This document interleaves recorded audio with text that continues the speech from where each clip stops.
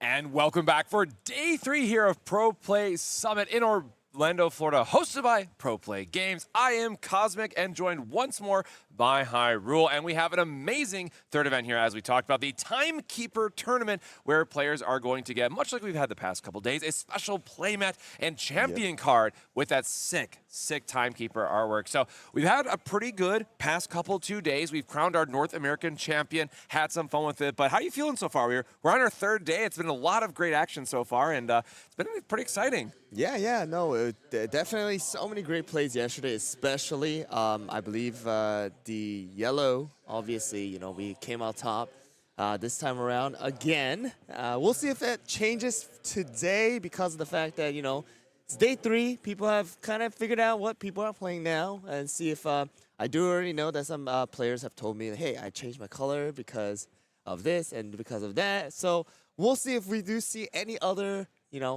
special plays from different colors. I mean, yesterday I was so excited to see green make it to the top 4 as well. And we saw purple versus yellow as well. So super excited for day 3 to see who is going to be taking that Timekeeper playmat as well as the trophy card, because, man, Timekeeper, if you guys know, one of my favorite legendaries. So, yeah, I mean, we do have, the players slowly getting situated. They're getting their pairings and things like that. But we're going to go and do something today that we were not able to do yesterday, just starting it off because of the fact that, yesterday we did not really have too many time. The games were, going on for, I don't know, 120 minutes, and stuff like that. So if you want to bring that over for us, we are going to be opening the next set that we'll be releasing, or at least for pre-release, it'll be January 9th, and the official release is going to be on January 16th. Of course, you can find it at your local game shop. Make sure to go and check out the official, website as well to see, hey, which store near me actually has it, right? So, obviously, you can also order it online. I believe Amazon will also have it. Yep. So that is going to be an option if there is no real local game shop near you within a reasonable driving distance. I don't know what the reasonable driving distance for you guys are. For me, it'll be about an hour. If it's more than an hour, it's kind of pushing it a little bit. So, you got to use Amazon to make it delivered to me. But let's kind of showcase here. We do have a coupon code right here. Obviously, we all know that there is a beautiful coupon code, but it is going to be featuring some of the main, cookies coming for this set, which is going to be the arena cookies and some Tower Adventure as well. And that's going to be right here, cream soda. So this is a coupon code that is included in every single box for CookieRun Kingdom. 5,000 crystals, 3,000 rainbow cube. And also additional to that, I'm going to take this one. You want to take the other one? We actually do have 2 promo packs. This one is going to be for Longan Dragon. For those of you guys who are, loving the Dragon series, especially the Dragon cookies within Oven Break, this is going to have a stamped card. I don't know exactly how many are coming inside of the North America, but we do have stamped Longan Dragon. As you guys can see the, artwork, this will be the stamped Longan Dragon that is going to be available for this particular set. Of course, Cosmic also does have a promo pack as well. This is going to include, I believe, 2 cards like last time, and will include some promo packs for 5, 6, and 7. Actually, how many are in there? 2 of 18 random cards. There you go. 2 of 18 random cards. Do you want to open these up? Yeah, see, I'm going to open them up. So I don't know if this is your box, my box, whoever's box, but let's just open up some goodies. We'll see what we get here. All right. So starting off with promo pack volume 5, 6, and 7, we are going to have a Ninja Cookie as our, one day we're going to figure out how in the world we can actually get this to focus on us. Focus a little bit, and then the other one is a Snow Crystal Cookie for the second one. Yep. So that is going to be the 2 promo. Oh man, those look awesome. Oh, I actually really like this art. Yeah, I really like that one. The blue player is saying he likes the blue card. I know how no, Chad, it's not like this. It's not like this. It too. But no, this is actually so Snow Crystal Cookie, Frost Arrow. 2 for 2, then discard 1 card, select up to 1 of your arena cookies. During this turn, that cookie gains +1 attack damage. So again, play more into that arena theme that we talked about yesterday. Boom! Oh, muscle cookie. Okay, well, this one are going to be hollow, I think. The foils, as you guys can see, the, the shininess. We got, I guess, a baby muscle with the hero cape on it. Kind of looking like a bully, but, we got level 1, 2 HP. For 2 costs, it's going to do 2 damage, then place up to 3 cards from the top of your deck into the trash. Of course, following that, milling and trashing theme of purple for this particular set. All right, so that is going to be our promo cards. You want to open a couple of them? Let's see how it goes for this one. So as you guys can see, it is going to be that Arena of Glory as a person who lives and breathes CookieRun Kingdom. This is going to be from the the arcade arena, as well as some of the let's see here. We have Custer, Strawberry Crate, Capsaicin, Madeline, as well as Pastry, Wizard. We have a lot of interesting cookie. I believe there's EXR here as well. For this the set. special printing. There should be, I believe 2 EXR. I'm not actually sure. But here you go. Yeah, Let's see. I'm not sure how well this is. Ooh, that one's actually from, I think that's from Oven Break. I mean, that used to be from CookieRun, the original CookieRun too. Ooh, look at that. So I'll do this from your side and see Nice. where we get for the foil that's in the back. So, Yes. of course, we are going to have a few comments just showing off some of the gorgeous artwork that we have. And at the end, there is going to be a foil card, or it could be an alt-art if we get in there. But going through this rather quickly just to see what we get. Oh, actually, Ooh, the Dragon Orb. Dragon Orb. That's actually kind of sick. That is going to be for the Longer Dragon. And then should be one more, and then our foil. Yep. So that's going to be Bellflower Cookie. Okay, so a different Bellflower from the 1/4 that we have from the base set, right? So I got Red as Mantis. That's going to be from CookieRun Kingdom. We also do have Leek, another version of Leek instead of that starter deck version in the red set.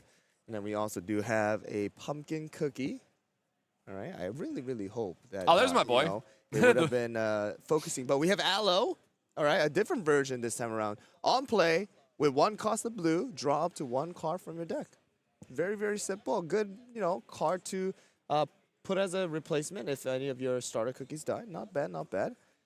We have Crowberry Cookie as well from Oven Break. Another purple. Strawberry Stick. I'm not sure exactly, what these cards do as of right now because I haven't read them. But we also do have Time Manipulator. We got Clever Advice as well. And then the last one, boom! Maple Taffy Cookie. A blue for Cosmic. All right, this one is going to be a level 2, 3 HP. On play, return 1 blue level 1 card, cookie from your battle area to your hand. Draw up to 1 card from your deck. Not bad. And 2, 2. So it can work for that bouncing effect if you need to. All right. Well, we kind of need to open more because, hey, we want to see the SR. We want to see if there's a UR, in there. So let's open it a little bit more. We do still have some time left until the players are all finally situated and paired up. So, I do see something. I see an SR. I see an SR. I don't know about you, but I see an SR. Go ahead. No, not on mine, but. So we'll go through, and again, just quickly showing off, trying to find like the right lighting for this, for some of the artwork here, for those who haven't seen some of the cards, about what cookies they can look forward to in the set itself. And of course, we'll have more of these out on the official website. So if you want to check that out, that'll be the full English spoiler will be out soon. The Key to Unbreakable Faith. Then should be one more trap card, and then our foil is going to be Coffee Candy Cookie, a green card right there. Level 1, 3 HP. I'm not sure exactly what the effects are. Cosmic, you can read it for us. So place this cookie into trash, return 1 cookie from your support area to your hand, and draw up to 1 card from your deck. So really great for those supports that, or your cards that get into your support early if you want to get something back. Great green card. And then for 2 green, you deal 1 damage. All right. Well, I am going to move on to mine here. It's going to be a red card to start. Street Urchin. We got Buttercream. So we got, I believe the set, this particular set follows the theme from last time. So you do get all 5 colors in the beginning. So you see there's the Pirate Cookie for blue. And then we got the White Ghost for purple. And then we have one random color, and then I believe it's gonna be an item as well as a trap. Yep, there we go. And then last one is gonna be our rare SR, UR, whatever it is gonna be. And let's see what it is. As you guys can see, the little purple border for the SR. Boom!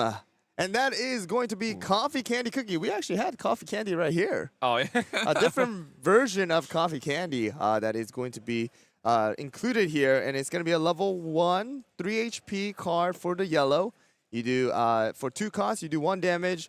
Then, if there is a yellow cookie that is level 2 or higher in your break area, select up to one of your opponent's cookie. That cookie receives 1 damage. So essentially, you're doing 2 for 2 damage, basically, as long as you do have someone like, you know, Millennial Tree, you know, cookie, Timekeeper cookie, things like that. So not a bad cookie, a good cookie to be next to. Actually, is like essentially like Millennial Tree, except for the fact that there is a little bit of like that level restriction. Yes. But, you know, if you combo it up with someone like Millennial Tree, you're technically doing a total of 6 damage right off the bat like that. So not bad at all with only about 5 costs. So that is pretty value right there. Do you want to open some more? What do you want to do? Yeah, let's get a couple more packs. I want to see like the alt art, see if we can. Ooh, the secret, right? Yep. Yes, yes. Would love to see it. All right. I'm gonna see. I don't see anything either. All right, we're gonna kind of go fast with this one and see if we could get something cool. But it does look like we are going to have just. I'm just gonna show my. Yeah, it's gonna be cheesecake. Oh, we got both yellow, huh? Yep. Creme brulee and cheesecake. So that's gonna be our rare foil here. Okay, and then yeah, I mean I got a lot of reds. Look at all my items and traps are red cards. All right, well we got those. So we'll leave it right over here. I'm going to put the SR kind of on top. So, and we're going both sides of the box here. So we're going to try to figure out where it's at, see if we can get something shiny for us to showcase on stream before we start our round 1 again. There's a players meeting happening. We're going to be playing 6 rounds of Swiss in total. And we're going to do a top cut as well again. But nope, looks like a I think I got something cool. I'm not sure exactly if it's an SR or not, but we'll find out. Here we go. I got cotton candy. What is this? Vanilla sugar cookie. Okay. As well as mint choco. We got pepperoncino. Another pepperoncino who's going to be a blue this time around. We got plain yogurt. Yep. We got Profits. I don't know what that is. It's Scoville Sky manuscript. And then, ooh, let's see what the last one is. Boom! And that's going to be mala sauce. All right. So this is another version of the mala sauce that we have been seeing throughout this tournament. It is going to be a level 1, 2 HP. And it says activate once per turn for 1 red. Place 1 card from your top of your level 2 or higher cookie's HP into the trash. Select up to one of your opponent's cookie. That cookie receives 1 damage.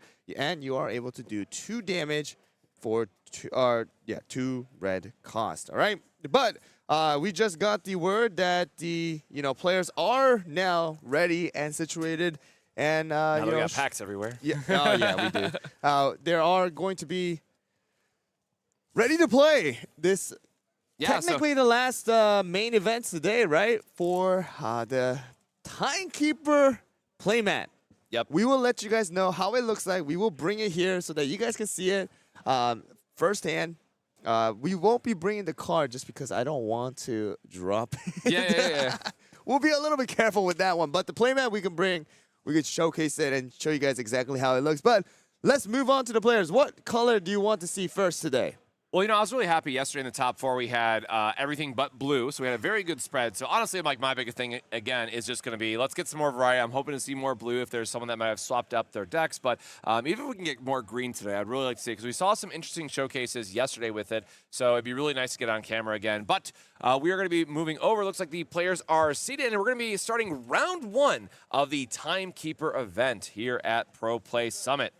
All right, so here we go. We got Nathan on the left here for us when we were looking at the screen, and then Ross once again.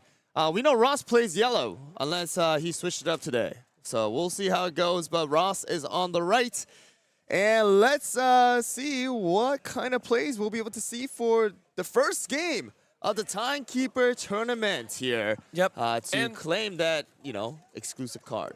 Yep, and keep in mind, we are back to a best-of-1 setting. We have 30 minutes on the clock, and, well, if this is going to be a yellow versus yellow mirror match, in so many words, that these matches can go longer as both players are going to be manipulating their break area, healing a bunch, so, in a normal game, you just go up to 10 break and everything's good, but in this one where you have timekeepers that are healing you for a bit, you're trying to set up these big cyborg plays, players can have a lot of healing that can really drag on the amount of time it takes to reach that victory condition. So Ross is set up, has placed their Cookie down. Of course, we missed who's going to be on the play versus draw here, but Nathan is shuffling up, trying to find what cookie that we want to start with. I mean, we've seen that churro cookie starting all day yesterday, but he does also have the burnt cheese, which is going to, we're actually having a double cheese start here for the plus 1 HP. It's going to be that yellow, very yellow that you were kind of, talking about earlier, but let's see if this one's going to be a little bit shorter than a usual yellow v yellow here. But I do want to let you guys know we do have a total of 60 players for this Sunday event. Couple snuck in and there at the very end. So yeah, sounds about like 6 rounds of Swiss is what we can expect then going into a top cut. And I'm sure like yesterday we'll have a number of best of 3 that changes up in the top cut. But we do just see a quick attack here from Nathan's side to knock out the mirror, as it were, because we got to go first. So a 2 for 2, no HP flips, putting the burnt cheese into Aiden's Ross's break zone. So again, early on, these level 1s are going to come back, so we are going to have ways to bring them out of the break zone accordingly. But looks like we are going to go with our 1-4 banana. Yep. And the thing is, we use the burnt cheese's effect. When burnt cheese does get knocked out, we use 1 support to be able to add 1 more HP onto banana, making it a total of 1-5 rather than that 1-4. Yep. A little bit harder to see because of the white sleeve here, but we do have Kumio Cookie coming out right next to that banana. 2 basically tanking cookies right next to each other here. Yep, and so a very quick 2 for 2 back, so we'll see if we have what Nathan is going to follow up with. But yeah, again, a 1-5 is a pretty tanky cookie to have to get through. Now, of course, we do have Timekeeper that we can look forward to, and it'd be so fitting in the Timekeeper tournament. We have Timekeeper, appear on camera that can do a lot of work against these level 1s and just kind of sniping them out of the way. But a churro cookie, which has been an MVP all weekend long, it's just a 2-5 body, also really good at hitting some level 1s. So a churro cookie definitely going to be attacking here and getting a lot of great value on this kind of split attack strategy. Yep, exactly. So, but because of the fact that Ross does have 2 level 1s, Nathan is able to target that banana cookie, deal 2 damage, and then also split another 2 damage onto the Kumio. The sad thing is that Nathan did already drop a total of 3 flip cards onto the support. 1 is going to be that Earl Grey, and 2 of them are going to be the Rockstar. But it does look like we do get a drop flip as well as an HP flip to try and keep that Kumio alive. The Earl Grey does go into the trash, and Kumio standing for another hit next turn. So, I mean, Churro Cookie is very, very healthy, 5 HP. There really is no way to knock it down this particular turn because Ross is board lock behind that Kumio and banana. So we're going to have to do that little chip damage here with the Kumio. We do get a flip as well. The HP flip, let's see if Nathan does decide to use it. It does look like we have a Kumio in hand, smoked cheese in hand. We have some flips in hand as well. So it does look like a flip card. Rockstar is going to go. That's 3 Rockstars. Yep. Ooh, and a draw flip. Okay, that's a great one right there. Yeah, great to refill the hand. And yeah, so from Ross's side, right, we only have the 3 total support. Kumio does take 2 for 2, 2 support to deal 2 damage. So yeah, this Churro Cookie is going to be quite healthy here for a little bit. Now we're still able to line up a 3-attack turn, and again, doing that split damage, so we're going to be able to knock down the banana cookie down to a single HP, and I mean, by all accounts, should be able to knock out the Kumio this turn with being able to do 2 damage against the 1 HP that it has remaining. Yep, so we are going to go and attack the banana cookie with Churro to try and, again, leave it at that 1 HP here, unless there is going to be that HP flip. I was going to just say if there will be an HP flip, and Ross just instantly puts that mustard into the field right there. So we'll see if there's going to be anything that Ross does, if that is going to take place. It does look like we are going to be sacrificing a Churro from hand to keep that banana cookie alive for a little bit longer. And there we go. We're going to actually do 2 more damage onto the banana instead of the Kumio for that then effect of Churro. And it does look like we are going to be going into break area level 2 for Ross and Nathan right behind with 1. Yeah, and the interesting part here with Kumio is now this puts Ross in a position where he can still attack for 2 and leave up 2 for like a Millennial Jade Deer. However, we know with only the 1 HP remaining for Kumio's side, it's going to be really difficult to actually keep them alive on this following turn due to that split damage from Churro Cookie. So the question now for Ross is, am I going to pivot my strategy? Am I just going to wait for this card to get knocked out and then have a big replay? Because now you could do things like a Timekeeper or any other on play coming out of the hand, right? Because you're going to have 2 supports still available. So from Ross's side, and as we're kind of been talking about this all weekend long, I got to give a shout out to Nathan, who's letting us have the caster vision at his hand, playing it closer to the table, where Ross is holding it closer to his chest. So it's hard to see the exact plays that he can make, but from Ross's side, I really like just the attack to pass, wait for our Kumiho to get knocked out, and then we can go into like a Millennial Tree or just any other on-play yellow effect from his side. Yep, so we're going on to the next turn here for Nathan, but I did just want to mention, man, the 2 HP cards that were flipped from Churro were Timekeeper and Millennial Tree. If I was Nathan, I would be kind of disappointed right there. But the thing is, we already have a Millennial Tree in the hand, so not too bad. We do see a Stormbringer. Again, we can't, we're not going to get the best value out of it yet, but we do see, the essential cards are still in Nathan's hand. Again, Ross decided to choose, hey, I'm not going to put any other cookie down. You can go and knock out my Kumio. I'm just going to have enough to play any other on plays like Timekeeper, like you mentioned. We can also put in play like someone like, Millennial Tree to bring back that Kumio as well. So we'll see what happens. It does look like Nathan is going to choose to actually put down another Kumio. Use a little bit less support to do the damage to finish off the Kumio here. It looks like Ross might be wanting to use a trap card. I'm not exactly sure what's the decision here, but not checking the damage yet. So it does look like a Jade Deer is coming into effect. Very interesting, right?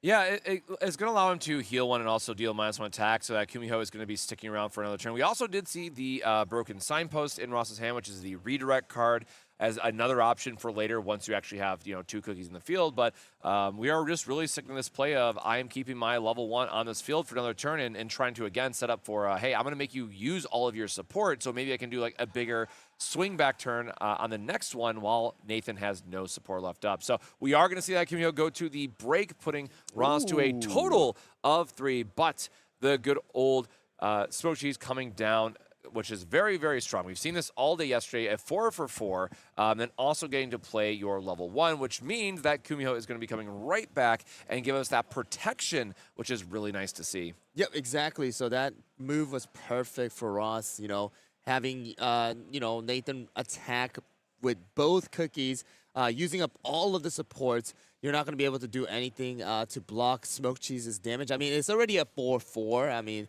one of these cookies are getting knocked out here. And it does look like Kumio will be targeted here by Smoke Cheese, leaving Ross with that 1 support enough to, again, like you said, bring back that Kumio to tank for Smoke Cheese. And that is exactly what Ross is going to do. And then we will move on to Nathan's turn with 0 support remaining for Ross as well. Yeah, both players just kind of doing these heavy-hitting turns back-to-back. And now, again, from Ross's side, he's set up in a way that he's saying, hey, you have to answer this Kumiho to knock it out before you can go back into my big level 3, who's the real threat in this situation, right? So finding a way to navigate where you have to answer the level 1 while then also still getting some chip damage if possible on the level 3, can really stress your support this early on in the game, right? We only have 5 to work with from Nathan's side, so that is a attack into, and then maybe you leave up a support. So not a lot to work with yet, or sorry, 6. There's 6 total on this turn, but again, still stressing our resources that if we have to clear the Kumio first, then that is going to slow down our turn. But the Grand Stormbringer cookie that we have seen has a very strong on play because the level 5 or the break is level 5 or lower. You actually just get to place one of those cookies into the break area, and then Stormbringer also being able to do a lot of split damage here. Yep. The sad thing here is that, of course, we are going to have a break area of level 3. As of right now, Nathan only has 2, so that split damage is not going to come into effect here, but we do have Kumio come back here as a response cookie of the Kumio being knocked out instantly by Storm. Kind of leaving Nathan in a rough spot here because, again, yeah, I can do 2 damage, I can do 3 damage, but that is pretty much what all I could do here. So it does look like Nathan is choosing to do damage onto Kumio instead because, again, if that Kumio does survive, which Ross does not choose to do, Churro is able to at least do more damage to the Kumio if, that Kumio is not able to be knocked out with the initial attack. So it does look like we are going to be moving on to Ross's turn. Again, it's going to be turn 6 for both players here. 6 total supports, which is going to be enough for most combos now that is going to be available.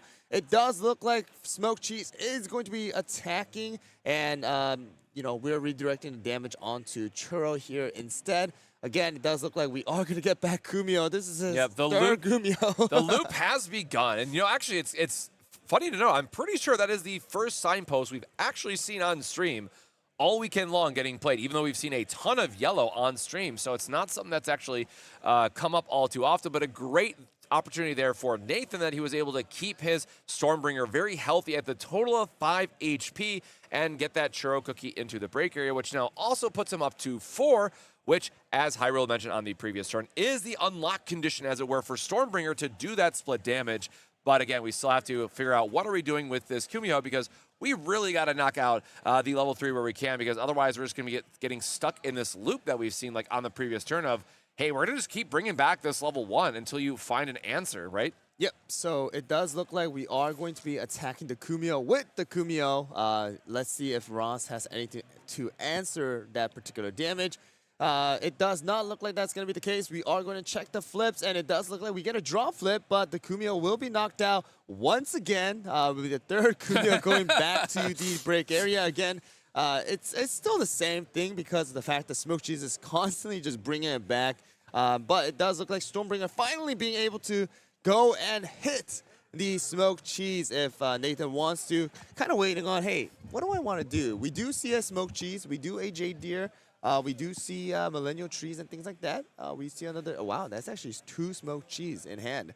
So let's see what Nathan does, because it does require a total of 4 support in order to deal the total of 4 damage that Stormbringer is able to do now. But that also means that Nathan is not going to have enough support to possibly use that Jade Deer for whatever, attack that Kumio might be taking in the beginning, because Ross might try to knock out that Kumio first before doing a massive 4 damage onto our Stormbringer once again. Yeah, really need Stormbringer here to remain healthy, remain safe if possible, but at the same time, we really need to start getting some damage on that Smoke Cheese. Otherwise, it's just going to continue to do this this new loop that we find ourselves in of the level 1 being able to come out of the break area based on the attack effect. But Ross looks like they might be playing out something else here. Yep, so the response cookie finally coming out here. We were kind of waiting on that decision. It does look like a Black Raisin is going to be the move here. So I think it's our first time seeing this tournament, and it's going to be a level 2 with 3 HP. Interesting. Has an on play, so place up to 1 card from your hand to the top of this cookie's HP. So essentially, it is going to be level 2 with 4 HP instead, also being able to deal a massive 3 damage for 3, which is not bad at all. And another signpost does come into effect here. It does look like the Black Raisin, being used as a tank for that Kumio's damage. Let's see. Actually, it was the Stormbringer damage in the beginning for the first 2. Nathan deciding, hey, do I want to use the then effect right now to possibly knock out that Black Raisin, or going to be doing a little bit more damage to the Smoked Cheese? Yep, that is going to be the case here. We do need to check 1 support, I believe. Let's see if we're going to do that. Okay, we're going to move on to the... actually, there you go. Yep. Ross catches it, and let's see if Nathan is going to play anything else. It does not look like that is going to be the case, and Ross will take the next turn. Yeah, the Black Raisin Cookie is really interesting too, right? We've seen all weekend long like a 2-4 split, level 2 4 HP has been kind of a nice spot to be in. A little bit of early tankiness, getting that 3 for 3 attack for support ratio is pretty important for those early game aggressions, but Black Raisin Cookie really playing into the theme of yellow of like the break and life manipulation and adding health, but really nice because there's are a lot of times where you'll have a couple flips in your hand that you just don't want to do anything with. So Black Raisin Cookie being able to get the extra draw there for Ross, I think was just a really cool play. So we got to keep our level 3 healthy. We drew a card. Yes, a level 2 went into our break zone, but we know for the yellow players with the Timekeeper Cookie, that is just something that we can then later on heal and kind of get the full value from, because if we look at Ross's break area, otherwise it's just a bunch of ones that's been played so far. So this is a very interesting, setup that we have from 2 yellow players where, generally it's a lot of times over these level 3s can go and be heavy hitters, but with the absence of Timekeeper, we're not getting to see all those level 1s getting kind of checked into the format. So Smoke Cheese getting a quick attack here for 4 because that's what we have to attack in with Kumiho. And we're going to be able to bring our Stormbringer a healthy amount. And Kumiho comes back out once more from Ross's side. And this is the 4th time, I think. Yep, that's going to be our 4th Kumiho. It is just going to keep looping back for us. Yep, so it does look very interesting this time around. Ross playing that level 1 really, really well with the early Smoke Cheese right on turn 5 to take, maximum, value for this particular card, and able to keep that, Smoke Cheese alive for so long. But this time around, Ross choosing to use all of the support to deal some damage to Stormbringer here. And it's going to drop Stormbringer's HP to 3 now. And moving on to turn, it does look like it is going to be 8 for both players, or at least Nathan first. But the thing is here, we have to keep in mind, Ross is now at break area level 5.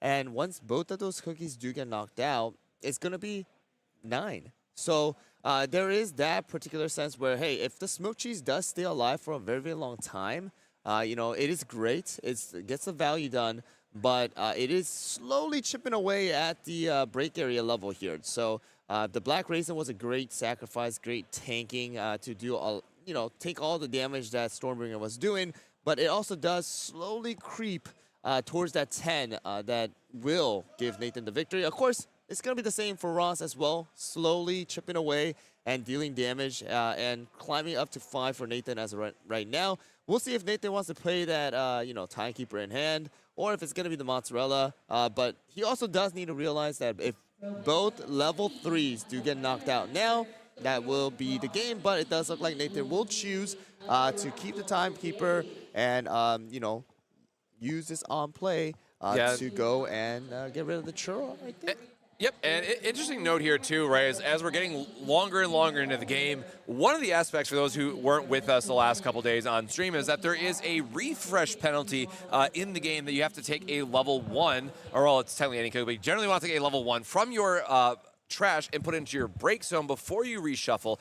And when we're healing a lot, when these games are going along, both players are going to find themselves in a position where they will have to refresh at some point. So going even up to 8 is a very dangerous spot. Or notably, here, if we're looking at Nathan's side, we are at 3, but we are showing a total of 9 on the break area. So these are the last 2 cookies effectively that Nathan gets to play, because that break refresh is going to be something he has to consider as we're getting very low in deck count. Yep, so exact same thing for Ross as well, but of course Ross does have that ability to play the Timekeeper as well. Again, no real on-play is available for Ross. That is going to require some support, but we are now going into that 11-minute mark for this round, and you mentioned it, yellow v yellow is going to be that long, game here. So we'll see what the rest of the move, Nathan does after this response. Another Kumiho. Oh my so God. that is, all right. going to be, actually enough if both of these cookies do get knocked out now for Ross. If there's no Timekeeper to manipulate that break area, then it will be game. Of course, same thing for Nathan. If that refresh comes in and both of those level 3s get knocked out, it will be game. So let's see what Ross does here for his turn. All right, and see what we will get if Stormbringer gets knocked out or not. Yeah, I'm sorry. Is this the Timekeeper Cookie tournament, or is this the Kumiho Cookie tournament? Because we're gonna have to start that counter for the day, I guess, because that's gonna be number 5 coming on play. Yeah, you know what? I think we should change the name of the tournament today from Timekeeper to Kumiho, because Kumiho literally seems like the MVP for not only this tournament but the entire weekend. Yes. It has been a very, very big tournament for this level 1 that, seems deceptively good. But when you're able to loop it back multiple times like this, I mean, Ross is doing a great job at just showcasing the strength of that card while still being able to apply a ton of pressure with the level 3. So it is a interesting spot here. We're going to be swinging for 4 again and go into that Jade Deer. So it's going to instead deal 3 damage. We're going to heal 1 off the top. But still a ton of damage coming across the board into Nathan's Timekeeper Cookie. Yep, so we are going to be checking the damage now here to see if there's any flip cards that will take effect. It does not look like we are going to have that. So total of 3 damage after the 1 HP being added onto Timekeeper. And let's see if, Ross has anything more that he wants to do, because still 4 supports up. You can still swing with Kumio and do the 2 damage onto one of these cookies, and then still have enough support to possibly use the Jade Deer as well as the Key Shield now, which is available for activation. So it does look like we are going to be targeting the Stormbringer, but the HP flip comes out. Got to decide what do you want to trash here, because hey, I see a mozzarella, I see a millennial, I see a smoked cheese, but it does look like Nathan chooses to drop the millennial and get a draw flip from that particular HP that he was able to add. Yeah, at this point, like we mentioned, at any point both those level 3s go down, we're going to be looking at a break refresh from Nathan's side. So we're only going to get to play 1 more of those level 3s out of the hand, and it might be, a single turn that you get to stay alive before that victory condition is met for Ross's side. So you have to pick out what is the last level 3 that I effectively want to play this game, because Stormbringer is definitely looking low. We like the heal here just because there might be an Earl Grey that we can set up for like Timekeeper, right? Because it's going to put us to exactly 6. So stalling out, keeping Stormbringer alive for a little bit longer can definitely prolong our turns here, and making sure that we get that more split damage aspect from Stormbringer. Yep, that is going to be the case. But honestly speaking, I would have kept the Millennial Tree. Yeah, you can't get the value of bringing out a level 2 here in this particular case, but at least being able to do that split damage, right? That damage, that 1 extra damage of having another yellow card in hand is great. The mozzarella is going to be really, really powerful as well, but Ross's break area is already so high, so you really can't really use that on play to put any more of these level 1s into the break area. But, let's see what Nathan was thinking. We do have the Kumio finally being knocked out, dealing 2 extra damage. Oh, another HP flip coming out.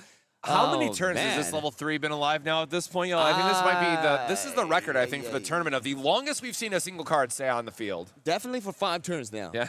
5 turns, this smoked cheese basically took no damage here. And we do see the Timekeeper swinging at the smoked cheese. Again, if that smoked cheese does get knocked out here, at least in this turn, it would have been Nathan's victory. But as of right now, it does look like the smoked cheese is pretty darn healthy here.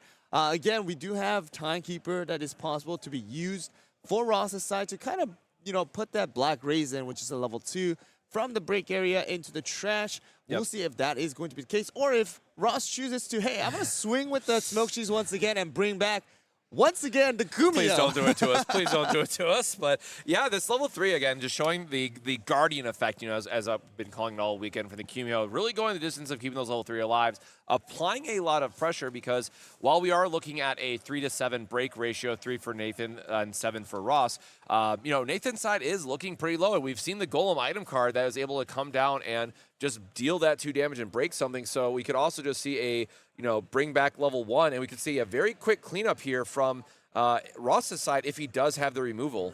So it does look like we are swinging at the Timekeeper here with the smoked cheese. Another Jade Deer coming into effect to try to keep that, Timekeeper alive a little bit longer. It's looking like this. Both decks are actually getting pretty darn low here now for that refresh.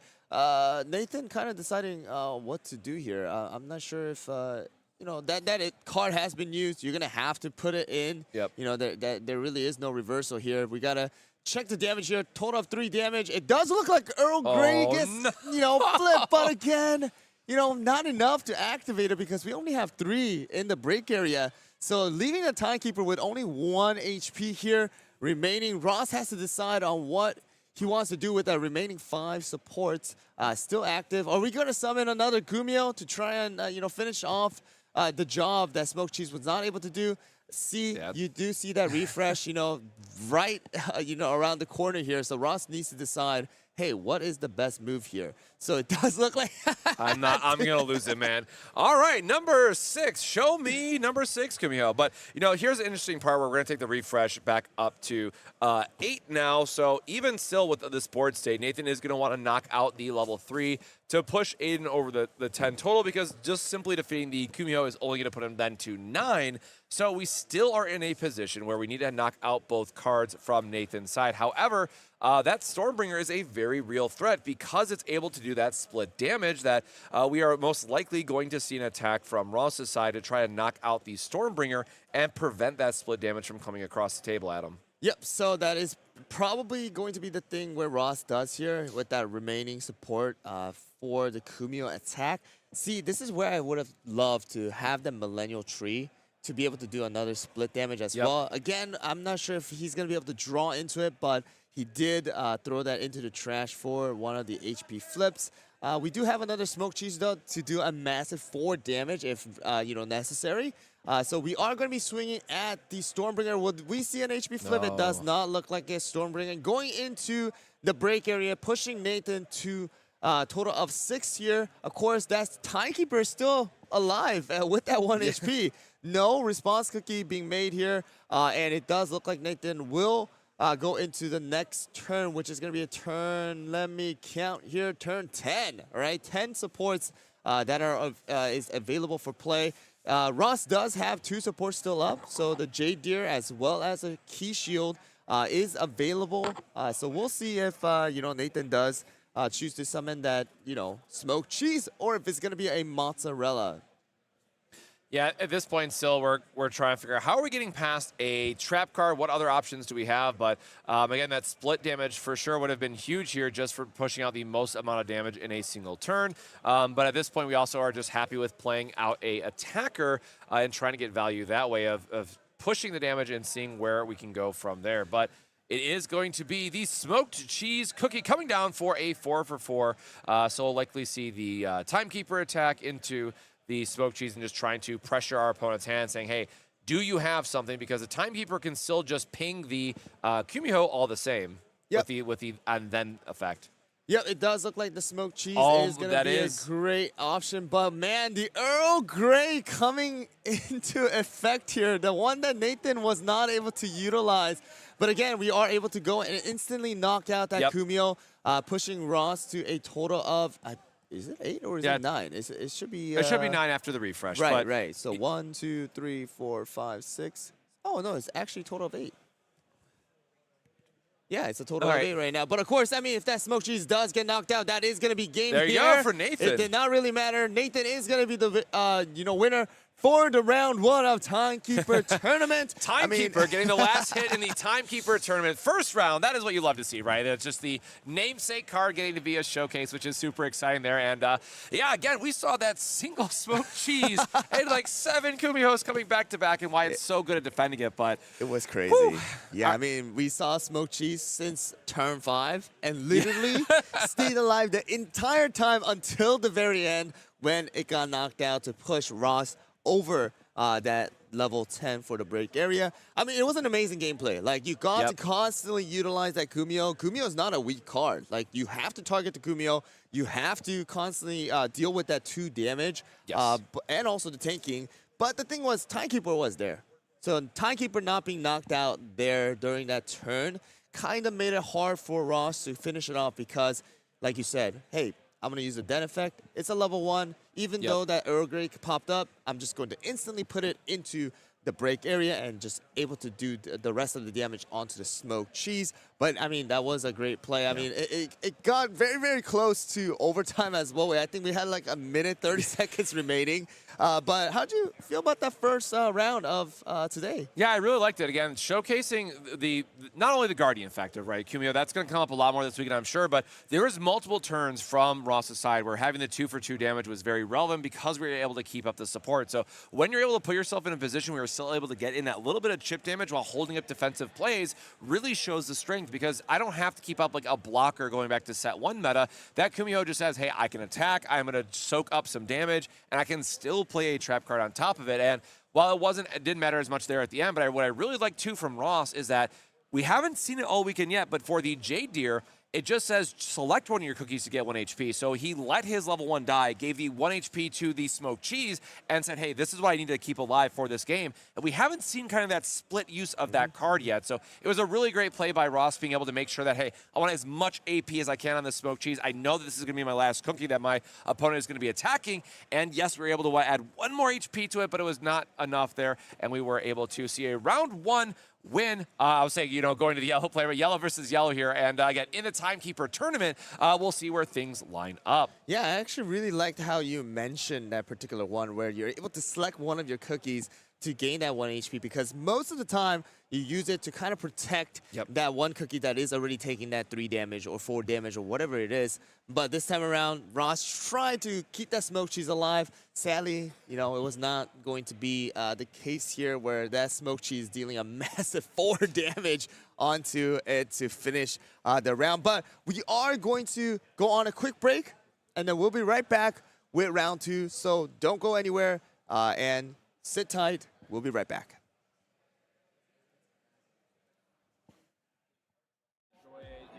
Coming to see everyone. It's been a while, obviously. Real tournaments with good prizes, good players. They always seem to have it. Today, probably, hopefully topping. At the very least, I want a top 8. I'd like to win, but I also don't top 8. Winning the event, honestly. Drinking after I go 0-2 drop, but it doesn't seem like that's the plan now. We're in the top 4, so there you go. The one thing I was looking forward to most today was definitely just commentating some great Yu-Gi-Oh! We haven't been to a big event in probably over a year now, so the fact that you guys came up north, did one in Columbus, we jumped at the chance to drive on out and stay the night and play test and all that stuff. So Finally getting to actually do a competitive tournament after so long. COVID made it really hard to actually be competitive in the game. With the prominent content creators in this Yu-Gi-Oh! Community. And so when I heard that both Gage and Hack were coming to this event, I was over the moon. What are you looking forward to most? Winning it. Winning the event. I like it. I like it. Thank you. Yeah. Appreciate you. Good luck. Thank you very much. Appreciate you. Thank you, man. Appreciate you. Cool. Perfect. Thank you very much, man. I hope that wasn't like... No, that was great. Good. That was really good. Check out ppgeventmanagement.com for events and tournament information.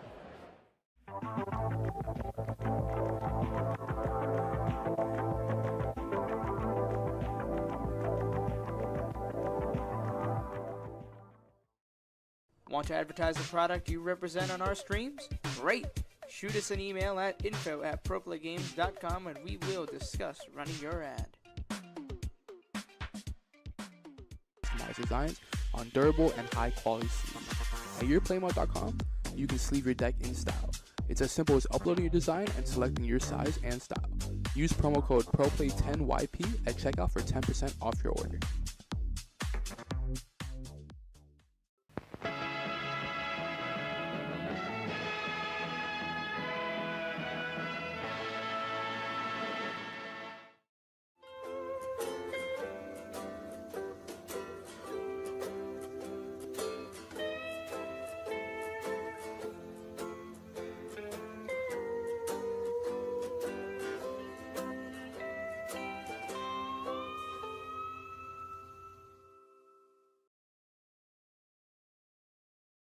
Spreadsheets, business models, gaming? What does this all mean? Oh, hi. I didn't see you there. Let me put this down. But while you're here, let me ask you something. Have you ever wanted to take your trading card game hobby and turn it into a business, but you found it impossible to find any product at a rate that you could possibly make money from? Or are you a player that's struggling to find product for the games you love? Well, have I got the solution for you. The PPG Investment Patreon can be your one-stop supplier for your trading card game needs. The Patreon will serve as a way for you to get products at a cheaper rate than TCG Player or any other market value without getting those distributor connections. Here's how it works. All patrons will immediately gain access to the PPG Investments Discord. This Discord will serve as a hub to promote requests for product, video releases, and as well as creating community engagement. Then, depending on your specific membership tier, you'll be able to place pre-orders for all games that we currently carry, and that list is always growing. So, here's the tiers. we've got the bronze tier. For $50 a month, you get the access to pre-order up to half a case of any product release that you want. At the silver tier, for $75, you can order a case of any product tier or product release that you would want. And the Big Daddy tier at $125 a month, you get the access to 3 cases of a product release. Now, this specific allocation is only tied to a singular release. So if there's multiple games that you're interested in and you want to go hard, we suggest that you do. Our goal is to help you create a successful TCG side hustle or to get the product that you desperately want to have. The only problem is you got to act soon, because once each tier is capped out, there won't be another opening until possibly next month. So don't wait and join the PPG Investment Patreon today.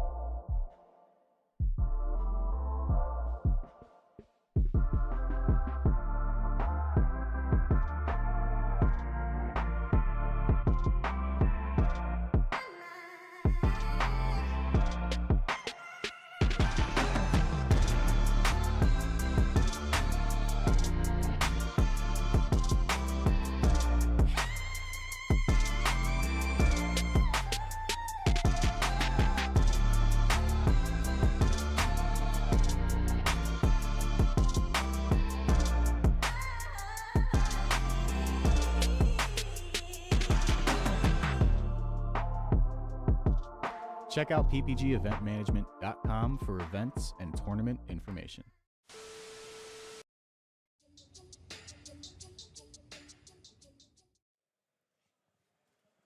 And welcome back once more to Pro Play Summit here in Orlando, Florida, hosted by Pro Play Games. I am Cosmic, joined once more by Hyrule. We had an amazing first round of yellow versus yellow. Of course, it is going to go to time in those situations, so we had to jump really quickly to the next round. But our players are just about to get seated. But do we want to do some more pack openings? I think we can just sneak let's in. do a little bit more. We're going to try to get through this box between rounds. We got two SRs. We got a Mala Sauce and a Coffee Candy. So we're going to open one or two more. I mean, they just got seated. I mean, hopefully we can see a little bit of a different color for this one, because, you know, we saw yellow v yellow already today. So let's see what we get. Back one of... Oh, licorice cookie. That's what I know from purple. Yep. But a green version now from this set. Oh, I see something shiny in the back. All right, he's the lucky one, apparently. Yeah, it looks like I'm hitting everything. My gotcha coming to effect here. All right, so we got olive, we got cotton candy, fig, as well as sandwich, and there is mint wafer, almond, as well as the like I said, Rambutan handler glove. We got a victory for you, and the last shiny one is gonna be boom! Ooh, croissant cookie, a blue one. I know Cosmic's I was just gonna say, hey, so this one is actually a really, really good card, in my opinion as well. Level 3 for 5 HP, a croissant. I mean, let's first. God, I wish this would show up on camera better. Admire this like foil and the texture on this. I love the texturing on the Braverse cards. I mean, like, you can like go, you know, with it through your hand, but like you can tell like they put some effort in this, you know, foiling and texturing in this. But let's look at the skill here. It says Director of the TBD. On play, place one blue cookie that is level 2 or lower from your battle area on the battle of your deck and draw up to 2 cards from your deck. So it's going to be that, you know, preventing your level 2 that is going to be low to go back into your deck, and you also get to draw, as well as it allows you to free up some space. Yes. If you want that level 2 to be gone, you're able to use this card, put the you know, level 2 away, and then, you know, you play another cookie in case that you're wanting some more damage or special effects. And then you're able to do 3 damage for 3 costs. Then discard 1 card, select up to 3 cards in your opponent's support area, and rest them. Ooh. So if they are trying to save that for any support or traps or anything like that, that is not going to be the case. It does look like Cosmic wants to go and sleeve this thing up. You know, I would do the same. But we do have some PPG sleeves that we were able to get here that, you know, we got for the Gunslinger event and stuff. But it does look like the players are situated. So here we go. Let's go into round 2 of the Timekeeper tournament for this Sunday event. So let's go into the player side here and see what colors we'll be seeing for round 2. It looks like we got a red. We got Bad Chris and Pluto is with red. It looks like red as well. Pluto L is what it is. I think that is what it is, right? It does look like a red v red this time. We're seeing a lot of mirror matchups today already, huh? Yeah, we know coming out of yesterday, I mean, red and yellow are going to be popular choices, but we do have Bad Chris, who has a Cherry Bomb in his hand, that great damage-dealing spell that we've seen, or item that we've seen yesterday, being that great one-time effect of just giving you the burn damage. But, you know, we've seen 2 different styles of red this weekend, right? We saw, like, just the slam a big level 3 right from the start and play this, like, big red, as I coined it yesterday. I'm just going to keep using that term. And then we saw the more traditional hybrid approach where you play like a bunch of level 2s. We saw the Devil Cookie yesterday as well, and taking like what I'd call the more traditional route. Now, I want to come out one more time that those are blue sleeves, you know, blue character sleeves, and a red deck. So not once have we seen the those are the starter deck version, we got right? the starter deck, which is going to be red for Strawberry Crave. So, yes, the blue on the right side is going to be, you know, blue sleeves for a red deck. But finally, we get to see a actual, you know, correct sleeves, I will have to say. I forgot they did that first round of promo sleeves. My brain's thinking of the level 3. Strawberry Crave is going to be for that red. And we finally see the actual matching colors. But it does look like Chris is going to start out with the Hollyberry as a starter cookie, with Pluto being, you know, a little bit less aggressive here. But, I mean, of course, Mala Sauce is going to be a very, very heavy hitter starting round 2. So let's see what we got. It does look like we are going to be able to start attacking with the Mala Sauce on Pluto's side. And Hollyberry is just going to have to tank that 2 damage instead of the 3 at least for this turn. So let's check the flip, and it does look like we are going to, you know, have Hollyberry remaining with 3 HP, starting with the round 3. And there you go, right back at it. So this will be, we're just denying the choice. Oh, I would feel bad about that one. I mean, you put the HP, then you might have survived. Getting the HP back, maybe surviving there, getting to trigger the effect, and then being able to knock out the Hollyberry on the following turn would have been absolutely huge there turn for Pluto getting the crash back. But we have now Pluto going into their turn 3 here. We're going to see what they draw and how they're going to line up. But I'm going to be honest, I don't think we have seen Fire Spirit this entire tournament. Have we?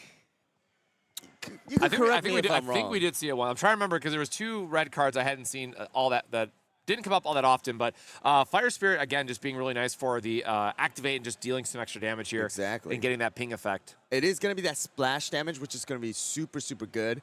You know, if there is going to be 2 cookies out in the enemy's field, you are able to put 1 of your HP. You're basically sacrificing an HP to deal 1 damage to all of the opponent's cookie. I do love that, especially it comes into effect if you are able to essentially, you know, place all of the opponent's cookies very, very low to just finish it off with 1 blow. But it does look like we are going to have Fire Spirit, you know, trying to knock out that Hollyberry, but the HP flip did come out. So Hollyberry still alive with 2 HP.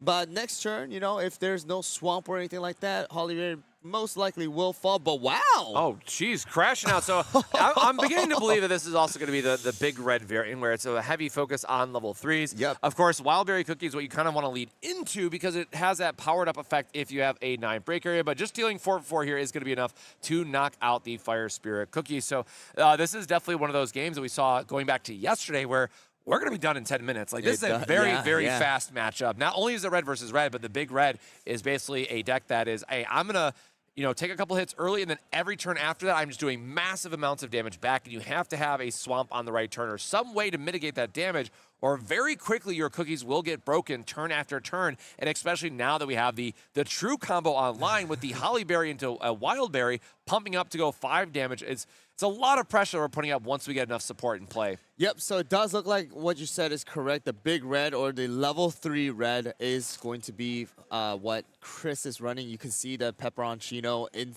hand. We see the Pitaya in hand. It does look like it's just literally going to be only level 3s, but Hollyberry is going to be the cookie that comes out in response for the Fire Spirit getting knocked out here on Pluto's side. We are going into round or turn 4 here. Let's see what other cookie she wants to use. I do see the Tiger Lily actually in hand. So that Tiger Lily will be able to do some extra damage, especially with the Hollyberry. Yep. Because, we can combo it up with that extra damage. It is exactly enough to use both cookies. We have exactly enough support. So let's see if we're able to do some damage here. Ooh, I just want That was a beautiful art art. yeah, I'm sorry if I cut you off, but I gotta just admire that beautiful altar of Hollyberry, which is very actually hard to find right now because Hollyberry in general is just so hard to find. No, that looks like, I'm assuming that's the altar for Fire Spirit there on Bad Chris's side yes. as well. So got some very shiny cards for Chris's side, but we did get the HP flip there, so we had to use both of our attacks into the Hollyberry to knock it out, but we have a lot of damage that we're going to be able to apply into this Wild Berry on Bad Chris's side on the following turn, because again, the biggest part of Hollyberry, what makes it so good, well, yes, the plus damage is really nice, but that shielding effect is so important because it effectively means that 3 attacks are going to have to be sent into it to finally knock it out, or in the case we just saw, if you get the HP flips, it's going to be 4. Ooh, but the Pitaya Dragon just says, nope, KO. I'm going to ignore that Tiger Lily's effect and leaving Pluto with just now the Hollyberry. Yep, so Pitaya is going to be a great move right there. Tiger Lily, is essentially going to not take much damage at that turn because of the fact that, you were able to attack with it. But Pitaya just putting Tiger Lily straight into the break area. Again, Hollyberry took some damage from the Pitaya, but HP flip going to come out. Another one coming out here. And it looks like Hollyberry just didn't take any damage here. Yep, very healthy still. We're going to see if we're going to leave up a... Look like we have one support left for a swamp. I can't see. I don't think he has a swamp in It his does hand, not look like a swamp. It looks like a soul jam. I want to say another wild berry. Actually, 2 more wild berries. I think it is what it is. We see an altar as well as a regular, SR version of wild berry. But man, I gotta say, Chris, you blinged out your deck really, really well. Yep. So trying to figure out what we're playing from Pluto's side. A nice pickup here would have been another card that we can really combo well with Hollyberry to maximize the amount of damage that we're dealing, just to try to pressure back. Because again, both Pitaya Dragon and Wildberry do not have that built-in protection. So as much damage as we can kind of send across at Bad Chris is what Pluto is going to be trying to line up for this turn. But of course, only 5 support to work with. Holly is going to take 3 of that. So we're very limited in terms of what cards we can actually combo with here to get the most amount of damage. Yep, and also we do need to keep in mind of the break area. Pluto is now at 6, and with that Hollyberry being out in the field already, that does push Pluto to 9, which means that, yes, you might be able to use someone like Snapdragon. Yes, you can use some other level 1s, but that does put, Pluto in a risk where if both of them does get knocked out, then that is going to be game for this particular round. Again, already, pushing 6 with about, we're 8 minutes in, so it does show that red is super, super aggressive. But it's really, really nice to see 2 different variations of red. Again, like you mentioned, Pluto is more of that traditional side, utilizing different levels and different combos. But Chris's side, right, really just focusing on that level 3. And literally, if you guys see the support area as well as the cookies out in the field, it's just level 3. Yep. No level 1s, nothing. We're just using level 3s here to really push the break areas quickly to the level 9 if necessary. Or if my cookies are going to stay alive for a while, then they're just going to get value out of it. So let's see what the move here is for Pluto. Kind of thinking hard, hey, what is the best option here for me? Because, hey, I got this Hollyberry still, relatively healthy with that 4 HP. Going to at least take 2 more hits. We'll see what the move here is. Because we kind of do need to start, moving here. I was going to say, at this point, they are, making me out to be a liar, because I did say at the start, I'm expecting about a 10-minute match, and, going into the tank here a little bit, but also understanding that we are in a position where this game is ending in 2 turns. Like, that is the current board state with health is left, Bad Chris still being at only 3, but Pluto being much higher and showing the Holly Berry. Like, this is a game that is going to end fast once we actually get back into the plays here. So I think Pluto realizing that, you know, at least with this mirror match style right now, we don't have to worry about the end of match procedures. We don't have to worry about going to time like we almost did in the previous round. So it's really interesting to see that dynamic where in the round 1 of the Timekeeper event, we saw, well, Timekeeper doing Timekeeper things and healing us up, stalling us out. Kumiho being a great defender and really dragging it out up to, I think, turn 11 or 12, if I remember correctly, at the very end there. It was over 10. That's all I remember. It was. And for this one, we're actually going to be ending it on like 6 or 7, and that is even feels a little bit slower in this case just because of how the Holly Berry can slow the game down a little bit, but really just seeing the power here from the big red side. And wow, okay, so Pluto going forward that direction of, hey, I'm going to put out that early Wildberry instead. If my Holly Berry gets knocked out, then, you know, I will have the extra ability to do the extra damage. If my, you know, Wildberry gets knocked out, that's okay too. I'm just going to go and have another Wildberry in hand possibly to do damage. But man, the risky move of Spicy Power Juice coming into effect for, you know, Wildberry to do some massive damage onto Pataya to try and knock it out in one swing. So let's see. Oh! No! The Kumio! Well, we took a big gamble, and we get to see the flip here. So for those that don't know, Bad Chris is, well, he has a choice. It is a optional, but you can discard 1 card and deal 1 damage, which is going to knock out and put Pluto to 9, meaning this Holly Berry is the last defense. Oh, wow. That Kumio coming into effect to knock out that Wildberry, preventing it from being used for the next turn. Now, Chris, all he needs to do is just do 2 damage each time and possibly knock out that Holly Berry, because if there's no HP flip there, then it is going to be over. So first, swinging with the Wildberry to do the 2 damage. Now left with 2 HP Holly Berry, and of course, we're gonna go and pass it on to the next turn. So that's what all those level 3s, right, that are in the hands. Like, we only have 2 support left, so we can't really attack with it. So we are gonna actually get 1 more turn here from Pluto's side, it looks like, going up to our 6th red. You know what? There's the Wildberry again. I would love to see nothing more than just a Wildberry and do that same exact play again, just for a massive amount of damage.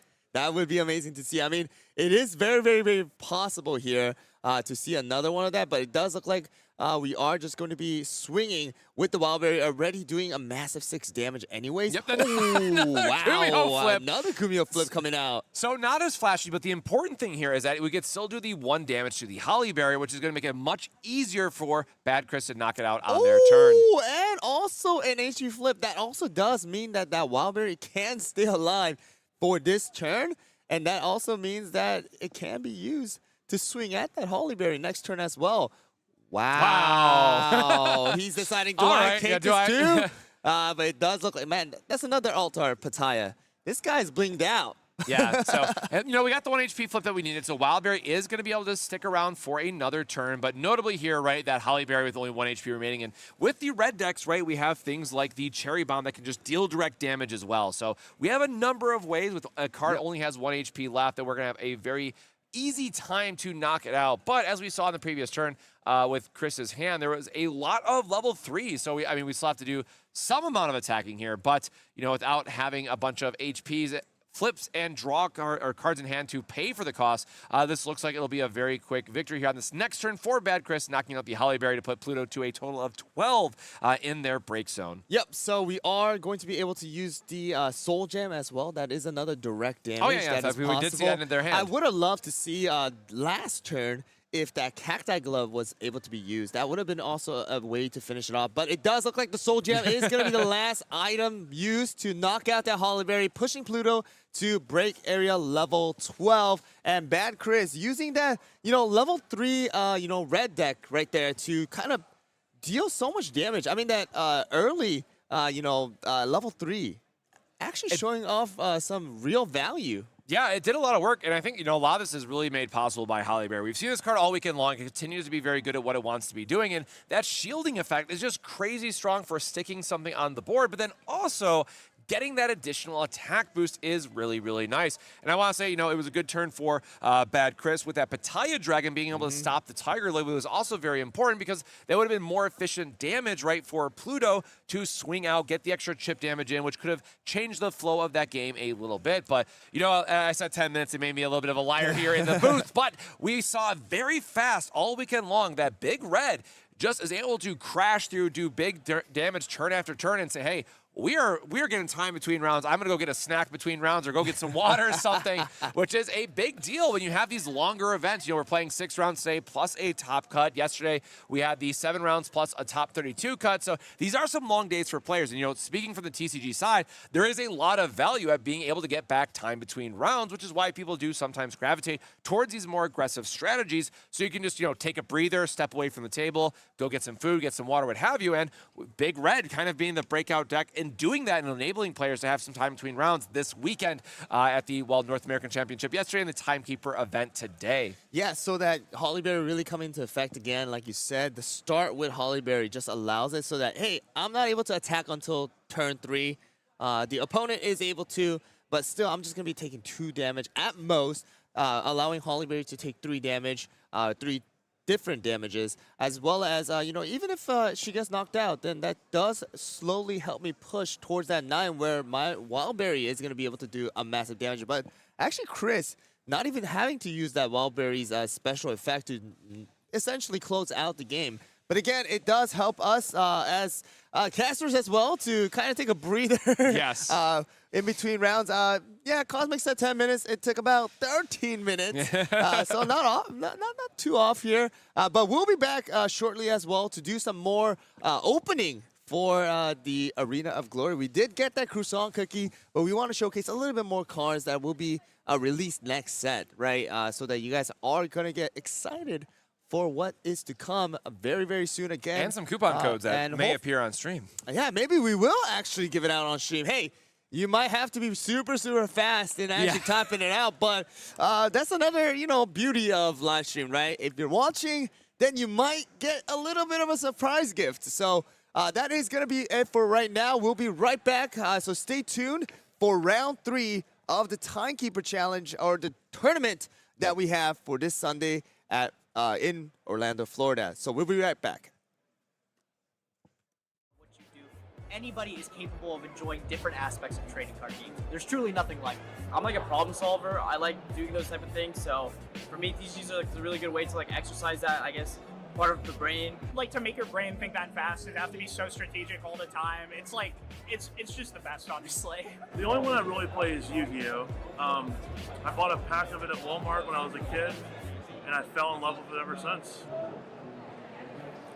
This is actually my first PPG event. This is actually my first PPG event. This is actually my first PPG event. This is actually my first one. This is actually my first one. My first event ever was a PPG. Well, this is my first PPG event, so I guess I enjoy that I'm in the top 4 of it at my first event. I've been watching PPG on YouTube, occasionally on Twitch for a while. Everything's super smooth. The rounds go super quick. I like that they're in person. I enjoy, coming to see everyone. It's been a while, obviously. Real tournaments with good prizes, good players. They always seem to have it. Today, probably, hopefully topping. At the very least, I want a top 8. I'd like to win, but I also want a top 8. Winning the event, honestly. Drinking after I go 0-2 drop, but it doesn't seem like that's the plan now. We're in the top 4, so there you go. The one thing I was looking forward to most today was definitely just commentating some great Yu-Gi-Oh! 3, we haven't been to a big event in probably over a year now. So the fact that you guys came up north, did one in Columbus, we jumped at the chance to, drive on out and stay the night and, play test and all that stuff. So Finally getting to actually do a competitive tournament after so long. COVID made it really hard to actually be competitive in the game. With the prominent content creators in this Yu-Gi-Oh! Community. And so when I heard that both Gage and Hack were coming to this event, I was over the moon. What are you looking forward to this? Winning it. Winning the event. I like it. I like it. Thank you. Yeah. Appreciate you. Good luck. Thank you very much. Appreciate you. Thank you, man. Appreciate you. Cool. Perfect. Thank you very much, man. I hope that wasn't like... No, that was great. Good. That was really good. Check out ppgeventmanagement.com for events and tournament information.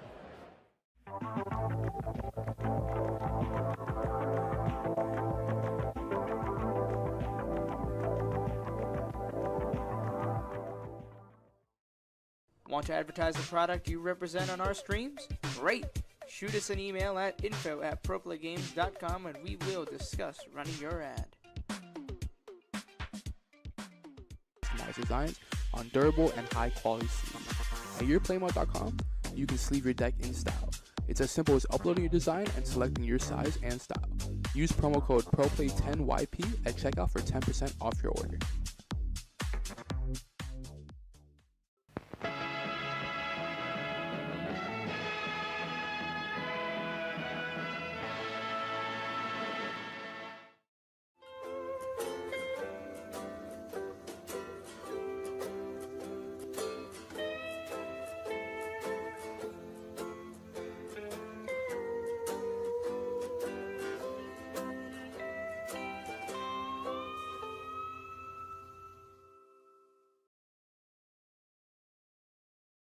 Spreadsheets, business models, gaming? What does this all mean? Oh, hi. I didn't see you there. Let me put this down. But while you're here, let me ask you something. Have you ever wanted to take your trading card game hobby and turn it into a business, but you found it impossible to find any product at a rate that you could possibly make money from? Or are you a player that's struggling to find product for the games you love? Well, have I got the solution for you. The PPG Investment Patreon can be your one-stop supplier for your trading card game needs. The Patreon will serve as a way for you to get products at a cheaper rate than TCG Player or any other market value without getting those distributor connections. Here's how it works. All patrons will immediately gain access to the PPG Investments Discord. This Discord will serve as a hub to promote requests for product, video releases, and as well as creating community engagement. Then, depending on your specific membership tier, you'll be able to place pre-orders for all games that we currently carry, and that list is always growing. So, here's the tiers. We've got the bronze tier. For $50 a month, you get the access to pre-order up to half a case of any product release that you want. At the silver tier, for $75, you can order a case of any product tier or product release that you would want. And the Big Daddy tier at $125 a month, you get the access to 3 cases of a product release. Now, this specific allocation is only tied to a singular release. So if there's multiple games that you're interested in and you want to go hard, we suggest that you do. Our goal is to help you create a successful TCG side hustle or to get the product that you desperately want to have. The only problem is you got to act soon, because once each tier is capped out, there won't be another opening until possibly next month. So don't wait and join the PPG Investment Patreon today.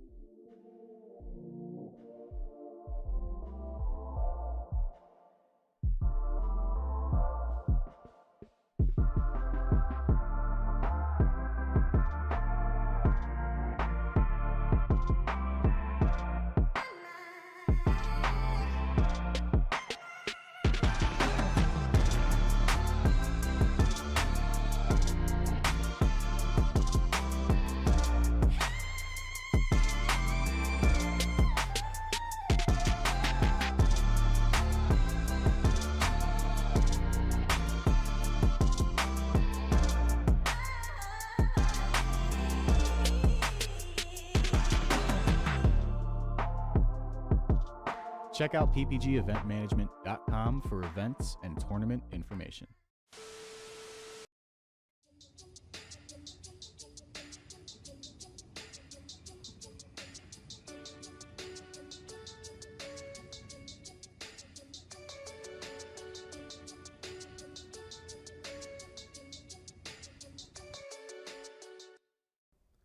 Can't seem to win a game? Opponents got you down? Can't even hand shuffle right? I promise you, it's not a skill issue. It can't be you. So it's gotta be a chair issue. So throw out that old nasty chair and it's time to sit where the pros sit. the eWin Gaming Racer Chair Champion Edition. Let's be plus. With excellent lumbar support, magnetic armrest, and a magnetic headrest that's detachable, it's nothing but comfort for our pros as we play games. The eWin Gaming Chair has soft weave fabric material and hubless casters padded with PU coating to ensure the smoothest rolling capacity. PU coating also protects all kinds of flooring from scratches created from the chairs using ordinary wheels. Check out the magnetic headrest that you can take off and adjust depending on how comfortable you want to be. If you want to order one of these chairs, check out eWin and the affiliate link below where you can use the code PPG for 30% off. eWin, supporting where the pros play. And PPG, where you play with the pros and sit like a pro. Want to advertise the product you represent on our streams? Great! Shoot us an email at info@proplaygames.com and we will discuss running your ad.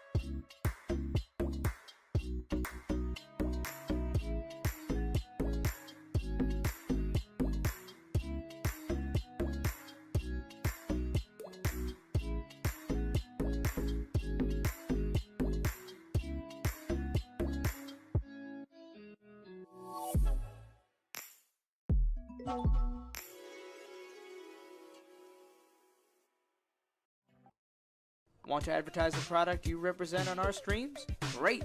Shoot us an email at info@proplaygames.com and we will discuss running your ad.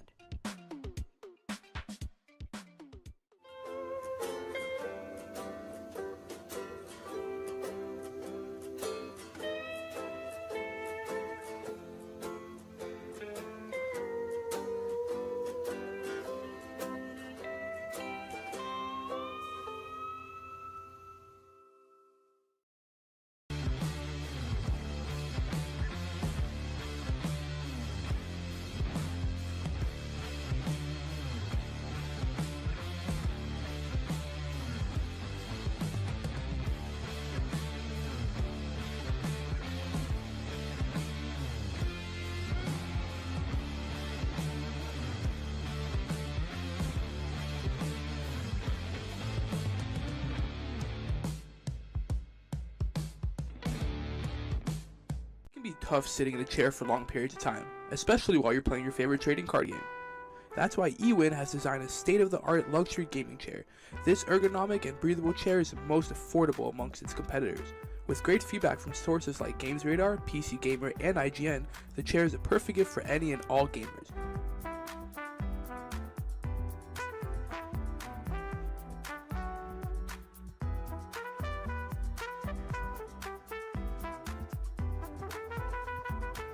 Use discount code PPG at checkout for 30% off your order.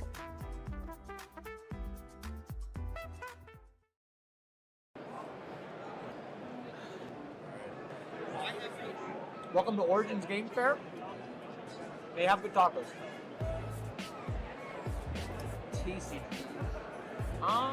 I've enjoyed playing TCGs for about 15 years now. It's a thing I do with my friends. It's one of our most common activities. It doesn't matter who you are, it doesn't matter what you do. Anybody is capable of enjoying different aspects of trading card games. There's truly nothing like it. I'm like a problem solver. I like doing those type of things. So for me, TCGs are like a really good way to like exercise that, I guess, part of the brain. Like to make your brain think that fast and have to be so strategic all the time. It's like, it's just the best, honestly. The only one I really play is Yu-Gi-Oh! I bought a pack of it at Walmart when I was a kid, and I fell in love with it ever since. This is actually my first PPG event. This is actually my first PPG event. This is actually my first PPG event. This is actually my first one. This is actually my first one. My first event ever was a PPG. Well, this is my first PPG event. So I guess I enjoyed that. I'm in the top 4 of it at my first event. I've been watching PPG on YouTube, occasionally on Twitch for a while. Everything's super smooth. The rounds go super quick. I like that they're in person. I enjoy, coming to see everyone. It's been a while, obviously. Real tournaments with good prizes, good players. They always seem to have it. Today, probably, hopefully topping. At the very least, I want a top 8. I'd like to win, but I also want a top 8. Winning the event, honestly. Drinking after I go 0-2 drop, but it doesn't seem like that's the plan now. We're in the top 4, so there you go. The one thing I was looking forward to most today was definitely just commentating some great Yu-Gi-Oh! We haven't been to a big event in probably over a year now. So the fact that you guys came up north, did one in Columbus, we jumped at the chance to, drive on out and stay the night and, play test and all that stuff. So Finally getting to actually do a competitive tournament after so long. COVID made it really hard to actually be competitive in the game. With the prominent content creators in this Yu-Gi-Oh! Community. And so when I heard that both Gage and Hack were coming to this event, I was over the moon. What are you looking forward to this year? Winning it. Winning the event. I like it. I like it. Thank you. Yeah. Appreciate you. Good luck. Thank you very much. Appreciate you. Thank you, man. Appreciate you. Cool. Perfect. Thank you very much, man. I hope that wasn't like... No, that was great. Good. That was really good. Check out ppgeventmanagement.com for events and tournament information.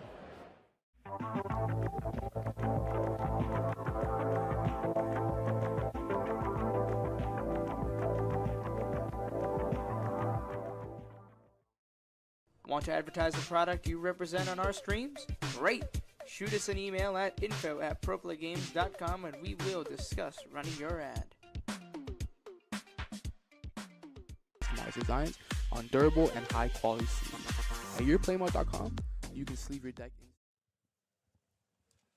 And welcome back to Pro Play Summit here in Orlando, Florida, hosted by Pro Play Games. I am Cosmic, joined once more by Hyrule in the booth, and we got some more packs to open, I guess. Yes, we do. Are getting set up for round 3, yet our players are not yet seated. So we have been working on this Arena of Glory box, the newest set that will be out in January. And also, we will have some coupon codes in these boxes that we'll try to give out, one here very soon. And I'm going to be perfectly honest, I have no idea how well the camera's going to get it, so I apologize in advance if it doesn't work out, but... So, yeah, for those people who are watching, you'll have to do your best to try and make out those letters and numbers, and hopefully you are the one to get it. We are going to leave it up to you to be the one. So I suggest, if you're watching on the computer, put that coupon page up so that you're able to type it in as soon as you do see it. But, of course, that is up to you. We're going to leave it up to the viewers to decide on what they want to do. All right, again, we don't know exactly how well it's going to come out because, as you guys can see, this camera doesn't pick up the you know, showcasing of items very well. Unlike my setup at home, which, you know, I'm sure you have it set up too, right? Where you do the unboxing stuff, but yeah, we'll figure something out. But we're gonna open some more packs to showcase some more cards that are gonna be available for the next set. Kind of get you guys excited for what is to come. You know, early to mid-January of next year in 2026. So let's go and see if we get some more. And it does look like I am going to be just having some rare here. Just a rare for me as well from my side. So trying to find the light right. And oh, that is adorable. That is a blue slushy cookie. Yep. Oh, that is really cute, actually. It's going to be a new version of the blue slushy that we do have for this set. I am going to also have just a rare, so I'm going to go and put it. And it does look like I am going to get another muscle cookie. I think this is the same thing, except just a different variation. So that promo version the alt art. is going to be a little bit of an alt art kind of thing here. Of course, they're both going to have that purple background, but one is going to have a costume, and one is just going to be the original. So that is going to be the rare that I do get from this particular pack. We have hit 2 SRs and 1 UR, so we'll see. I'm just going to call it like it is. You've gotten all the hits so far. I'm trying my best on this side of the box, but we have not been lucky yet. Oh, I do see another Don't even do one. All right, this is no, I got nothing. This one's rigged. So let's see what our next one is. I don't know what that is. Let's see. What is it? Dark fondue cookie. Okay, dark fondue. Okay, well, I got something cool. So let's look at this. Choco bar cookie, as well as Twisted Donut, who is from Tower of Adventures. And then we have Black Lemonade. And these are the new arena cards as well. So that is going to be from base set 7. All right, so BS 7. All right, we got Aloe as well. We got Black Garlic. We got TBD Hallway. We got the Sunblade. And now for the last card. What is it going to be? Actually, no. I have one more. Sorry. The fake out. Wait, do we have an extra? Do we have? I have. All right, one more. Well, that is actually something that I have not seen. So we got a stage item as well as a trap. All right, guys. Let's see what it is. Boom! And that's going to be the Purple Timekeeper. Ooh, Damn, that looks nice. Absolutely beautiful. That's the UR coming out of the box, too. Gorgeous card, too. There's that Timekeeper right there, guys. Level 3 for 5 HP. And it's going to be an on-play. Select up to 1 level 1 cookie in your battle area. Place that cookie in the trash. So just kind of, you know, getting rid of a cookie, freeing up some space. And we do have 3 for 3 damage. Then can be used for 1 purple support. Play up to 1 purple card with 2 or less HP from your trash. So something like a combo where you have a you know, level 1 or, you know, level 2 card that has 2 HP or 1 HP remaining. You kind of put them in the trash and summon them right back. Just kind of like the same thing with, you know, smoked cheese from what we saw, except for the fact that it is from your trash rather than the break area. But we do have a Purple Timekeeper. Awesome, Beautiful awesome, UR card. awesome. And please leave this up for us. I would definitely will. But looks like our players are getting seated. But I hope you're ready at home and got your screenshot tool, what have you, because we are going to get into the coupon code at this point. And again, I am just going to try to get this as close as possible so it can actually get filtered up. And we'll move it back a little bit as it's coming up. Oh man, dude, this is not going to work. All right. Well, that's about as clean as it's going to get for dude, that is so hard. The camera itself, so let's see if we can. If you claim that, let us know. Otherwise, I think it's just a set focus, so it's not going to have the autofocus on, which is why it's going. But let us know if you got it in the comments. But our players are getting situated and about to go. So if you were able to get it off that, let us know. Otherwise, we'll try to find a couple different ways to get these out for everybody that are joining us on the stream. But we are going to be going into round 3 here of our Timekeeper tournament very, very quickly as they are shuffling up and seated. Yep, they are shuffling. So I'm going to try and, you know, try to make this out for you guys. But it does look super impossible to do. I am going to be very honest. I want I would love for you guys to be able to see this, but We got a couple more rounds to figure this out. We will make sure y'all can get some coupon codes from the set because I want to make sure that we can give them out into the chat, and then of course whoever can. If you do claim, if you do redeem it, definitely let us know if you're able to get it. So multiple people aren't trying to guess at what a couple of those letters are. We've tried every angle. This is not going to. You know what? What I'm going to do is after the players are over, I will run to the player area and I will slam this thing down onto the mat so that you guys can quickly go and claim it. All right. I'm going to do something a little fun here for the viewers. Okay. But it does look like the players are situated. So let's go and transition over to our players for round 3 of the Timekeeper event, Timekeeper tournament, to see who is going to be the winner for this. They're both going to be 2-0. Oh my God, William, thank you. We got a blue player. We have a blue player. Yeah.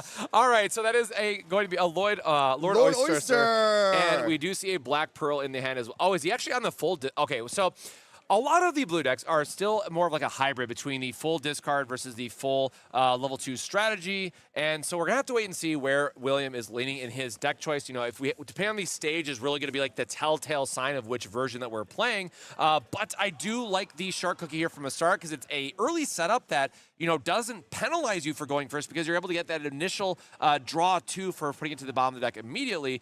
And we are going to see what, hopefully get a little bit more look at his hand to see what, you know, is he the level 2 strategy like we seen yesterday, or we're going to see more of the level or discard package come online. Very excited to see what's going to come out from William's side. But of course, we are joined by Rolino on the left, who has the purple deck.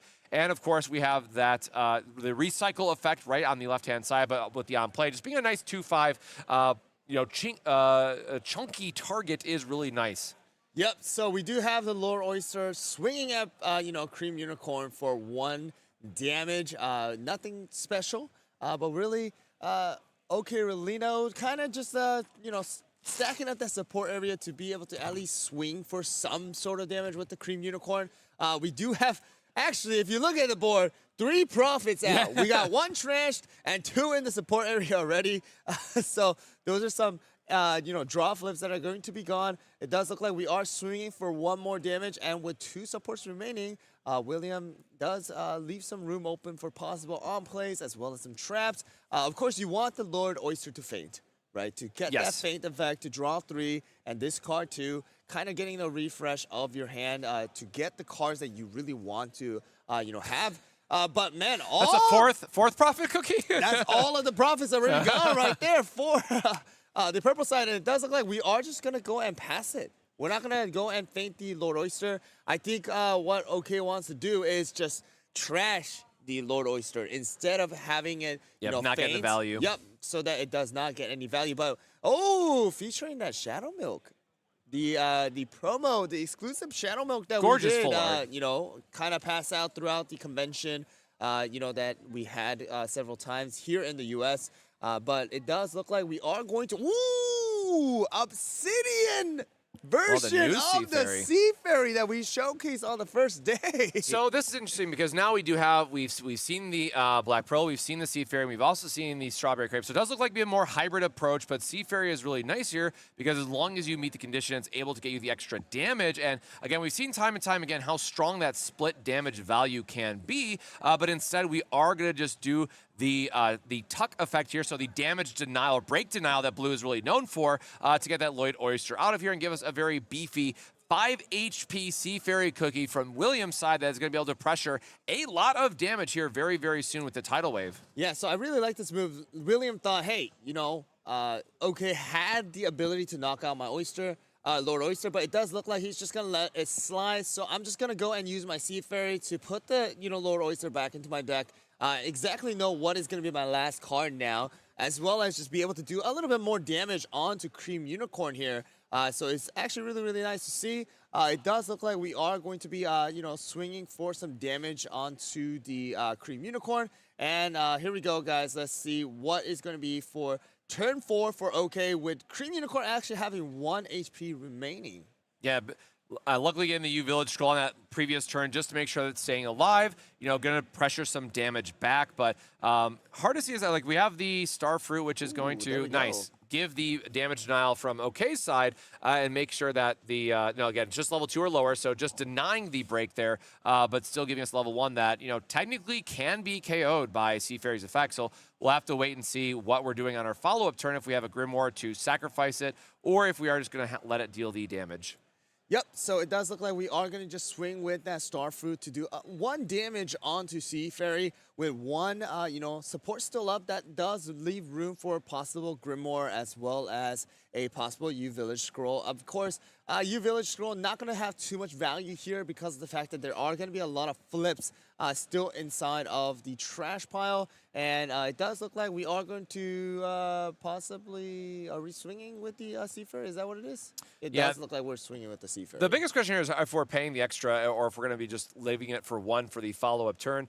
Really good play there by William on the previous turn, freeing up a slot so that we can play maybe that Aloe Cookie that we draw into if we want to, give the feint. But getting the extra board slot open is really, really important for blue because there's a lot of different combos you want to pull off. So we are going to see the extra damage come across, leaving William with only 1 support, which we could still use something like an Inkto Oxspray. But this is the Captain Caviar that we've seen 2 days ago now. Sorry, the whole weekend's blending together. But a very beefy 2/5 that is wonderful for setting up with the Strawberry Crepe, which allows you to put it back on top of the deck and then do a bunch of damage. So looking at the top 3 cards, organizing them how we might want to see if we can get that trap drawn for our next turn. But, at this point, we do have a board that is going to stick around a little bit from William's side because we have a ton of HP for OK to get through when we only have the Starfruit Cookie, which is, pressuring 1 damage, which is not a lot, but we could see a follow-up with a level 2 or level 3, which then would be able to go into William's board and start threatening some damage. Ooh, and it does look like Moonlight Cookie is going to be the response for the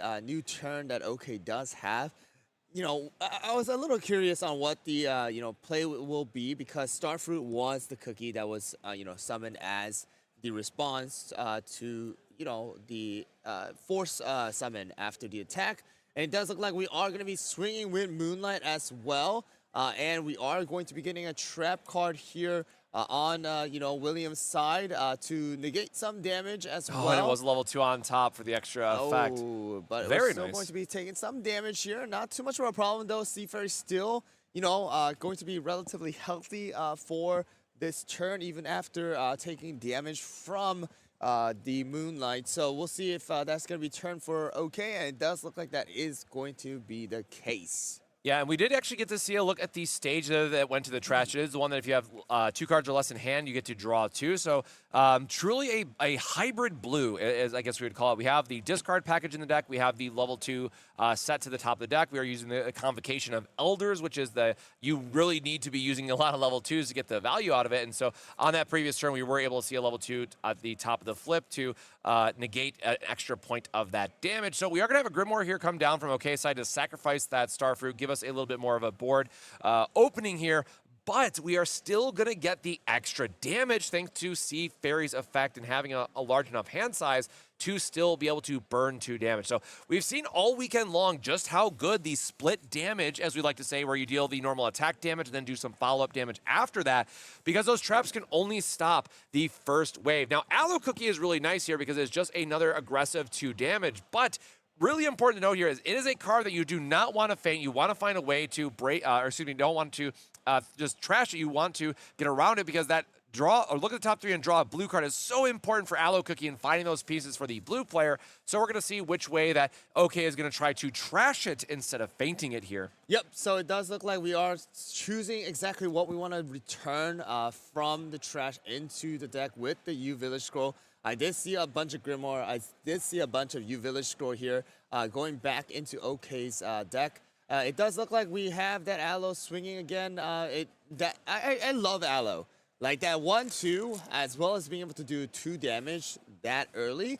And it's not very expensive as well. And also, like you said, that, feint ability is honestly threatening. Yep. At some times, especially when you're trying to search for those cards that you really, really want within your hand and within for your next turn. So the Aloe, I'm going to be, waiting for what is going to be revealed if that does get feinted. Of course, OK is playing purple. We have the ability to trash it, if anything. So let's see what is going to be taking place for the, I believe, 6th turn for OK with that Moonlight. So swinging first for 3 damage onto the Seafarer. No support. HP flip looking pretty good here if we want to keep it around for another turn and pressure OK's resources because, again, he only has 3 up, so we'll have to see what... Oh, beautiful Tide Shard, by the way. Ooh. What else is in hand that we could maybe discard here? Yeah, that's a Black Raisin Cookie, too, I believe, the second card. Looking at the top corner. So we do want to have a lot of... We do need a big hand size to discard for that effect, but... looks like we are just denying and just going to keep with the 1 HP here. So hoping that our opponent does not have a follow-up to knock out our Sea Fairy. Yep, so I do respect that decision because, like you said, we do need a relatively big hand size, especially to utilize Sea Fairy Cookie's additional effect as well. You do need 5 or more cards. In order to utilize Black Raisin as more of a finisher and the combo, you do need to discard 3 cards as well. So it's a very expensive, hand, that you have to kind of utilize, but it does look like, hey, man. I'm going to swing in with the Fig to do some damage. It does look like Sea Fairy will fall here from Fig's 1 damage. Of course, that does leave room for a, response cookie, but it does look like that is going to be it. And wow, okay, using a dice to let us know, hey, how many cards do I have in my hand? This is how many I have, so don't worry about it. You can just go and, play depending on what you want to do. Okay, well, he took it back. He just put the 6 down and he just took it back. I thought he was just going to put it down, but I guess the dice is just going to be there for, Well, for he was fun. doing on the previous turns, which I like because, here in the booth, it's really nice to see. I appreciate that he's fanning out his trash. We can actually see if the 15 is active or not for Moonlight. Getting to know how many cards in hand is also going to be important for various discard reasons. Like, there's a lot of information that I appreciate that he's sharing with us that we can see from our side, but we're going to have to wait and see what William wants to do here. And, this is a great example of where Black Raisin Cookie would be a great play because we could do 2 damage to the Moonlight. We could knock out the level 1 and then immediately have a follow-up. So I like the idea of splitting our damage here, seeing what we can do, but yep, this is exactly why you want to play the Black Raisin first if you go into this sequencing because you want to deny them a level 1. But he is actually going to follow it up with another one saying, hey, I actually might just have another trap here to negate that full amount of damage. Yeah, I really like that play because, hey, I get to go and knock your Sea Fairy out with the Fig. I don't need to worry about it going into my break area because I have that Grimoire to negate that, possibility, as well as the Twizzly Gummy coming out. It's a pretty relatively, tanky level 1 with 3 HP. Also has the ability to trash itself so that you are going to deny that break area. But it does look like Strawberry Crepe is going to be a cookie that does come out on William's side. Of course, we know what Strawberry Crepe is able to do. It has been a couple times that was used throughout this tournament, especially during the feature matchup, and it does look like we are going to be choosing the Twizzly Gummy to go back to the top of OK's deck right here and just kind of denying Twizzly from doing much this turn. And of course, that also does mean that OK does need to draw it back, right? Yes. You're basically not being able to draw 1 new card. It has to be that 1 old card that was played earlier. Yeah, so Strawberry Crepe is really interesting because most of the time, if you're playing this level 2 variant of the blue decks, what you want to do is set it on top because if you look at Strawberry Crepe's attack, you want to reveal the top card of your deck, and if it's a level 2, you have to do 2 extra damage. And being able to do 5 damage for 4 is just really great value. Obviously, of course, it's conditional at that point. But, with this position that we're in now, because we don't have this stage that lets us look at the top 3, we don't have an open slot that allows us to consider what we might want to use here. Wow. We are going to just have to do a blind flip. But instead, OK says, you know what? I will just play this Moonlight Cookie instead and see what we're going to get from the trash here. But we are going to have 2 very beefy bodies on the board. But we did see before, right? 2 Moonlights can be very, very deadly, especially if the opponent does already have 15 cards in the trash, and it does allow that possible U-Village scroll cycle, constantly drawing and discarding, constantly drawing and discarding to find those particular traps as well. And it does look like we are going to swing at the Aloe and try to get that draw effect to discard 1 card that we don't want from the hand. And it does look like the incantation is going to be the choice here because, of course, we are not going to be able to use it.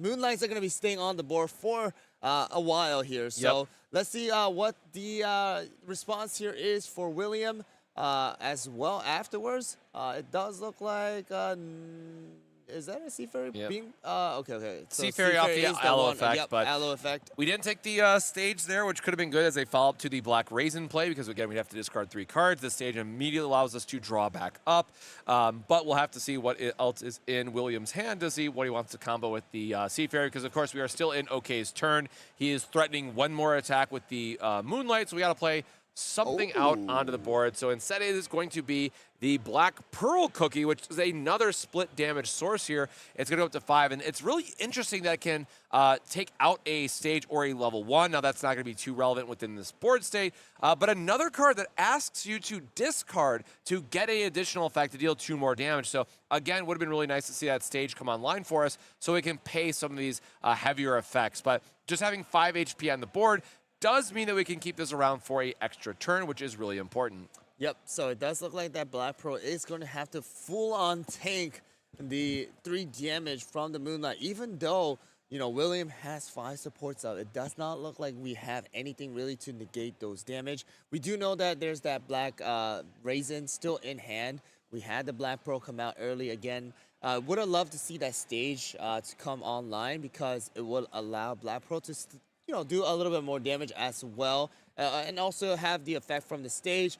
We do know that the Sea Fairy is also in hand for William from that Aloe effect. Yep. To see if we're able to swing a little bit more damage, but I don't think William has a big hand size right now. It doesn't seem very, very big.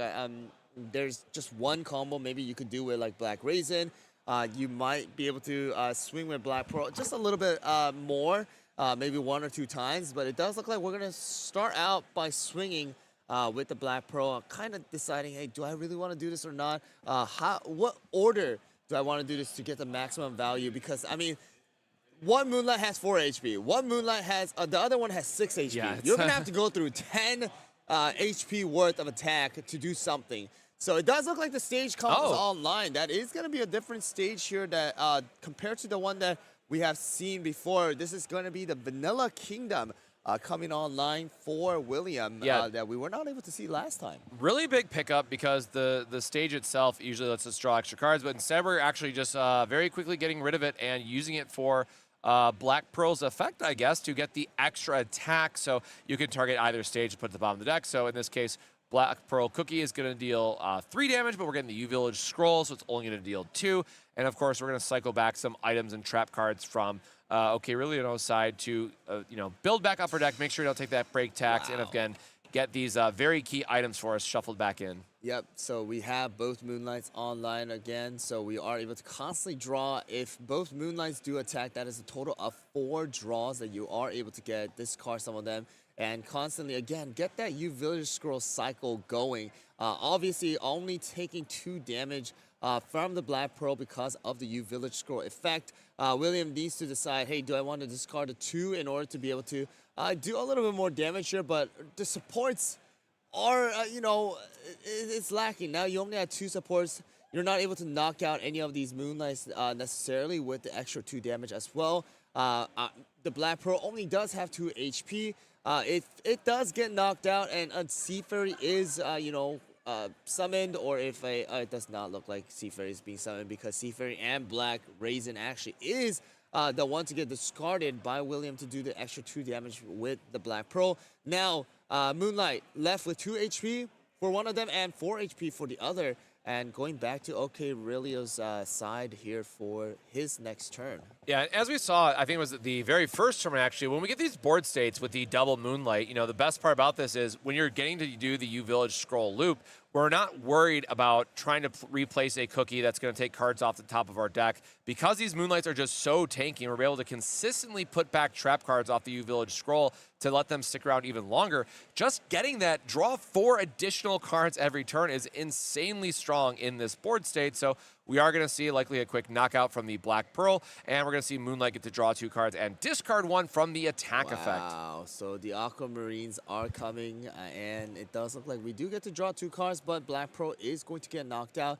Again, going back to that Moonlight, another thing is, because of the constant U Village Scroll, if the opponent does attack to knock out these Moonlight Cookie, you always have the ability to not worry about a refresh, because yes, you're drawing 4 and discarding 1, but you're also able to go and put back 5 every single time you're using the U Village score. So you're technically still up by 1, you know, maybe down 1 and minus 1 if you start drawing for the next turn. But it does prevent you from getting closer to the refresh if you do not use the U Village scroll. But in this particular case, because of the Moonlight, that is going to be possible. So Aloe Cookie coming online once again for William in order to be played as a response. But because of the lack of cards in the deck, we are going to go and refresh. Has to put that 1 extra HP onto the Aloe, and there we go. And now William is pushed to, I believe, a total of 8 in the break area, while OK Aurelio is only at 1. Yeah, well, we're seeing a great showcase here by OK and having the more purple control style. And, you know, this is another match up where if we look at the time left on the clock, just under 10 minutes remaining. These are 2 decks that can take a while to get set up. But now William having to take that break damage, as you mentioned, and the Aloe Cookie putting us to 9. Really, we can only play 1 more cookie in this board state. And yes, we could push OK up to a total of 7. That means we still have to get through another level 3, which if it's another Moonlight Cookie, that's a whopping 6 HP. Wow. So we have a lot of damage to deal over the course of the next few turns if we're going to try and catch up. But William has just not been able to find his traps this game all that well. Like the Fallen Ice statue is a really big one because it gives you -2 to an attack and drawing a card, which can help with a lot of the cycling. We haven't been having a lot of interaction, otherwise just trying to be more aggressive with it. So we'll have to see what is going to be William's last cookie played for this matchup, because again, we are getting very close to that 10 total break that is going to be the defeat condition for William. Yep, so William does try to swing for that 2 damage with the Aloe to try to finish off that Moonlight, but most likely, not even the U Village score this time. It's going to be the Abandoned Cloud Nest to completely negate the damage. Now Aloe doing 0 instead of that 2. William counting how many supports are left to be able to be used right now. It does look like possibly, Madeline. Okay, so Madeline is another cookie that we have seen used before. But this one is going to be the one where we are able to go and discard some cards and be able to deal damage as well as activate it once again in order to go and pretty much swing for 2 extra damage. So we'll have to see what type of interaction we are going to have for reducing the attack for the turn. So this Madeline cookie could get shut off. And also interesting to note that we do see the Bear Jelly Ice Cream in William's support. So if this attack doesn't go through for any reason, if we have, and we do have it in hand, we're actually able to pick up that level 2 again. And so we could still play around that break condition and not let our opponent just take us right from 8 to 10 by knocking out the Madeline cookie. So really great choice here by William in terms of how we want to navigate our opponent's hand and hopefully just get in some chip damage. But either way, I think the play here is try to get a trap out from OK's hand and then bounce the Madeline back to our hand with the remaining support that we have available to us as the blue player. Yep, so OK decide, trying to think about, hey, do I want to block some of this damage that Madeline is doing to the healthier version of the Moonlight on board? Or do I want to let the entire, damage go through? It is going to be a 2 damage, but it does look like U Village Scroll is going to be the choice here by OK, putting back a Caramel Arrow as well as the U Village Scroll, and most likely a couple other things as well. Milky Way actually being another choice here. Interesting. That is very interesting choice, as well as another Milky Way. So I think he really is thinking possibly, just getting some more cookies into the deck because he knows how many cookies he actually has. And see possibly, hey, if my Moonlight does get knocked out, I'm going to put some of these cookies back. Wow, that is going to be 3 Milky Ways that are going to possibly go back into the deck here. I think, yep, that is pretty much the decision. Maybe not. Let's see. All right. Still saying, again, it is up to 5, so we do have the option here to just take 4 cards if we wanted. We could just take the U Village Scroll and the Caramel Arrow if we really wanted to, but we'll have to see if he has a level 1 in his hand to have access to things like Grimoire, where he's able to give something -3 attack. And deciding if he wants to play a level 1/3 split game. The Sugar Fairy leads me to believe yes, because Sugar Glass Fairy is really great. That allows you to take the HP damage, and then when your opponent tries to swing into it, you can just sacrifice it for the effect and give -3 attack to another cookie on William's side. So that is a very interesting choice. I really do want to know what the reasoning behind it is going to be. I mean, of course, there most likely is some sort of reason. Possibly thinking ahead, if both of my Moonlights do get knocked out, I am able to also put a level 1 down and then, use the Milky Way to bounce it into the trash and deal some damage to the Aloe and things like that. But it does look like we are going to be using the effect of Madeline Cookie to do 1 damage after discarding 1 card. An HP flip does come out. So it does look like we have a Fig Cookie and a Grimoire in hand, as well as a Sugar Glass with the Moonlight Shard in OK's hand. That is going to be enough damage to knock out the Aloe if needed.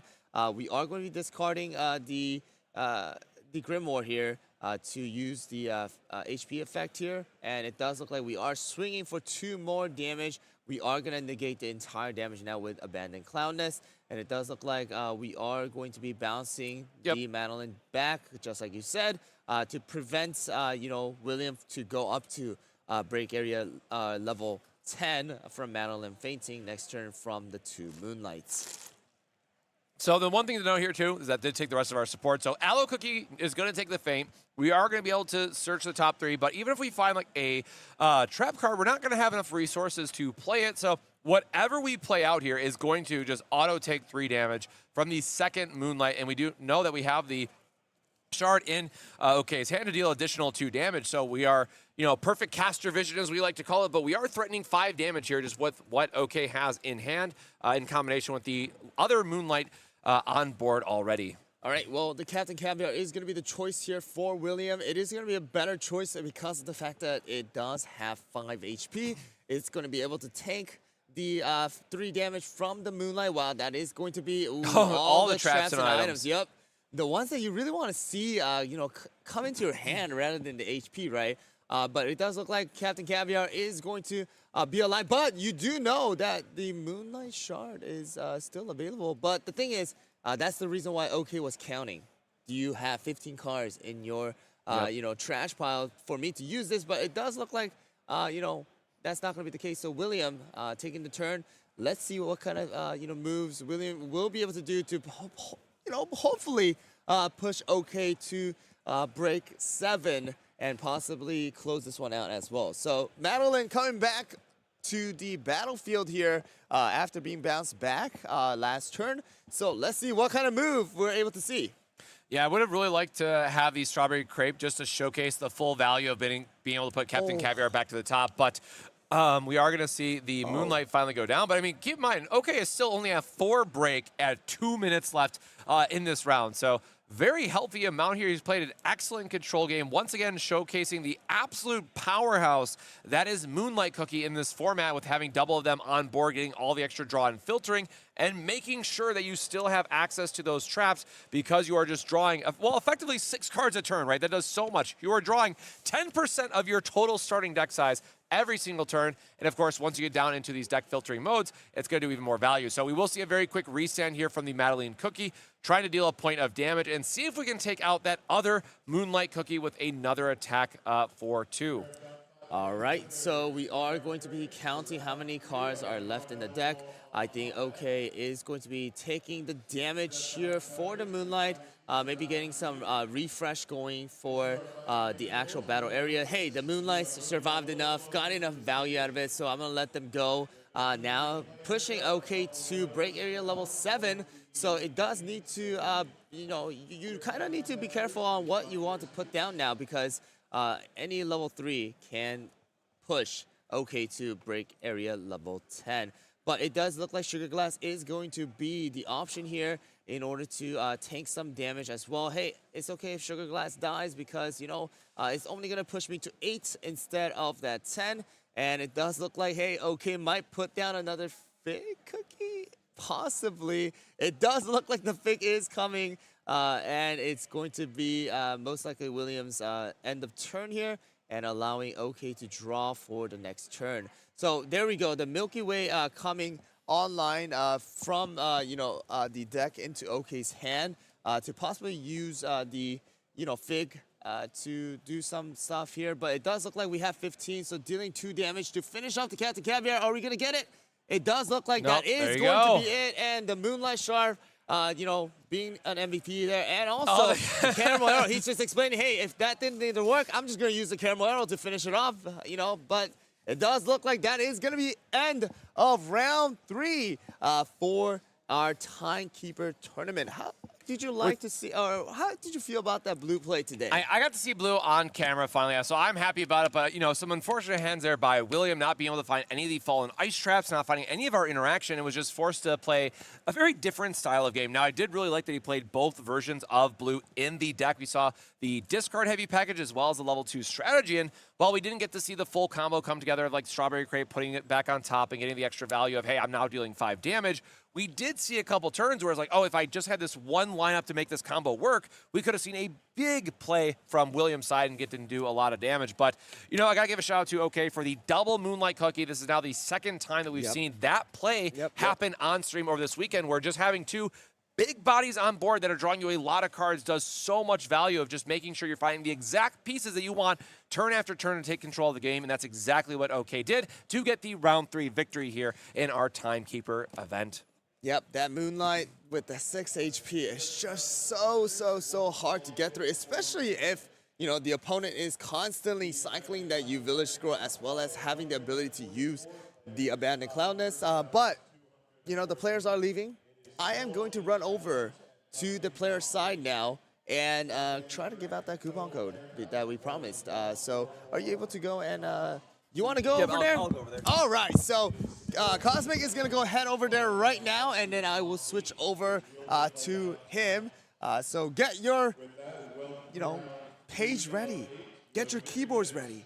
Get your fingers ready to go and type in that coupon code as soon as possible, because the first person to do so will be able to claim 5,000 crystals, 3,000 rainbow cubes. So get ready, guys. Here we go. I am transitioning over now. Oh, it's so hard to see Cosmic. It is still harder to see Cosmic. Let me go over and try to see. Oh, wait. It's on. It's oh, there you guys go. That is gonna be the coupon code. A little bit closer, Cosmic. There you go. That's good. Oh, HJDQWC 722 KWZNDBN.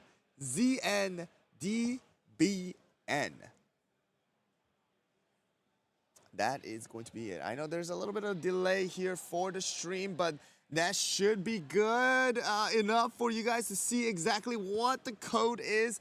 Let us know if you guys were able to claim it. Oh, Cosmic even going even closer to the other camera on top to try and get you guys this coupon code. Let us know if you guys were able to go and claim it. The one lucky viewer on stream who was able to claim it, most likely by now, I want to say. So let us know if you were able to claim it. And that is going to be the first coupon code we'll give out during this stream. All right. It looks like Low TV is the one that yoinked it. All right. So let us know if you were able to get it. That was great. We were able to see it. Thank you so much for doing that. But yes, that is going to be round 3 for us. We were able to see a purple, blue, as well as a red, as well as a yellow. So again, we're missing that green play a little bit, but that is going to be for round 3. We do have some pairings for round 4, but we'll be right back after a quick break, and we will move back to the player. So we'll be right back. Leave your deck in style. It's as simple as uploading your design and selecting your size and style. Use promo code PROPLAY10YP at checkout for 10% off your order.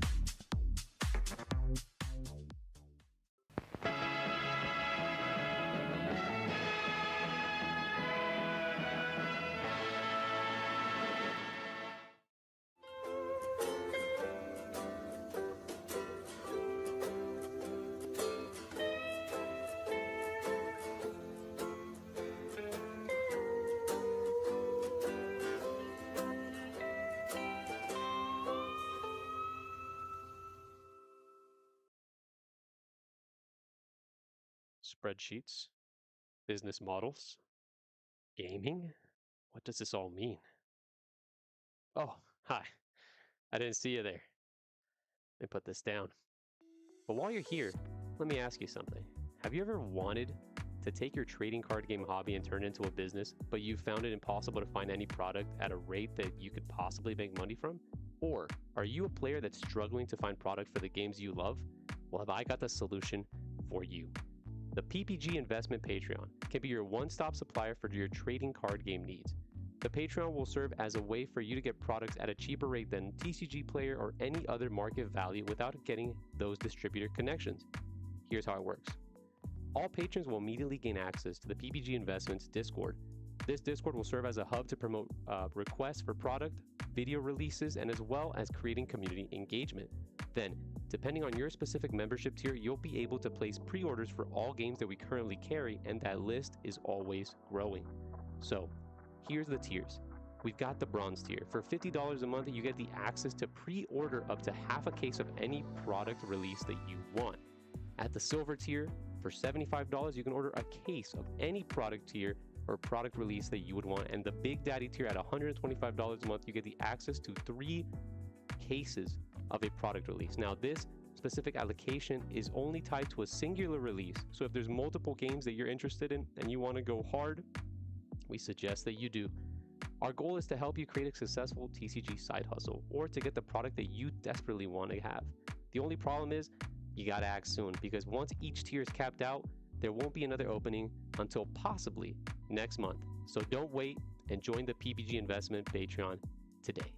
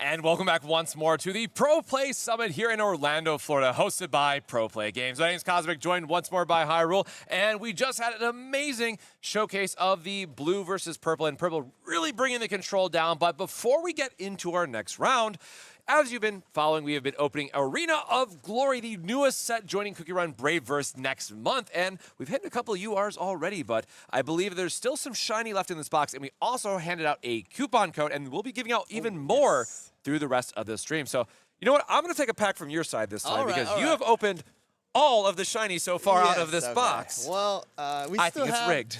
We still have the secret left. True, So, true. You can still get that secret. Let's see if I. Oh, it doesn't look like I got not on my side either.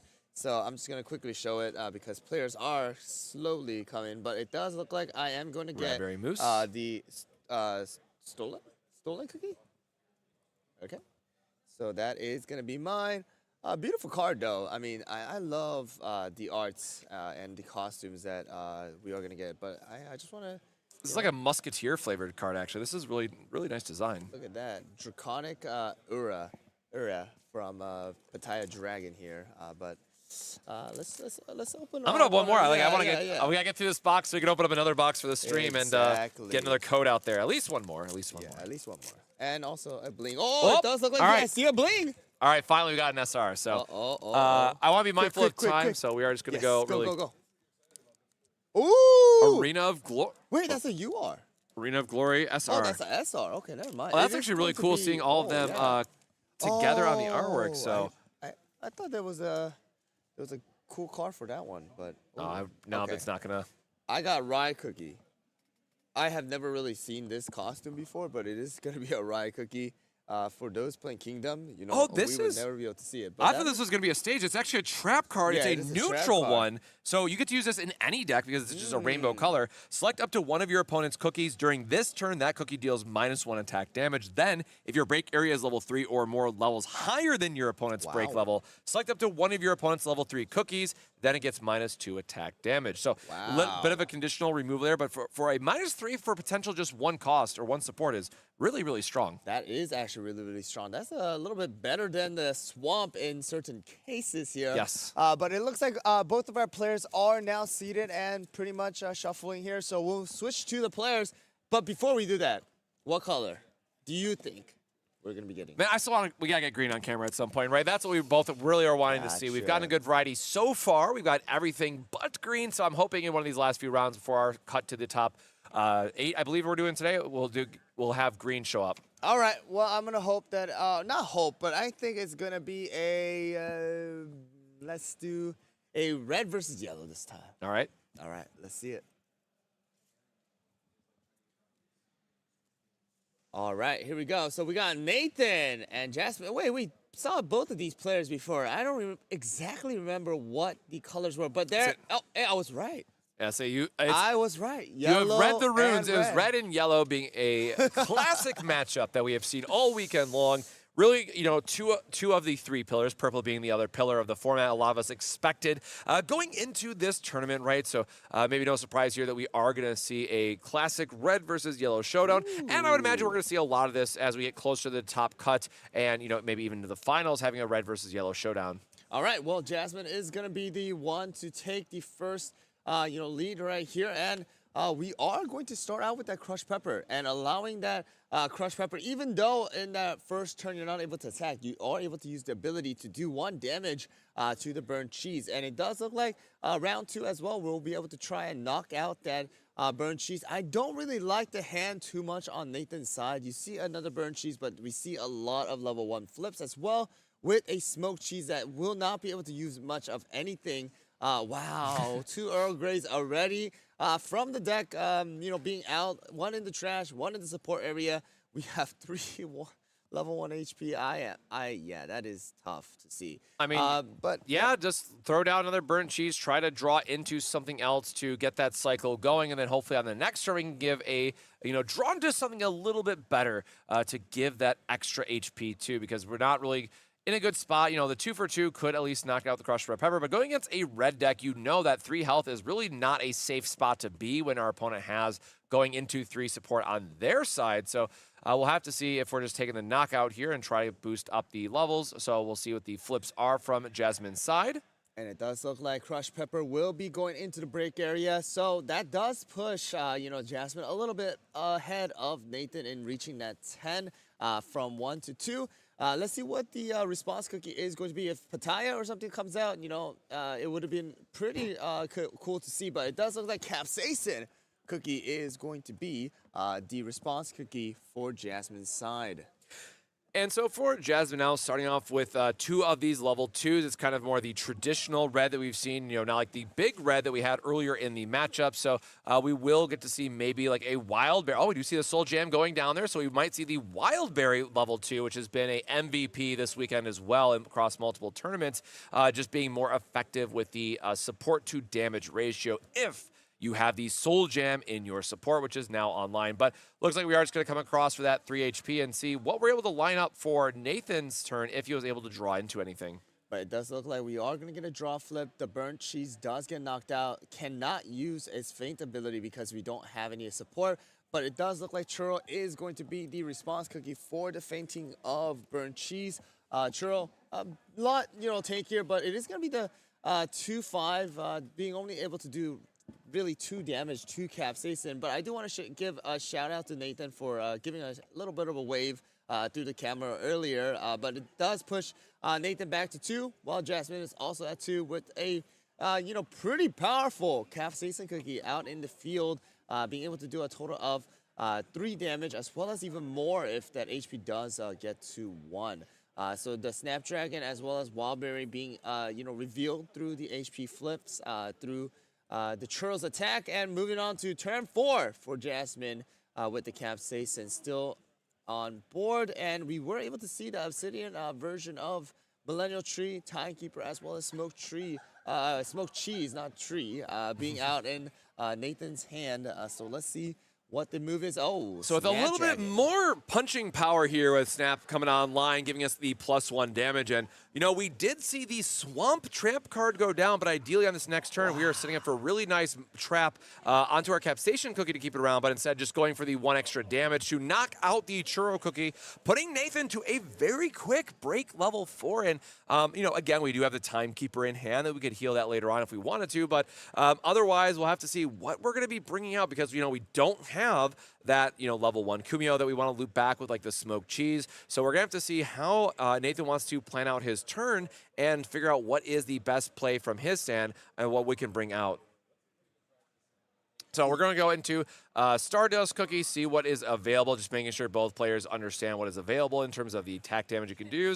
But of course, Jasmine had used their last support here with that attack from Snapdragon to finish off the Churro Cookie. So now Nathan can do a lot of damage back. And, you know, we really want to knock out that Capsation Cookie, which is threatening a lot of damage potentially on the next turn. But that means that Jasmine's going to have a slot here to play something fresh and get a big cookie out to deal a lot of damage. So the HP flip did come out for Capsaicin, but Jasmine is choosing not to do it because of the fact that Stardust will still be able to knock it out with the then effect. So, yeah, saving a bit of hand size here and just letting Capsaicin go. Again, Stardust is out, and we also did see the Kumio being drawn here for Nathan's side. Choosing to save the 2 remaining supports were possible Jade Deer as well. So let's see if that is going to be the case. We also do have the ability to use something like Timekeeper to heal. We also have the ability to use someone like Millennial Tree to also bring back Churro. So we'll see what is going to be the case here if Stardust does get knocked out this turn by Jasmine. So we are going to be putting down the Wildberry instead for wow. So Wildberry is going into support with Hollyberry being out and joining Snapdragon in the battlefield. Yep, very strong combo play, right? Hollyberry is going to get plus by the Snapdragon, dealing more damage. Its effect is also then going to give Snapdragon some attack damage back. So, like a double self-boosting situation we find ourselves here. And what I really like, too, is with Nathan's hand, and what I really like about Yellow in general, as Hyrule is mentioning, like, just with having 2 support up, we have so many different options here that we could ultimately take, but, you know, we wanted to have Jasmine play out their card first to determine, you know, what are they going to try to sync together on this attack. And I really like the idea of, you know, taking this damage and then playing the Timekeeper, because the Timekeeper is going to allow us to break that level 1 while still getting some damage into the Hollyberry Cookie, which is going to be really important as a follow-up turn. Yep, so both combos are going to be great. The Timekeeper being able to go and instantly put the Snapdragon into the break area is also good. If we are going to be bringing back the... Oh, there we go. Oh, Showcase that. Nice. Showcase that. So if we're able to go and, you know, put the Churro into the battle area as well, another thing that we're able to do is, of course, if there is a level 1 cookie out in the field, you're able to do that 2 damage to possibly go and, you know, damage and knock out the Snapdragon as well. Not as efficient as Timekeeper, because Timekeeper does not need to worry about something like the HP flips. But it does look like Nathan is choosing to bring out the Churro in order to, you know, keep that break area a little bit lower as of right now, pushing it back to 4 rather than the 6 it was in. And now with everything out in the field, that is going to be a total of level 9 that Nathan has out. Jasmine is going to be also at level 8 instead. So we'll see if that's going to really matter here. If Jasmine is able to go and finish it off, you know, relatively quickly as a red player, or if Nathan will be able to stall it out and, you know, close this thing out as well. Yeah, again, the Hollyberry just being an MVP of sticking around for the red players. We've seen all weekend long that the damage-reducing effect of that Hollyberry shield really does go the distance. But thanks to the split damage that Churro provides, we can still get 2 into Hollyberry while knocking out the Snapdragon. But we do see a Swamp here from Jasmine's side, able to negate at least that first 2 attack from the Churro side itself. So we'll have to see if there's an HP flip that can keep the Snapdragon Cookie alive, or if this will be a quick move to the break area for the level 1. 1. Yep, so Snapdragon flip for the draw as well as the Oh. HP flip. There it is. Sticking around. As we were just talking about, there's a clean situation where the timekeeper could knock it out, send it straight to the break, where Churro Cookie does rely on those flips, and Jasmine does get the draw into HP, which is honestly the perfect combination, you know, that you want to get here. Yep, so again, going back to that timekeeper, it would have been awesome to see if the timekeeper would have been able to knock it out instantly. But we do still have 2 supports up, possibly, to be able to, you know, negate some damage using the Jade Deer, as well as heal up some of our cookies here. It will be an interesting choice to see which one Nathan decides to choose, whether it be that traditional where, hey, I'm just going to add more HP to the target that is being attacked, or I'm going to go and heal up some other cookie and just take the, you know, damage -1. But again, Hollyberry is hitting for 4 with the buff of Snapdragon, as well as Snapdragon is hitting for 2. That's a total of 6 damage that we are able to do with only 4 costs. So yeah, very efficient. Yeah, that is very efficient. It looks like the Jade Deer is going to be used here. And was the target Churro? I guess the target is Churro. Yep. For the Hollyberry. So let's see how much damage, or if anything comes out. It does look like we are going to take the 2 damage. Churro is going to be left with 4 HP. And we have 3 supports remaining for Jasmine. Leaves room for a Cherry Bomb. Is that what the move is here? Yep. The Cherry Bomb for the Millennial Tree. It looks like that is the choice here. If there's the HP flip, that would be really, really interesting here as well. That direct damage we're seeing right here, knocking out the Millennial Tree Cookie. So strong from Red, and just having that direct access where, you know, we were tapped out in this case from Nathan's side, but so many times the traps can keep us alive and give us that 1 HP that we really need to swing on the next turn. But the giant Cherry Bomb deals 3 directly and knocking out the Millennial Tree, pushing Nathan to a total of 7 in their break zone. Yep, so now we are going to have to try and possibly use, you know, a timekeeper, if anything, to go and, oh man, the HP flip again from Jasmine's side. That, you know, Hollyberry, let me tell you, if you get some HP flips on Hollyberry when it's already getting the damage protection from the Hollyberry shield skill on the card, it is really tough to remove this cookie. That is going to be a healthy Hollyberry for another 2, at least minimum, you know, attacks from teams or the opponent here. And it does look like Hollyberry is going to get that 4 HP. Snapdragon taking another 2 damage, and it does look like it is finally going into the break area after surviving that initial hit last turn from Churro's then effect. So we do still have 3 supports remaining for Nathan's side to possibly be able to use other, you know, cards and do the on plays as well. So it does look like possibly the timekeeper might come out. I mean, yeah, we can keep the Churro, you know, standing, and then keep the 2, you know, or the 3 supports up, so that if, in case Churro does get knocked out, we will, you know, go and summon the timekeeper, you know, put possibly the Stardust back into the trash and healing up a little bit. But again, we have to keep in mind that even if we heal 2, we are going to be at 7. So if that timekeeper does get knocked out, we are going to be at 10. So this does kind of put Nathan in a little bit of a rough spot, especially if that refresh is near, which right now it's okay. But as the turns get more stalled, that is going to be the case. Yeah, so we'll see how Jasmine wants to partner up with this Hollyberry to give the extra damage boost for, but might just be electing for the more straight damage removal as well. So it doesn't look like we're giving anything the attack boost itself. So could just be another Cherry Bomb, right? Making sure that Churro is going down, but with just the 1 HP, you know, I don't want to commit a full Cherry Bomb for 3, so it looks like it'll just be a pass. And you know, putting the ownership on Nathan here to say, like, I'm not going to give you a level 1 to freely get the damage on for Churro Cookie. Churro Cookie is only doing 2 himself. Maybe I have a Swamp in hand. Like, I can play a little bit of a slower game here as a red player. I'm okay with just doing my Hollyberry swings and going from there. It's really on Nathan's onus here to figure out how he's going to be able to navigate this turn, and if we're going to rely on a Kumiho, which is really nice to deal 2-for-2 split, try to knock out the Hollyberry this turn, or again, just trying to save for that Timekeeper Cookie or a bigger play and trying to make sure we can actually get 1 more turn, because Jasmine is only going to be up to 8 if this Hollyberry goes into the break area. We might see a refresh pushing to 9, which means another level 3 is most likely going to be the play here from Jasmine's side. And if they can find another Hollyberry, that is going to be as a tanky lady as we've seen time and time again this weekend. Yeah, so an interesting move that I would like to see is going to be where Churl does 2 damage to the Hollyberry. Hollyberry takes the 2 damage.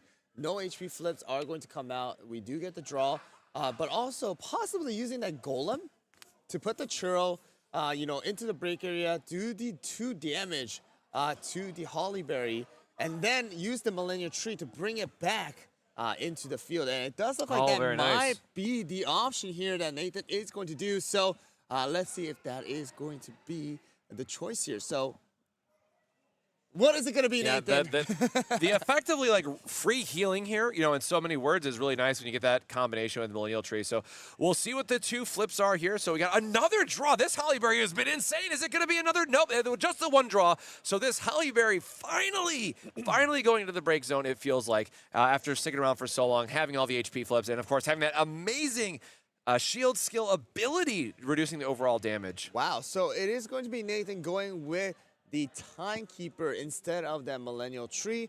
So we are going to go and use the Den effect to, put that Stardust into the trash. Again, it still puts Nathan at break area level 7. So if that Timekeeper does get knocked out next turn, which is very, very possible with someone like Red, to do enough damage to get or even push beyond 5 to knock out the Timekeeper. Of course, Nathan still has, some cards left. We are able to go and use the Kumio to possibly tank for Timekeeper and, save 1 attack from Timekeeper getting knocked out.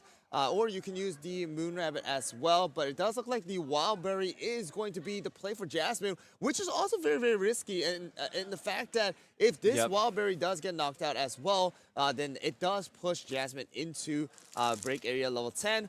It does look like this time around the big Wildberry is not going to be the play, and Kumio will be the response in order to keep that, Timekeeper alive for a little bit longer, tanking some of the damage that Wildberry might do, or a potential, other, heavy hitters will do for Jasmine next turn. Yeah, really love this play with the Kumio coming down on a pivotal turn, because this does mean that Jasmine is going to have to effectively waste 1 full attack into that card, where if it was just the Timekeeper, it probably would have been a very fast attack into Cherry Bomb for the finish, or any of the other top-end direct damage-dealing cards. But we have a lot of, we're up to 8 support on Jasmine's side. So, I mean, as a red player, you have multiple lines you can take at this point, have so many different options for pushing damage, but keep in mind we do have to answer that Kumio first and see how we can deal 2 damage and then get through all 5 of the Timekeeper's health to give Jasmine the win in this scenario.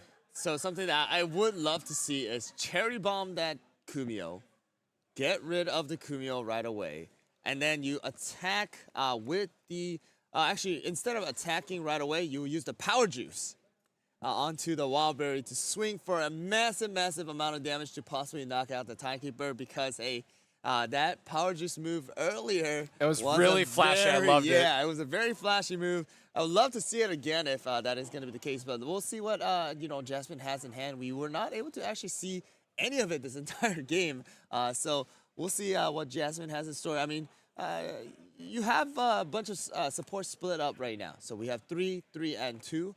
So I'm wondering what kind of moves we have. There is also that Cacti Glove that is able to do some damage as well to the Timekeeper, or possibly to the Kumio.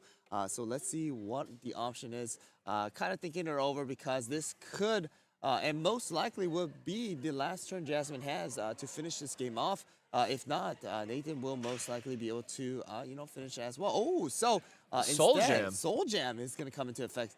Very similar to something like the Cherry Bomb as well, just a little less damage, but it does look like an absolutely huge reveal by Nathan here, getting that HP flip on the very first one, meaning that Kumio is going to be staying alive, which is going to prevent a clean attack from Jasmine's side to potentially otherwise knock out the Timekeeper Cookie. Yikes. So huge hit here for Nathan. So this is where you want that Cherry Bomb instead of the Soul Jam, because Cherry Bomb would have been a total of 3 damage, potentially being able to knock it out. But sadly, these Soul Jam not being able to finish the Kumio and preventing Wildberry from directly attacking the Timekeeper to potentially finish and close this game out. But it does look like we still do have about 5 supports remaining. Not able to really clearly see what she has in her hand, but we will go and wait on the decision. Doing a little shake. It didn't work out the way I wanted to. Yep. That Kumio staying alive really ruining it for Jasmine here.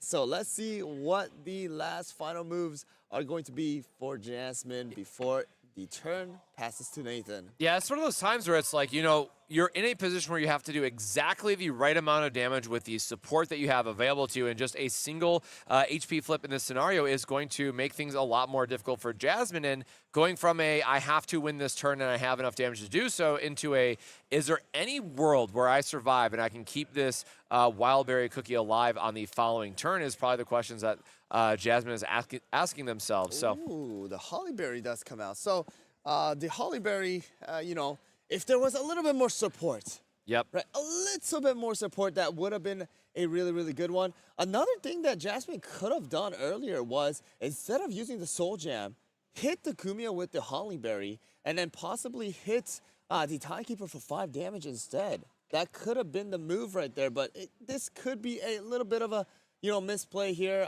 by Jasmine's side, a little miscalculation, but the Kumio is going to get knocked out by the Hollyberry. We do get a draw flip, thinking, hey, do I want to get the draw flip here or not? Because also Nathan does need to decide, hey, I need to also be able to knock out at least a Wildberry next turn in order to finish it off. So Nathan is going to be drawing.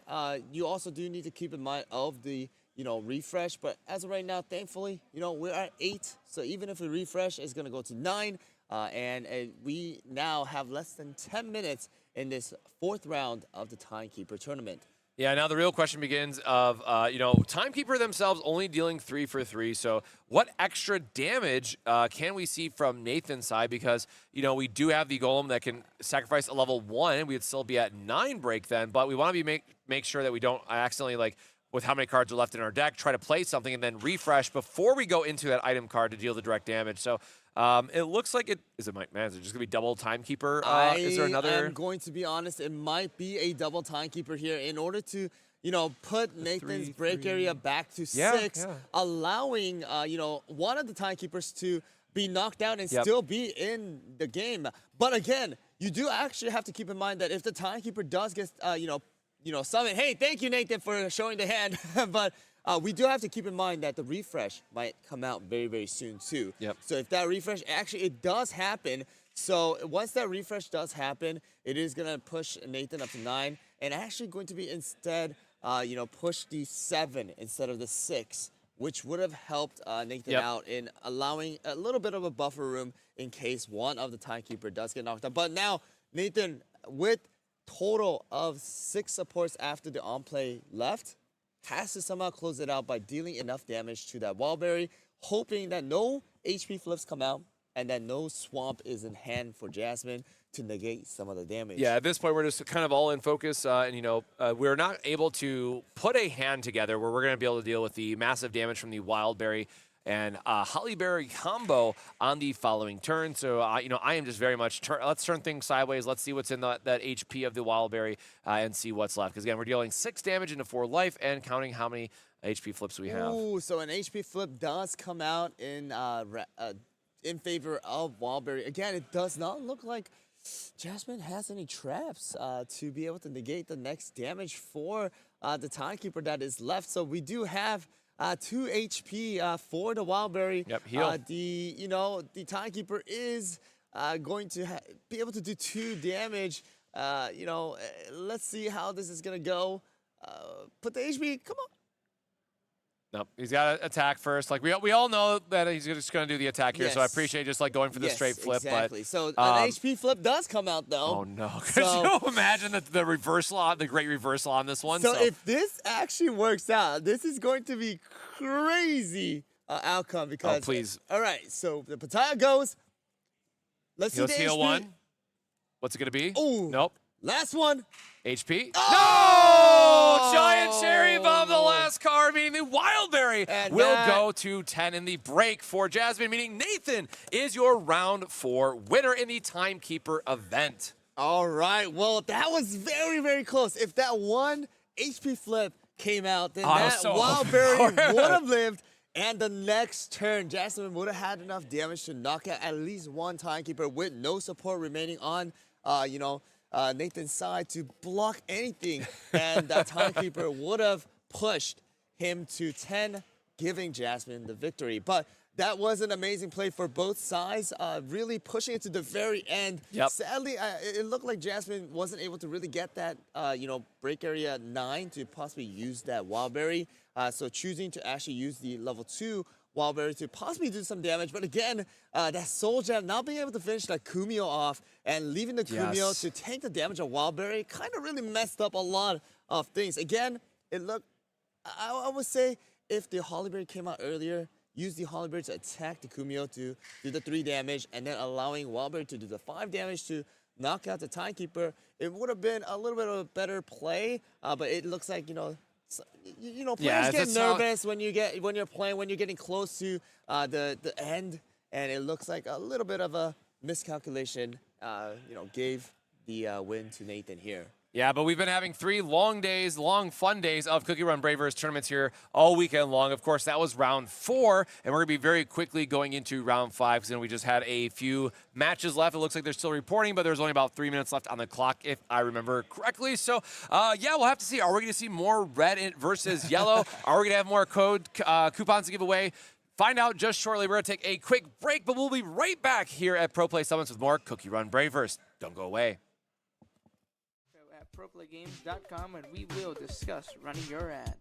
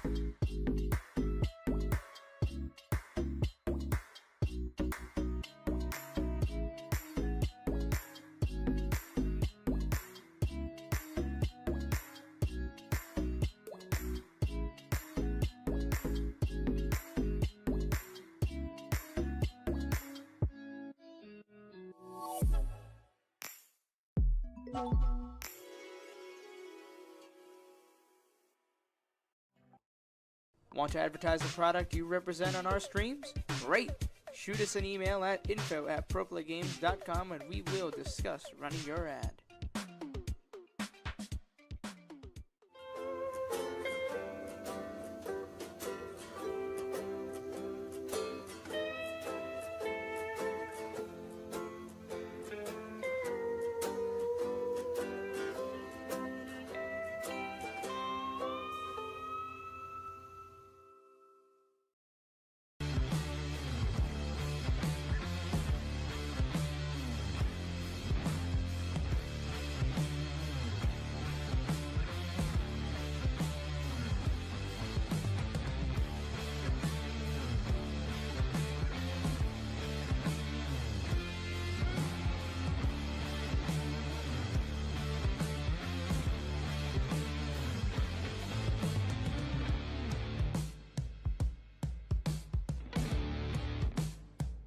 tough sitting in a chair for long periods of time, especially while you're playing your favorite trading card game.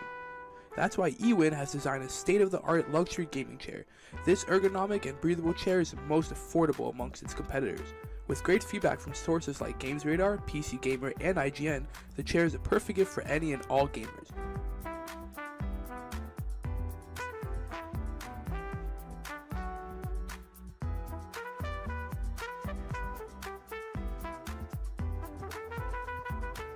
Use discount code PPG at checkout for 30% off your order.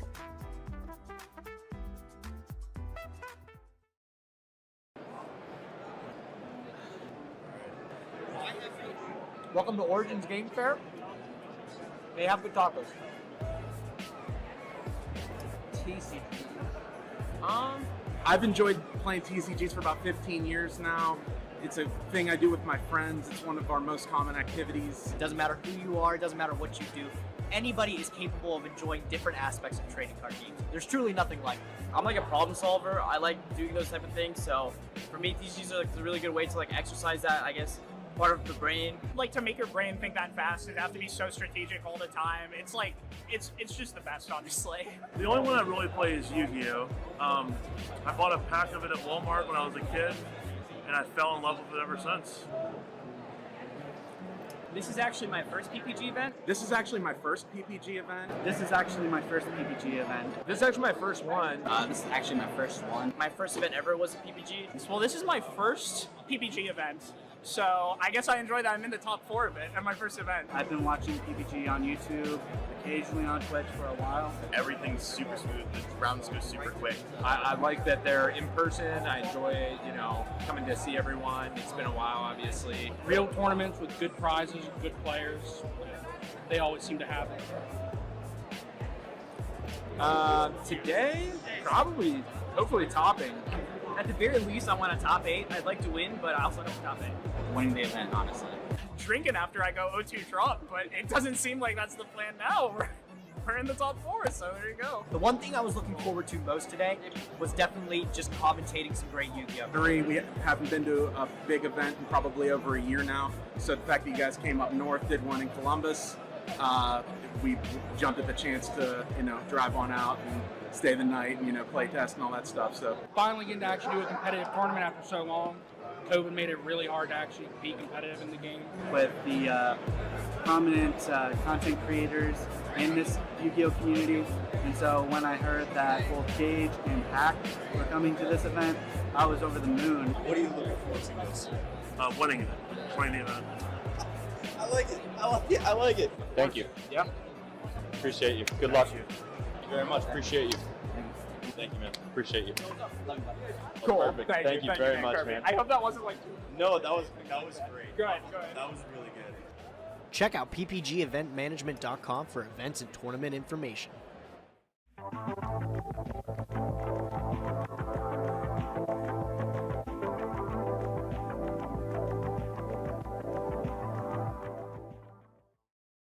Want to advertise the product you represent on our streams? Great! Shoot us an email at info@proplaygames.com and we will discuss running your ad. Customized designs on durable and high quality sleeves. At yourplaymode.com, you can sleeve your deck in style. It's as simple as uploading your design and selecting your size and style.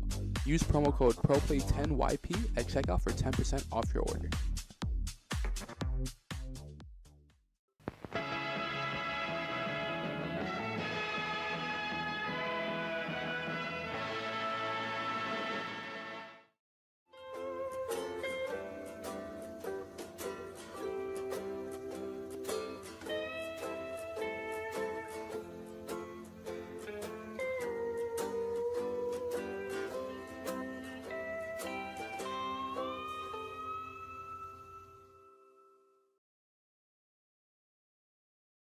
Spreadsheets, business models, gaming? What does this all mean? Oh, hi. I didn't see you there. Let me put this down. But while you're here, let me ask you something. Have you ever wanted to take your trading card game hobby and turn it into a business, but you found it impossible to find any product at a rate that you could possibly make money from? Or are you a player that's struggling to find product for the games you love? Well, have I got the solution for you. The PPG Investment Patreon can be your one-stop supplier for your trading card game needs. The Patreon will serve as a way for you to get products at a cheaper rate than TCG Player or any other market value without getting those distributor connections. Here's how it works. All patrons will immediately gain access to the PPG Investments Discord. This Discord will serve as a hub to promote requests for product, video releases, and as well as creating community engagement. Then, depending on your specific membership tier, you'll be able to place pre-orders for all games that we currently carry, and that list is always growing. So, here's the tiers. We've got the bronze tier. For $50 a month, you get the access to pre-order up to half a case of any product release that you want. At the silver tier, for $75, you can order a case of any product tier or product release that you would want. And the Big Daddy tier at $125 a month, you get the access to 3 cases of a product release. Now, this specific allocation is only tied to a singular release. So if there's multiple games that you're interested in and you want to go hard, we suggest that you do. Our goal is to help you create a successful TCG side hustle or to get the product that you desperately want to have. The only problem is you gotta act soon, because once each tier is capped out, there won't be another opening until possibly next month. So don't wait and join the PPG Investment Patreon today.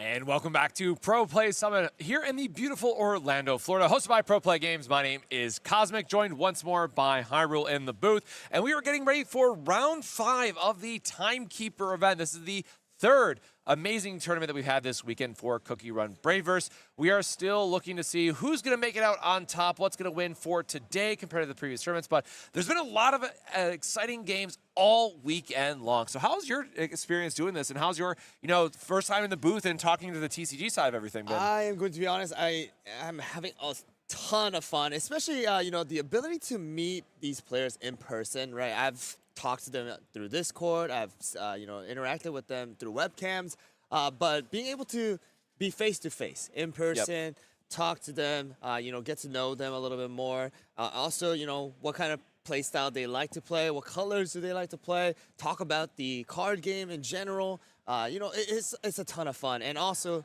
doing this, casting alongside you, it's amazing. I'm having a ton of fun, reacting to the gameplays, especially like today, where we have these kind of moves that are risky, but rewarding, right? Normal plays that people won't make in, general settings.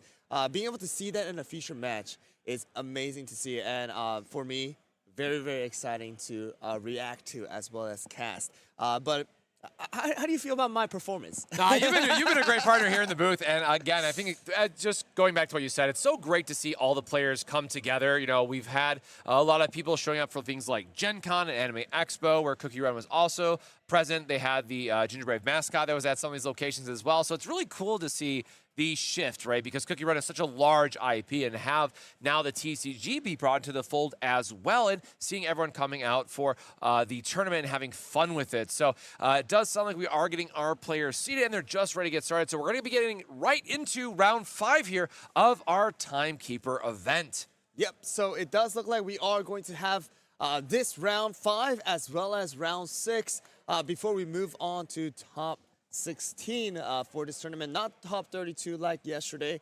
We do have a little less people, and it's also going to not be the main event, but of course the main event for today. So it does look like we have, a Win Archer sleeve, as well as it's purple. It is actually purple, so it is going to be purple v red this time. So a little bit of a different matchup than red v yellow, as well as yellow v purple. It's going to be a red v purple this time around. So a very, very aggressive, play style from red, as well as it could be a possibly aggressive trashing from purple. So I'm interested to see what kind of play style these two players are going to bring. They are going to be one or 3 wins and 1 loss each as well. So they most likely will be moving up to the top 16 if they win 1 more at least. Of course, this is going to be the second to the last. Both players are going to mulligan to see if they could get a better hand, and we'll see if their hands are a little bit better than last time. So let's see what we get to start with, and starting things off. All right, well, both players going out with a flip. Yeah, the good old 2-2 start, but whoever goes first is going to, so all right, Delgado going first here is going to have then, of course, the advantage, unless we maybe see the Starfruit, which is going to give us the double trash to reset things so we don't immediately go to level 2. So it does look like a Milky Way coming out. Not the Starfruit that you were talking about. The Milky Way is coming out to get rid of that level 2. Build up the trash as well as, prevents any damage from going into 2 HP, which Princess Cookie is able to do. Ooh, we do get to see that Obsidian version of the Moonlight as well. But moving on to turn 2 for Zach here with the Milky Way with only 2 HP. Yep, very quickly going to see, it would have been nice to get maybe an HP flip there, so we would have been able to discard one of those flips instead of going into our support and giving Milky Way, another turn to survive. But we still are 1 support shy here from being able to actually attack with that Milky Way. So Delgado being able to put a good amount of pressure here into it. So most likely just holding, and there might be like a U Village scroll in their hand to try to not take the full amount of damage. But again, still that 2 for 2 is going to be enough to threaten Milky Way's HP total and put the first cookie into the break area if it does connect. So it does look like Molosauce is going to be the next move here to do 3 damage. Oh, that Wind Archer is the SUR Wind Archer. Oh, are we going to risk it here with that heal flip here to possibly, survive this? But it does look like Zach, is going to give it up and summon a Dark Cacao. All right, going right into our level 3 here, which is going to be able to trash some HP, which is really nice for that effect. And if we have another way to, trash a little bit more, we're going to have the, I think it's Pumpkin. I'm trying to remember which purple it also. Pumpkin Pie. Okay, Pumpkin is the one that trashes as well. So very interesting. No, Dark Cacao Cookie is not something that's been coming up this weekend yet, but getting that very quick HP deletion and while having 5 HP behind it is very nice. Ooh, and then a Soul Gem as well to combo it up there. Wow. That is going to be absolutely amazing because of the fact that they are going to be both level 2.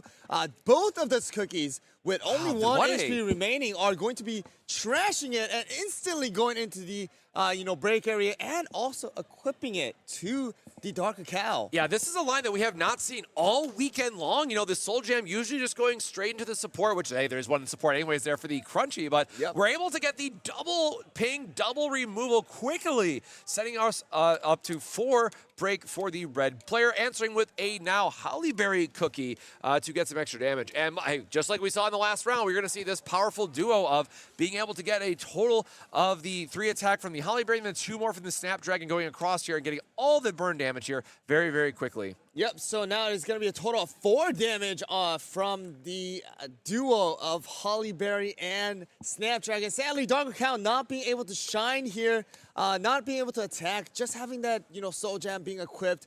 It was a great combo. But now we are going to match that energy with the Moonlight. This is awesome.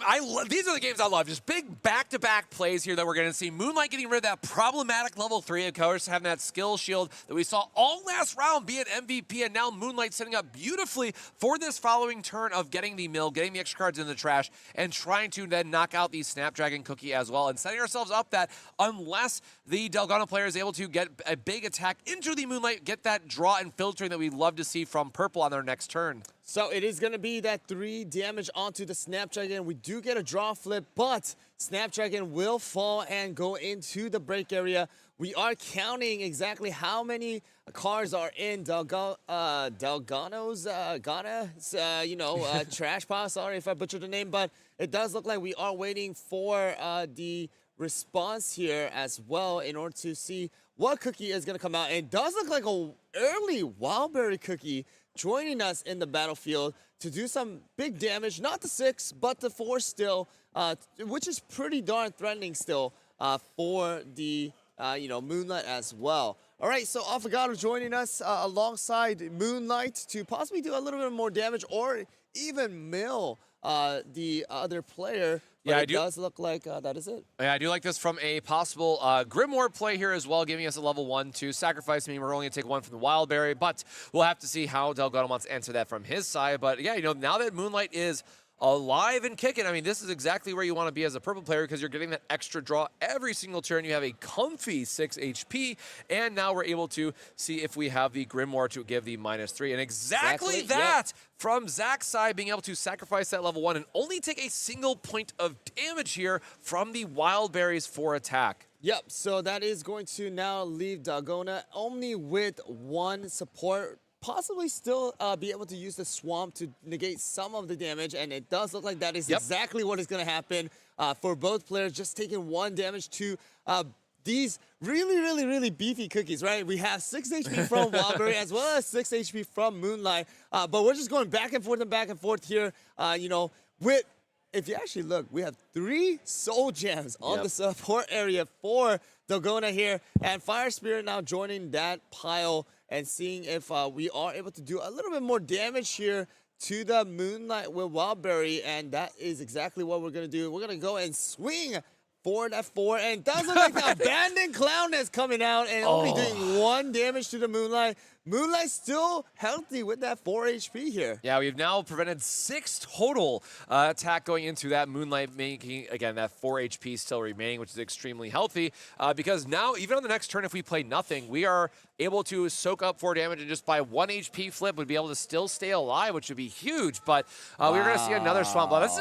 This is a perfect game of red versus purple. Both players just having every appropriate answer turn after turn. And these are honestly the games you love to see, both in, as players and as well as casters, of just this constant back and forth of having exactly the right cards you want to be seeing, skill assessing the players and seeing how they're able to navigate, how they're going to get our opponents up to 10. So again, 5-5 right now, and still a very close game between these 2 beefy level 3s, still showcasing how strong they are. And that's another Swamp going in there. Man, we have so much trap action happening on both sides here, really showcasing that damage-reducing effect is so good at keeping your cookies in the field for multiple turns. So now we need to keep at least 1 support up for that Swamp once again. We do see the other Wildberry, a Tiger Lily, as well as a Hollyberry in the hand of Dalgona. So we are going to be deciding to, drop the other Wildberry onto the support area. That is going to be a total of, I believe, 7 supports that is available. We are going to swing 4 to 4. Abandoned Clownness coming out again, dealing only 1 damage.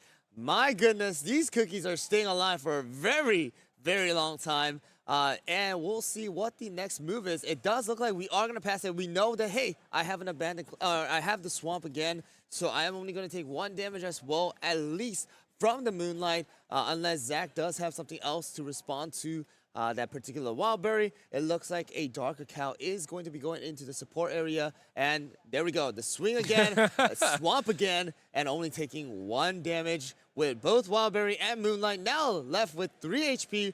Both of them can be knocked out next turn if, either one of them is alive. So Wildberry can deal 4 to the Moonlight. Moonlight can deal 3. Both enough damage, right? Yeah, both players just kind of sitting here like, okay, what traps do we have left at this point? Because we just had answer after answer after answer on both sides of the table. So, yeah, but I was just going to say both players are probably going to look at each other's graveyard now, do some counting, figure out how many of each trap is left, what are the options that are available. And, the notable thing here, too, from Zach's side is we have not seen U Village Scroll really start to cycle some of those back. We have some really amazing stuff we want to cycle back very, very quickly here. So we do have one that found its way to the trash, cycling one of those back, but very quickly realizing that Zach most likely has at least a -1 effect in his hand, again, in the form of the U Village Scroll that can then put back some of those Abandoned Cloud Nests and make sure that we're getting the most value from the -3s. So they're going to actually check, hey, how many of, the Grimoire were used? And only 1 actually was used. And along with that, we do see a Twizzly actually coming out, doing a little bit of chip damage as well. Actually choosing to do 1 more damage and putting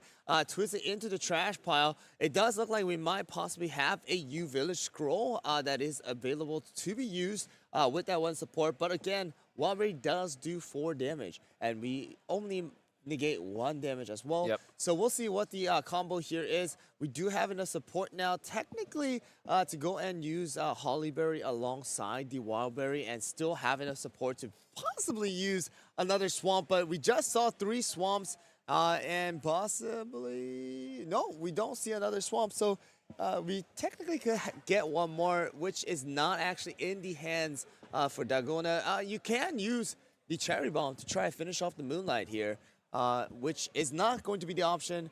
We are going to use the U Village Scroll to get some of these, Abandoned Cloudness back, as well as possibly some other cards. Oh, Soul Jam coming back. A U Village Scroll. Oh, no, the U Village Scroll is chosen to Abandoned Cloudness. And what would be the last one? U Village Scroll. All right, makes sense. Making sure that we're getting those -3 attacks.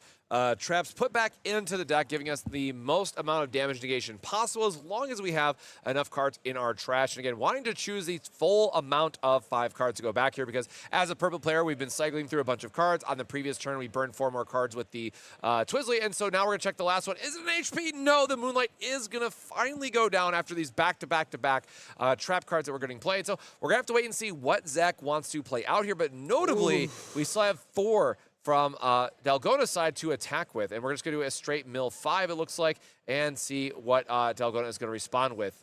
Yep, so it does look like the Moonlight is coming out. Again, no maximum value because there is no other, cookie to actually trash in this particular case. Of course, you are able to mill 5, and it does look like Dalgona is getting near that refresh for the deck. And that actually will be a little bit in the favor of Dalgona because of the fact that if that Wildberry does faint, that is going to push Dalgona to... Actually, never mind. That is more than enough cards. But I was going to say, if you get that Wildberry knocked out, get to the 8, and then the refresh happens and get to the 9, then you are able to summon that Wildberry once again to do a total of 6 damage compared to the 4 that we are doing right now. But it does look like we are at 5 and 8, we are going to do a little bit more damage to that Moonlight. A total of 3 damage actually going through all the way. And if that Moonlight does get knocked out anytime, it's going to be game for Zach. Yeah, we're just looking at, it's really nice to be able to put back things like the Abandoned Cloud Nest to deal with the attacks. However, Red just has so much burn that's built in with Giant Cherry Bomb and other cards that it can still be hard to have some of your cookies stay into the arena, especially if you get just double Cherry Bomb. So I think we might see, double burn back-to-back if he's able to draw into it, or just sometimes a big attack is good enough. Ooh, so the Dark Cow does come out in order to use the on-play effect to, finish off the Wildberry here and possibly see what is going to be the next option for Dalgona to put out into the field. So it does look like we don't have exactly enough support. Maybe we do. Let's see, 1, 2, 3. We have 6 total. 6, looks so like. that is not going to be enough to use both Dark Cow as well as Moonlight. So only about 3 damage, maybe 4 max is going to come out from Dark Cow here for Zach's side. So Dalgona needs to decide, hey, what is going to be my response here with Wildberry being fainted? Level 3 and Prey, because we're showing at least 4 damage, but it's hard to see what else is in his... Oh, he does actually have the other Wildberry in his hand. Yeah, he does actually have it. I thought he was waiting to draw into it, but no, he has the 6 HP, so... We also do have the Hollyberry as well, I believe, in the hand, and it does look like we're going to just choose with the Wildberry here. Get that beefy 6 HP out onto the field once again to take some damage from either the Dark Cow or the Moonlight here. Yeah, so I really like the, just dealing the extra damage that we can, but it looks like we're just going for the honest 3 to check 3 and try to set it up for the next turn, getting a draw trigger here for the, well, there's 1 Cherry Bomb out of the way, but we do have an HP flip, which will buy us a little extra time. And put Wildberry back up to the 4 HP going into the following turn. And you were able to see that swamp. He's saving that swamp for that crucial moment when that Wildberry might faint. And it does look like we do actually get a Fire Spirit here as well. We only need to technically try and do 3 damage onto that Moonlight. Of course, we could see another Abandoned Cloudness as well. We can see a lot of U Village Scrolls being used here too. So let's see what kind of effect we have. If we are able to use the Hollyberry will do the 3 damage. That is enough to knock out the Moonlight. Again, now we're on to the refresh, allowing Wildberry not to do 4 damage, but 6 damage, which even with the Abandoned Clownness. That is going to be 3 damage to knock out the Moonlight, as well as you have the Hollyberry, right, to finish it off, or even start out with the Hollyberry to even give Wildberry a bigger boost, doing a total of 7 instead of 6. Yeah, this is going to be a perfectly calculated, turn here with the Hollyberry. We did actually get to see this play yesterday come out too, where it just worked out perfectly on that final turn. We just have a massive amount of damage that's coming over from the red player side. That it takes a small miracle to survive this combo on the final turn of the game. But of course, if it would have went back to Zach, we are in a position where we can threaten that Wildberry, and of course, giving Zach the win. But we're gonna go and see what we have and see what the flips can grace us with in this case. Yep. So we are gonna block the initial damage from the Hollyberry, but now Wildberry swinging for a total of 7 damage. You Village Scroll making it a total of 6. Can we have enough HP flips to survive this? Because we need a total of we just need a lot. We need a lot in order to block all of this damage. Here we go. We're gonna flip 1, 2, 3, and that is going to be game going to Dalgona, the red player, and beating Zach here, who is going to be the purple. I mean, come on, let's be honest. That was very, very close. I mean, both sides going back and forth with that Moonlight as well as Wildberry, constantly using the Abandoned Clownness, constantly using that swamp. I mean, they use like 3 of them at the same time, like just taking 1 damage slowly. And in the end, though, Dalgona taking it with that refresh as well, making it even more secure than before. Yeah, as a card game player, like those are the kind of rounds that we really love to see. Both players finding, their key pieces, getting their level 3s. Both players are having a ton of interaction, and it really comes down to, well, okay, if we're both going to have all these perfect answers, either who's going to run out first, or how do we change up our game plan to navigate this? And ultimately, we saw the Wildberry come out at a perfect time and get into that last final turn with the refresh, pushing them up to 9 and having that massive 7 damage attack. Just no one's surviving at that point, right? Unless it's a Hollyberry that's going to reduce that damage, right? 7 is just way more than anyone's going to be able to handle unless you have a freshly played, Moonlight Cookie at 6 and also then have the Abandoned Clownness. So wonderful finish there in that matchup. Again, that was for our round 5 of the Timekeeper event. Now, like yesterday, we'll have to see if there's any undefeateds going to the last round, so we might go into top 16 early, but at least based on the number of players, we'll most likely have 1 more round of Swiss before cutting into our top 16. So don't go anywhere. We will be right back here with Pro Play Summit, hosting the Timekeeper Cookie Tournament, and we'll be right back with more action. So stay tuned. It doesn't matter what you do. Anybody is capable of enjoying different aspects of trading card games. There's truly nothing like it. I'm like a problem solver. I like doing those type of things. So for me, TCGs are like a really good way to exercise that, I guess, part of the brain. Like to make your brain think that fast and have to be so strategic all the time. It's like, it's just the best, honestly. The only one I really play is Yu-Gi-Oh! I bought a pack of it at Walmart when I was a kid, and I fell in love with it ever since. This is actually my first PPG event. This is actually my first PPG event. This is actually my first PPG event. This is actually my first one. This is actually my first one. My first event ever was a PPG. Well, this is my first PPG event. So I guess I enjoy that I'm in the top 4 of it at my first event. I've been watching PPG on YouTube, occasionally on Twitch for a while. Everything's super smooth. The rounds go super quick. I like that they're in person. I enjoy, coming to see everyone. It's been a while, obviously. Real tournaments with good prizes, good players. They always seem to have it. Today, probably, hopefully topping. At the very least, I want a top 8. I'd like to win, but I also have a top 8. Winning the event, honestly. Drinking after I go 0-2 drop, but it doesn't seem like that's the plan now. We're in the top 4, so there you go. The one thing I was looking forward to most today was definitely just commentating some great Yu-Gi-Oh! We haven't been to a big event in probably over a year now, so the fact that you guys came up north, did one in Columbus, we jumped at the chance to, drive on out and stay the night and, play test and all that stuff. So finally getting to actually do a competitive tournament after so long. COVID made it really hard to actually be competitive in the game. With the prominent content creators in this Yu-Gi-Oh! Community. And so when I heard that both Gage and Hack were coming to this event, I was over the moon. What are you looking forward to most? Winning the event. I like it. I like it. I like it. Thank you. Yeah. Appreciate you. Good luck. Thank you very much. Appreciate you. Thank you, man. Appreciate you. Cool. Perfect. Thank you very much, perfect. man. I hope that wasn't like. No, that was great. Go ahead. That was really good. Check out ppgeventmanagement.com for events and tournament information.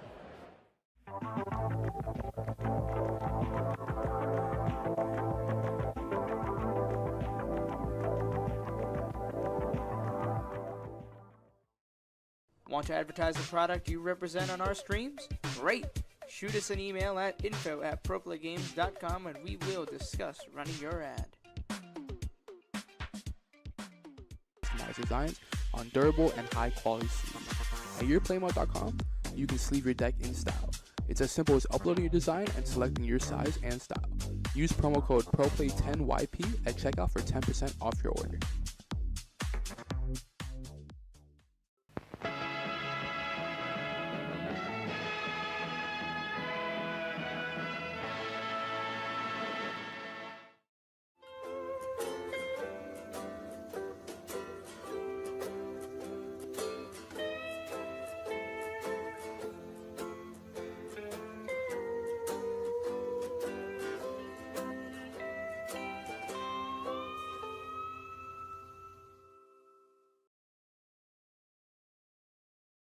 Spreadsheets, business models, gaming?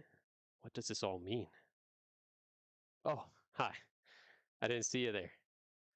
Let me put this down. But while you're here, let me ask you something. Have you ever wanted to take your trading card game hobby and turn it into a business, but you found it impossible to find any product at a rate that you could possibly make money from? Or are you a player that's struggling to find product for the games you love? Well, have I got the solution for you. The PPG Investment Patreon can be your one-stop supplier for your trading card game needs. The Patreon will serve as a way for you to get products at a cheaper rate than TCG Player or any other market value without getting those distributor connections. Here's how it works. All patrons will immediately gain access to the PPG Investments Discord. This Discord will serve as a hub to promote requests for product, video releases, and as well as creating community engagement. Then, depending on your specific membership tier, you'll be able to place pre-orders for all games that we currently carry, and that list is always growing. So, here's the tiers. We've got the bronze tier. For $50 a month, you get the access to pre-order up to half a case of any product release that you want.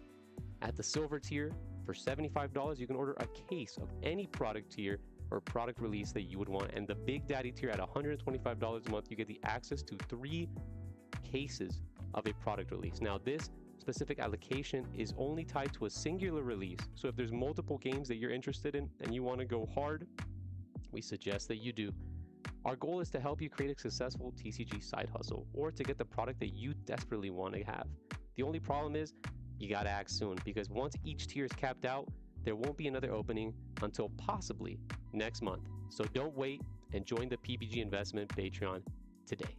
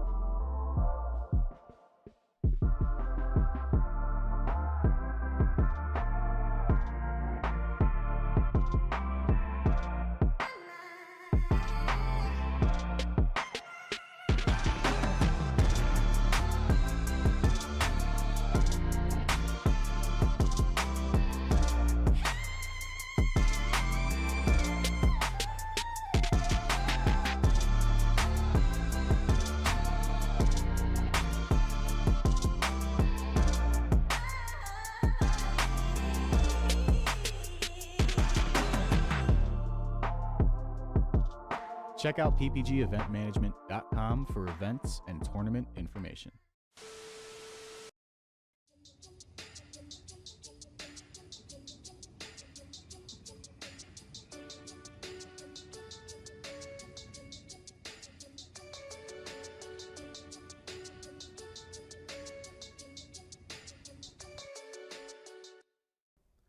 Can't seem to win a game? opponents got you down? Can't even hand shuffle right? I promise you, it's not a skill issue. It can't be you, so it's gotta be a chair issue. So throw out that old nasty chair, and it's time to sit where the pros sit. The eWin Gaming Racer Chair, Champion Edition. Let's be plus. With excellent lumbar support, magnetic armrest, and a magnetic headrest that's detachable, it's nothing but comfort for our pros as we play games. The eWin Gaming Chair has soft weave fabric material and hubless casters padded with PU coating to ensure the smoothest rolling capacity. PU coating also protects all kinds of flooring from scratches created from the chairs using ordinary wheels. Check out the magnetic headrest that you can take off and adjust depending on how comfortable you want to be. If you want to order one of these chairs, check out eWin in the affiliate link below, where you can use the code PPG for 30% off. eWin, supporting where the pros play. And PPG, where you play with the pros and sit like a pro. Want to advertise the product you represent on our streams? Great! Shoot us an email at info@proplaygames.com and we will discuss running your ad.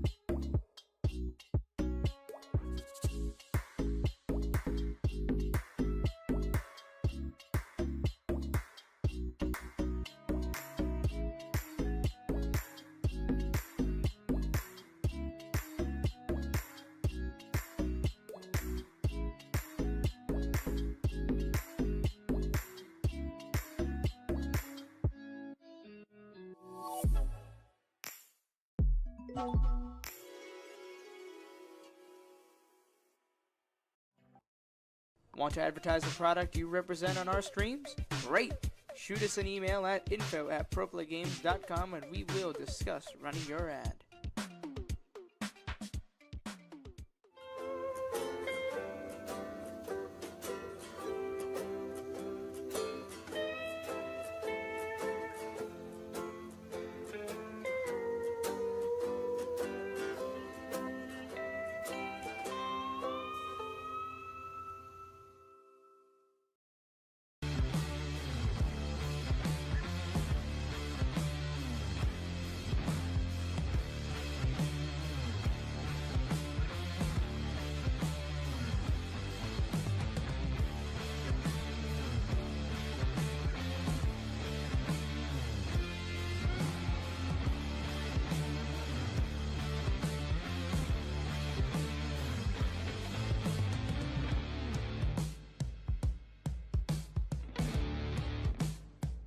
tough sitting in a chair for long periods of time, especially while you're playing your favorite trading card game.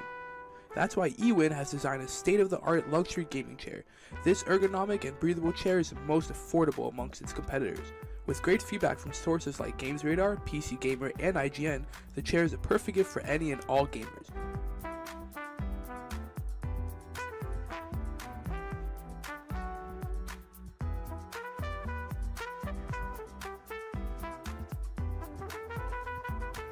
Use discount code PPG at checkout for 30% off your order.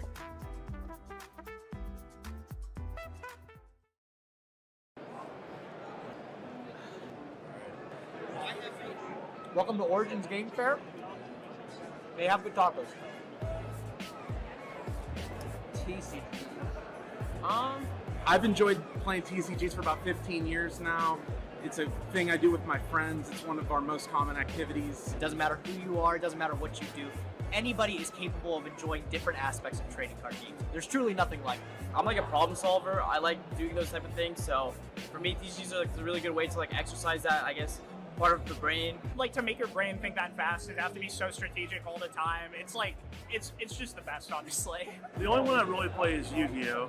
I bought a pack of it at Walmart when I was a kid, and I fell in love with it ever since.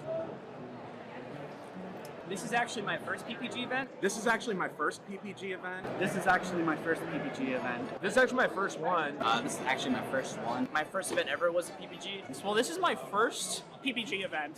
So I guess I enjoy that I'm in the top 4 of it at my first event. I've been watching PPG on YouTube, occasionally on Twitch for a while. Everything's super smooth. The rounds go super quick. I like that they're in person. I enjoy, coming to see everyone. It's been a while, obviously. Real tournaments with good prizes, good players.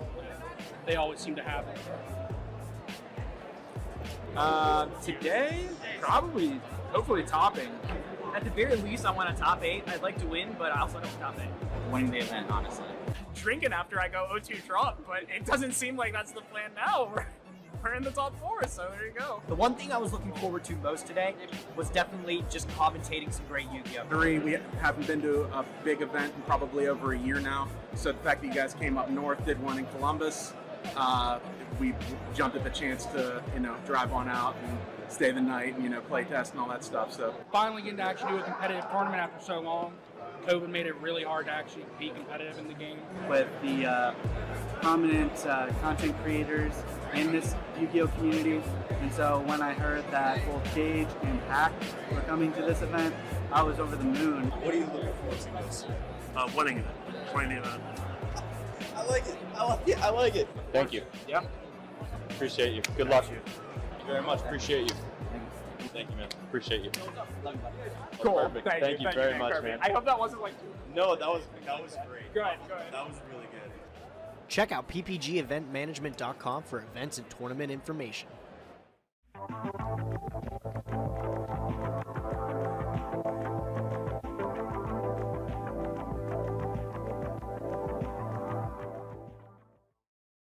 Want to advertise the product you represent on our streams?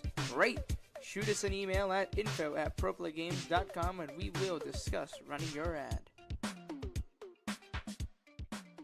Customized designs on durable and high quality sleeves. At yourplaymode.com, you can sleeve your deck in style. It's as simple as uploading your design and selecting your size and style. Use promo code ProPlay10YP at checkout for 10% off your order.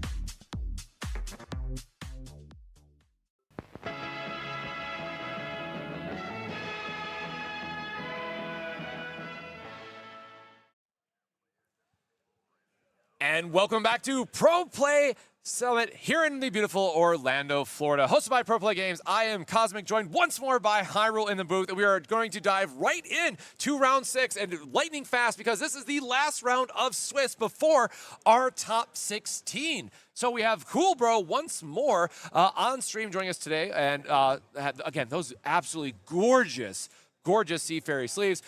Joined by, oh my, okay, well this is perfect because the Powerpuff collab that had just happened, but we are joined by Mojo from the, I have to do it, I'm sorry, from Powerpuff Girls reference 504. Man, both players 5-0 going into this last round. So these are our undefeated players, and we're gonna see what we have for you in our round 6. All right, so we do know that Cobra is playing that red as well. So we'll see what Mojo is going to be playing. I cannot do You got to do the full thing. You need to do the full thing. You know, I'm going to be very honest. My throat is not in the best condition now. I will just say Mojo for this particular game. The round 6 of this Timekeeper tournament. The last round of Swiss before we move on to top 16 to see who is going to be moving on to that single elimination for us to see who will be taking that, Timekeeper mat as the finalist, as well as that trophy card. I mean, that trophy card looks absolutely amazing. Of course, social media pages will go and post these pictures of the winners once that is over. But here we go, guys. They both did a mulligan, cut each other's deck. And here we go. Let's see what is going to be the, starter cookies for both sides. I mean, that Seafair, I'm just going to say it, though. That Seafair is just so beautiful. Yeah, absolutely one of my favorite artworks that we have in the game so far. Some really nice alt arts. Again, we had the Arena of Glory being open a little bit. Just even the URs look really fun. So very excited to see what we're... Oh, it's green! Wait, hold on. You're telling me that there is a green player at 5-0 today? That is crazy. Oh, my gosh. I would love to see green being able to go into the finals here. So we are going to see what is available here for the green player, both starting with our 2-2 flip of choice and seeing what we're able to do. So a very quick ping here from the Dark Cacao with its the activation ability, and we're going to see how our green player is going to go into their next turn. Yep, so the Dark Choco utilizing that ability to discard 1 as well as deal 1 damage to the Onion. We are going to be putting down the trap card here, the Supreme Whipped Cream, which is going to be able to negate a big amount of damage, but going to be going into the support area. But the good thing about it is that green is able to always bounce that back, right? Hey, I could put it down as a support, but I'm always able to bring it back if I needed to. And it does look like we are actually giving it up. So that Onion Cookie possibly might be falling here this turn, to the Dark Choco ability. We'll see if Cobra wants to do that. It does look like that is going to be the case. We are going to discard 1 card. Yep. Now making this hand size a little bit smaller, though. And it does look like the Wind Archer is going to be the next flip. Onion joining the break area as the first cookie, pushing Mojo to level 2. And let's see what the response cookie will be, because hey, Onion Cookie as a start means that he probably didn't have the best hand even after Mulligan. It does look like Lemon Time is going to be the response. But again, Lemon Time, you really want to have a total of about 4 support in order to actually utilize the full effect. So we'll see what the outcome is here. Yeah, this is usually a great card for green, right? Because you honestly just want to get that activate effect, and if you have enough support in the very late game, right, you can deal the damage and then do the activated effect and just get you an extra support while dealing some damage. So green, again, really showcasing that it has so many damage avenues that is not through combat, and Lemon Time Cookie just being another example. So we might get to see some win gems, later in this matchup. We saw a really big win gem play yesterday. I'm hoping we can see more of that, but it looks like we are just going to get our attack in. To Cool Bro, deal some damage, and just a very quick attack back here into the Lemon Time, and seeing if we had the HP flip here, but just going to let it go, let Lemon Time go into the break, and putting us to a total of 4 for Mojo very quickly, while Cool Bro has that Dark Choco that is still at 0 break total on his side. So we're going to have to see what the response cookie is from Mojo's side. Again, needing to find something that has a little bit higher of an HP threshold just to make sure that we're able to soak up a couple hits from the red player before always just shoving things into our break. But unfortunately...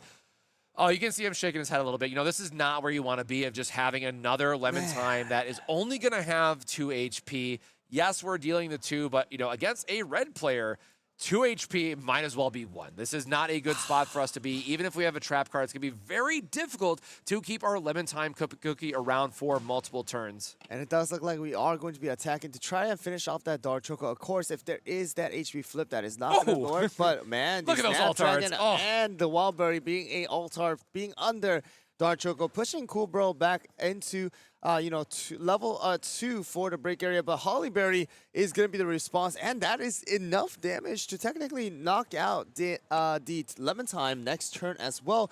Also, leaving enough room for a possible trap for future attacks. I mean, like you said, this is really not where you want green to be. You had already the 2 HP flips be put into the support area, as well as Lemon Time being out early, not able to maximize the effect to do the damage that is through the skill effect, and also ramping up at the same time.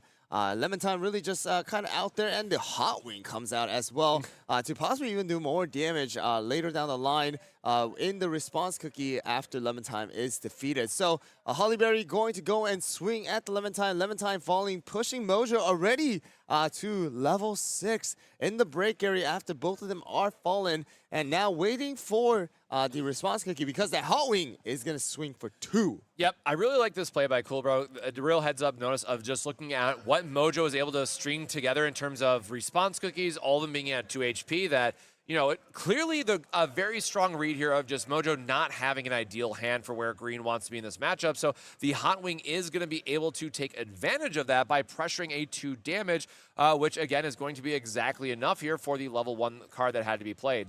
Yeah, so Roguefur is the one, but the Scarecrow does come into effect here in order to kind of block out some of the damage to keep Roguefur alive. Going to be taking 1 damage, I believe, and then we can go and switch out some of the support cards, but that is not going to be the effect here that Mojo is deciding to take. Again, Roguefur still alive with 1 HP, possibly able to go in, utilize some of the on-play or the once per turn as well. But we'll see if there is a little bit of a better hand in this turn for Mojo here, because, I gotta say, not the best cards we're seeing to be played out. When we don't see any of those, Wind Archers right now, that would be great to see. We haven't seen any of the Lily Bells, no Blue Lilies, no Sugar Swan, no White Lily. We haven't seen any of those big hitters, which is going to be very, very important. And as I speak, all right, Sugar Swan joining Sugar us. Swan. But yeah, otherwise, again, like no ramp, no stage to give us the value of being able to churn through the deck, making sure that we're able to get these support and draw cycles.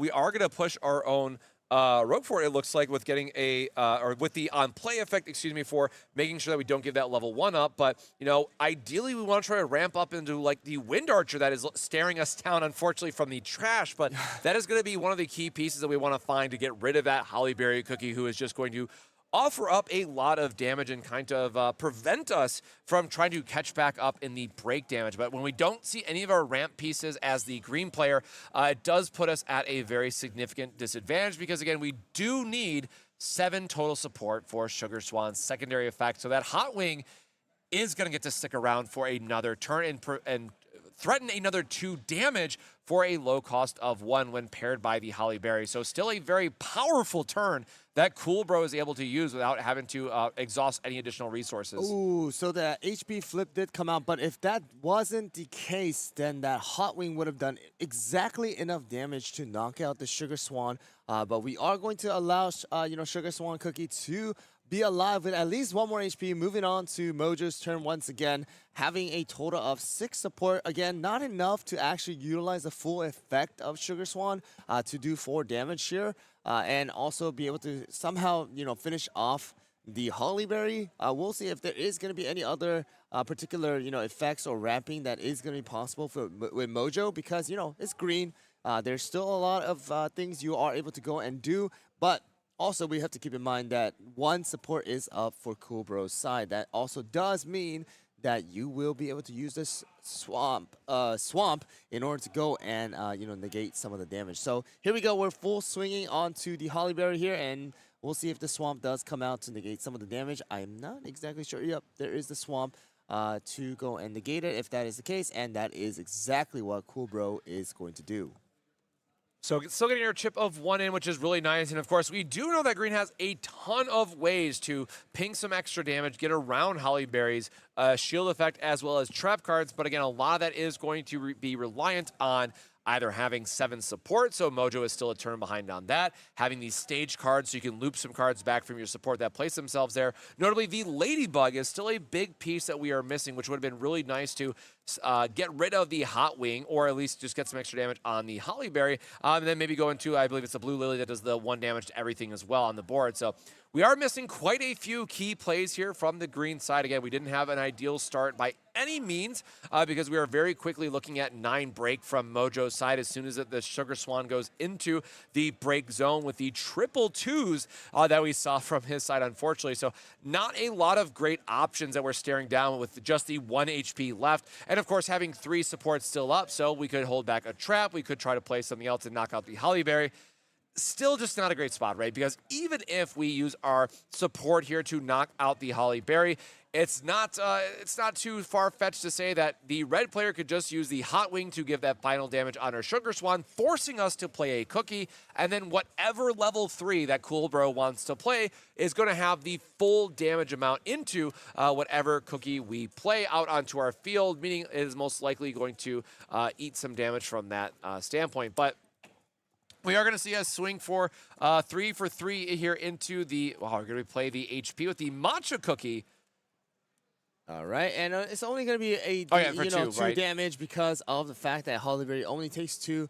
That HP flip really going to keep that Holly Berry alive for 1 more turn, and then Matcha here as well. The first time we're actually seeing it in a feature match, but again, the Matcha 2 does require 7 or more in your support area, just like the Sugar Swan. So having these things early without any particular ramp just really hurts for Mojo. Like, we did not see any Apple Pie. We haven't been able to see any of those ramping cards in order to really utilize the full effect of green. And it does look like, Cool Bro is just kind of pushing it for, Mojo here just to do a bunch of damage before anything is able to happen. And the Cacti Glove is going to come out and finish off the job for Sugar Swan. Again, if that Matcha does faint this turn, that will literally be game over, and we actually get Tiger Lily as well, and I'm gonna assume that that is gonna be enough damage to pretty much finish off Matcha here,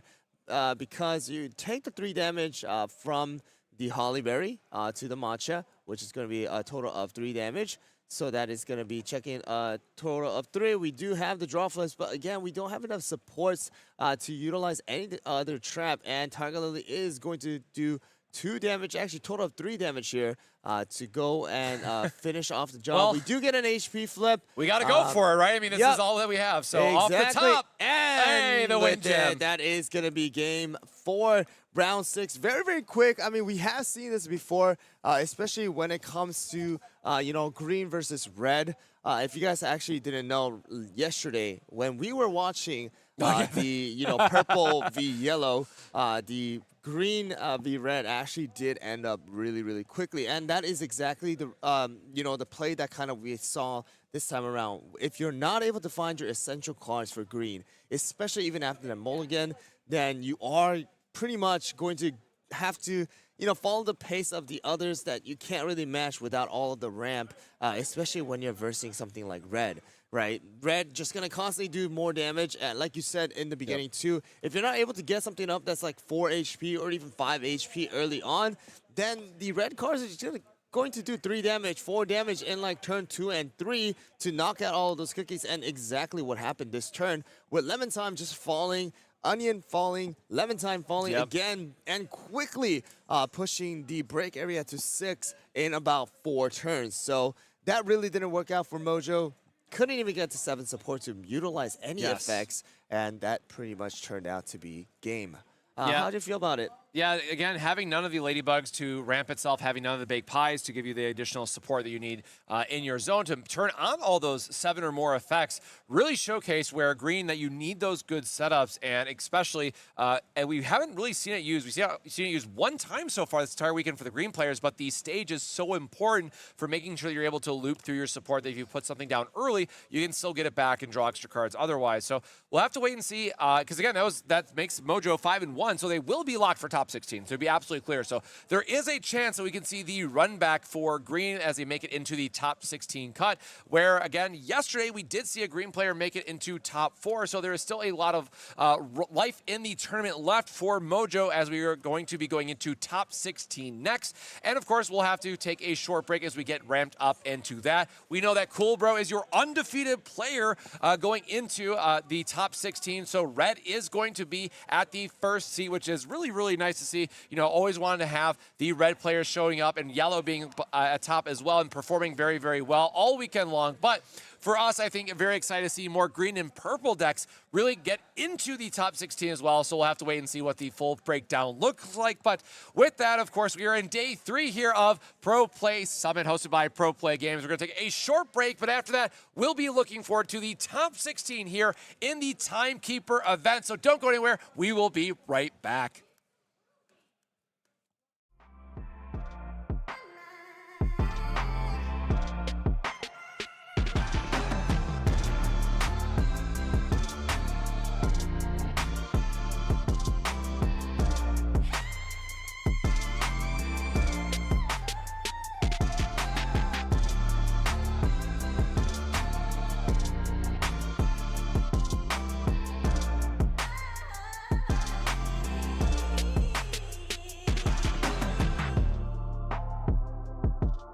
Check out ppgeventmanagement.com for events and tournament information.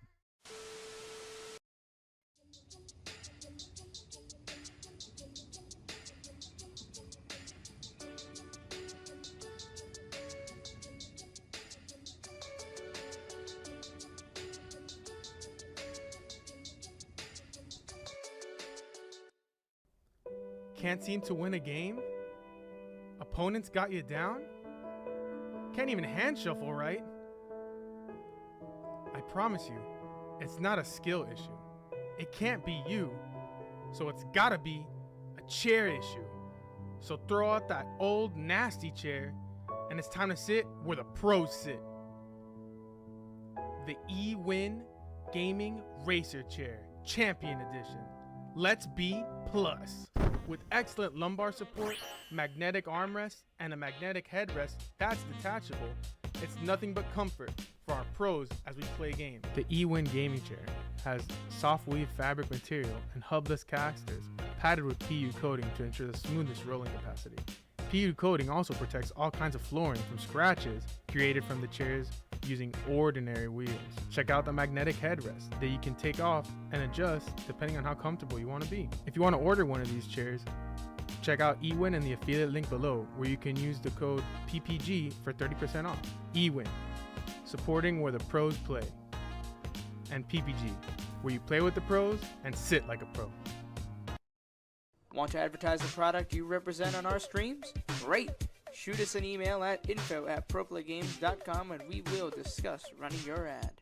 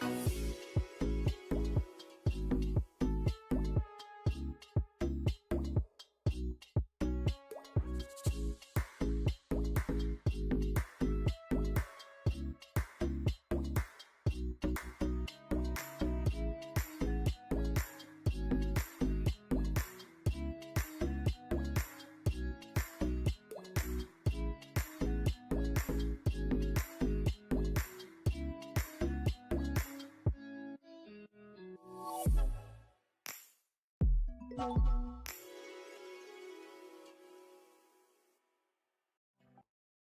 to advertise the product you represent on our streams?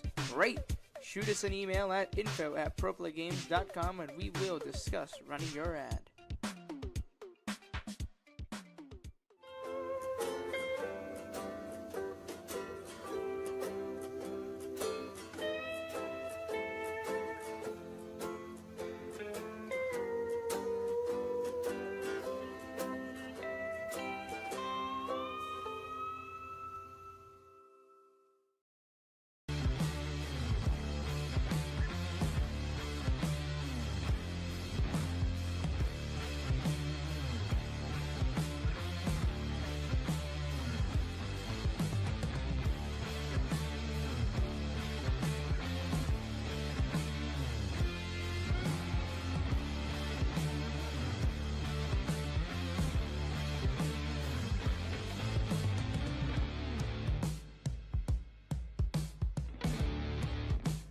It can be tough sitting in a chair for long periods of time, especially while you're playing your favorite trading card game. That's why eWin has designed a state-of-the-art luxury gaming chair. This ergonomic and breathable chair is the most affordable amongst its competitors. With great feedback from sources like GamesRadar, PC Gamer, and IGN, the chair is a perfect gift for any and all gamers.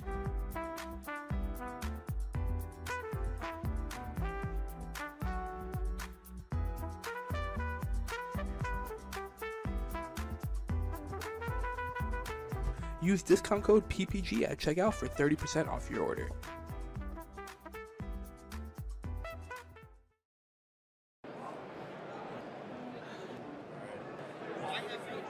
Welcome to Origins Game Fair.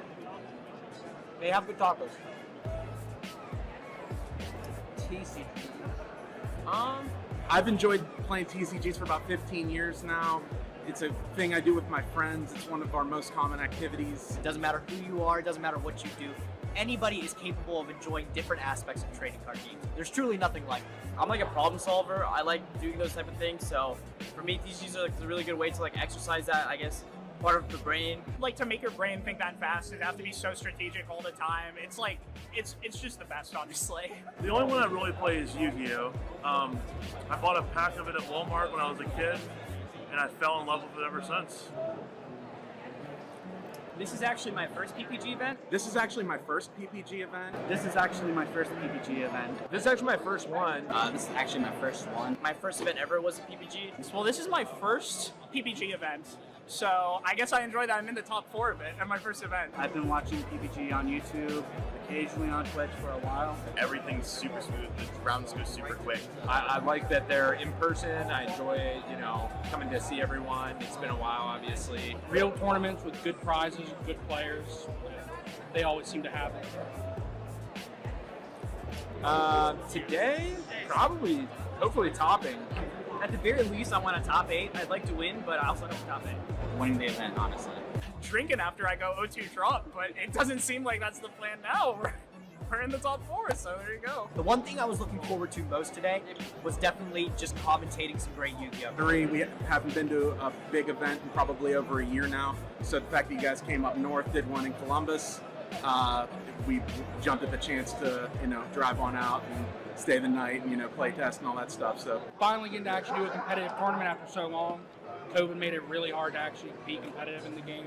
With the prominent content creators in this Yu-Gi-Oh! Community. And so when I heard that both Gage and Hack were coming to this event, I was over the moon. What are you looking forward to most? Winning it. Winning the event. I like it. I like it. Thank you. Yeah. Appreciate you. Good luck. Thank you very much. Appreciate you. Thank you, man. Appreciate you. Cool. Perfect. Thank you very much, man. I hope that wasn't like... No, that was great. Good. That was really good.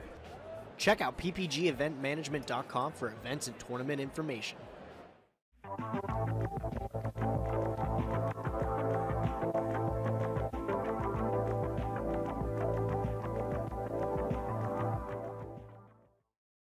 Want to advertise the product you represent on our streams? Great! Shoot us an email at info@proplaygames.com and we will discuss running your ad. Customized designs on durable and high quality sleeves. At yourplaymode.com, you can sleeve your deck in style. It's as simple as uploading your design and selecting your size and style. Use promo code ProPlay10YP at checkout for 10% off your order.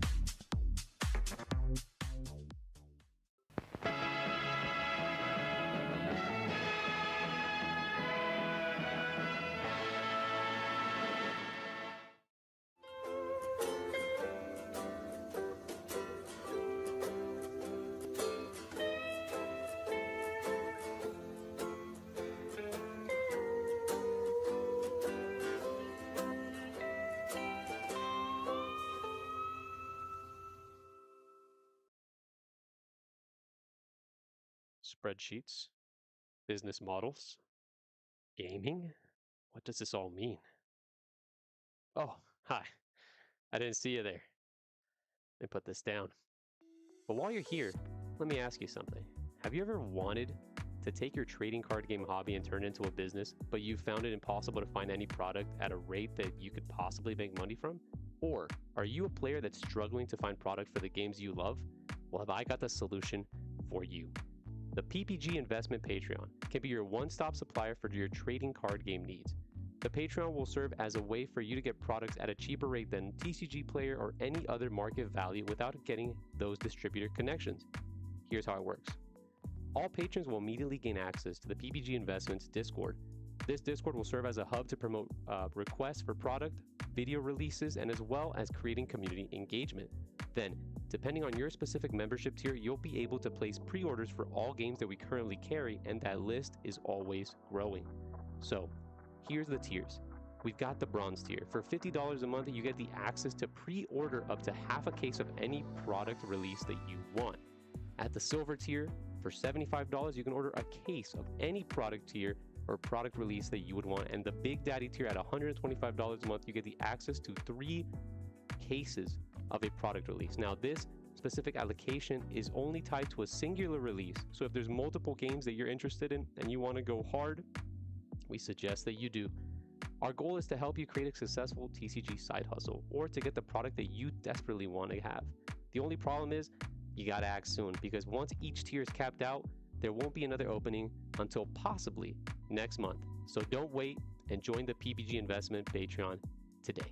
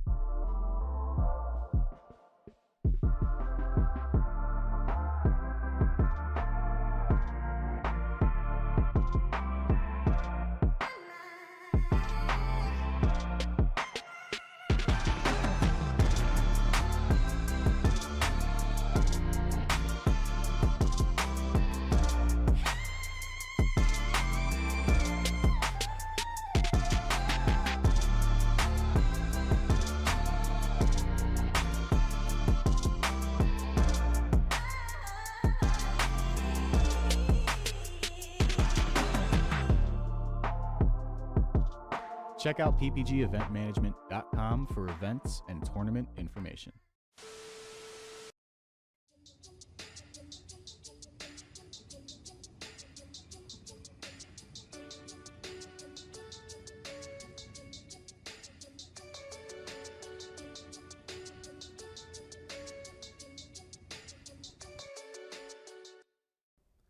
Can't seem to win a game?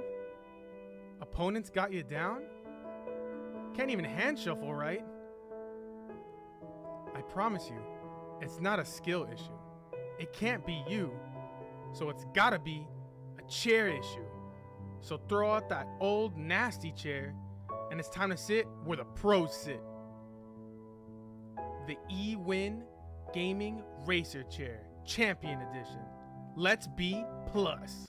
With excellent lumbar support, magnetic armrest, and a magnetic headrest that's detachable, it's nothing but comfort for our pros as we play games. The eWin Gaming Chair has soft weave fabric material and hubless casters padded with PU coating to ensure the smoothest rolling capacity.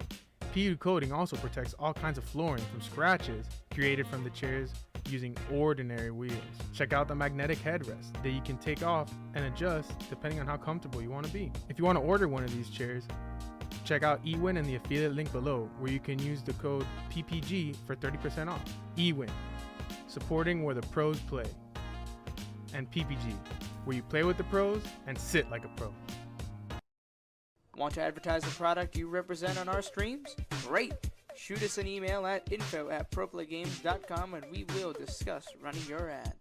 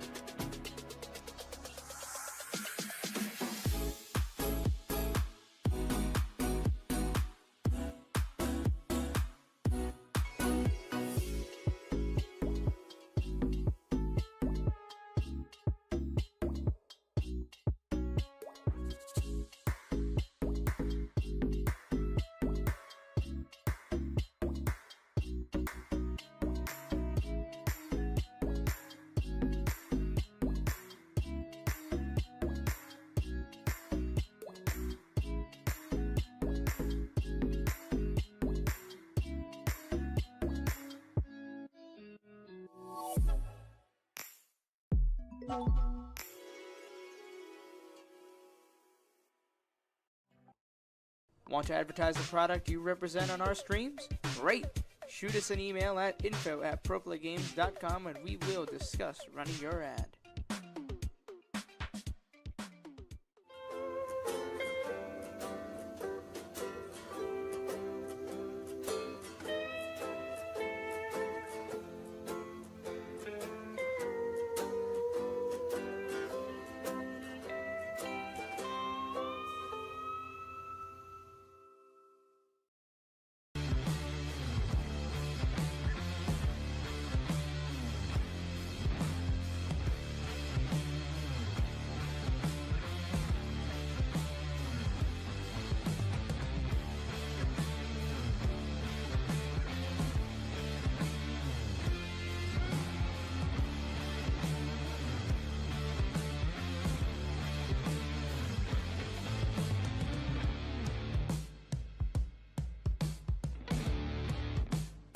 Be tough sitting in a chair for long periods of time, especially while you're playing your favorite trading card game.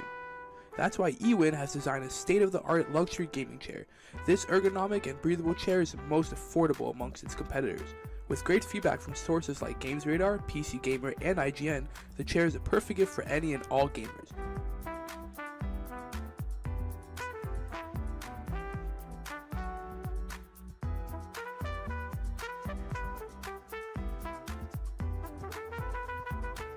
Use discount code PPG at checkout for 30% off your order.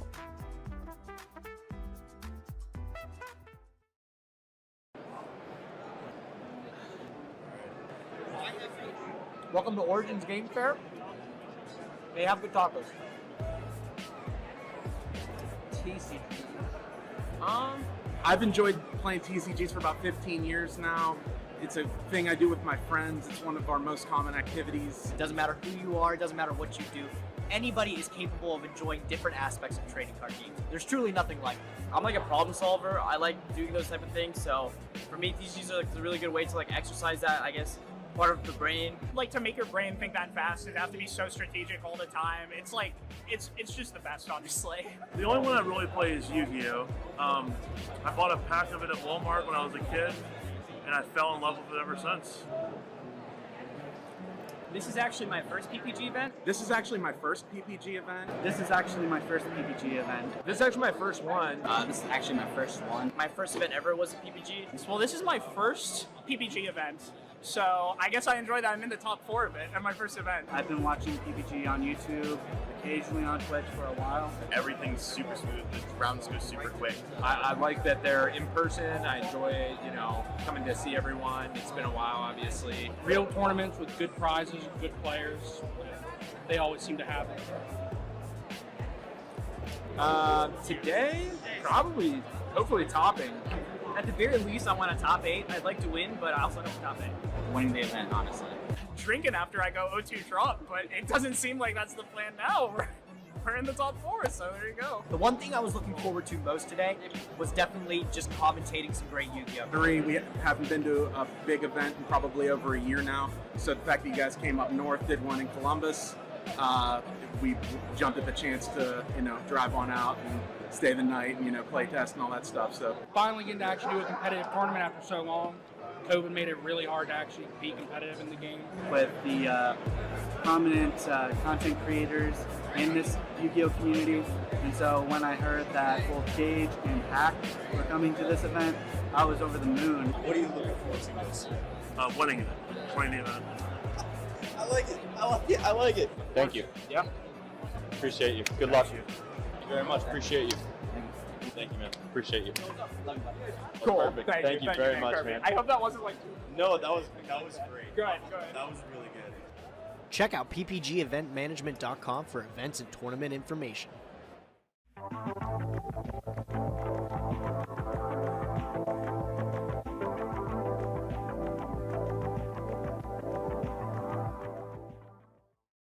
Want to advertise the product you represent on our streams?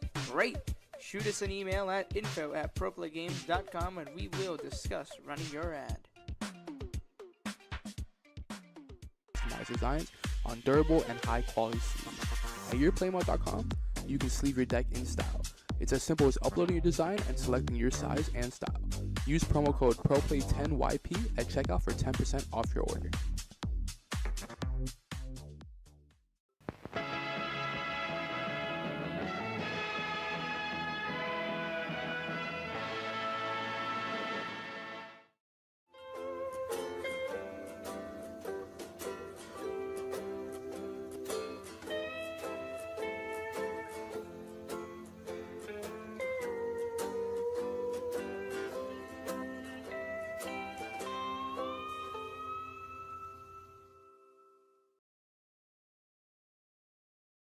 Spreadsheets, business models, gaming? What does this all mean? Oh, hi. I didn't see you there. Let me put this down. But while you're here, let me ask you something. Have you ever wanted to take your trading card game hobby and turn it into a business, but you found it impossible to find any product at a rate that you could possibly make money from? Or are you a player that's struggling to find product for the games you love? Well, have I got the solution for you. The PPG Investment Patreon can be your one-stop supplier for your trading card game needs.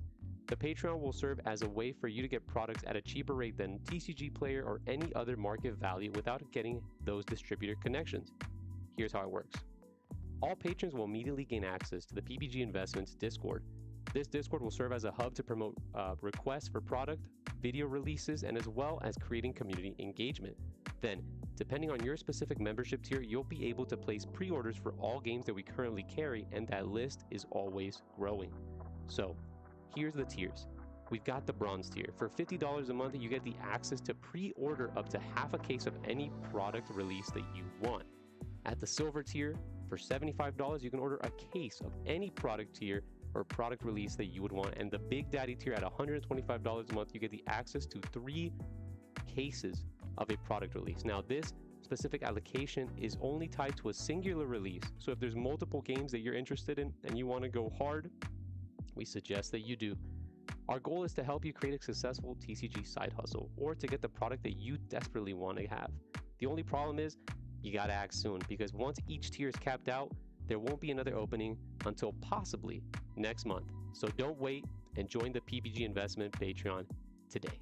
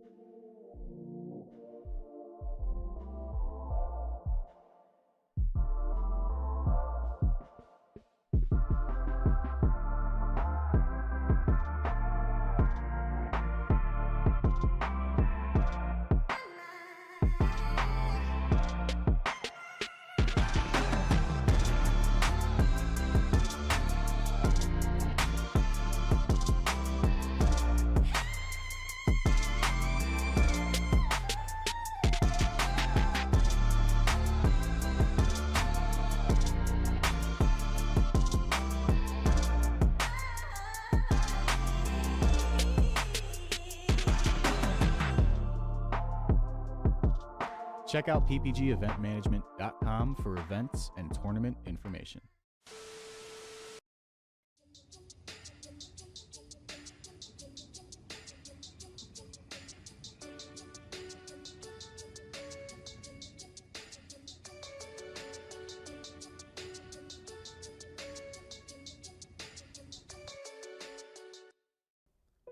Can't seem to. And welcome back to Pro Play Summit here in Orlando, Florida, hosted by Pro Play Games. My name is Cosmic, joined once more by Hyrule in the booth, and we are getting into top 16 of our Timekeeper tournament here for the third day of CookieRun, man. It's been great. Well, we went through 6 rounds of Swiss once again. Now moving on to top 16. Now it is going to be single elimination, where if the player does lose this game, they will drop out and, of course, get their pricing for the top 16. But we are going to be moving relatively quickly here and see what we are going to be getting. But I did hear that the players that we will be watching today for top 16 are both bounty players, which means that they actually do have some sort of rewards if another player was able to beat them. Don't know how this works here for when both bounty players are playing each other. So I believe they have taken their seats. They're kind of getting situated here. But again, what are you expecting? We know that a green player is going to be here in the top 16. Sadly lost because of a pretty bad hand. We know a green, or no, not the green, but the red is also here as well. I know a couple, of course, yellows are going to be there too. What are you looking out for? Yeah, I'm really excited to see the green player try to run it back and get back on camera again so we can see another matchup. But looks like they're shuffling up and presenting. So we're going to be diving in and finding out just what is our first match for top 16. Of course, top 16 is still a best of 1. And then in top 4, we will see things change up into a best of 3. So Nathan is back. Again, we're having him on the left, joined by Mox Jeremy. So this is a yellow versus purple. Yep. So we saw Mox Jeremy yesterday and Nathan this morning as well. So let's see what these players are going to bring to the table. It is going to be that purple versus yellow. We still do have that 30-minute timer that does mean that these players do need to relatively play, quickly here so that they don't stall each other out and go into overtime. So here we go. They are going to be, I believe they are friends, is what they told me. So love Nathan to share, like, hey, these are my cards, flashing. And showcasing some of those alt arts as well. And then hopefully Jeremy is able to do the same to match that energy. But yes, yellow versus purple for our top 16 game. Let's see what these two players got for us. And here we go. Nathan has put down his starting cookie. Let's see what Jeremy's starting cookie is going to be after that mulligan. Yeah, getting a quick start here from Nathan's side, kind of committing to what we have already. And Mox Jeremy maybe not getting the ideal start. Seeing our flip come down and then having the burnt cheese from Nathan's side. So very curious to see what else was in Mox Jeremy's hand in terms of what we had available to us. But again, it looks like we do have a profit. So a very... a very flip-heavy hand setup, but we're able to go into the Milky Way cookie here as a way to just get things cleared out and deal some damage with the on-play effect from the Milky Way cookie. So now making a lot more sense why we see that flip, as we can now put it into our trash and set us up for a later turn of, when we get to our deck shuffling if we need to, we'll have more flip cards in there. But Kumiho coming down from Nathan's side, which has been a MVP, honestly probably the MVP of the weekend at this point. And with that Guardian ability, ready to fall for me, has just been taking up so much damage from the attacks from their opponents. So Kumio has really just been an MVP. We loop back time and time again with the burnt cheese, as we saw a couple rounds ago, and otherwise just bringing it back and from our hand. And we saw, 7 of them played in a match earlier today.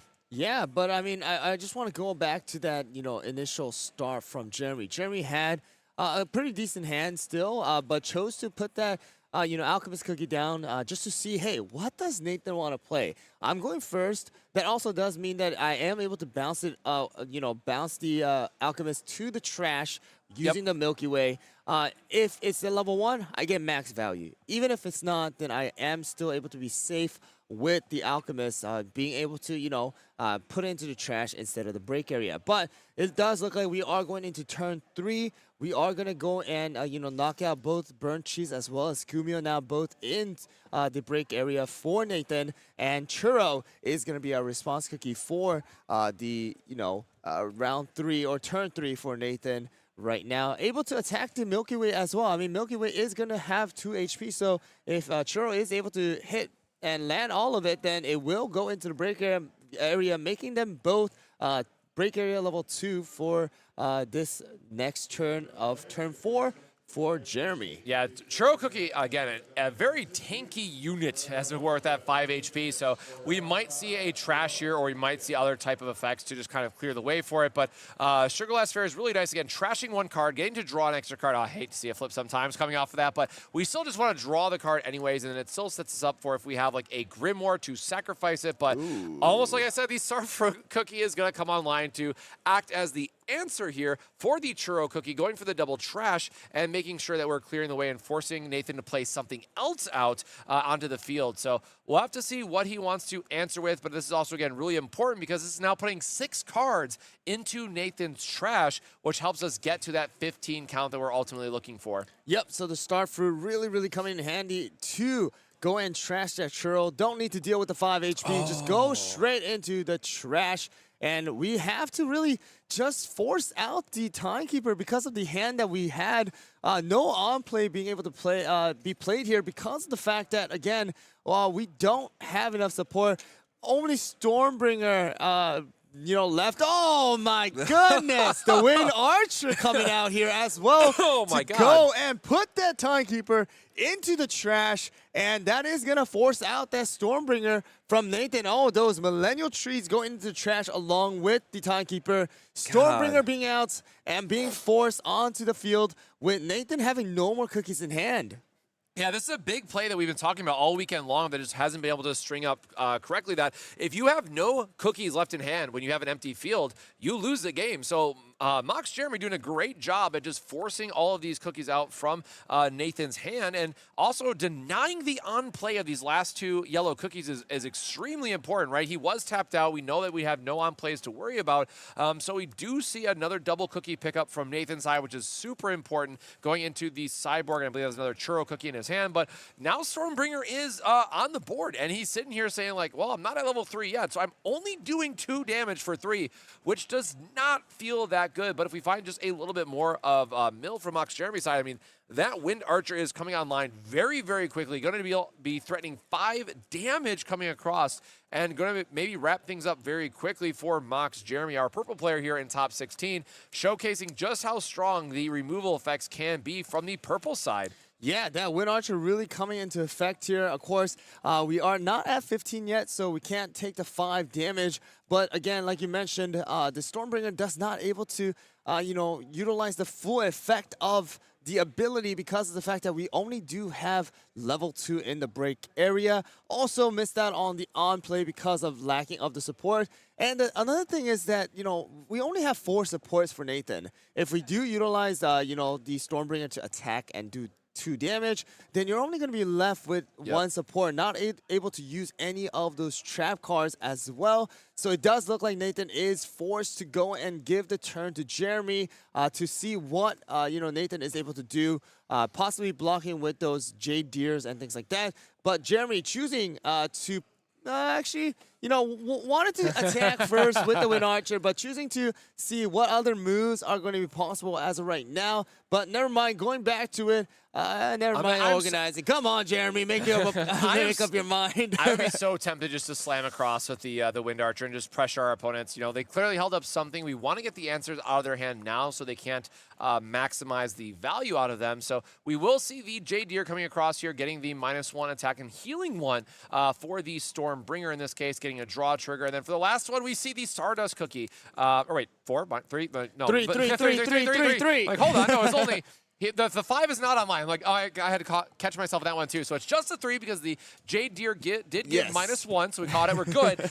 But keynote here is that we don't have the we have the key shield in healed hand, but we do not have the break needed to activate that either. So Nathan is a bit limited in the options he has for the more defensive plays. So it'll be just a very quick pass back. Mox Jeremy leaving the 1 support open, which is still good for a trap if we have one, but we'll go up to 5 support from Nathan's side, see what we have access to. But again, Stormbringer only threatening 2 damage is not a great spot to be in when you're trying to pay 3 for the effect. So we'll have to see what other attacks Nathan might be able to line up for us here, or if we are just going to do the 2 damage and keep 2 back for maybe a trap card that we want to be playing on our opponent's turn. Yep, so it does look like we are going to have the churro go down into the support area for Nathan. What I would like to see is possibly putting them Kumio down to protect the Stormbringer, still do the 2 damage onto the Wind Archer, dropping his HP a little bit, and then allowing Stormbringer to possibly utilize this effect next turn after Kumio is defeated, because that Starfruit is only going to do 1 damage. The Wind Archer has to be the one to attack the Kumio to knock it down, and then Stormbringer will be able to utilize this on the next, den effect, because of the fact that it is going to be break area level 3. So it does look like Nathan is going to attack first, but instead of, giving it to Kumio where the extra damage is going, keeping the 2 supports up for the possible Jade Deer or anything else that is going to be coming into effect here when Jeremy does attack. A Wind Archer does go down into the support area for Jeremy. It's leaving 2 supports if we do attack with the Wind Archer to go and, put the Kumio back into the break area once again. But we'll see what happens here. Jeremy does decide to attack. Maybe, maybe not. Yeah, yeah, it's just, it feels bad to pay 4 support and just be like, all right, well, I'm going to take out a level 1, I guess, because I have to with that protection effect. But it looks like that's exactly what Jeremy is going to have to do on this turn. We don't have the shard or other grimoires or incantation, to deal the 2 damage directly to the Kumiho and then go into the big Wind Archer play. So we are going to see another Jade Deer come out, which is going to make it an attack for 3 instead with the healing 1. So we are banking on a heal flip trigger in this case if we're trying to heal up, or we can move it to the Stormbringer and heal up 1 that way. But yeah, I would have loved to see it go into the Stormbringer to heal up the Stormbringer a little bit, get that Kumio into the break area, and A lot then, of draw, though. you know, you're able to go and utilize the Stormbringer's effect anyways, because Kumio is going to fall, right? So if the Stormbringer had a little bit of extra HP of 4 instead of the 3, it just allows a little bit of more buffer room for Stormbringer to be, you know, possibly take a little bit more damage. But in the end, you know, Kumio does fall, and it does look like Nathan does now have enough, you know, break area level to maximize the damage of Stormbringer here to possibly knock out that Wind Archer this turn to prevent even more damage. Yeah, the important thing to note here, too, is that, you know, huge shout out to Jeremy for being able to actually fan out their trash so we can actually count the cards along with them. But we are just 2 cards away from having our conditions online. And if we accept that Stormbringer is going to try to do all the attacks into the Wind Archer, we know that at least 2 is going to go into our trash, assuming we fully block the first half of it, which is going to turn us online for that 5 damage effect, which will be really nice if it is able to survive for this turn. Yep, so it does look like we are going to be attacking the Wind Archer for the initial 2 damage.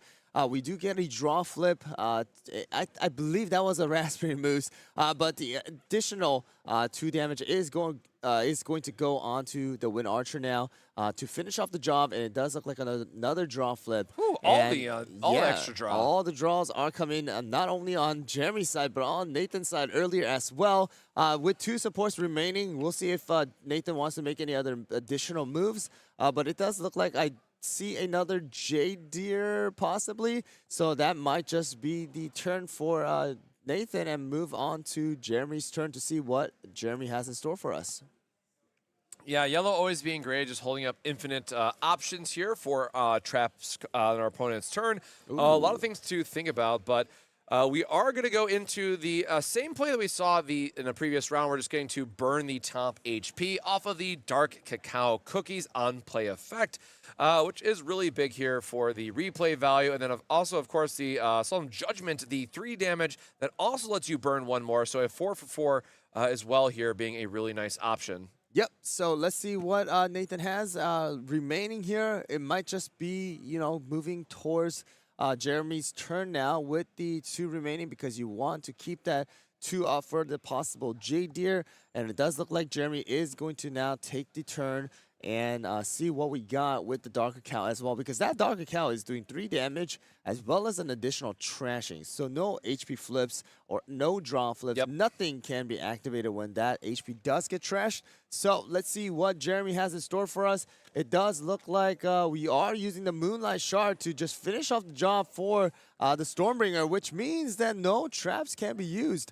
So let's see what is going to be flipped, and it does look like the counter attack and the key shield, which makes Nathan up to break area level 6, which does kind of help in a way where the key shield can now be used. You also do have the ability to go and use the Earl Grey, but it looks like the Millennial Tree will come alive and probably going to bring back the Kumio like we saw multiple times. Yeah, second verse, same as the first we've seen all weekend long here at the Pro Play Summit. The Millennial Tree being so great at giving the Kumio for the protection, and then also that split damage off Sacred Roots has been so important for dealing the extra damage. But we are going to have, we're going to have the bling here of the Soul Jam, which is also then going to get equipped and choose the opponent's level 2 or lower cookie and place 1 burn from it effectively. So the Millennial Tree is not going to be able to get selected here, but it is going to choose one of those HP from the Kumio cookie attached to the Dark Cacao, which is now really important that it cannot be selected by your opponent's effects and cannot be trashed. But, you know, we don't have to worry about him getting trashed in this setup, but still really cool to see the Soul Jam getting attached there to the Ancient Cookie. Yep, so we do have the Dark Cacao, and Mox Jeremy actually decides not to finish off Kumio because it does look like we have enough of support to possibly use the Abandoned Clown Nest. We do have more than 50 cards in the trash now, and that does allow Dark Cacao to possibly survive until the next turn, which means that, you know, Dark Cacao could go and possibly trash the HP for Kumio as well with other effects, you know, and then we'll see if, you know, Dark Cacao will be able to survive. It does look like the Abandoned Cloudness is going to come into effect here and take essentially 0 damage and then 1 ping damage from the Millennial Tree. Choosing, hey, are you going to do it on the... Oh. Can't be selected. Okay. So we're going to... Oh, yes, Yeah, that's right. Yeah, you cannot be selected from the effect. So the Starfruit is going to take the damage from the Millennial Tree instead. Yeah, good thing you caught I really that. love that Jeremy was like, you can't. Like, he was just saying across like the Soul Jam. He was like, sorry, you cannot select this. But yes, it's one of those things that like really does not come up that often in this format, all things considered. It's one of those situations that Soul Jam is often going to the support or you're using the card and then it gets burned out by like a red player that just deals attack damage into it. But this ping damage is very relevant in this matchup where the Soul Jam is going to get that little bit of extra protection. Now that said, we still have 3 damage that is, or 3 HP that is left on the card, so that Millennial Tree on the next turn being able to threaten 3 damage and then still ping Starfruit down to 1 is still a very good attack. So we'll have to see if Mox Jeremy is going to be able to align another Cloud Nest for the following turn, or if we are just going to see some aggressive plays here and the value of getting the Kumiho knocked out and then try to deal some damage into the Millennial Tree from Nathan's side. So I would love to see Nathan use the Jade Deer. Again, it's 1 damage, so please, please, please, please put it on Millennial Tree this time. No. Come on, Nathan. You can select it. Yes, you can. There you go. Now, Grumio is going to take 0 damage because Starfruit is only going to deal 1. We do have that -1 already. And now Dark Cacao is forced to go and attack Kumio to finish off the job. And the signpost does come out. But, of course, we do have the HP trashing. Sadly. Sick trash here, getting rid of the HP. Flip does get trashed here, which means that, you know, still Millennial Tree surviving with 5 HP. And we'll see if we can get another, you know, yellow card out to try and do that ping damage. Of course, it's not going to be targeting towards Dark Cacao because of the fact that we do have the Soul Gem equipped. But, you know, so the Starfruit is going to fall very, very soon. I don't think taking a look at his hand here, I don't think we saw any of the more abandoned Cloud Nests from Mox Jeremy's side. So even if we have like a U Village scroll, right, we're going to be able to put ourselves in a position where we're only going to take 2 from it. But it looks like Nathan is going to have another Kumiho here, but it's going to be able to protect the Millennial Tree. And also, you know, depending on how much support he has, let's see, we have 3, we have 2, we have 3. Yeah, so we're going to actually be able to do some extra damage here now while also keeping up the trap resources we need. Well, another Abandoned Cloudness is, you know, being activated here. Millennial Tree doing that 1 ping damage to, Starfruit. And the HP flip comes into effect. Will Jeremy actually, you know, utilize this or not? It does look like Starfruit is going to gain back 1 more HP here. Of course, Kumio is still there to finish off the job for, you know, the Starfruit. It does look like Starfruit is going to get targeted. And it does look like, you know... All right, well... all right, our hand was, you know, kind of... Mox Jeremy taking the ample time here to figure out, you know, what's in his hand. Can he really afford to discard for these now? In this case, it is something that, you know, depending on your hand, you might just let go and put up to the break zone. But we are now going to be at 6-6 from our break with about 10 minutes left remaining here in the top 16 best of 1 match. But as we saw previously in, you know, yesterday and other tournaments, the purple versus yellow matchup can take some time. Lots of breaking, lots of healing, lots of back and forth that we're seeing with these trap cards, and we are getting a lot lower in the Mox Jeremy side of the field. But now we're able to get that refresh for free without taking the penalty with Caramel Arrow Cookies on play.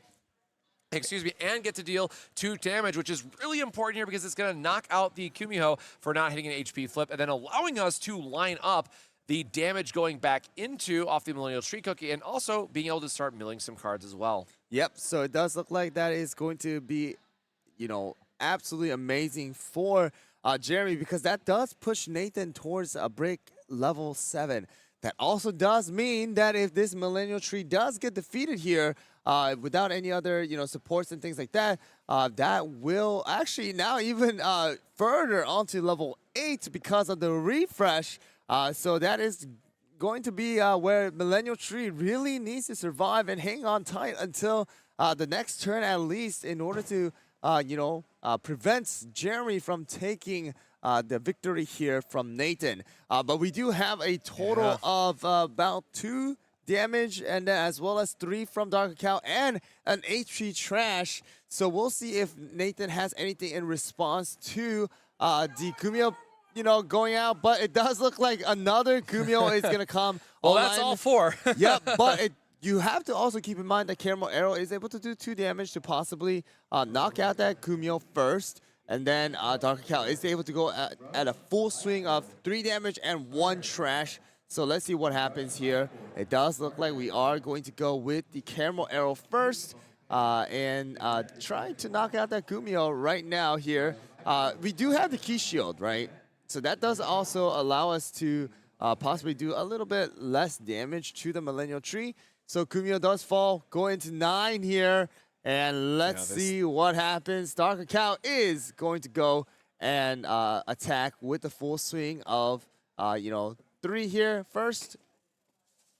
Yeah, it looks like we are just going for it. We're at that sudden death match here for 9. And Mox Jeremy was just able to put together an amazing board. It does look like that is it. And I believe the reason why you're not able to use the trap card is because the shield, even if you try to use the shield, you're not actually able to utilize it because of the Soul Jam. Soul Jam because it says target. Oh my God, you're right. So the Soul Jam actually prevents it from doing the -3, allowing Dark Cacao to not worry about any traps to do full damage, as well as if there was that HP flip to trash it with the additional then effect. So actually, that Soul Jam cool play, actually. coming into effect, full blast here that we were not able to see last time because that Dark Cacao did get knocked out pretty darn early. But this time, Dark Cacao really being powerful, not taking any effects from any of the traps, doing full damage onto the Millennial Tree to finish off this first round of top 16, moving Jeremy towards the top 8. How'd you feel about that match? Well, it was great because we got to see more purple, right? That's something we saw a lot, day 1. Now in day 2 and day 3 didn't see as much, and finally seeing more here and getting into, well, now top 8, right, for Mox Jeremy. So the bounty versus bounty player, who is the better bounty player of the 2. You get the bragging rights kind of on top of it, but no, that was actually super interesting because as much as we play ourselves, right, the Soul Jam play is not something that often, very rarely comes up in that situation. That it was cool to see that dynamic play out itself, right? As we saw earlier in the matches with red player just being like, all right, cool, you can attach that, be my guest, take 7, right? And then just turn stuff sideways, where in that yellow matchup, denying the ping effect, denying the traps, really helped Mox Jeremy close out that game and be able to close out for purple going into our top 8 plays. So very excited to see what else we can get. Of course, some of our other matches are wrapping up here, so we're going to have a little bit more time before we go into top 8. Hopefully the green player will get another match here on camera for us, but don't go anywhere because we will be right back with our top 8 in our Timekeeper tournament here in Orlando for the Pro Play Summit. So we'll be right back with your top 8 match after a short break. And we'll try to get an interview if that's going to be a possibility, but it does look like we want to kind of, showcase that purple play again because I just want to add it before we go on to the break, but, it's just so expensive, right? It's a 3 cost to try and use that Soul Gem, and then you have to have another 4 cost to try and use the Dark Cacao. So Mox Jeremy really playing that well here and showcasing the full potential of a Soul Jam plus Dark Cacao. But again, we will try to be back with an interview. If not, we'll be back with the top 8. So stick around, guys, and we'll be right back.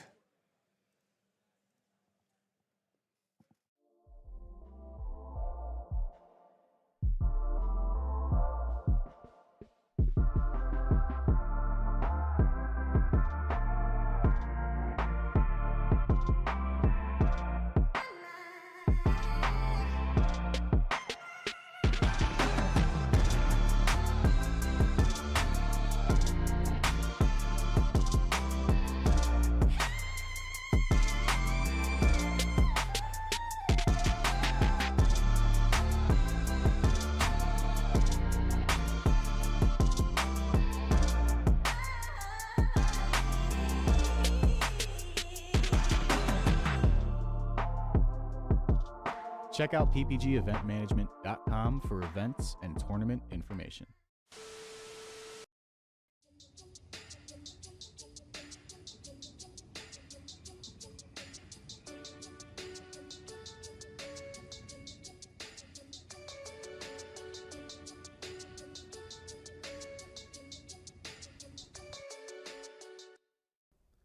Can't seem to win a game?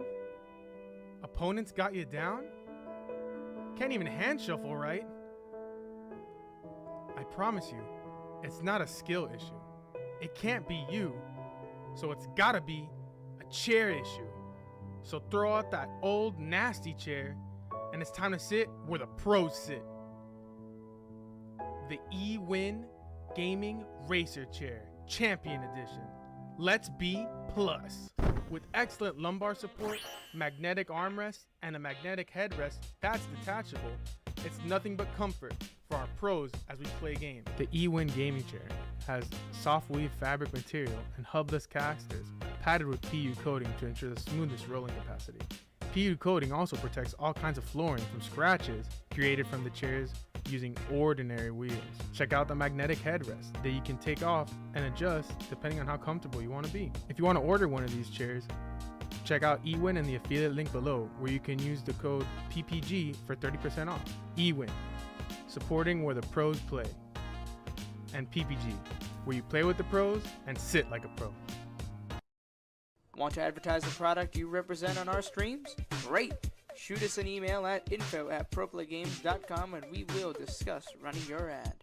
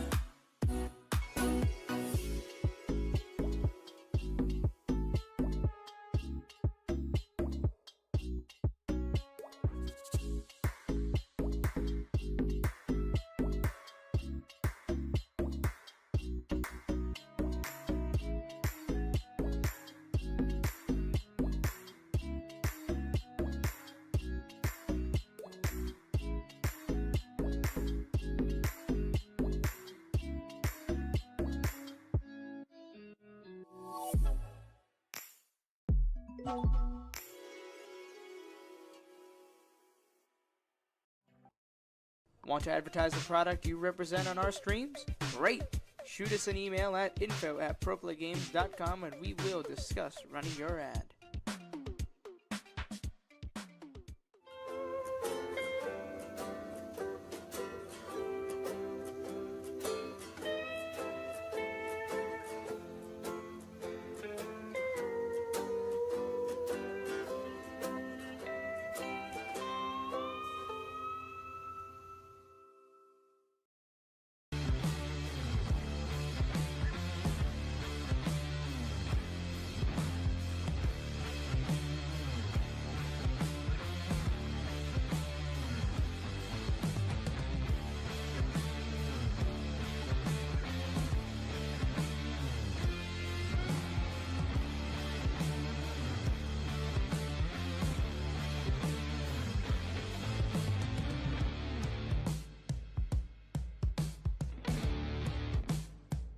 tough sitting in a chair for long periods of time, especially while you're playing your favorite trading card game. That's why eWin has designed a state-of-the-art luxury gaming chair. This ergonomic and breathable chair is the most affordable amongst its competitors. With great feedback from sources like GamesRadar, PC Gamer, and IGN, the chair is a perfect gift for any and all gamers.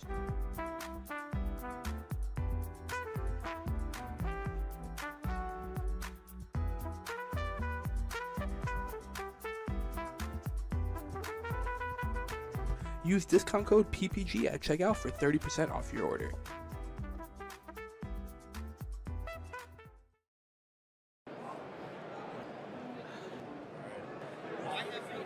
Welcome to Origins Game Fair.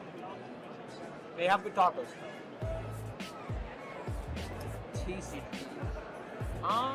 I've enjoyed playing TCGs for about 15 years now.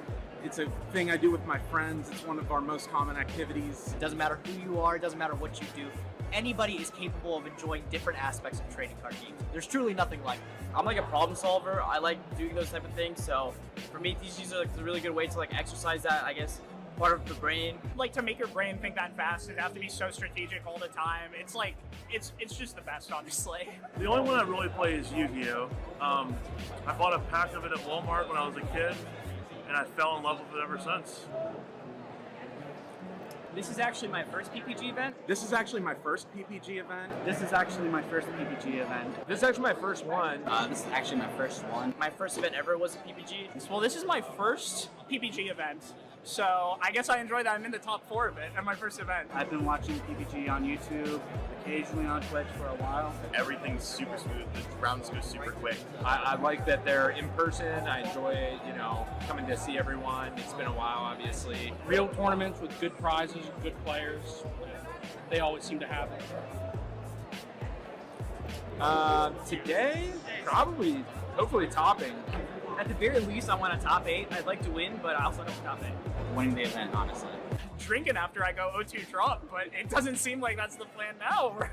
We're in the top 4, so there you go. The one thing I was looking forward to most today was definitely just commentating some great Yu-Gi-Oh! We haven't been to a big event in probably over a year now. So the fact that you guys came up north, did one in Columbus, we jumped at the chance to, drive on out and stay the night and, play test and all that stuff. So Finally getting to actually do a competitive tournament after so long. COVID made it really hard to actually be competitive in the game. With the prominent content creators in this Yu-Gi-Oh! Community. And so when I heard that both Gage and Hack were coming to this event, I was over the moon. What are you looking forward to most? Winning it. Winning the event. I like it. I like it. Thank you. Yeah. Appreciate you. Good luck. Thank you very much. Appreciate you. Thank you, man. Appreciate you. Cool. Perfect. Thank you very much, man. I hope that wasn't like... No, that was great. Good. That was really good. Check out ppgeventmanagement.com for events and tournament information.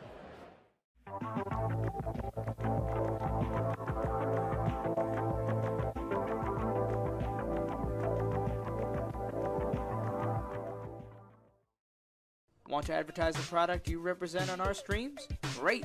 Shoot us an email at info@proplaygames.com and we will discuss running your ad. Customized designs on durable and high quality sleeves. At yourplaymode.com, you can sleeve your deck in style.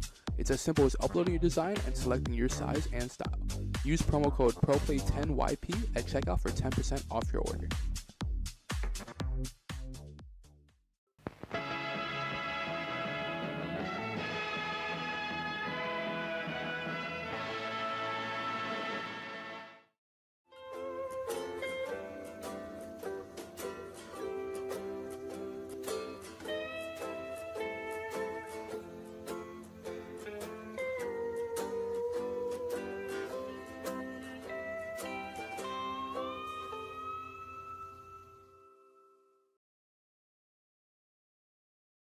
Spreadsheets, business models, gaming? What does this all mean? Oh, hi. I didn't see you there. Let me put this down. But while you're here, let me ask you something. Have you ever wanted to take your trading card game hobby and turn it into a business, but you found it impossible to find any product at a rate that you could possibly make money from? Or are you a player that's struggling to find product for the games you love? Well, have I got the solution for you? The PPG Investment Patreon can be your one-stop supplier for your trading card game needs. The Patreon will serve as a way for you to get products at a cheaper rate than TCG Player or any other market value without getting those distributor connections. Here's how it works. All patrons will immediately gain access to the PPG Investments Discord. This Discord will serve as a hub to promote requests for product, video releases, and as well as creating community engagement. Then, depending on your specific membership tier, you'll be able to place pre-orders for all games that we currently carry, and that list is always growing. So, here's the tiers. We've got the bronze tier. For $50 a month, you get the access to pre-order up to half a case of any product release that you want. At the silver tier, for $75, you can order a case of any product tier or product release that you would want. And the Big Daddy tier at $125 a month, you get the access to 3 cases of a product release. Now, this specific allocation is only tied to a singular release. So if there's multiple games that you're interested in and you want to go hard, we suggest that you do. Our goal is to help you create a successful TCG side hustle or to get the product that you desperately want to have. The only problem is you gotta act soon, because once each tier is capped out, there won't be another opening until possibly next month. So don't wait and join the PPG Investment Patreon today.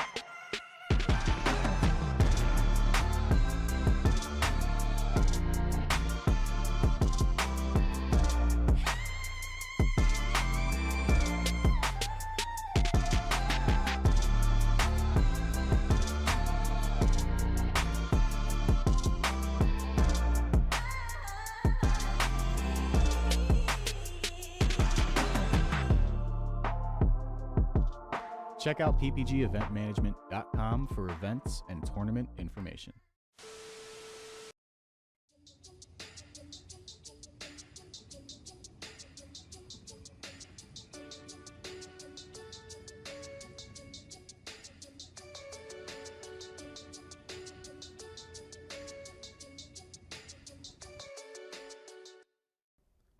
Can't seem to win a game? Opponents got you down? Can't even hand shuffle right? I promise you, it's not a skill issue. It can't be you, so it's gotta be a chair issue. So throw out that old nasty chair, and it's time to sit where the pros sit. The eWin Gaming Racer Chair, Champion Edition. Let's be plus. With excellent lumbar. And welcome back to Pro Play Summit here in Orlando, Florida, hosted by Pro Play Games. I'm Cosmic, joined the booth once more by Hyrule, getting ready for our top 8 match for the Timekeeper event here, and getting ready to wrap up just 3 short rounds before we crown the champion, who's going to get that sweet playmat, the sweet trophy card, and just a lot more swag. 8 booster boxes, ton of good stuff. So, Hyrule, what are we going to see for this next match, you think? So I do know the players that are going to be playing for the top 8 here, and of course, we do have to keep in mind that this is still going to be that single elimination. So until we get to that top 4, where the best of 3s are going to be played, if you make a slight mistake here, you know, and things like that, there's no turning back, right? But I do want to let you guys know of the 2 players who are setting up right now, which we'll switch over to.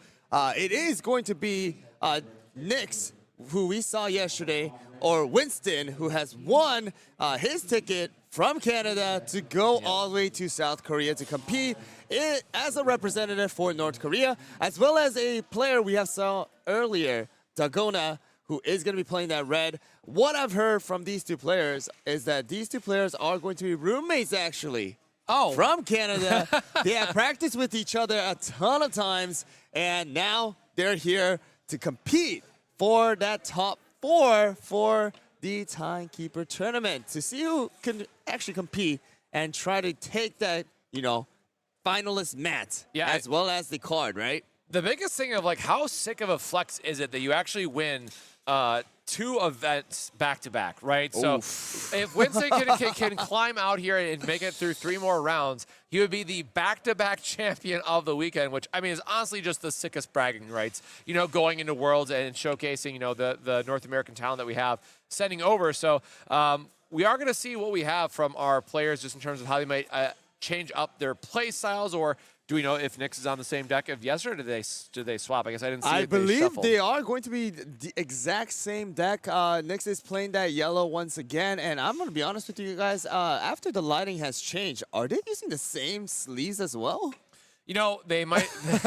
Whenever I buy sleeves, right, I always like to buy them in bulk when I can, because sleeves do get expensive over time. So I am someone who will buy just a case of sleeves, so 10 packs of 100 in a lot of cases. So I will end up using the same sleeves on multiple decks, use the same sleeve for like months at a time. So especially them being roommates, not all that shocking if they had the same exact sleeves on. So we're going to be getting up our final shuffles here. Again, the timer is counting down. As a reminder, we are playing best of 1 here. This will be the final best of 1 match here in our top 8. And top 4 will be best of 3. And, of course, finals will be untimed best of 3. So we're going to quickly do our rock, paper, scissors, dice, see who is going to be on the play versus draw.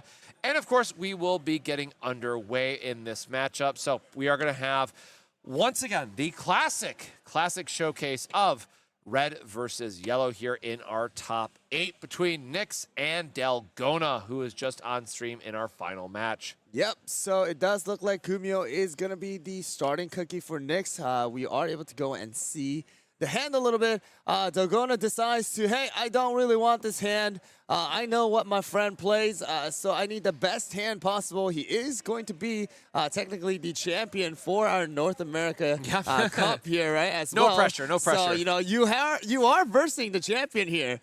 So let's see what kind of hand Dalgona is going to start out with, and he does need to put out a cookie now. So let's see. Actually, never mind.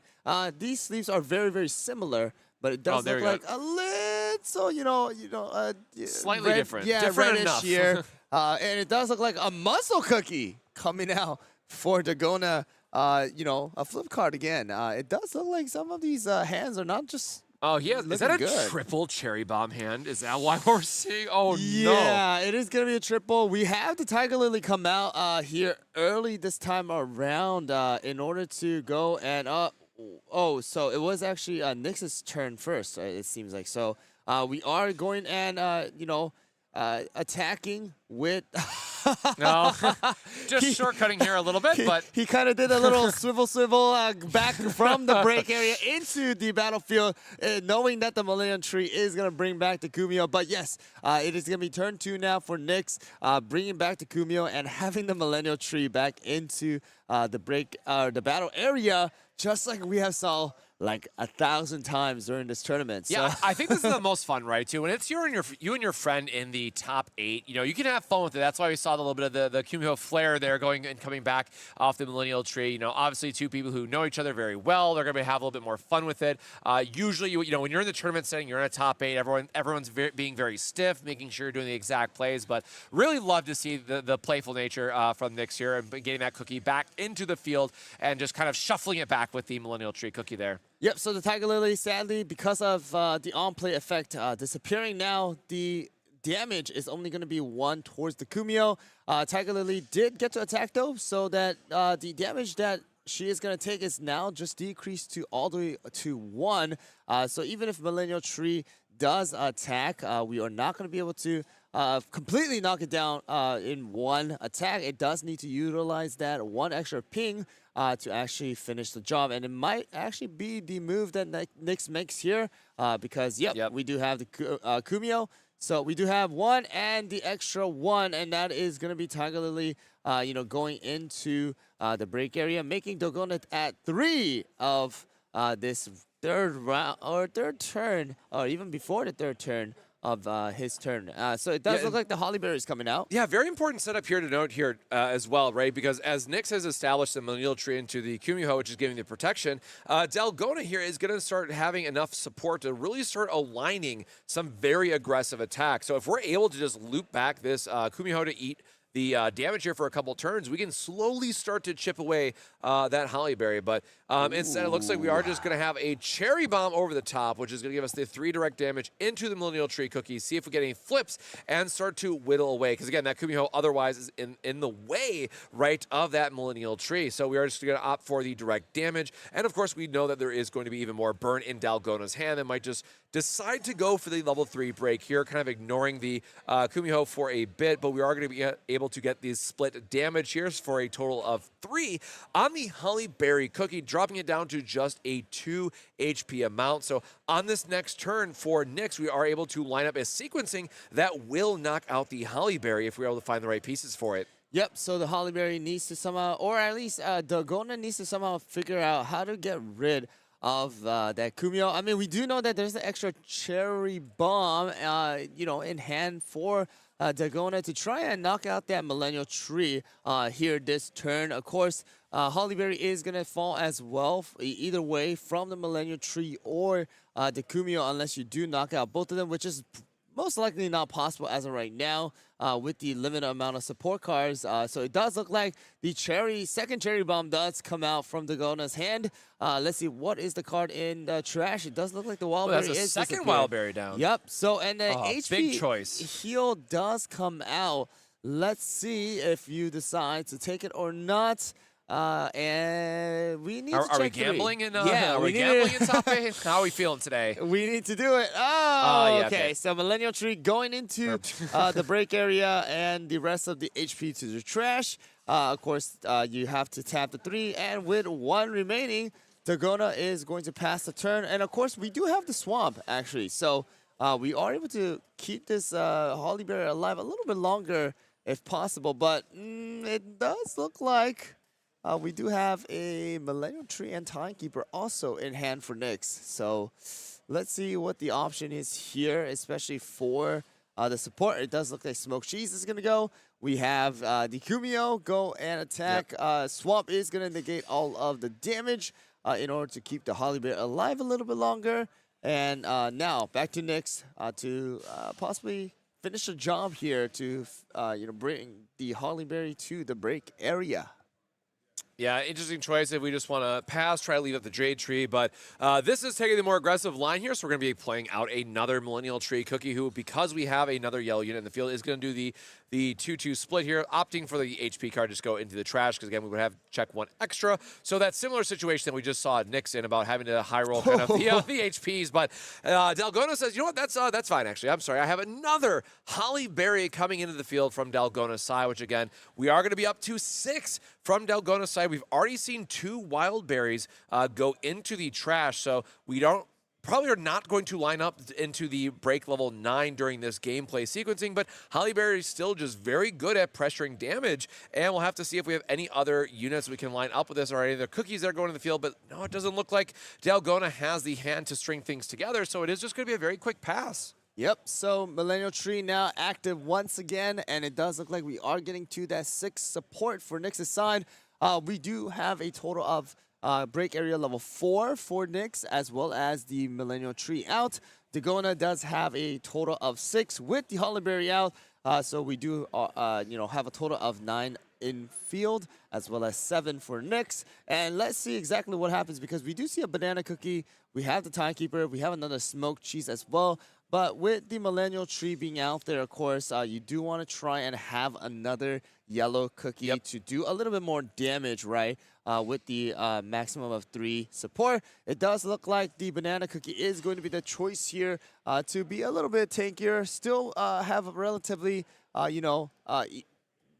easier on the break area because it's only a level 1, and also allowing Millennial Tree to do a total of 3 damage to the Hollyberry instead of the 2 with the extra ping. Yep, and also having the signpost in hand means we can redirect an attack to the banana cookie instead of our millennial tree, keeping it alive a little bit longer, and just waiting to see what our opponent tries to attack in with. So normally where, Kumiho has that built-in defense, which is really nice, we can play a little extra defense here with the banana cookie being able to soak up an attack. So based on his hand, right, that gives us an opportunity to play the signpost, and we can also play the J Deer. So we're going to have a lot of HP redirect and healing going on for this next turn for Nyx. That's going to help us stabilize. But, Dalgona really needs to find a second cookie here to help applying the damage. It looks like we are just getting oops all item cards this entire time. Looks like a double soul jam even, I think, is what we saw in his hand there. So I'm honestly, we might not have a second cookie even to consider playing if it's all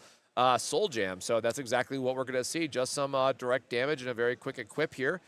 Yep, so we are equipping the Soul Gem this time. Not the, Dark Cacao, but the Holly Berry. And it does look like the HP flip does come out, leaving Millennial Tree at 4 HP rather than the 3 that, Dalgona wanted. We are going to be able to swing for 4 damage with the Holly Berry now. With the Soul Gem attached. So we're going to try to finish the job here, but of course, like you said, there is that signpost to redirect the damage onto the banana cookie instead. So banana is going to take a total of 4 damage. If there's no HP flips, that is going to be it. And the Millennial Tree, however, is going to be able to stay alive for a little bit longer, be a little bit of a menace to Dalgona, and knock out that Hollyberry next turn. Yeah, that split damage just being so important time and time again all weekend long against Hollyberry's shield. So we are threatening, we have no supports up left from Dalgona's side, so no trap that we have to worry about. All we have to do is make sure that we have a second cookie in the field. But, I mean, looking at Nyx's hand, it's not I don't think we have like an ideal, level 1 or something to play. It looks like we have all higher cost based on what his hand. I think it's a timekeeper at the very end there. The ult are timekeeper, but that might be the only other cookie. Oh, no, there looks like there's a second cookie there from the back. That's smoked cheese as well. Yep, the expensive one, like you said, all level 3s. Oh, well, I mean, hey, you know what? Kumio, yeah.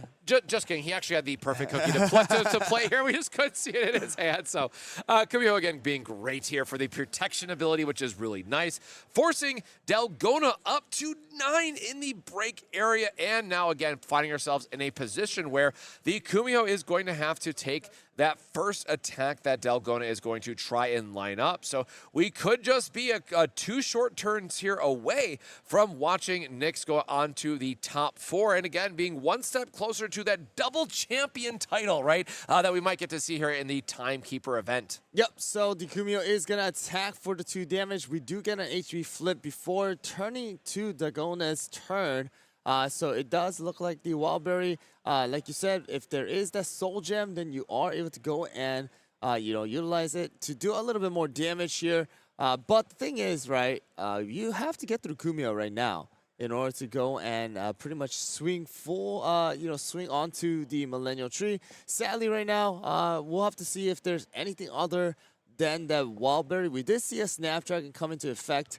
I don't know if that was a Fire Spirit that, Dalgona got, but you need to pull something out. And it does look like Fire Spirit is going to be the cookie that will be summoned in the potential last, turn for Dalgona before losing to Nyx. So we do have possibly the, sacrificing of the HP. No, we're going to go and use the, full-on damage onto Kumio. Nyx kind of thinking, hey, what do I want to do? Do I want to use the Key Shield coming into effect because of the fact that it is going to be, level 5 in the break area. Dalgona shaking the head. It's like, you gotta do this to me now? Yeah, all right. Keeping Kumio here alive is just an absolute huge victory for Nyx in terms of just the turn sequencing, right? Because now the Wildberry has to fully commit here, and it's going to be very easy for us to find 2 attackers on the following turn, while Dalgona only has a single support up, but only 3 HP left on that level 2 Wildberry, which is going to be enough to push Dalgona up to 11 break once it enters that field. So we are going to see that beautiful Timekeeper ult art go on top there. And we are going to play out that smoked cheese, which is going to be great for just 4 damage. We actually have, we have more than enough support here, actually. Exactly We're enough speeding through here. So we are going to go and do that 3 damage as well as the 1. And that is going to be game where Dalgona is pushed to 11 what, 18? 11 instead. And Knicks closing it out once again, moving up to the top 4 for the Timekeeper tournament. So again, that pretty relatively quick, match against the yellow v red. Yellow really pushing the red player out and, catching that energy, as well as the fact that the early Millennial Tree with the Kumio, once again, coming out is just so hard to deal with, especially when Kumio is just taking all of that damage from the red players who are trying to do like 4 damage, 5 damage, but Kumio just taking all of it, hey, I'm a 2 HP, you're going to have to waste all of it on me before you get to my boss, which is going to be Millennial Tree, right? So it does look like Knicks is going to be moving on to top 4, going to that best of 3 now, and then potentially, like you said, having the bragging rights to say, hey, I want 2 main events in the first, championship that we had in Orlando, Florida in 2025. How'd you like that match?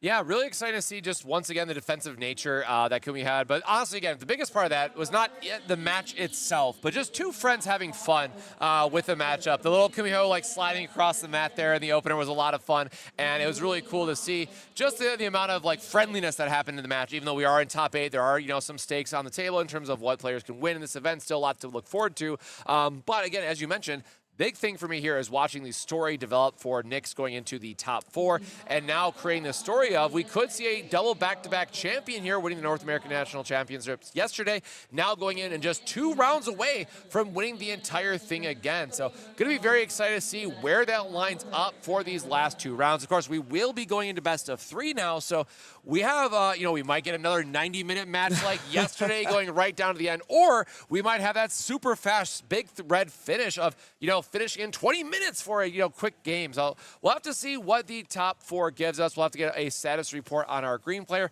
if they were still able to climb back up, see if we can get a little bit more of a diverse top 4 like we had yesterday, or if it's going to be just all yellow players, which would be fitting for the Timekeeper event, let's be fair, if we did actually see a Timekeeper win it at the very end. So with that, again, we're going to take a quick break here before we get into our top 4. Get refreshed, get excited, get energized, because when we get back, we will have best of 3 here for the CookieRun Braverse tournament here at the Pro Play Summit. So don't go anywhere. We will be right back.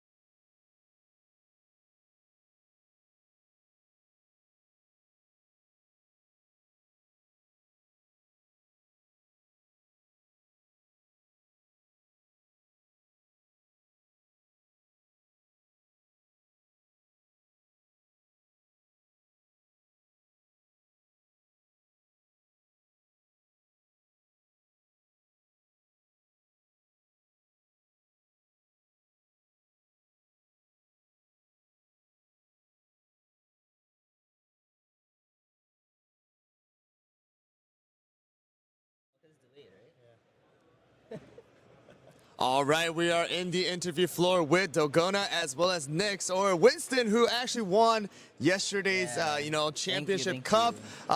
Like we said, these two are best friends. They are roommates, flown to here in Orlando, Florida from Canada. How'd you guys feel about that play? It was a one-sided defeat. Massacre is what I would call it. Winston's always lucky when we play back home. Usually I'm the unluckiest one out of us two, actually, in normal life. But this weekend I've been luckier than him. I can admit that. Lucky to go to Korea. And Are you bringing him along? Sadly, no. The thing is, like, he was the one that first said, if I get the ticket, he's bringing his girlfriend. So, I got it. Okay, well, we know that. Winston, now you're moving on to top 4. Yeah. Best of 3 once again. Are you ready to possibly getting that bragging right to say, hey, I want 2 main events back to back, right, with this particular, yellow deck? How do you feel? I'm gonna shout out to Admasu for his yellow deck. Yeah, the first winner of the Sugar Cloud Express, right? He did win with the yellow. So right now we do have 2 yellow decks winning 2 tournaments. Will it make it 3 or some other colors? Right now, we do have, I believe, a green deck still alive, possibly. I don't know how the results went, but are you comfortable? Are you feeling comfortable with any color now? More comfortable in best of 3. Yeah. Got it, okay. A little nervous in the best of 1 just because anything can happen in this game sometimes. Exactly. But best of 3, like, at least you have some more consistency in your plays. So. How do you feel, Dagona? Top 8 at least, right? Yeah, top 8 at least. Easy. Yeah. Especially with the single elimination and best of 1s. Any shout out and last minute comments you want to make as well? Shout out to my whole family, my mom, dad, Nigel, who's watching, Sophie, Shane, everyone that I play with in Toronto. Shout out. Shout out Hyrule Legend. He's the best CookieRun content creator. Well, thank you for that. Thank you guys all for the time for the interview. Good luck to you for the best of 4. And we'll be right back with top 4. So don't go anywhere. Depending on your specific membership tier, you'll be able to place pre-orders for all games that we currently carry, and that list is always growing. So here's the tiers. We've got the bronze tier. For $50 a month, you get the access to pre-order up to half a case of any product release that you want. At the silver tier, for $75, you can order a case of any product tier or product release that you would want. And the Big Daddy tier at $125 a month, you get the access to 3 cases of a product release. Now, this specific allocation is only tied to a singular release. So if there's multiple games that you're interested in and you want to go hard, we suggest that you do. Our goal is to help you create a successful TCG side hustle or to get the product that you desperately want to have. The only problem is you gotta act soon, because once each tier is capped out, there won't be another opening until possibly next month. So don't wait and join the PPG Investment Patreon today.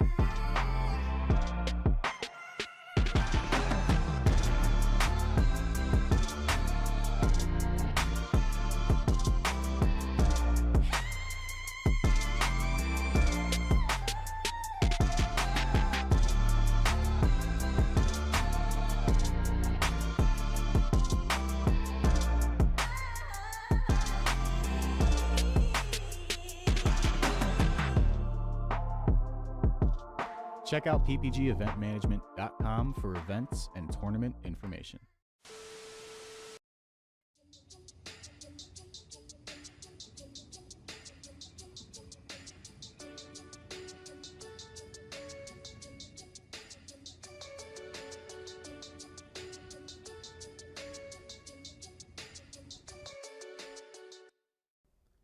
Can't seem to win a game? Opponents got you down? Can't even hand shuffle right. I promise you, it's not a skill issue. It can't be you. So it's gotta be a chair issue.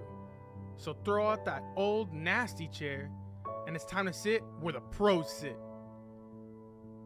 The eWin Gaming Racer Chair Champion Edition. Let's be plus. With excellent lumbar support, magnetic armrest, and a magnetic headrest that's detachable, it's nothing but comfort for our pros as we play games. The eWin Gaming Chair has soft weave fabric material and hubless casters padded with PU coating to ensure the smoothest rolling capacity. PU coating also protects all kinds of flooring from scratches created from the chairs using ordinary wheels. Check out the magnetic headrest that you can take off and adjust depending on how comfortable you want to be. If you want to order one of these chairs, check out eWin in the affiliate link below where you can use the code PPG for 30% off. eWin, supporting where the pros play. And PPG, where you play with the pros and sit like a pro. Want to advertise the product you represent on our streams? Great! Shoot us an email at info@proplaygames.com and we will discuss running your ad.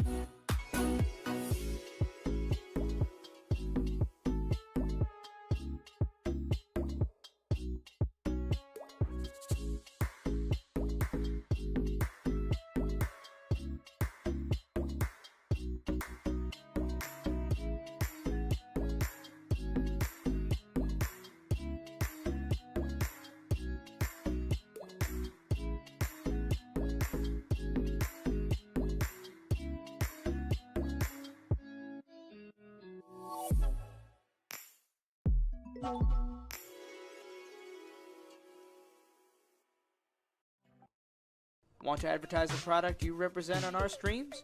Great! Shoot us an email at info@proplaygames.com and we will discuss running your ad.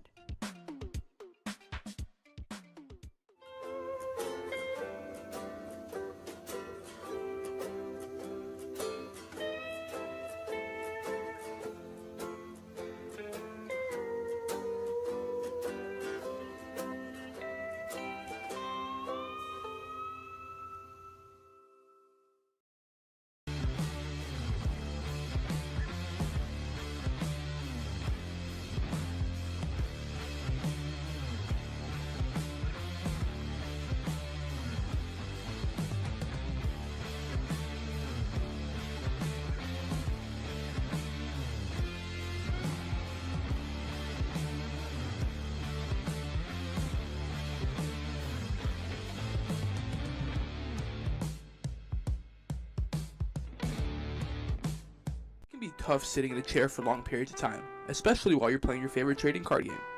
That's why eWin has designed a state-of-the-art luxury gaming chair. This ergonomic and breathable chair is the most affordable amongst its competitors. With great feedback from sources like GamesRadar, PC Gamer, and IGN, the chair is a perfect gift for any and all gamers.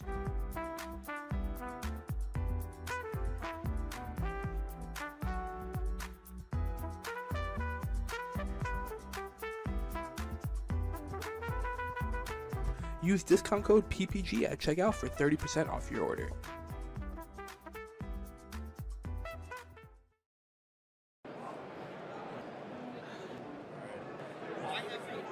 Welcome to Origins Game Fair. They have good tacos. TCG. I've enjoyed playing TCGs for about 15 years now. It's a thing I do with my friends. It's one of our most common activities. It doesn't matter who you are, it doesn't matter what you do. Anybody is capable of enjoying different aspects of trading card games. There's truly nothing like it. I'm like a problem solver. I like doing those type of things. So for me, TCGs are like a really good way to like exercise that, I guess, part of the brain. Like to make your brain think that fast and have to be so strategic all the time. It's like, it's just the best, honestly. The only one I really play is Yu-Gi-Oh! I bought a pack of it at Walmart when I was a kid, and I fell in love with it ever since. This is actually my first PPG event. This is actually my first PPG event. This is actually my first PPG event. This is actually my first one. This is actually my first one. My first event ever was a PPG. Well, this is my first PPG event. So I guess I enjoy that I'm in the top 4 of it at my first event. I've been watching PPG on YouTube, occasionally on Twitch for a while. Everything's super smooth. The rounds go super quick. I like that they're in person. I enjoy, coming to see everyone. It's been a while, obviously. Real tournaments with good prizes and good players. They always seem to have it. Today, probably, hopefully topping. At the very least, I want a top 8. I'd like to win, but I also don't top 8. Winning the event, honestly. Drinking after I go 0-2 drop, but it doesn't seem like that's the plan now. We're in the top 4, so there you go. The one thing I was looking forward to most today was definitely just commentating some great Yu-Gi-Oh! We haven't been to a big event in probably over a year now. So the fact that you guys came up north, did one in Columbus, we jumped at the chance to, drive on out and stay the night and, play test and all that stuff. So Finally getting to actually do a competitive tournament after so long. COVID made it really hard to actually be competitive in the game. With the prominent content creators in this Yu-Gi-Oh! Community. And so when I heard that both Gage and Hack were coming to this event, I was over the moon. What are you looking forward to most? Winning the event. I like it. I like it. Thank you. Yeah. Appreciate you. Good luck. Thank you very much. Appreciate you. Thank you, man. Appreciate you. Cool. Perfect. Thank you very much, man. I hope that wasn't like... No, that was great. Good. That was really good. Check out ppgeventmanagement.com for events and tournament information.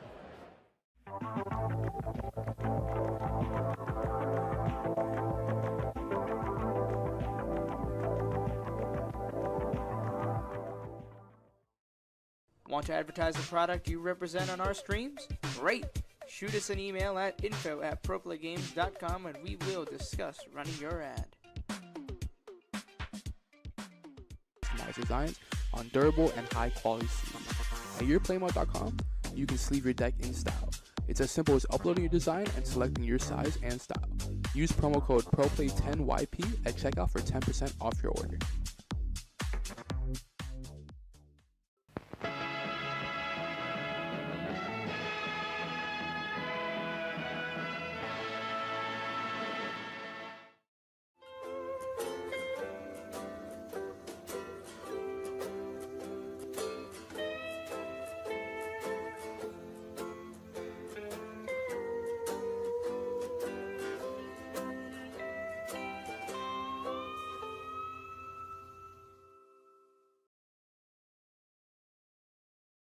Spreadsheets, business models, gaming? What does this all mean? Oh, hi. I didn't see you there. Let me put this down. But while you're here, let me ask you something. Have you ever wanted to take your trading card game hobby and turn it into a business, but you found it impossible to find any product at a rate that you could possibly make money from? Or are you a player that's struggling to find product for the games you love? Well, have I got the solution for you. The PPG Investment Patreon can be your one-stop supplier for your trading card game needs. The Patreon will serve as a way for you to get products at a cheaper rate than TCG Player or any other market value without getting those distributor connections. Here's how it works. All patrons will immediately gain access to the PPG Investments Discord. This Discord will serve as a hub to promote requests for product, video releases, and as well as creating community engagement. Then, depending on your specific membership tier, you'll be able to place pre-orders for all games that we currently carry, and that list is always growing. So, here's the tiers. We've got the bronze tier. For $50 a month, you get the access to pre-order up to half a case of any product release that you want. At the silver tier, for $75, you can order a case of any product tier or product release that you would want. And the Big Daddy tier at $125 a month, you get the access to 3 cases of a product release. Now, this specific allocation is only tied to a singular release. So if there's multiple games that you're interested in and you want to go hard, we suggest that you do. Our goal is to help you create a successful TCG side hustle or to get the product that you desperately want to have. The only problem is you gotta act soon, because once each tier is capped out, there won't be another opening until possibly next month. So don't wait and join the PPG Investment Patreon today.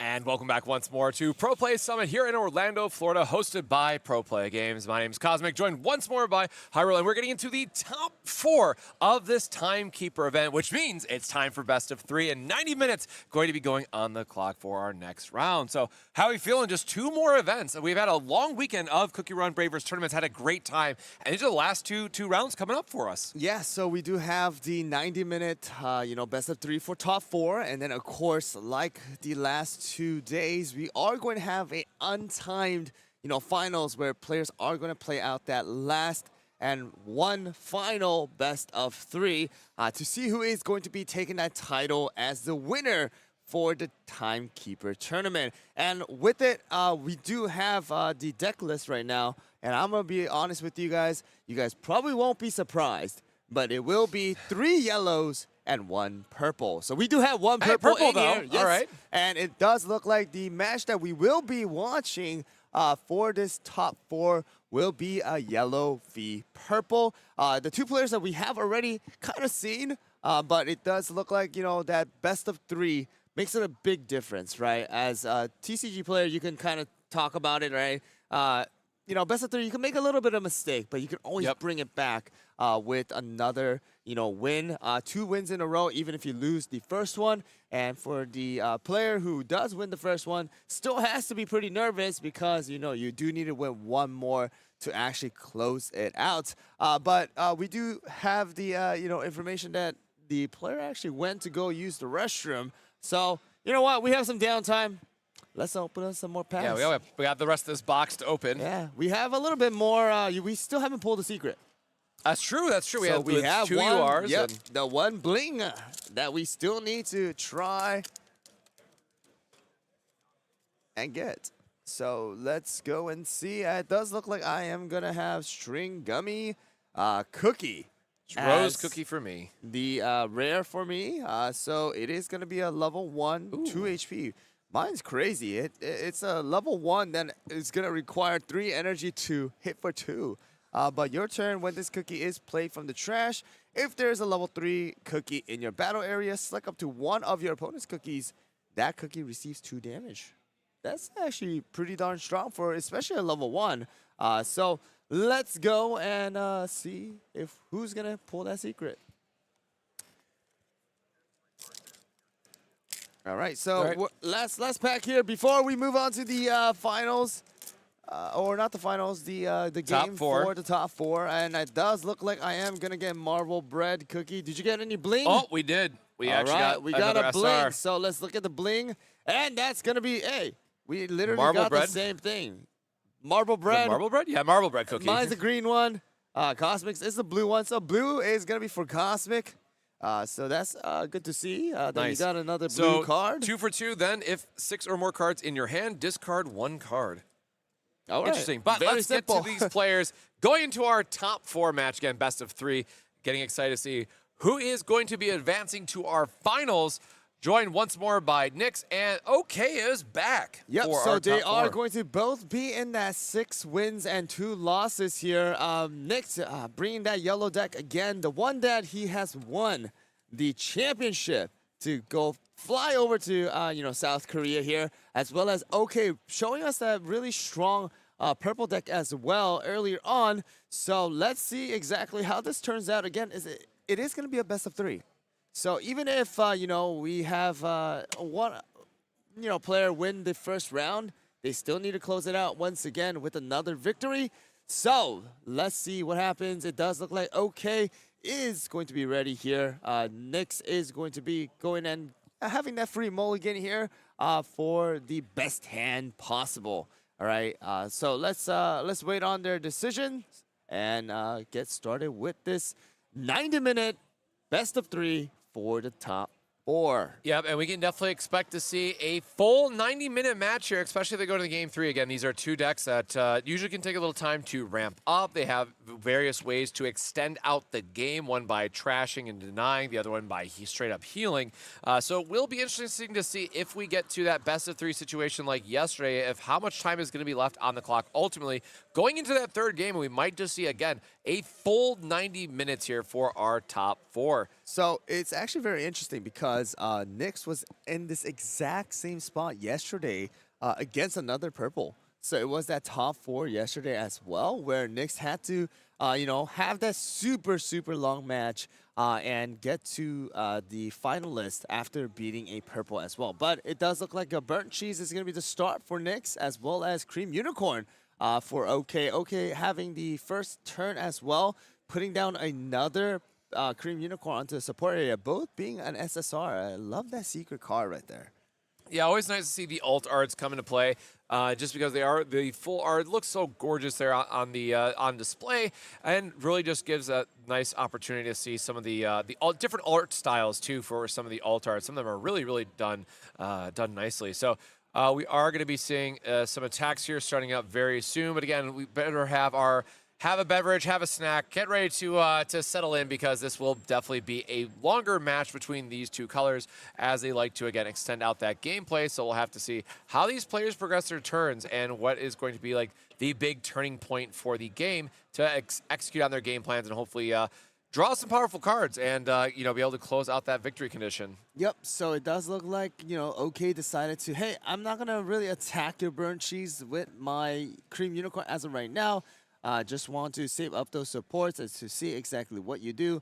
My cream unicorn is tanky enough to tank whatever your burnt cheese is gonna throw at cream unicorn. So now moving on to the 4th turn for OK, who really hasn't done anything except for ramping up that support area as of right now, all the way up to 4 slowly. And it does look like we are gonna use Starfruit to get rid of that cream unicorn who took a bit of damage.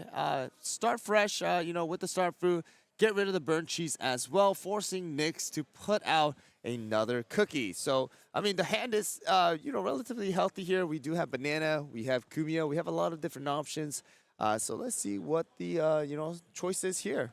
Yeah, I definitely have some play options here. I really like extending out the banana cookie here, just being a very solid 1/4. It does give us the opportunity to attack for 2 damage on the next turn, and really wants to say that, like, hey, if you want to tax my hand, if you want to find a way that you can, burn out my cookie resources, I'm going to make you work for a little bit harder, because we have this 1/4 who is going to take some damage from the Starfruit, but we do get the heal and just pretend like nothing happened that turn, and going to go back to Nyx here very quickly. Yep, so that HP flip allowing the Banana Cookie to be at full HP once again. Moving on to turn 4 for Nyx. That does allow, Banana Cookie to deal 2 damage if, Nyx wants to, as well as, start to unlock some combos that are available for the yellow deck as well. But it does look like, the attack is going to come through. Starfruit taking total of 2 damage. Left with 1 HP, and now back to OK's turn. We do see a bunch of Fig Cookies out in the support area already, so that is a lot of, draw flips that are gone. Raspberry Moose being joining here, which is another HP flip. So a lot of flip cards already, being revealed by OK's side. So let's see what the option is. It does look like we are going to be using the incantation to deal a direct 2 damage onto Banana Cookie. Chose not to really damage, utilizing the attack from Starfruit to leave Banana at 1 HP. But it does look like another Cream Unicorn. This will be the 3rd Cream Unicorn from OK's side that he has drawn. So let's see how this turns out. It does look like possibly we have exactly enough to deal 2 damage if he wants to, but we'll see what the option is. Yeah, and it had a discard there to get back what I believe was a Grimoire. I didn't see exactly the card that he was able to grab back, but Cream Unicorn just great, right? Getting that on-play effect, getting you allowed to discard a card, especially if it's like a flip card that you just never want in your hand. Anyways, getting back a purple card from the trash to your hand is going to be great for looping things like those Grimoires, sacrificing your level 1s to reduce the damage from your opponent's attacks, or sometimes you just need to return a particular cookie, and then that way you can have a play for your next turn. So Cream Unicorn also being very tanky at 5 HP is very welcoming for the purple player because it helps build up until we can finally get into our Moonlight Cookie and let that be kind of the all-star of the show. So the sequencing of Cream Unicorn into Moonlight Cookie has been fairly strong and fairly consistent all weekend long, so it's likely that we're going to see here from OK Relino's hand sequencing as well. Yep, so waiting on what the, move is here. It does look like the damage is going to come out to, deal a little bit of damage to Cream Unicorn, saving the rest of the support and passing it on to OK here.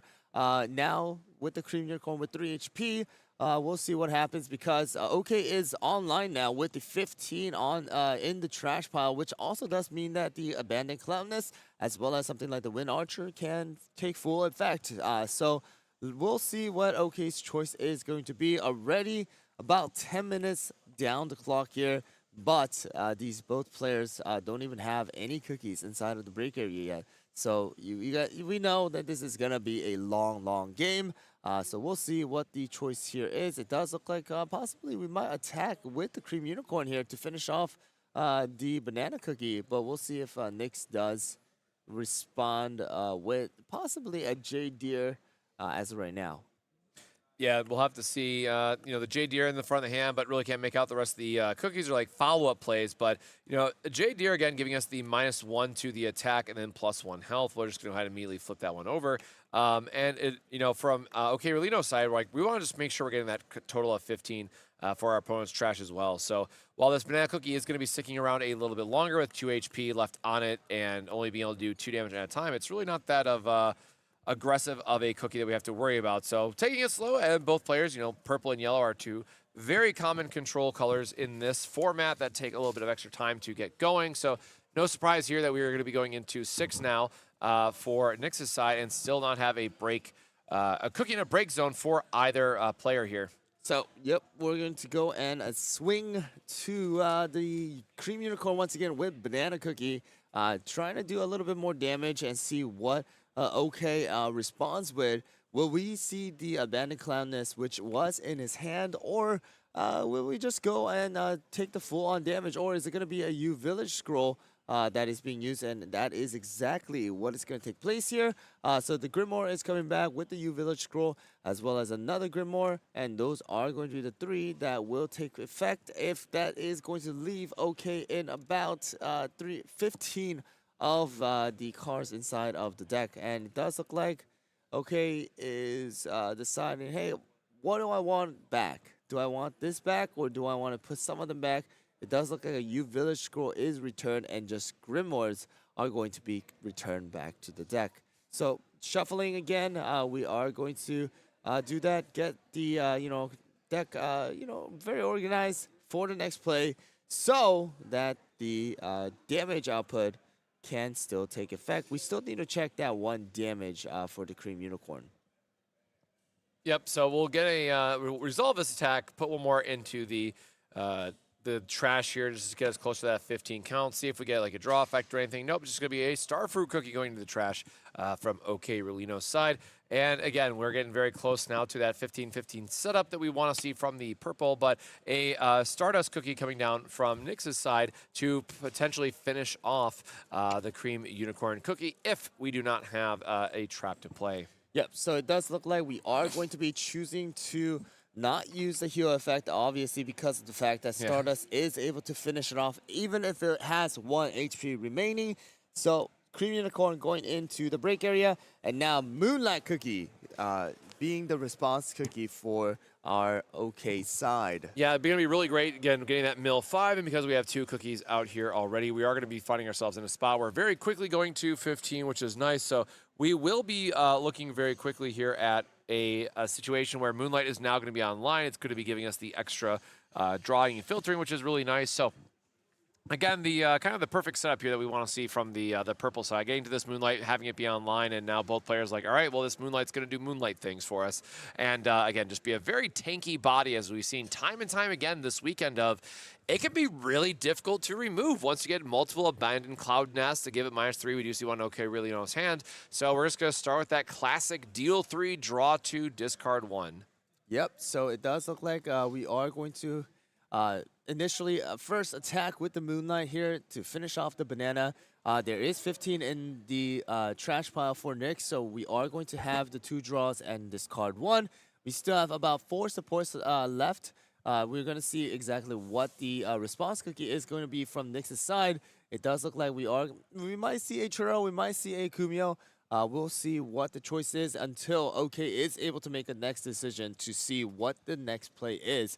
So we do have a banana cookie out in the break area. That also does mean that the smoked cheese actually might be a pretty good option to bring back the banana cookie, who is a 1/4, back with just 1 support, and have a board with a total of 9 HP like that. So it is going to be the smoked cheese coming out for Nyx's side as the response cookie. And there's 4 supports left now for Moonlight's OK side. And it does look like we are going to be putting out the Prophet Cookie. It does look like possibly the OK has that Grimoire, right? Yes. To negate a lot of the damage that Smoke Cheese is going to do potentially next turn when the turn is passed to Nyx. So we're going to have the 3 support left here from OK Relino's side, which is going to be enough for the Grimoire plus another activation.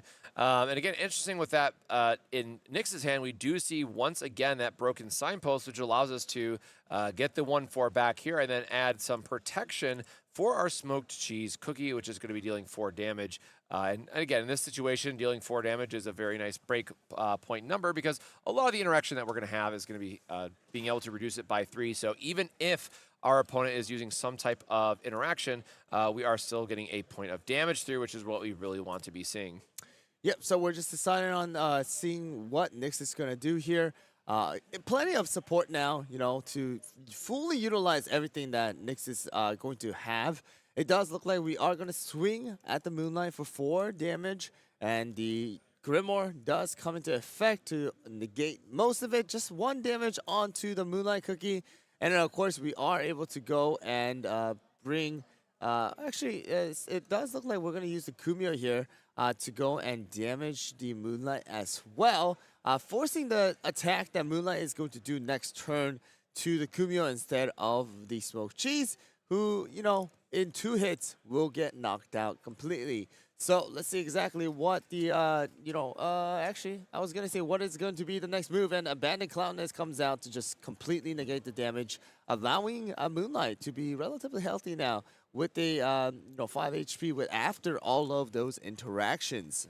Yeah, Moonlight again being a MVP of the weekend, because not only is it protecting it with the Cloudness, right? You got to remember that as a purple player, you have to still draw back into the other pieces, and that's where the Moonlight card really becomes a self-fulfilling engine that you are able to draw into more of those protection cards for it. So the longer that this sits on the battlefield, just the more value that Moonlight is able to provide. And I still keep thinking back to that double Moonlight gameplay that we got to watch earlier, where it's just like two of them happening at the same time, and how much extra resources that you're able to draw through once you get the U-Village scroll loop going. I mean, it just creates these hands for purple that feel truly unbeatable because you're able to just draw so much, filter so much, and find those right pieces. So we are going to see an HP flip coming out from the Kumiho side, but we're dealing 3 in total, so looks like we're just getting the draw there. So we will clear the way for the smoked cheese to potentially take some damage here, but we'll have to see. We have 5 supports still up from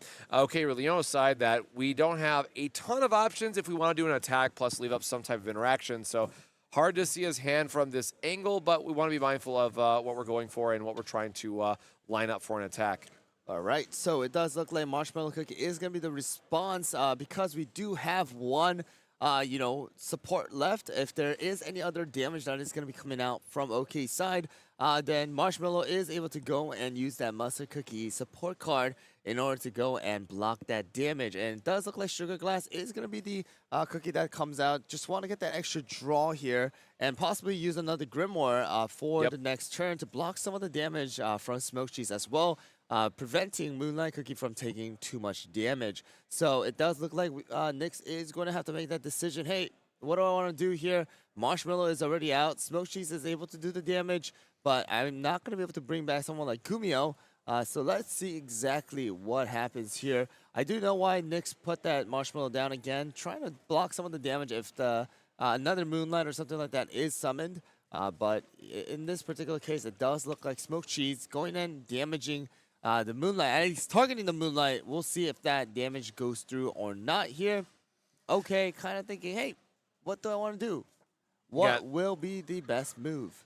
Quite a few interaction options that we have here from his side. Looks like it is going to be the Grimoire, which is going to sacrifice the Sugar Glass Cookie to give it -3, but the Moonlight Fairy, of course, is still going to take a single point of damage, and looks like we're just going to be aggressive with our Marshmallow and just try to do another chip damage. But we do have the U-Village scroll, which is going to be great at getting back a lot of those trap cards that we really need, again, to keep Moonlight around and make sure that she remains healthy. And where it looks like we're just getting the total count of like, hey, I need to know exactly how many of each trap I have left and try to figure out which combination of these I ultimately want to get. Because at this board state, and especially with what's probably in his hand, we just really want to redraw into our main trap options to maintain. So you always want to put back 2 scrolls, so a scroll can put back a scroll, and then 3 Cloud Nests giving you that -3 attack to a cookie is really important because that is going to be the strongest defensive option we have as long as we keep 15 cards in our trash. Yep, so it does look like it's going to be 3 Cloud Nest as well as 2 U-Village Scroll going back into OK's deck.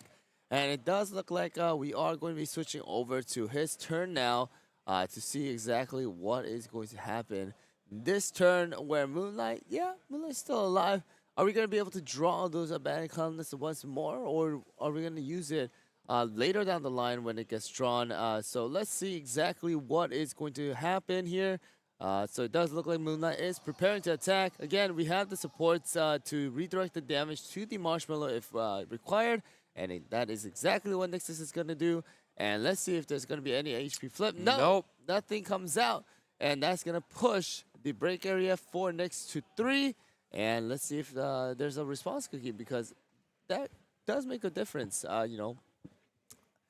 Yep, so quick draw and discard here from the Milky Way cookie going to the trash. We did see draw into one of those abandoned Cloud Nests that we just pushed back, which is really nice to see. So we're having another way to mitigate a little bit of damage from Smoked Cheese. But we do see yet another Kumiho coming online and really, again, being the main blocker for Yellow that really says, hey, you have to answer me first before you can kind of continue on your game plan and make sure that you're able to chip through at the main guy. So once again, Smoked Cheese is going to be here for the long run in terms of just being able to stick around for what was like, I think the record was like turn 4 until turn 11 earlier, or something like that. It was just way too many turns that was able to keep it going, stay alive. But I think we're setting ourselves up once more to have a situation where Smoked Cheese is going to survive quite a bit here in this top 4 match. Yep, so we're just waiting on the decisions of these players to go and see what the next moves are going to be. We are going to move back to Nyx here with about 5 supports remaining for OK.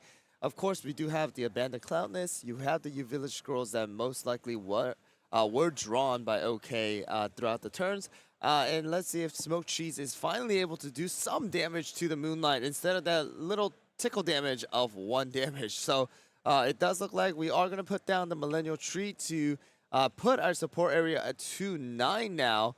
And let's see what the move from Nyx is going to be. So it does look like we are targeting the Moonlight for a total of 4 damage as of right now.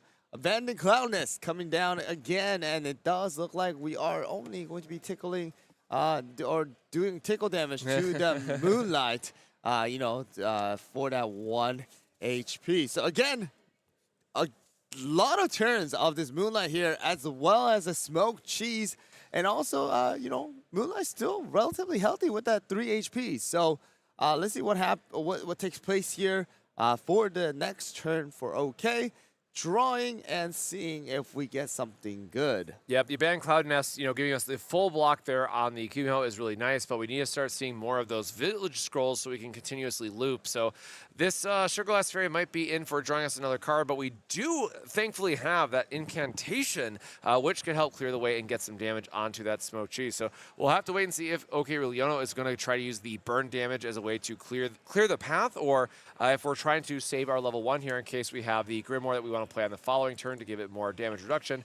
A lot of options here, a lot of support from his side. So it looks like we are going to go for the draw. That was lightning speed, but I think that was a U Village scroll that came off the top. But yep, as I mentioned, the incantation coming down, giving us 2 damage right onto the Kumho, which is going to be enough to put it into the break zone, putting Nyx to 4, but more importantly, going to clear the way for the Moonlight Cookie, who, he's just saying like, yep, send it over. We know what's coming in. We know what's happening. There's no other play to make here. We are just dealing our 3 damage into it and trying to draw 2, discard 1 off the effect. So double U Village Scroll from OK Leono's hand is really nice to see. So very quickly here, we're going to tap 3, get our Jade Deer, giving us a positive HP, and then burning 2 Timekeepers there off the top of the life from the Smoked Cheese. So yep, as we knew that this was going to go the distance, we knew that we were going to get to a point where we have to check how many cards are left in our deck, because we will be taking that refresh damage, right? So anytime you refresh, you have to put a card from your trash into your break zone, which is then going to push Nyx up to 5, which means really in reality 8, as we have a level 3 in the field still. So we are inching our way there turn by turn, finding out who is going to be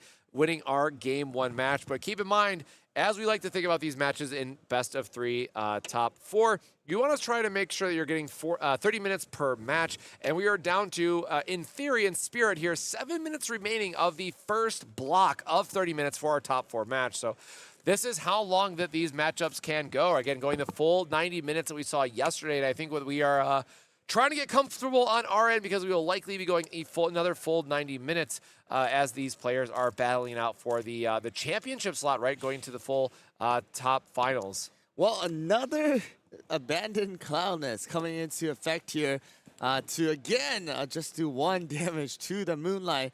And it does look like Kumio will come online once again to try and close it out here, doing 2 more damage onto the Moonlight Cookie. We have 2 cards left on Nyx's side, and OK really needs to decide on what to do. I think seeing how many cards are left to decide whether I want to use the U Village or not. It does look like the U Village is going to be used here to bring back some of the cards from the deck before the refresh actually happens. And then also on top of that, that does keep Moonlight Cookie alive as well, which does allow more drawing to take place next turn. More Grimoires. We're just taking all the Grimoires as well as Sugarfly and or Sugar Glass here. Just counting what cards are in the trash pile and what cards can still come out. So we'll see if U Village Scroll 3 Grimoires. It does look like no U Village Scroll, just going straight into a bunch of Grimoires, as well as most likely 1 Sugarfly or Sugar Glass. I keep saying Sugarfly. It's Sugar Glass. And let's see what is going to be the actual choice here. It does look like... how many level 1s do we have to sacrifice, right? That's the question. Is we've seen a lot of level 1s go into the support. We know that we have these Sugar Glasses as being an option for us, but we still do need to have a level 1 in play to make sure that we are getting the most out of the Grimoire effect, because you do have to sacrifice as part of that effect there. So we'll have to wait and see, can we find another level 1, or maybe there's a level 1 in our hand already to start looping with it. But we'll see what the Moonlight is able to give us. And so just confirming that we're discarding the Milky Way here for the effect. And again, getting into some draw here to see what is available as we're going into Relino's turn and drawing up.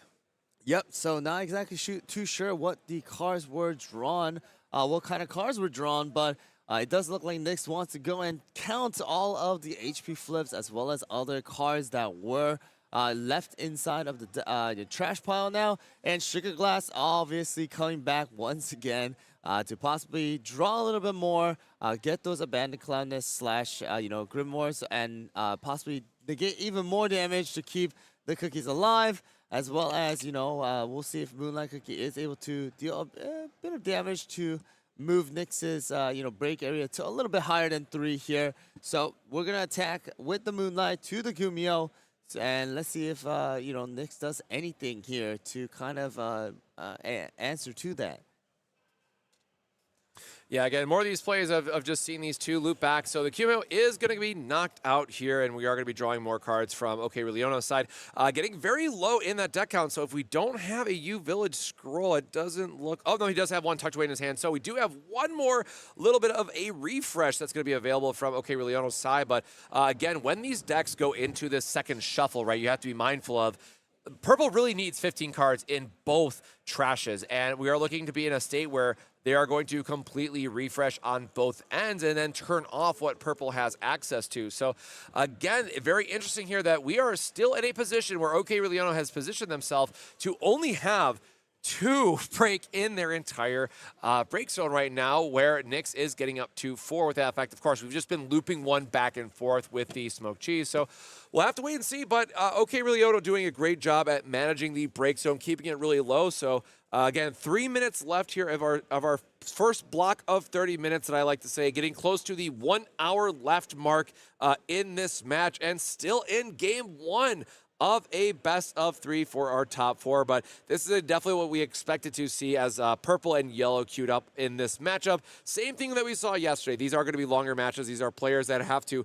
Every one little point of damage matters in this instance. So we are going to see Nyx taking the refresh tax here now, pushing himself to 5. But most importantly, right, no longer going to be having the 15 cards in trash that Relino really needs. So now the question becomes, am I going to force a refresh for ourselves on the Purple player side just to try and find some of those other answers in our deck and try to get 15 cards back into our opponent's trash with like a Wind Archer, I know that we saw in there earlier, to then burn a card, put 5 immediately back into the trash and try to work towards that goal of 15 cards in the trash again. Yep, so I'm not too sure what the next move is going to be. We're counting all of the supports here. We do have the Snake Fruit. All the pretty much cookies that are in Nyx's break area are going to be level 1. So that also does mean that Smoked Cheese really does have the best value right now. Again, we still have 4 HP left on this particular cookie, which means that a Moonlight as well as another cookie like Sugar Glass does need to do both damage fully in order to actually knock it out next turn. But with how many supports Nyx has, there's plenty of traps like the Jade Deer, which actually was used only once or twice this game, is going to still be available. It looks like OK is thinking, hey, what do I do with this Moonlight? It does look like we are gonna let it go. Moonlight Shard being the last HP. And, finally, that Moonlight is leaving the break area, battle area and into the break area. So we're going to wait until what the response cookie is after the summoning of the Gumiho, after using the effect of Smoked Cheese. So let's see what OK wants to throw out there. Again, another Moonlight will be pretty darn powerful because you are able to technically trash the Smoked Cheese finally, instead of having to deal with it and bringing back a ton of cookies. So still waiting on OK's, the move. Well, what is going to be the decision, right? I'm not exactly sure what the hand is. I can't really tell. But again, we are now reaching the very, very end of that first 30 minutes of this 90 minutes. Even before the round 1, ends. So again, that entire the theory about, hey, these yellow players as well as purple players are going to just take their time, really think about their moves and stall out the entire game And it does look like that is exactly what is going to be happening. And again, now the refresh happening for OK, which prevents the Abandoned Cloud Nest from actually being activated now, unless you go and, trash out lots of cards utilizing the on-play as well as effects of items / trap. Yep. So we're probably going to see OK Leono now going up to 6 after being at 2 for so long, right? Having the 3 from the Moonlight Cookie that was just defeated, and then also paying the recycle tax with that profit cookie going into the break zone, going up to 6 now. So, we are 30 minutes in, and we are just at basically the halfway mark for the break zone. In terms of the victory condition here. So we have to be, it looks like the judge just walking by, letting them know there's exactly 60 minutes left. And again, we are still in game 1. So we'll have to see what is available. We do have one Moonlight Cookie in OK Leono's support area, and I don't think we have another one. I see the Milky Way, we see a Sugar Glass Fairy. So actually, if he doesn't have a level 3 here, if he misses like the tempo and is not able to kind of crack back and get that damage going, it could be a big problem, honestly, for OK Leono's side if we're just looking at this level 1. So, I mean, we can definitely charge something, use the Sugar Glass Fairy to draw an extra card that way and see what information we can get from our deck. But I don't think we saw a level 3 in his hand that was worth playing. Nope, never mind. We had the Moonlight Cookie all along, which Finally, is going to give us 6 HP. 5 cards are going to be milled once more, working us towards that level the total of 15, and possibly answer finally that smoked cheese, which would then also add another 5 into the break zone, making us very quick into, but we are going to take the Kumio here. Maybe he doesn't see the other one that is in the break zone, or he is just trying to hopefully get rid of this and put the most amount of damage into the break area instead of recycling it. So we're going to see if he has what the response here is by Nyx. I think that's exactly what OK wanted, get rid of the Kumio as well, so that you are able to directly attack the smoked cheese. However, Nyx is going to have another Marshmallow, which means that he has plenty of supports to redirect the damage onto the Marshmallow. So that is exactly what is going to be taking place. Total of 3 damage going on to Marshmallow. Marshmallow will get knocked out, but now that also allows Smoked Cheese to be alive. Again, next turn, if the damage goes through and you are able to use the den, effect, then you can essentially bring back another Marshmallow once again to tame for Smoked Cheese. And we did get to see this with Ross earlier on, where instead of using those Millennial Trees, instead of using those Timekeepers, Smoked Cheese was actually used to constantly bring back those level 1s and then allow Smoked Cheese to be doing those damages that is required. And then, we'll see if, that is going to be enough, because at the end of the day, Ross did lose out on that particular match, not being able to close out with all of those level 1s, even if there's so much support. And that is another thing, too. The more and more the support area grows, the more and more, or the less and less cards you're going to have in your actual deck. So once refreshes happens and once those turns happen where you want those actual cards, unless you're playing green, you're not going to be able to get those cards that you have placed back or placed already inside of the support area. So it does look like Sugar Glass is going to go, and we are going to bring back another Kumio cookie. Again, Kumio literally deserves a tournament of her own here because of how many times that this cookie actually comes out. So we are waiting on OK's decision because that Kumio is going to be attacking. I'm not too sure. Oh, wait. We are not attacking yet because we are trying to see if OK wants to put a response cookie from the Sugarfly being knocked out. So we're going to give a little bit of time here. But again, these players need to understand that we only have 56 minutes now. That's already about 4 minutes or more than 4 minutes going down the clock for the first round. And it looks like Sugar Glass is going to be the replacement. I think, I'm going to be honest, I think we have seen this board for the last 6 turns. Yeah, we are once again back here looking at the level 1s again. Purple really relying on those level 1s to activate the effect of Grimoire until you can get into your higher higher trash count, so you can actually use the Cloud Nest, which it does look like we have in OK Leono's hand, so we are able to eventually get that -3 that way. But we do need to start cycling through our deck a little bit just so we can find those right traps and get our right sequencing down. But unfortunately, we don't have 15 cards yet in our opponent's trash yet, so it is a little bit slower to get there. We aren't able to get full value out of our turnover turn, so we're going to see what we're... so cycling back off the U Village scroll here, just trying to get a couple more Grimoires back and going the distance that way. But again, we'll have to wait and see what is going to be the main breakthrough that we're going to see for both players, right? This board state is one that has been pretty consistent throughout the tournament, well, all 3 tournaments, I guess I should say, this weekend, where you have such great defensive options. But mostly, again, we got to give it up to Kumiho has just been the true MVP all weekend long for every yellow match we have, as long as they are able to get this loop going, and Kumiho just being able to take those attacks so many times against red, against green, against purple here. Kumiho just being able to dodge in front of those attacks and soak up the damage, keeps these level 3s online so that the yellow players can continue punching through for damage. And when you have Smoke Cheese who's dealing 4, it gives you that break point where you're slowly getting chip away damage and you're not able to survive enough from the Abandoned Cloud Nest style of cards to give only -3 to a certain attack here.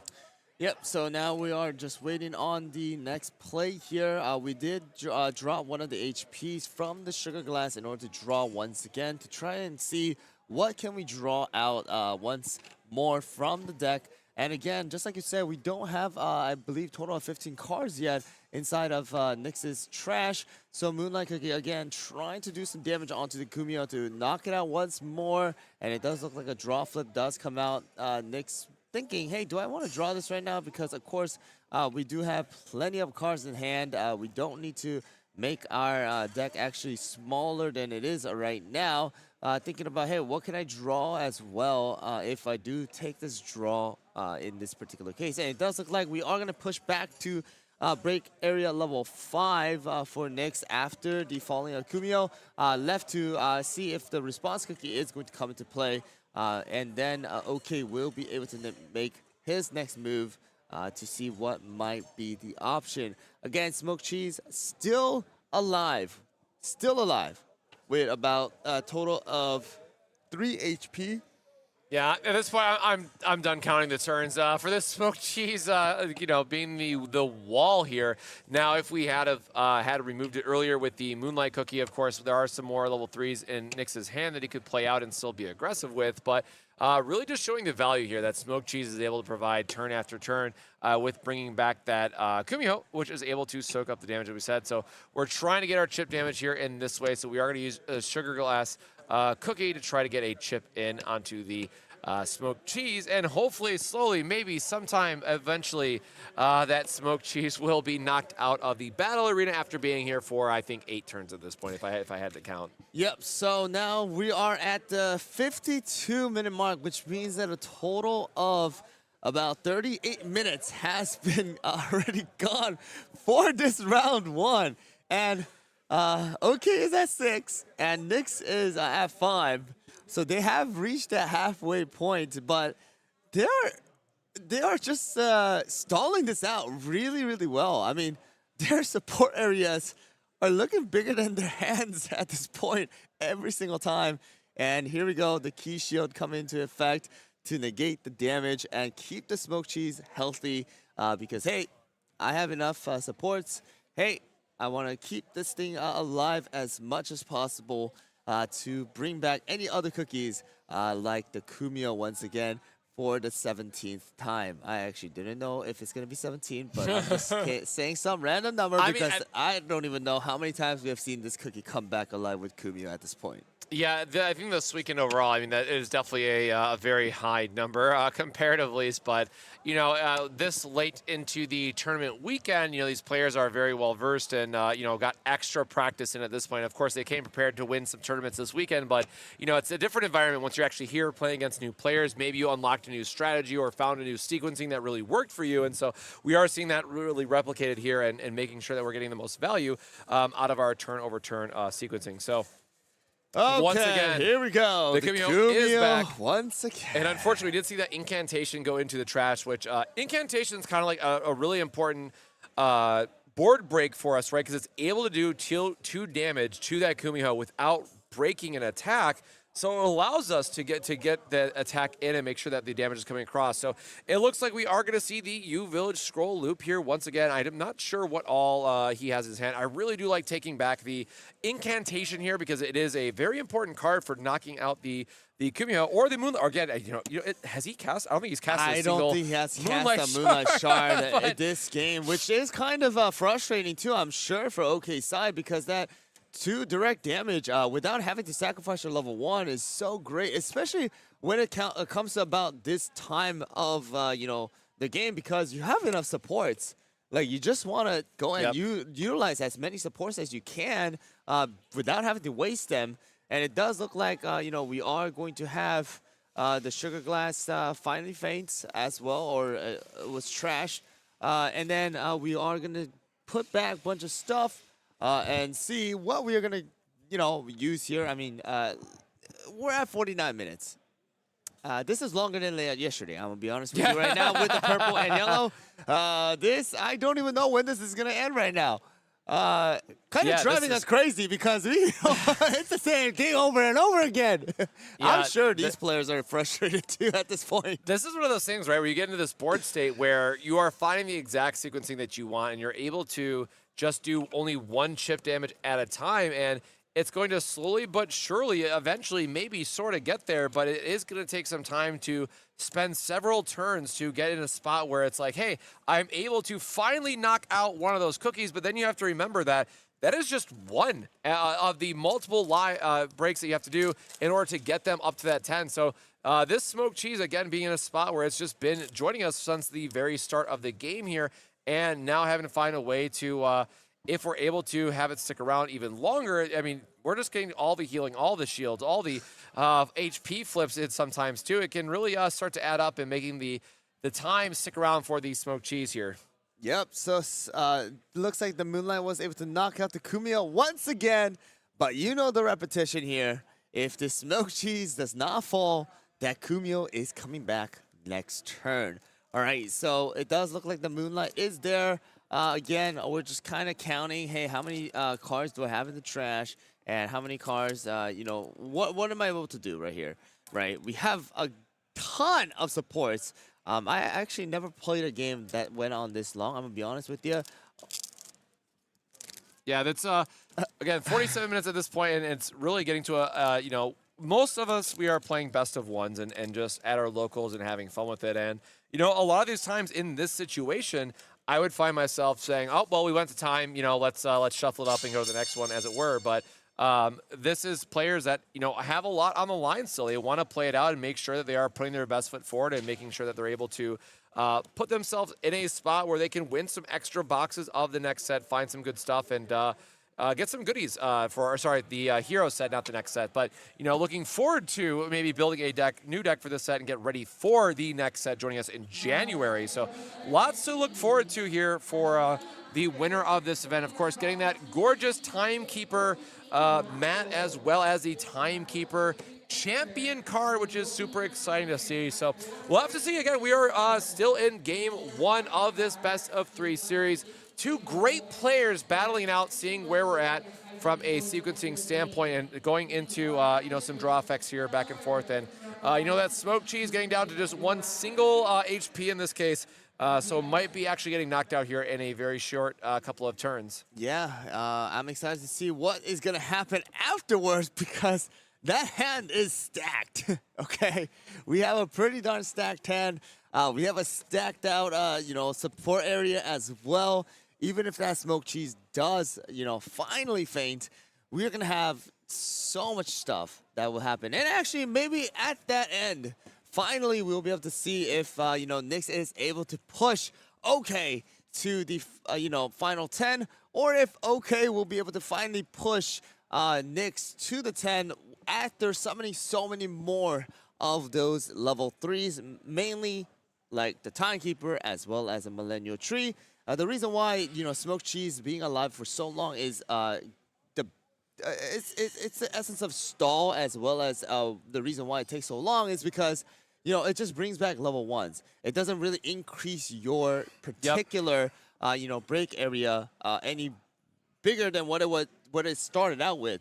So not being able to deal with this level 3 really is a threat to OK, as well as the same thing goes for Nyx too, though. That Moonlight constantly being alive and being able to draw the 2 as well as discard 1. Of course, that did kind of get messed up a little bit later down the line, but still being able to do 3 damage as well as have that effect is going to be a lot, it's going to be a little bit of a problem. But here we go. Finally, it does look like Moonlight is going to fall, and it's going to push OK to the total of break area level 9. Kumio for the 100th time coming back into the field by Smoked Cheese. And we will wait for OK's decision on what he wants to play from his hand, which will most likely be the last cookie. Yeah, this game definitely could have played out a lot differently if we had taken that early Moonlight onto that Smoked Cheese as the break target, right? But of course, Nyx has a ton of great level 3 options in his hand, but it would have caused a very different game to play out here. But that Smoked Cheese just getting value turn after turn. So we're going to have to wait and see what he is going to play out here in terms of, still answering that Kumiho, and as well as having to get that last point of damage with the Smoked Cheese. But looks like we're going to go into a Milky Way here, which is going to be interesting, and see what that is going to give us as a opportunity. But not seeing anything from... Looks like we're just counting up the support. You're going to take 2 damage from the Kumiho, but a very quick... Was that a quick... I wasn't even able to see what that was. Was it a abandoned clown nest? Or I have to assume it was. I mean, that was like right across the screen. And that guy was gone at that point. But, I don't think I've ever seen a match yet where we've gone into a second deck recycle. And we're really close. We are really close. And if that ever happens for OK, it is going to be KO for OK. So, we'll see how this turns out. I mean, we're in 43 minutes remaining. We have burned more than half of the time in a single game. Exactly. So, this game is definitely going to go for a long, long time, especially for the next round as well. If this is going to be the same playstyle that it will take place. Of course, depending on what they have in their hands and what they draw, it might be a little bit different. We might see the Timekeepers and the traditional Millennial Tree combo. But as of right now, Smoked Cheese alive for the last 18th round that we have gone through, and bringing Kubio for the last 25th times, just being able to do damage all the time. This would be a very fun game to review just for the simple fact of finding out how much damage both players have dealt. Because again, we've done a ton of traps, we've done a ton of revival. It's got to be like 50 or something at this point. Like I am.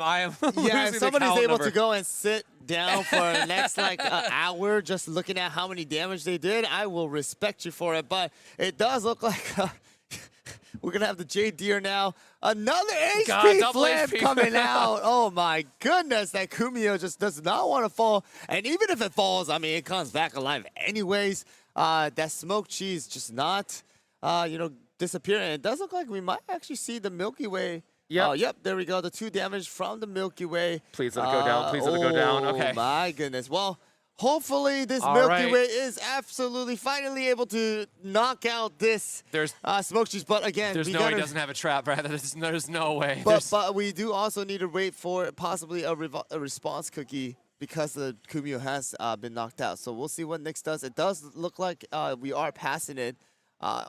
Is it the end of the turn? There's no way that we have, 7 or... There's 1, 2, 3, 4, 5, 6, 7, 8. We have 9 support up at this point. So you're gonna have to do something, right? We are gonna knock out this Smoked Cheese, right? Please tell me we are gonna get rid of this Smoked Cheese by now.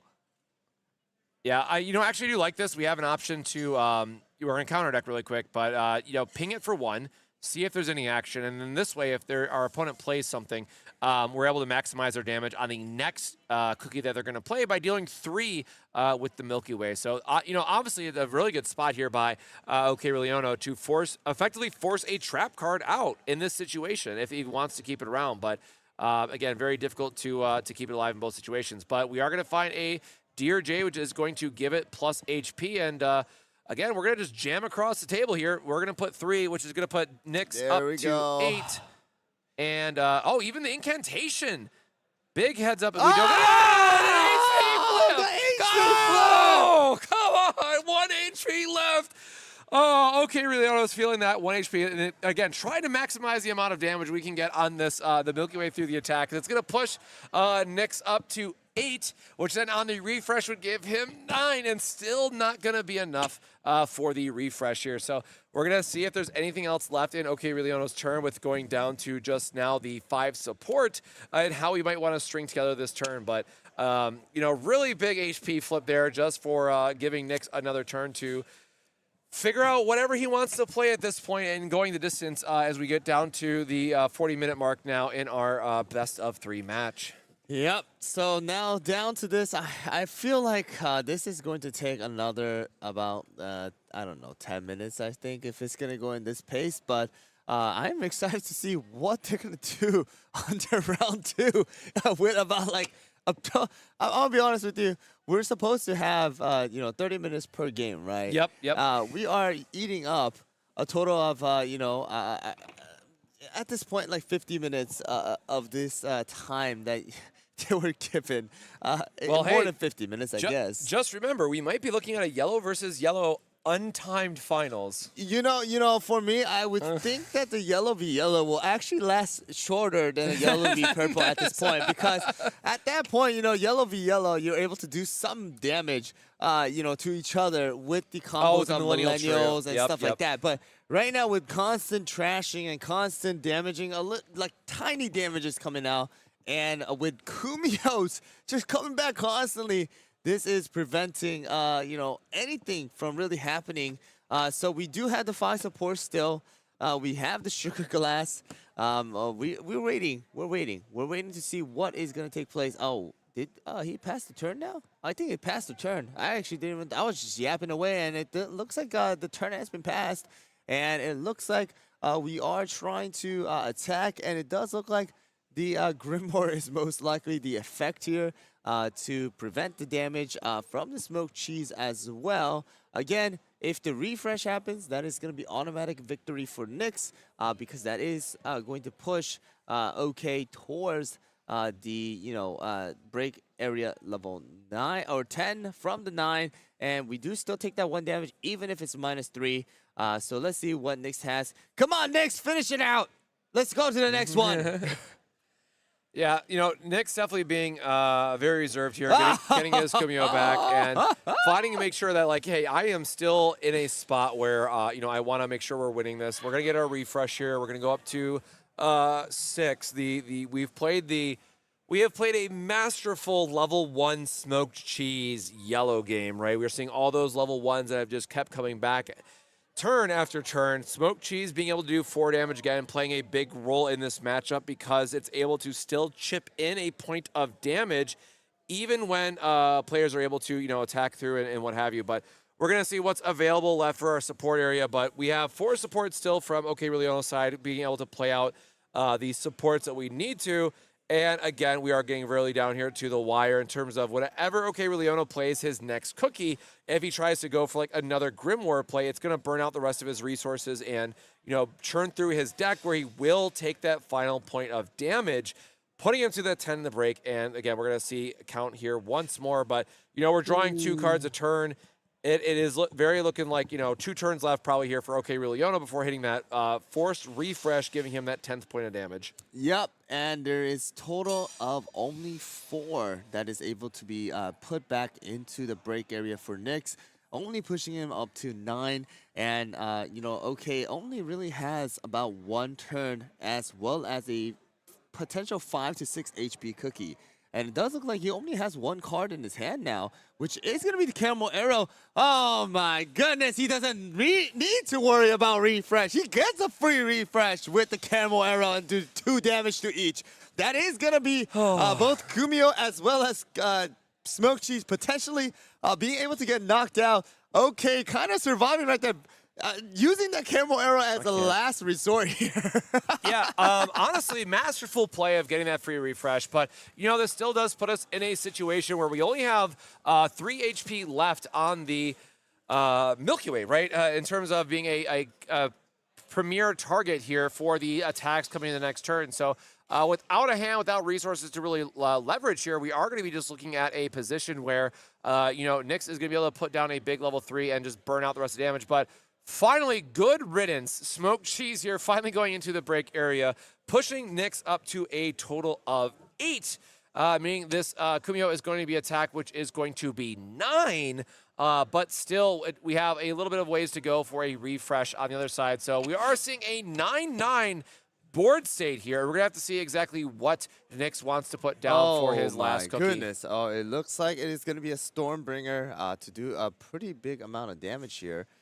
So we'll see. Oh, there we go. Just that the, is going to be... The straight snipe there with the on-play is going to give Nyx finally the game 1 of best of 3 with 34 minutes left on the clock. So that was a very long, that was the record for the longest top match that we had so far this weekend at the CookieRun Braverse event in Pro Play Summit, hosted by Pro Play Games. But yeah, how do you feel about that one? Purple versus yellow, really going the distance. You know, players are going to shuffle up. We're still going to be playing UNR next match and whatnot. But that was the game, wasn't it? That was way too long. All right. I don't know how they're going to finish this, especially if OK does win the next round. That is going to be 1-1. Moving on to the final round with like literally maybe 1 minute remaining on the timer, because right now it's timer's still ticking. It's only 34 minutes left. They have to go quickly. They're still, shuffling their decks without too much problems. I mean, I'm sure these players are, nervous as well. But, while the same things were happening, let's showcase what we got. The bling, bling, We bling. might have been opening a couple packs there in the background, but we did find the alt art from the case, which was the SUR, which is the Battalion Dragon being a MVP all weekend long. So a very beautiful card. I love the texturing on this. This is a beautiful card. It is going to be for the next set, and that is going to be the 3/5 Pattaya Dragon with an ability of on-play where you are able to discard one red cookie from your hand and select up to one of your opponent's cookie and deal 1 damage, as well as a 3/3 damage, then also be able to use for 1 red. If this cookie's remaining HP is 4 or less, select up to 2 of your opponent's cookie and deal 1 damage. So it is going to be a very, very powerful card, but we did get an SUR for our Seeker, which is absolutely amazing. These are, I don't know where the boxes came from. It could be from the same case. It could be from loose cases. I don't know, but, or loose boxes.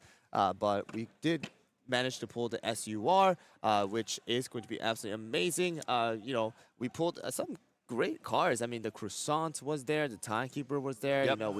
You were able to pull a bubble from your the Powerpuff promo collab. Exactly, as well. So all the blue cards that you wanted as well. Yeah. It would have been nice if it was a Lotus Dragon. Man, that Lotus Dragon for you would have been absolutely amazing as a alt art. But enough talking, enough yapping. Let's move on to the second round of the top 4 with 32 minutes remaining on the clock.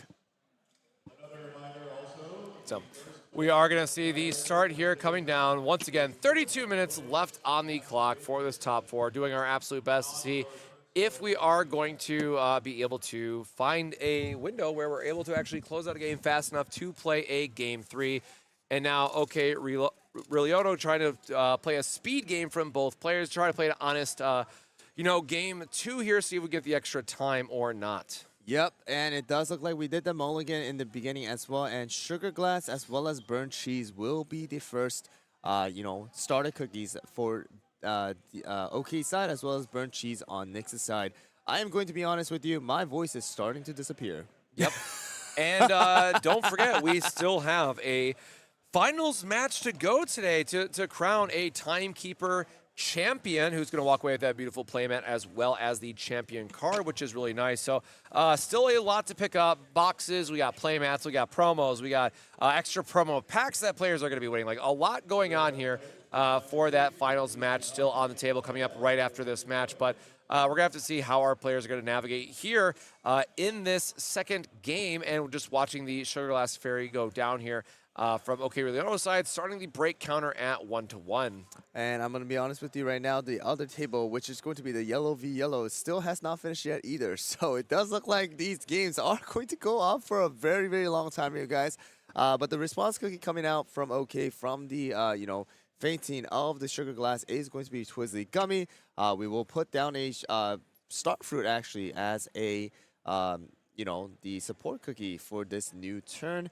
It does look like we might actually, we actually have another Star Fruit as well to trash the Twizzly Gummy, build up our trash, own trash really, really quickly, as well as, get rid of the burnt cheese, which is honestly a pretty annoying card.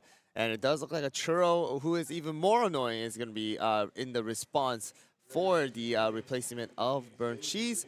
Again, we do have Star Fruit, but it does look like if that other Star Fruit was not in the support area, we could have comboed it once again to, trash the Star Fruit for the Churro.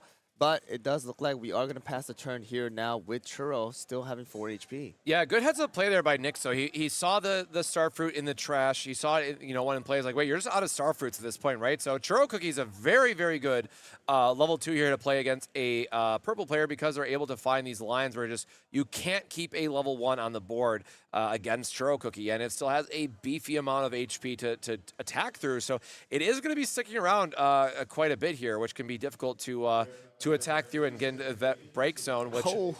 All right, well, I guess we're going to very quickly just go into Moonlight and get the mill going. So unfortunately, we don't get the break effect here, or sorry, the trash effect here, because we're still do not have that second cookie in the field. But Moonlight is going to start that engine going, trying to say, hey, we want to get up to 15 cards again, and boy, howdy, are we going to start drawing through our decks and hopefully find ourselves in a position where we find all the right pieces we need to hopefully close out a quick game. Yep, so only 9 cards in Nyx's trash as of right now, so we are not able to use the draw effect either. But it does look like we are going to be attacking for 3 damage. Orange Cookie coming out once again for the 1000th time to do heal up Nyx's, cookies. And it does look like we have a total of 13 now. Sadly, too short from actually using the ability to draw 2. But we'll wait on this and see exactly what might be the next move.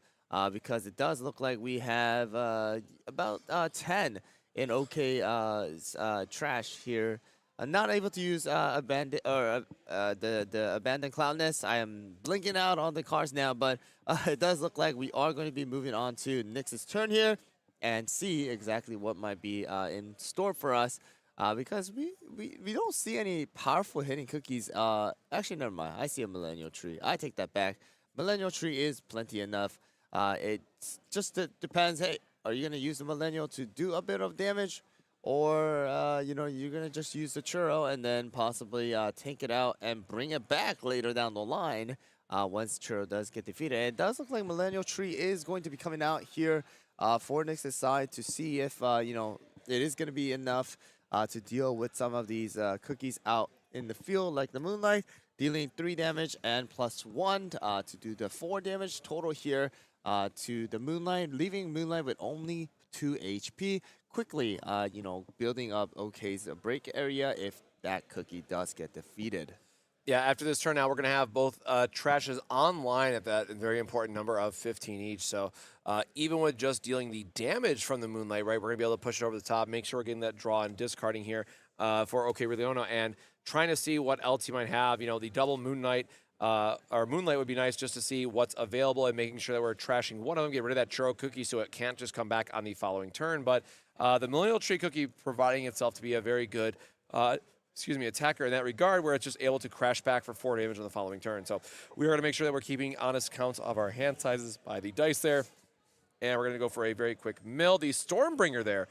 Good to see that go into the trash for OK Leono, but we are going to get our draw 2 and discard 1 now that we are online for the 15 cards in both players' trashes. So the kind of a game on from this point from the purple player's perspective, but we do see Incantation in the hand, which is really nice. We do see that. Ooh, we see a second Moonlight Cookie, which is going to be good for giving us that defensive wall that we like to see normally with purple. But again, when you find yourself in this position where you want to play a more controlling style of game, and purple does purple things, right? Wow. we want to have a good enough board supporting it. But the incantation here is going to very quickly knock out the Millennial Tree Cookie, putting our break to 3-2 as so far. Yep, so it's going to be where Millennial Tree is going to fall early here as well. We are keeping the hand count with the dice right there on the side.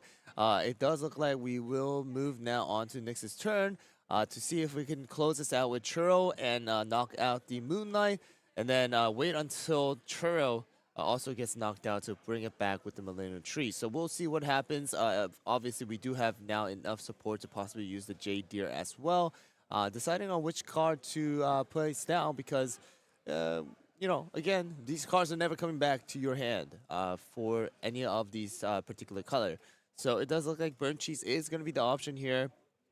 And now we have to decide, hey, are we going to attack with the Churro first and then try to knock out the Moonlight because there is no support remaining for OK's side. So it looks like that is going to be the case. And the draw flip comes out instead of a heal flip. Churro is going to go and have the 2 HP remaining. Now forced to play a Cookie. And it does look like we have a Raspberry Mousse, Prophet, as well as a Caramel Arrow with a Fig and Moonlight. So a lot of level 1s as well as Caramel Arrow and Moonlight for the level 3. It does look like a Prophet Cookie is going to be the choice here to show, hey, level 1, I don't mind you, you know, getting rid of this one for now. I have plenty of them. I can combo it up later down the line once I do have some more support. So we'll see what Nyx does with the 2 remaining supports. Will you just pass it on to the next turn? Or will you try to just, you know, get rid of this Prophet here and now with something like the Kumio Cookie or even Burnt Cheese, I want to say, if I remember if that Burnt Cheese was there, to knock out that Prophet. So we'll see what happens. It does look like the Kumio will be the choice here to try and knock out that Prophet to prevent it from actually being utilized, and a Moonlight Cookie actually being there as a one of the flips for the heal or the HP. Yeah, so that's a total of 3 Moonlight Cookies now because we see 1 in the break, 1 in the support, and now 1 in the trash.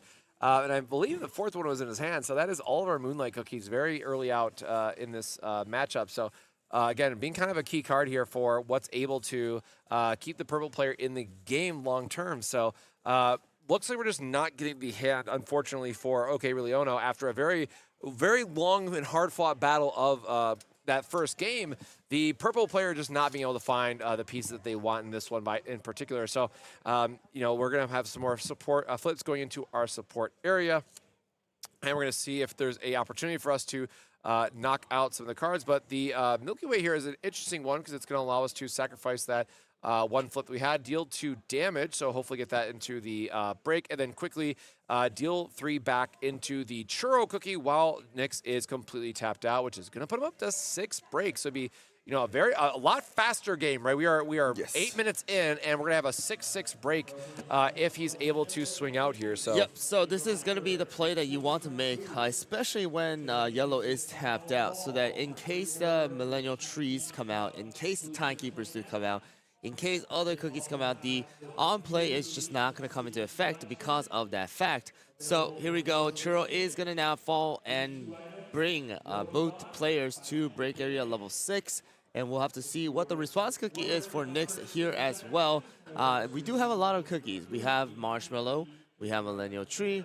We have other cookies that we are able to utilize. And it does look like instead the Smoked Cheese comes out once again. We have the Kumio online in the break area, and if that Smoked Cheese does not disappear very, very soon, the infinite cycle of Kumio Smoked Cheese with the Jade Deer, with the you know, with the signpost, with everything is going to repeat itself once again. So the interesting part here is that we know that he's going to be bringing the Kumio outside of the break because it was just so good round 1, but now CookieRun has the Moonlight in hand as a answer to the Smoked Cheese. So are we going to find ourselves in that loop like we did game 1, or is he going to be able to use it effectively here and nuke the level 3 before it becomes too much more of an issue? So it does look like he wants to do exactly that. Try to, you know, pull out that Kumio, not let the Milky Way, you know, faint. And then next turn, try to use that Moonlight to knock out and trash the Smoked Cheese so that you don't need to deal with the infinite cycle of the Kumio smoked cheese next turn, or in this entire game in general, because now we have one support left. Again, there are combos like the Millennial Tree to bring back the churro once again, but we do at least have to, say, hey, we don't need to deal with the, Kumio, but it does look like it's going to be a Milky Way. So we're going to trash the Milky Way to deal 2 damage to the Kumio. Kumio goes into the break area, which is still at 6 now. We are able to place down another cookie. That is going to be the Marshmallow here. Another real good blocker to stall out and protect our smoked cheese cookie from taking any damage from something like the Milky Way here. We do have enough supports for 6, which is going to be enough for a damage of 3 damage from the Milky Way, as well as 3 remaining for anything in particular like the traps and even another attack from something like the Moonlight. But it does look like we are going to be swinging first with the Milky Way to see what is going to be the response coming from Nyx. It does look like the blocking is going to take effect here. If there is, it does not look like there is going to be HP flip, pushing Nyx to 7 now. With the smoked cheese being the only one out in the field. Again, if the smoked cheese does faint, we know that this will go to, OK Rilio. And that means that we will move on to game 3. But again, we have to be mindful of the timer. 19 minutes and 40 seconds on the clock. They need to finish this out and try to finish the next game as well. Yeah, so we might be seeing ourselves setting up for a Moonlight on the following turn as just a way to clear the way for being able to hit into that smoked cheese. But this is a card that has been a bit of a problem, as we saw in that previous game. So depending on what type of board that Nyx is going to be able to set up for a big play here, we'll have to see what we get. Another Kumio coming online to act as another guard here. So that, of course, is going to be good enough, as we'd say, in terms of being a nice defensive option. Yep, so we are going to be seeing that Kumio and smoked cheese combo once again from Nyx's side. Again, we did get to see Millennial Tree this time around doing a little bit more damage than last turn because that really never came out. It was an infinite cycle of that, smoked cheese and Kumio. Smoked cheese and marshmallow, and this time around we are going to see the Millennial Tree doing early damage to OK to push it to 6, and the same thing from OK this time around. It is 7 for Nyx, but the thing is, you have to realize that we're playing against a yellow player. The 7 can quickly turn into 5. Yep. So it just you never know right now as of right now. Currently, what is going to be. So we do have the Abandoned Clownness coming out. Again, the same thing that has happened before from last game where, Smoked Cheese tried to attack the Moonlight, was only able to do 1 damage because of the Abandoned Clownness. This time around, it is going to be the Abandoned Clownness for the Milky Way, so that Milky Way takes only 1 damage out of the 4 to knock herself out. All right, so we're going to be counting exactly how many of the traps as well as cars are in OK's, trash right now, and see what is going to be the outcome of this battle. So again, we're drawing past the turn, and we are going to decide on what is going to take place. I think Nyx is also considering, hey, if it does go overtime for real this time, what is going to be the the outcome if we need to start doing the counting and all of that stuff. Of course, I don't think it's going to go overtime for this particular game. It does look like it is going to end in a couple of rounds, but we never know. Purple versus yellow, you just never know what is going to be taking place. So let's see what OK has in store for us for this turn with the Milky Way still alive and kicking with 3 HP. They're constantly going back and forth, seeing what kind of traps and what kind of cards are in the trash pile as of right now, to see what are the options each other has. What do I need to deal with? What are the traps that are left that can be used? What are the items? Especially for OK side, we have seen the constant usage of something like the Incantation as well as the Forbidden Grimoire. With the level 1s, constantly protecting something like the Moonlight from last game, as well as possibly, in this game, cookies like Milky Way. So it does look like we're going to quickly go and refresh everything with the caramel arrow, instead preventing the refresh from actually happening. We have seen this before where we are able to do a total of 2 damage to each of the cookies to finish off the Kumio, as well as do a little bit of damage to the smoked cheese. So we'll see what happens here with the outcome, because that Kumio fainting will make it so that the Kumio will push Nyx's break area to level 8, as well as 1 HP only remaining for the smoked cheese as well. So it does look like Kumio will be knocked out, as well as smoked cheese left with only 1 particular HP to possibly be knocked out this turn to close out this round and move on to the third for this top 4.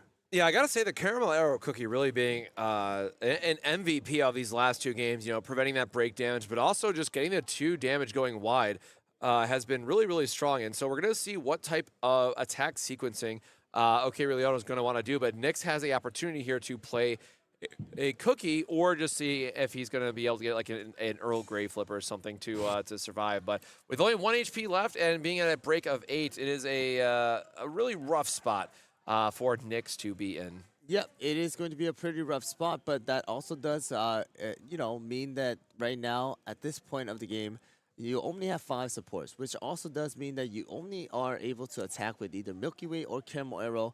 And it does look like we do have a key shield and things like that for Nyx to prevent some of the damage. And it does look like we are still, in the phase where we have to put down a cookie. And it looks like Timekeeper is going to come out finally to go and, remove some of the damage from the break area, which it is going to again be churro actually, but the refresh actually coming in. So if that smoked cheese actually does fall, it will be 10, because even if we get rid of one of the churro, which is there in the break area, it is still going to push Nyx to 7, which means smoked cheese faints, and that will be a total of 10. So we'll see what happens here. If the calculations was a little bit of a misplay by Nyx, we'll see. But let us go and watch out and how this unfolds, especially with Caramel Arrow and Milky Way still being able to attack the smoked cheese. So it does look like we are going to go 3. Yeah, broken signpost. Give it another turn here. There you go, the signpost allowing the and the HP flip also coming out. So smoked cheese going to be alive for another turn, and that also does mean that you are able to knock out the possibly Milky Way with the Caramel Arrow, and then do a little bit of damage to the smoked cheese as well. We'll see how this one goes. Draw flip comes out as well, and the it will be the last one, and that's another HP flip that I want to say that took place. And oh my goodness, 13 minutes left on the clock, and we are almost there, but still very, very far away from having this game be over. And I am not exactly too sure, but it does also look like the other table are not done yet either. So it does look like this is going to be a very, very, very long last couple games that we will be, casting here and showcasing on this live stream. So again, it does look like it is going to be Nyx's turn here. From the refreshing of the support area, and we do have the smoked cheese to do 4 damage, as well as the Timekeeper to do 3 damage. But that also does mean that you only technically have about 2 supports for the blocking of anything with the trap cards. So we'll see if smoked cheese does come up with something crazy. Yeah, I mean, and we just refreshed too, right? So Oki is just looking at I don't have to worry about taking the extra burn damage from the extra refresh cost of it. So our Milky Way here, I mean, we can just send that off to the end. It doesn't really matter at this point. We're only going to go up to 8. And as long as that Caramel Arrow is able to be beefy and stay around, I mean, we're in a pretty good spot now. Unfortunately, can only deal 2 damage at once. So if Nyx has any type of like Deer Shield or something, we can still keep that smoked cheese alive, but ultimately going to want to find something that has 3 attack or 4 attack, but we know those options are more limited coming out of purple, so we'll have to wait and see what other options we have in Oki's hand in terms of just finding a last couple points of damage. Or we did see, though, that there was the incantation that could deal 2 damage as well. So there's going to be quite a few ways that we might get the extra damage in if we really need to. So we'll have to wait and see what that means for our players. But Nick's going to turn, realizing that this might be his last turn, all things considered. But we'll have to wait and see what happens with the yellow player and just going into the only having 3 supports left into the following turn. So. Yep, so we are first swinging with the smoked cheese here onto, I believe, the Milky Way. OK is saying, hey, I'm going to let you swing at this Milky Way. I'll let you get to the 9. I don't need to worry about the refresh right now because of the caramel arrow. And I am going to allow my caramel arrow to still be relatively healthy. And I opens up the slot as well. I believe there still is that one Moonlight still left in the hand. So that allows Moonlight to possibly trash the Timekeeper. Or we might just go and try and attack. It does look like the Sugar Glass is going to come out. Oh, again, nice. He does have the incantation. Yep, so in we do have the incantation. That's possible. We're going to draw first just to see what we get. And it does look like the incantation is going to be the move here to possibly knock out that smoked cheese. And it is going to be the smoked cheese going to 1-1 with only 10 minutes remaining. Yeah, 10 minutes left on the clock in this top 4 match between our players. I mean, having that extended game 1 where they just got into this board state, got stuck with that smoked cheese, and game 2 was a lot faster as they were able to not get that board solved, but just a lot of damage going back and forth. So we'll have to wait and see what is available for our players. With, again, less than, there'll probably 8 minutes left on the clock by the time they shuffle up and whatnot, and then we'll see just who could deal more damage early on, right? Because it is going to come down to tiebreakers in that instance. So, who do you think has the advantage there of who can deal more damage faster in that case? And we're going to see purple or yellow come out. So it really depends on what you are able to play. In my opinion, if yellow is able to get that quick Millennial Tree out with another, like something like Kumio out, that is a lot of extra damage early on. But also at the same time, if purple is able to get something like a Moonlight, out and trash that Millennial Tree quickly, then you are going to be able to get some good amount of damage with the Moonlight and still have a relatively tanky Cookie to protect yourself. Of course, it really just comes down to how fast these players are able to play and really get those cards that they want in their hands. And of course, that is going to be left to their shuffling as well. So we'll see how it goes. But it does look like, I don't know what happened, but they're standing up as of right now. Maybe they're taking a quick. Is restroom break allowed with them too? Technically, yes. If there's a judge nearby, they might pause the time that is remaining. So we'll get an update on the stream as well. But all things considered, there is 10 minutes left, which is not going to be a ton of time per se for these players to finish out a full third match, but we will see who is able to deal more damage and, of course, come down to the tiebreakers for who's going to be able to get it there in that third match that we will be playing. All right, well, the players are going to get situated, so we'll be right back with a quick break as well, and then we will be joined with the players once again to close out this match. So stick around, we'll be right back.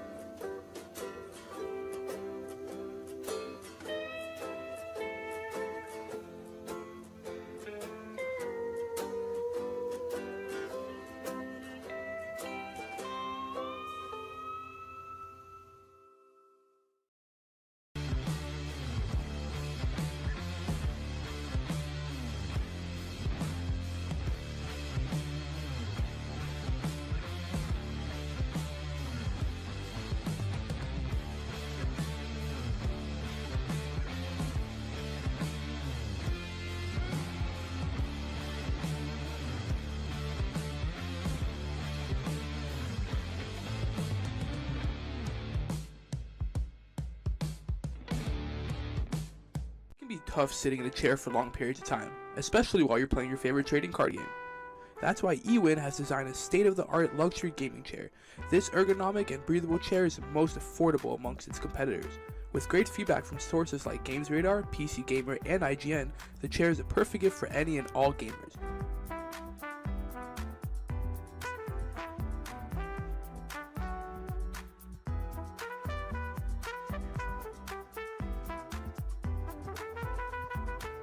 Use discount code PPG at checkout for 30% off your order.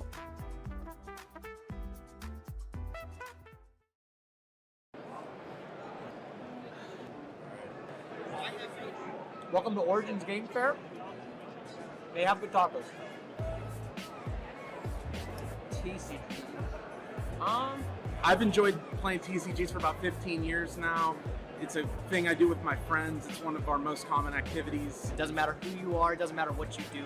Anybody is capable of enjoying different aspects of trading card games. There's truly nothing like it. I'm like a problem solver. I like doing those type of things. So for me, TCGs are like a really good way to like exercise that, I guess, part of the brain. Like, to make your brain think that fast and have to be so strategic all the time. It's like, it's just the best, honestly. The only one I really play is Yu-Gi-Oh!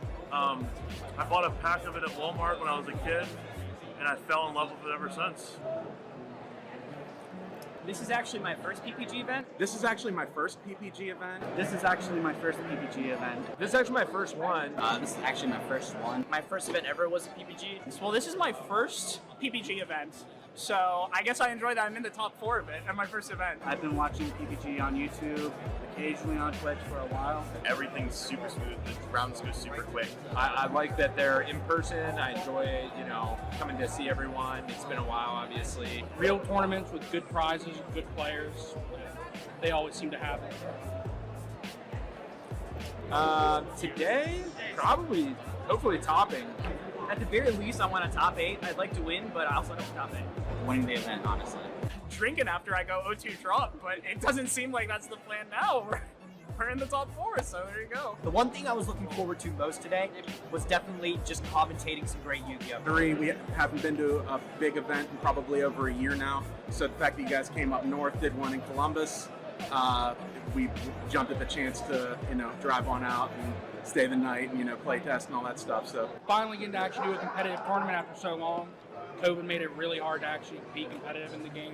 With the prominent content creators in this Yu-Gi-Oh community. And so when I heard that both Gage and Hack were coming to this event, I was over the moon. What are you looking forward to most?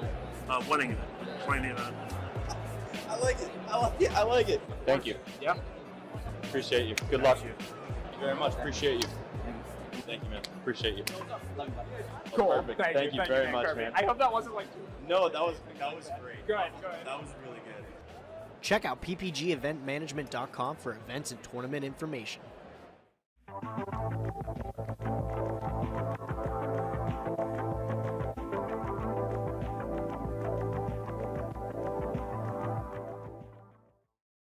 Want to advertise the product you represent on our streams? Great! Shoot us an email at info@proplaygames.com and we will discuss running your ad. Customized designs on durable and high quality sleeves. At yourplaymode.com, you can sleeve your deck in style. It's as simple as uploading your design and selecting your size and style. Use promo code ProPlay10YP at checkout for 10% off your order.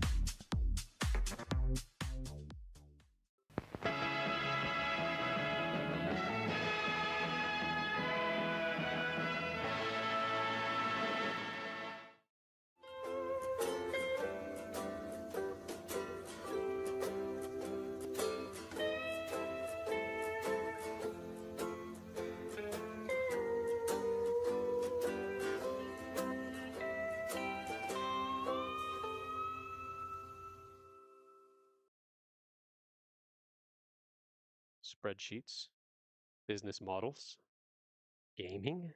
What does this all mean? Oh, hi. I didn't see you there. Let me put this down. But while you're here, let me ask you something. Have you ever wanted to take your trading card game hobby and turn it into a business, but you found it impossible to find any product at a rate that you could possibly make money from? Or are you a player that's struggling to find product for the games you love? Well, have I got the solution for you. The PPG Investment Patreon can be your one-stop supplier for your trading card game needs. The Patreon will serve as a way for you to get products at a cheaper rate than TCG Player or any other market value without getting those distributor connections. Here's how it works. All patrons will immediately gain access to the PPG Investments Discord. This Discord will serve as a hub to promote requests for product, video releases, and as well as creating community engagement. Then, depending on your specific membership tier, you'll be able to place pre-orders for all games that we currently carry, and that list is always growing. So, here's the tiers. We've got the bronze tier. For $50 a month, you get the access to pre-order up to half a case of any product release that you want. At the silver tier, for $75, you can order a case of any product tier or product release that you would want. And the Big Daddy tier at $125 a month, you get the access to 3 cases of a product release. Now, this specific allocation is only tied to a singular release. So if there's multiple games that you're interested in and you want to go hard, we suggest that you do. Our goal is to help you create a successful TCG side hustle or to get the product that you desperately want to have. The only problem is you gotta act soon, because once each tier is capped out, there won't be another opening until possibly next month. So don't wait and join the PPG Investment Patreon today.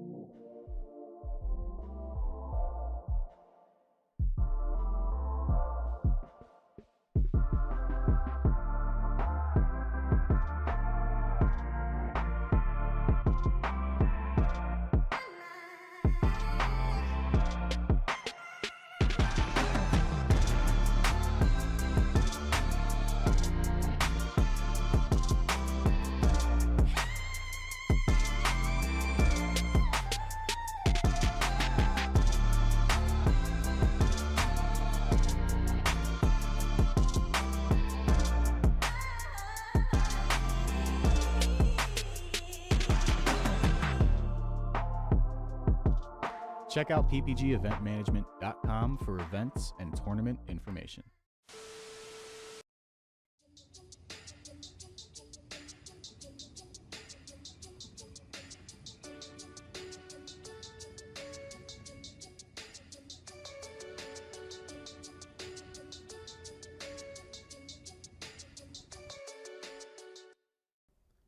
Can't seem to win a game? Opponents got you down? Can't even hand shuffle right? I promise you, it's not a skill issue. It can't be you. So it's gotta be a chair issue. So throw out that old nasty chair and it's time to sit where the pros sit.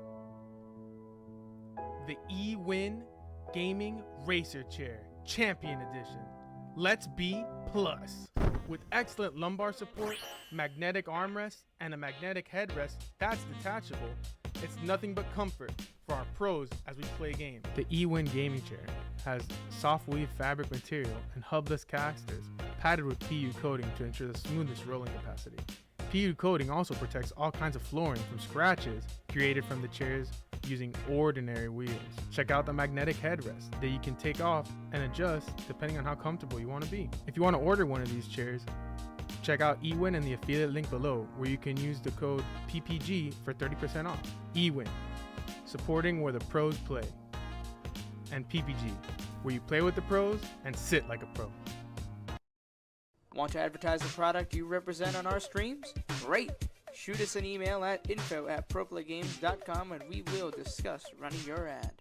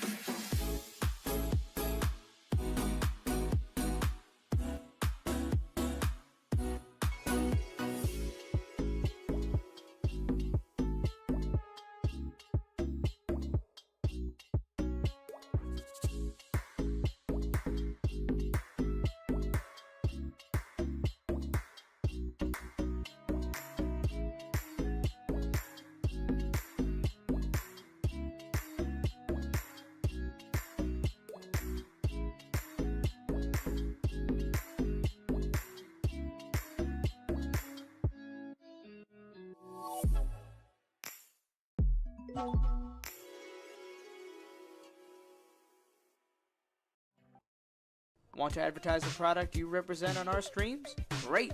Shoot us an email at info@proplaygames.com and we will discuss running your ad.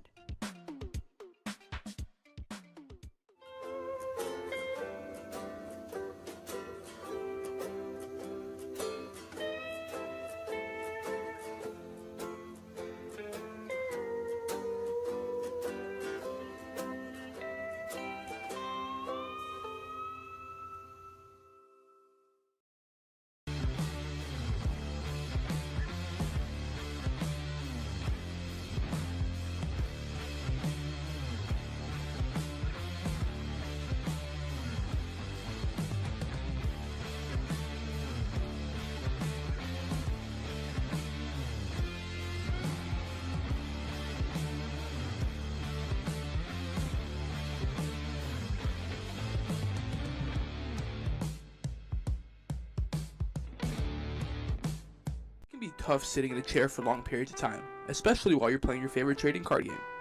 That's why eWin has designed a state-of-the-art luxury gaming chair. This ergonomic and breathable chair is the most affordable amongst its competitors. With great feedback from sources like GamesRadar, PC Gamer, and IGN, the chair is a perfect gift for any and all gamers.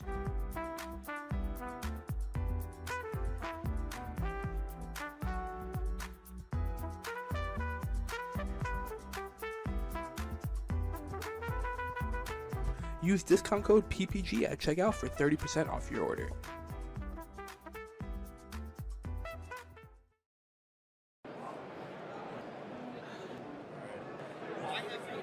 Welcome to Origins Game Fair. They have good tacos. TCG. I've enjoyed playing TCGs for about 15 years now.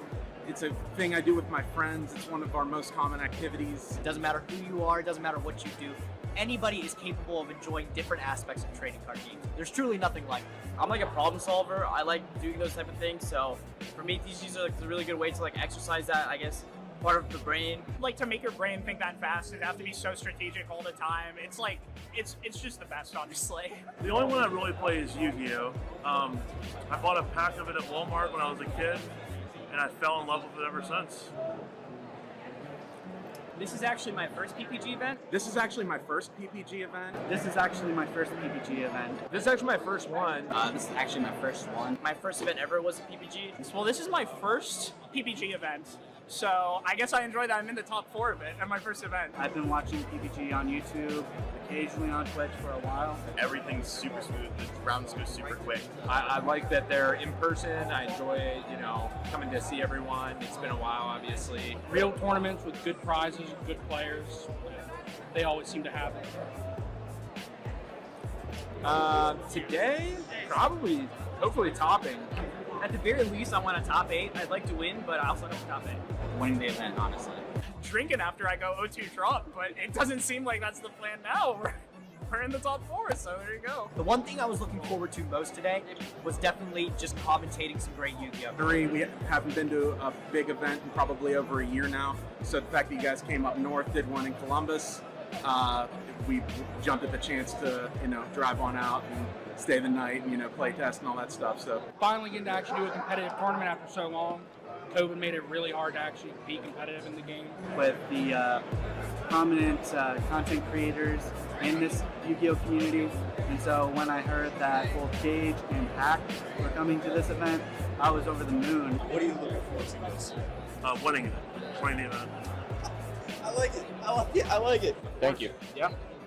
Appreciate you. Good luck. Thank you very much. Appreciate you. Thank you, man. Appreciate you. Cool. Perfect. Thank you very much, man. I hope that wasn't like... No, that was great. Good. That was really good. Check out ppgeventmanagement.com for events and tournament information.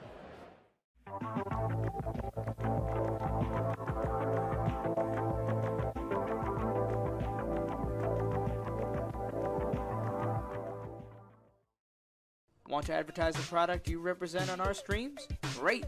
Shoot us an email at info@proplaygames.com and we will discuss running your ad. Nice designs on durable and high quality sleeves. At yourplaymode.com, you can sleeve your deck in style. It's as simple as uploading your design and selecting your size and style. Use promo code ProPlay10YP at checkout for 10% off your order.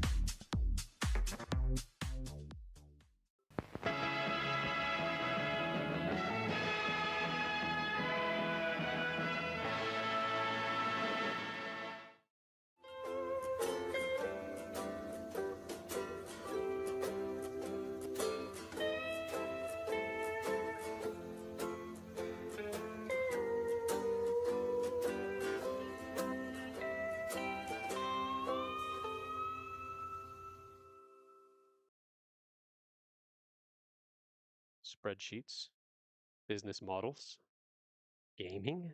What does this all mean? Oh, hi. I didn't see you there. Let me put this down. But while you're here, let me ask you something.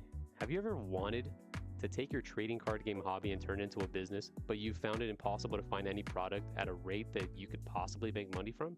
Or are you a player that's struggling to find product for the games you love? Well, have I got the solution for you. The PPG Investment Patreon can be your one-stop supplier for your trading card game needs. The Patreon will serve as a way for you to get products at a cheaper rate than TCG Player or any other market value without getting those distributor connections. Here's how it works. All patrons will immediately gain access to the PPG Investments Discord. This Discord will serve as a hub to promote requests for product, video releases, and as well as creating community engagement. Then, depending on your specific membership tier, you'll be able to place pre-orders for all games that we currently carry, and that list is always growing. So, here's the tiers. We've got the bronze tier. For $50 a month, you get the access to pre-order up to half a case of any product release that you want. At the silver tier, for $75, you can order a case of any product tier or product release that you would want. And the Big Daddy tier at $125 a month, you get the access to 3 cases of a product release. Now, this specific allocation is only tied to a singular release. So if there's multiple games that you're interested in and you want to go hard, we suggest that you do. Our goal is to help you create a successful TCG side hustle or to get the product that you desperately want to have. The only problem is you got to act soon, because once each tier is capped out, there won't be another opening until possibly next month. So don't wait and join the PPG Investment Patreon today.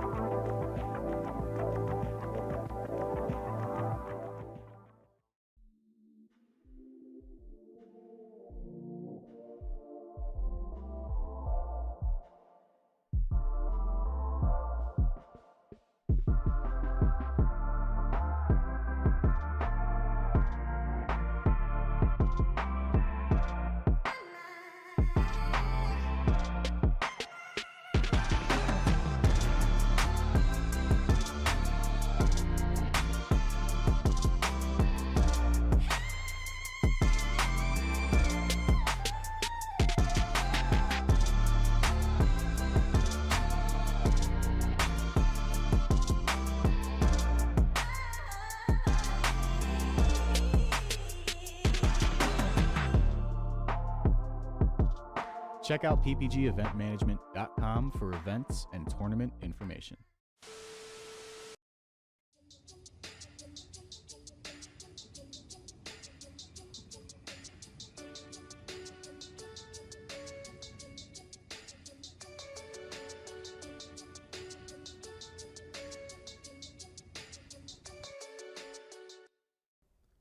Can't seem to win a game? Opponents got you down? Can't even hand shuffle right? I promise you, it's not a skill issue. It can't be you, so it's gotta be a chair issue. So throw out that old nasty chair, and it's time to sit where the pros sit. The eWin Gaming Racer Chair, Champion Edition. Let's be plus. With excellent lumbar support, magnetic armrest, and a magnetic headrest that's detachable, it's nothing but comfort for our pros as we play games. The eWin Gaming Chair has soft weave fabric material and hubless casters padded with PU coating to ensure the smoothest rolling capacity. PU coating also protects all kinds of flooring from scratches created from the chair's using ordinary wheels. Check out the magnetic headrest that you can take off and adjust depending on how comfortable you want to be. If you want to order one of these chairs, check out eWin and the affiliate link below, where you can use the code PPG for 30% off. eWin, supporting where the pros play. And PPG, where you play with the pros and sit like a pro. Want to advertise the product you represent on our streams? Great! Shoot us an email at info@proplaygames.com and we will discuss running your ad.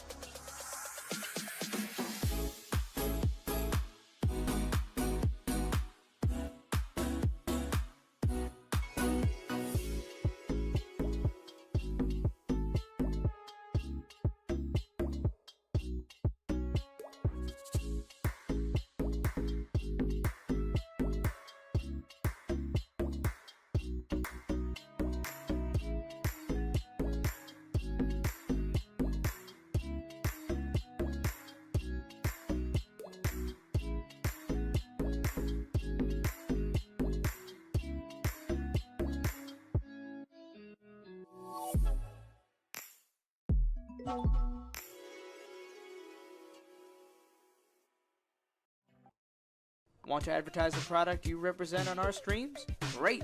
Shoot us an email at info@proplaygames.com and we will discuss running your ad.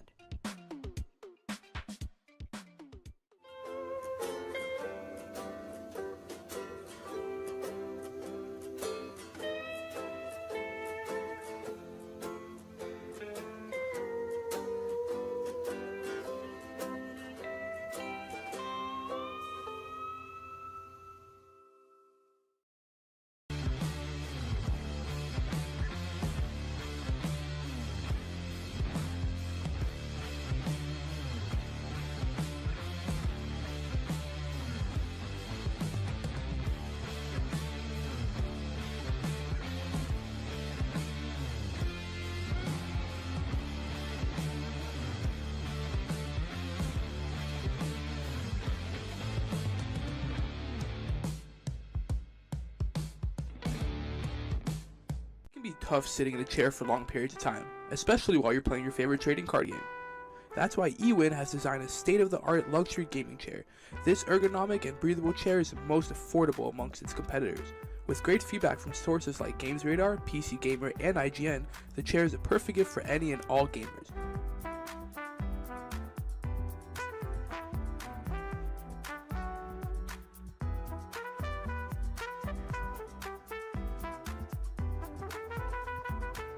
Use discount code PPG at checkout for 30% off your order.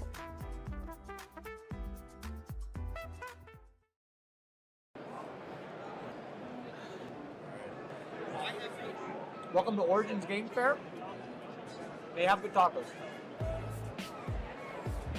TCG.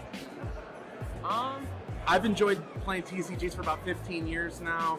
It's a thing I do with my friends. It's one of our most common activities. It doesn't matter who you are, it doesn't matter what you do. Anybody is capable of enjoying different aspects of trading card games. There's truly nothing like it. I'm like a problem solver. I like doing those type of things. So for me, TCGs are like a really good way to like exercise that, I guess, part of the brain. Like to make your brain think that fast and have to be so strategic all the time. It's like, it's just the best, honestly. The only one I really play is Yu-Gi-Oh! I bought a pack of it at Walmart when I was a kid, and I fell in love with it ever since. This is actually my first PPG event. This is actually my first PPG event. This is actually my first PPG event. This is actually my first one. This is actually my first one. My first event ever was a PPG. Well, this is my first PPG event. So I guess I enjoy that I'm in the top 4 of it at my first event. I've been watching PPG on YouTube, occasionally on Twitch for a while. Everything's super smooth. The rounds go super quick. I like that they're in person. I enjoy, coming to see everyone. It's been a while, obviously. Real tournaments with good prizes, good players. They always seem to have it. Today, probably, hopefully topping. At the very least, I want a top 8. I'd like to win, but I also don't top 8.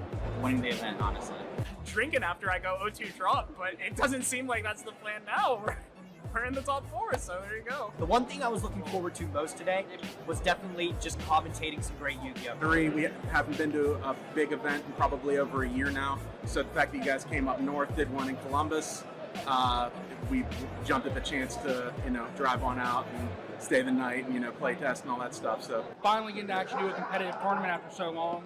COVID made it really hard to actually be competitive in the game. With the prominent content creators in this Yu-Gi-Oh! Community. And so when I heard that both Gage and Hack were coming to this event, I was over the moon. What are you looking forward to this? Winning it. Winning the event. I like it. I like it. Thank you. Yeah. Appreciate you. Good luck. Thank you very much. Appreciate you. Thank you, man. Appreciate you. Cool. Perfect. Thank you very much, man. I hope that wasn't like... No, that was great. Good. That was really good. Check out ppgeventmanagement.com for events and tournament information.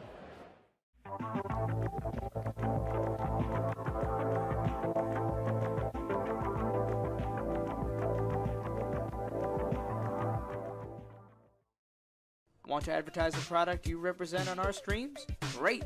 Shoot us an email at info@proplaygames.com and we will discuss running your ad. Customized designs on durable and high quality sleeves. At yourplaymode.com, you can sleeve your deck in style. It's as simple as uploading your design and selecting your size and style. Use promo code PROPLAY10YP at checkout for 10% off your order.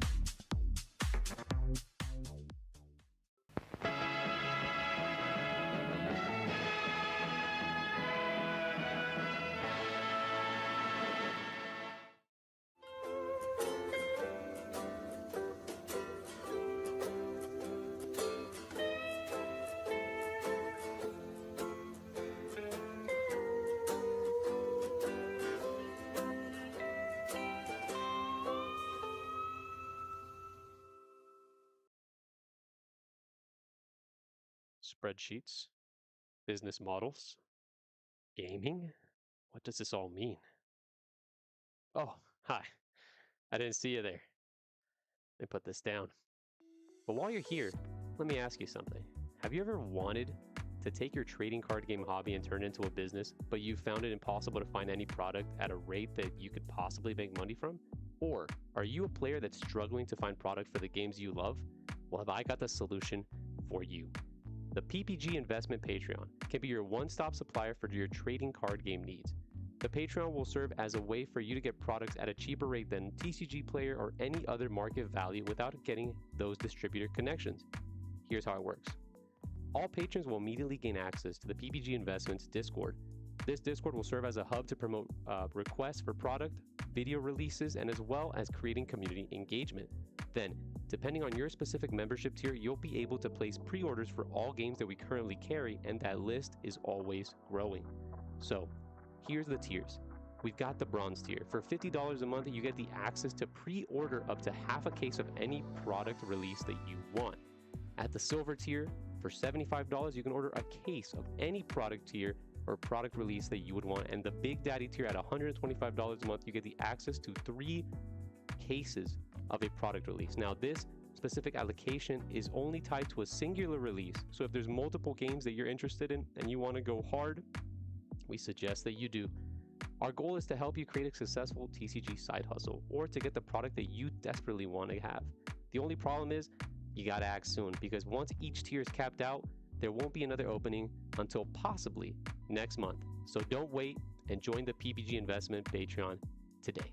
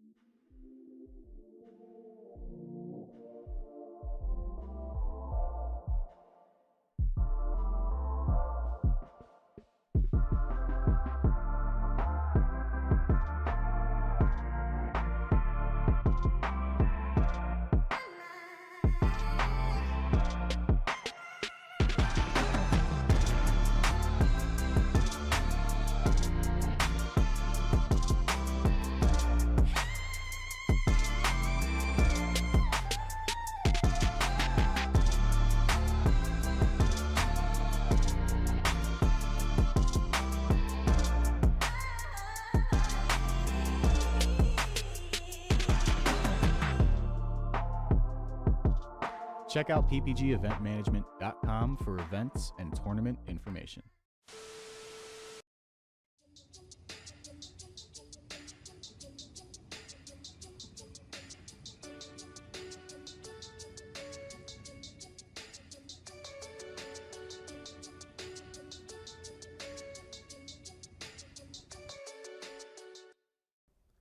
Can't seem to win a game? Opponents got you down? Can't even hand shuffle right? I promise you, it's not a skill issue. It can't be you, so it's gotta be a chair issue. So throw out that old nasty chair, and it's time to sit where the pros sit. The eWin Gaming Racer Chair, Champion Edition. Let's be plus. With excellent lumbar support, magnetic armrest, and a magnetic headrest that's detachable, it's nothing but comfort for our pros as we play games. The eWin Gaming Chair has soft weave fabric material and hubless casters padded with PU coating to ensure the smoothest rolling capacity. PU coating also protects all kinds of flooring from scratches created from the chairs using ordinary wheels. Check out the magnetic headrest that you can take off and adjust depending on how comfortable you want to be. If you want to order one of these chairs, check out eWin in the affiliate link below, where you can use the code PPG for 30% off. eWin, supporting where the pros play. And PPG, where you play with the pros and sit like a pro. Want to advertise the product you represent on our streams? Great! Shoot us an email at info@proplaygames.com and we will discuss running your ad.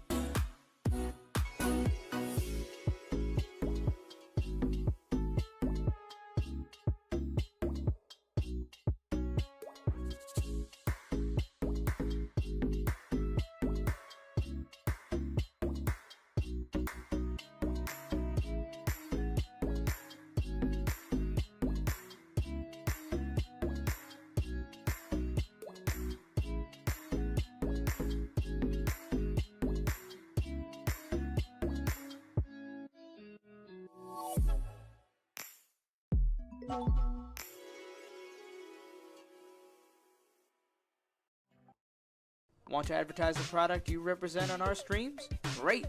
Shoot us an email at info@proplaygames.com and we will discuss running your ad.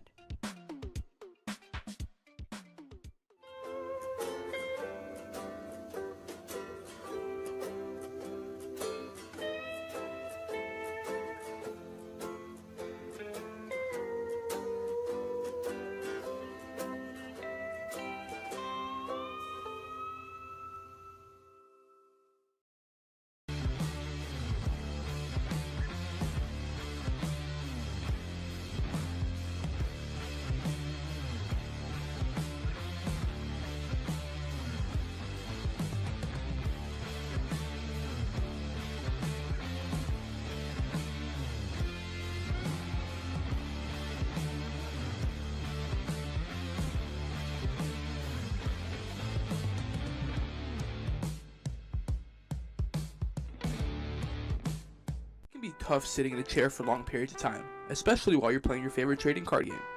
That's why eWin has designed a state-of-the-art luxury gaming chair. This ergonomic and breathable chair is the most affordable amongst its competitors, with great feedback from sources. And welcome back to the Pro Play Summit here in Orlando, Florida, hosted by Pro Play Games. I'm Cosmic, joined once more by Hyrule here in the booth, and this is the final round of CookieRun Braverse trading card game this weekend for us. We had an amazing time casting 3 different tournaments, but it all comes down to this. One last tournament, one last champion to be crowned this weekend. How are we feeling about it? Yeah, so before we get into any more detail, we do want to let you guys know of the reason why we had a pretty long break that we did not actually announce. So we had 10 minutes left in the feature match that we were going to have for the top 4. Sadly, one of the players had to leave because they had to catch their flight. So Nyx, Winston, who has won yesterday, is going to be automatically moving up to the finalist position, or the for the finals, and then we had to wait for the other table with the other 2 players to finish their game. So that is the reason why we had a little bit longer break than we wanted, because we all initially thought they just went to the restroom. So we wanted to kind of quickly go to the restroom as well and take a quick break, but that is exactly how it turned out. But it is going to now be the final game, the best of 3, untimed. So they don't really need to worry about the time going down this time.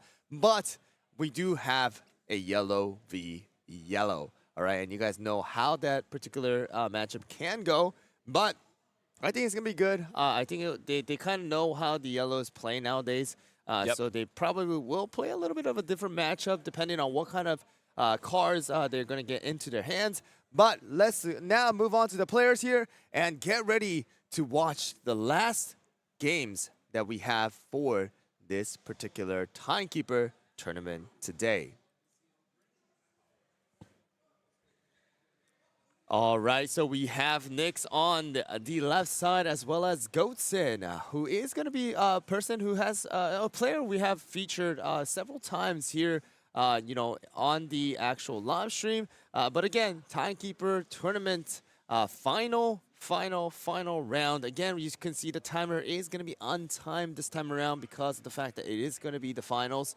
And, we got Goatson, who made it pretty far last time as well. And Nyx, who is going to be technically the champion for the NA, Championship Cup that we had yesterday. So, again, just like you mentioned, Cosmic, will Nyx be able to have that bragging right to be crowned as 2 champion for 2 different tournaments back-to-back, or will Goatson be able to take that away from him and bring that crown for himself? But one thing I have to also mention is that both of them are going to be Canadian players. So all of the within North America, all of the U.S. players are now out, and it is going to be 2 Canadian players playing here in Orlando, Florida, out of all places. A long distance to go, right? I mean, this is not something that, if it's local, it's one thing, but, traversing all of the United States, north to south here, basically, not the furthest tip of Florida, but pretty far down here in terms of just the positioning in the United States. So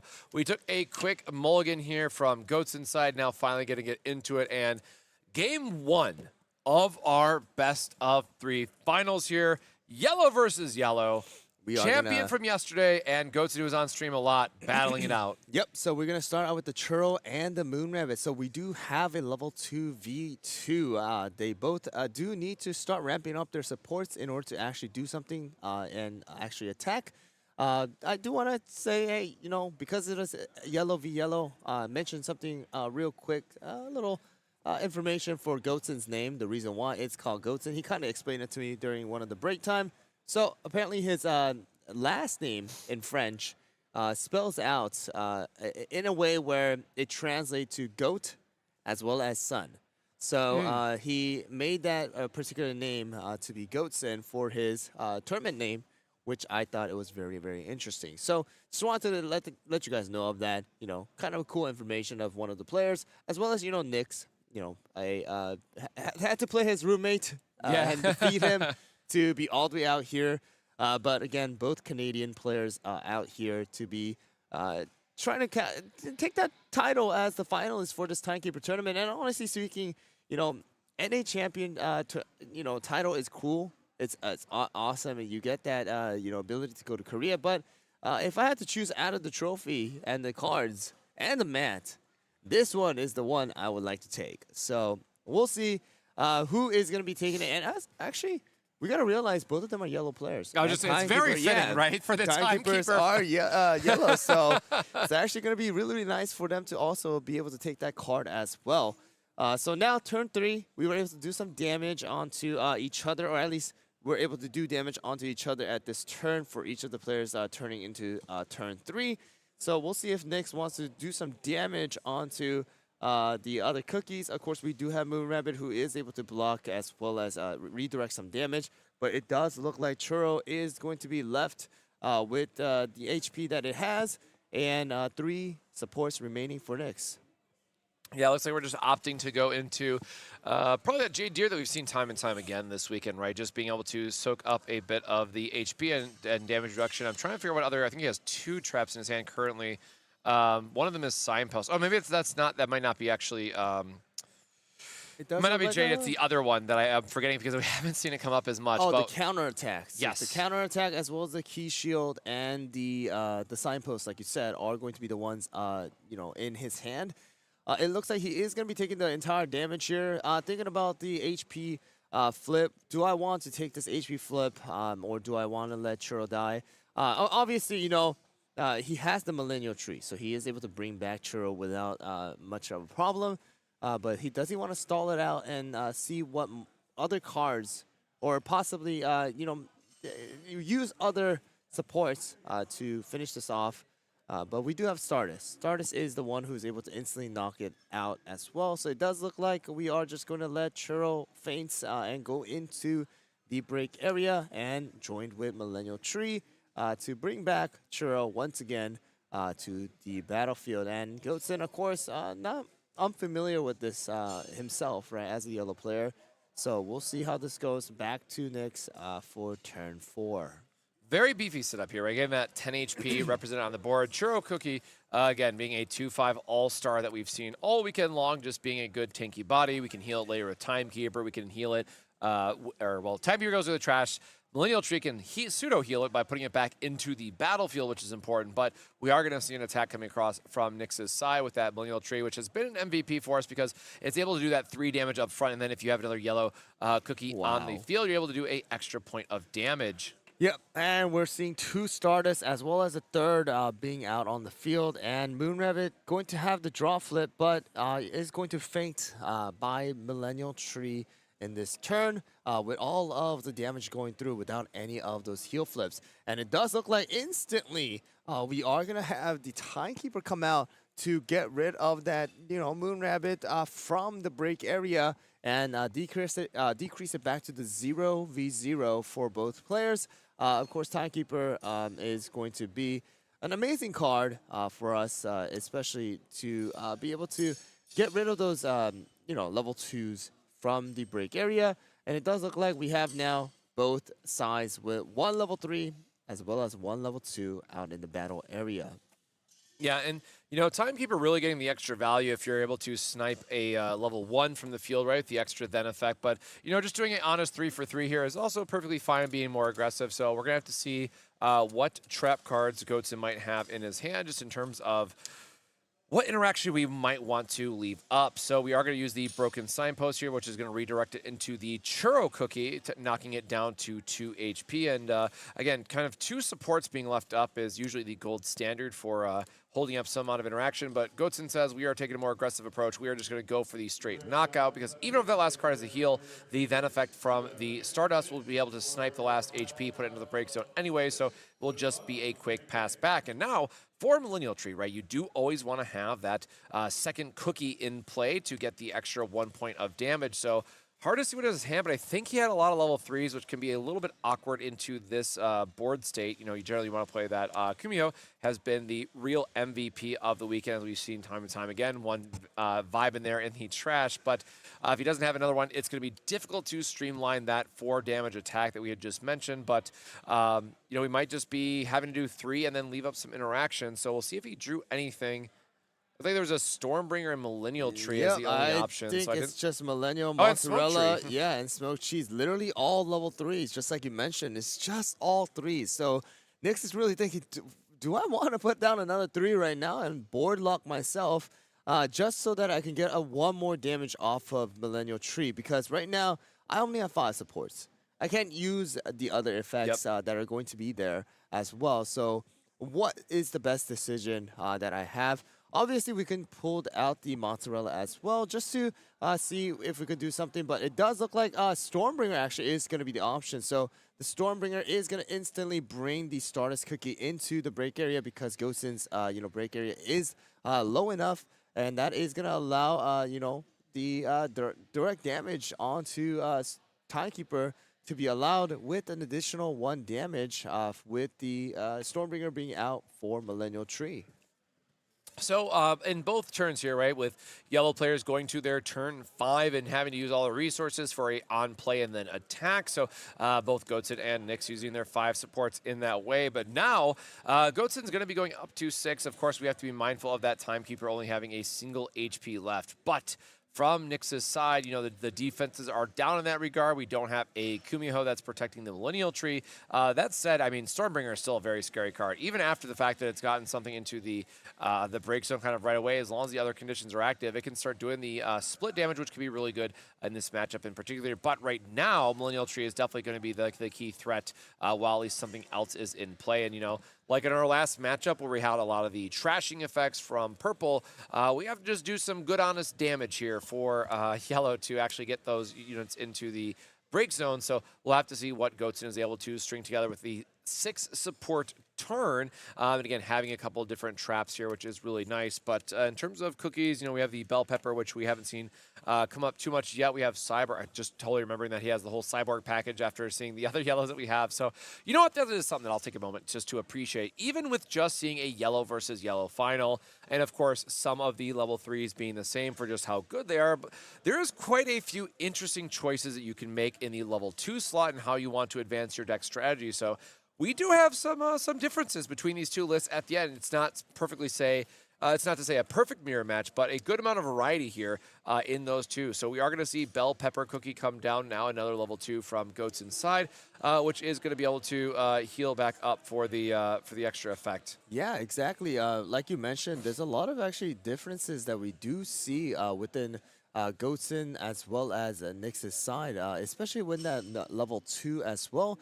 We were able to see, a lot of Moon Rabbits as well as Stardust taking effect for Goatson, while Nyx is running those classic like Churro as well as Kumios mainly, as well as if you guys actually see Goatson's hand later down the line, there is going to be that erotic robot that you really don't see a lot of people use, and it is going to be that select up to one of your opponent's cookies, and during this turn, that cookie deals -1 damage. Then you can return 1 level 1 cookie from your break area to your hand, and if you did, place 1 cookie from your hand into your break area. So you're kind of able to switch your level 1 cookie in this particular case, in case you want to try to have that Kumio back into your hand in certain scenarios as well. But it does look like we are going to be using the Bell Pepper here to do a massive, massive damage to the Stormbringer to knock it out during that turn. And additional to that, gaining some extra HP. So we'll see if, Nyx is able to answer to that. Now going up to a break area level 5, while Goatson is still at level 2.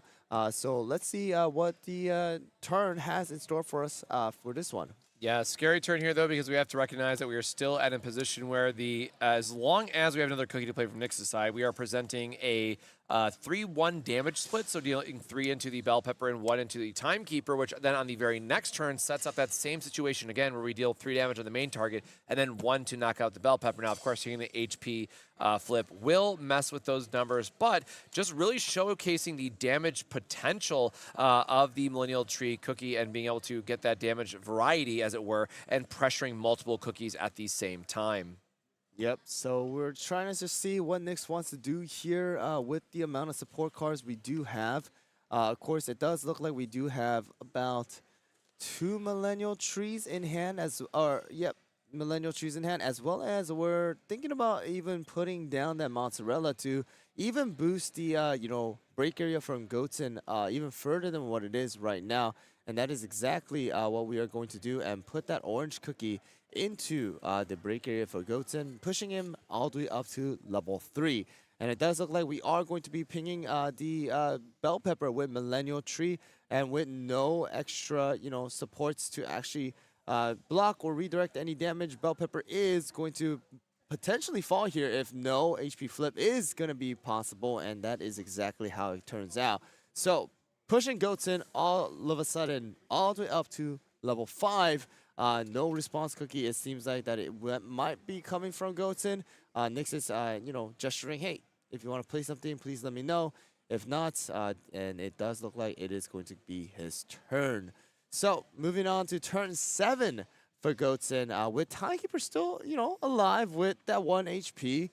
We do have some level 2s now stacked up into the break area, so we can use different cards. Like, of course, Cyborg is also an option if Goatson is running that, as well as, we are able to put another Timekeeper down to basically get rid of another, level 2 from the break area.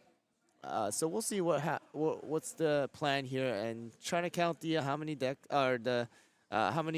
cards are left in the deck. See if a possible refresh, early refresh might be possible. And also, they do need to keep in mind, that one card, one level might make the difference in this particular finals. Yeah, and especially in a yellow versus yellow matchup, unless you're able to get a very aggressive start, which, to be fair, Nyx does have the pretty aggressive start here with the Millennial Tree Cookie being able to pressure that damage.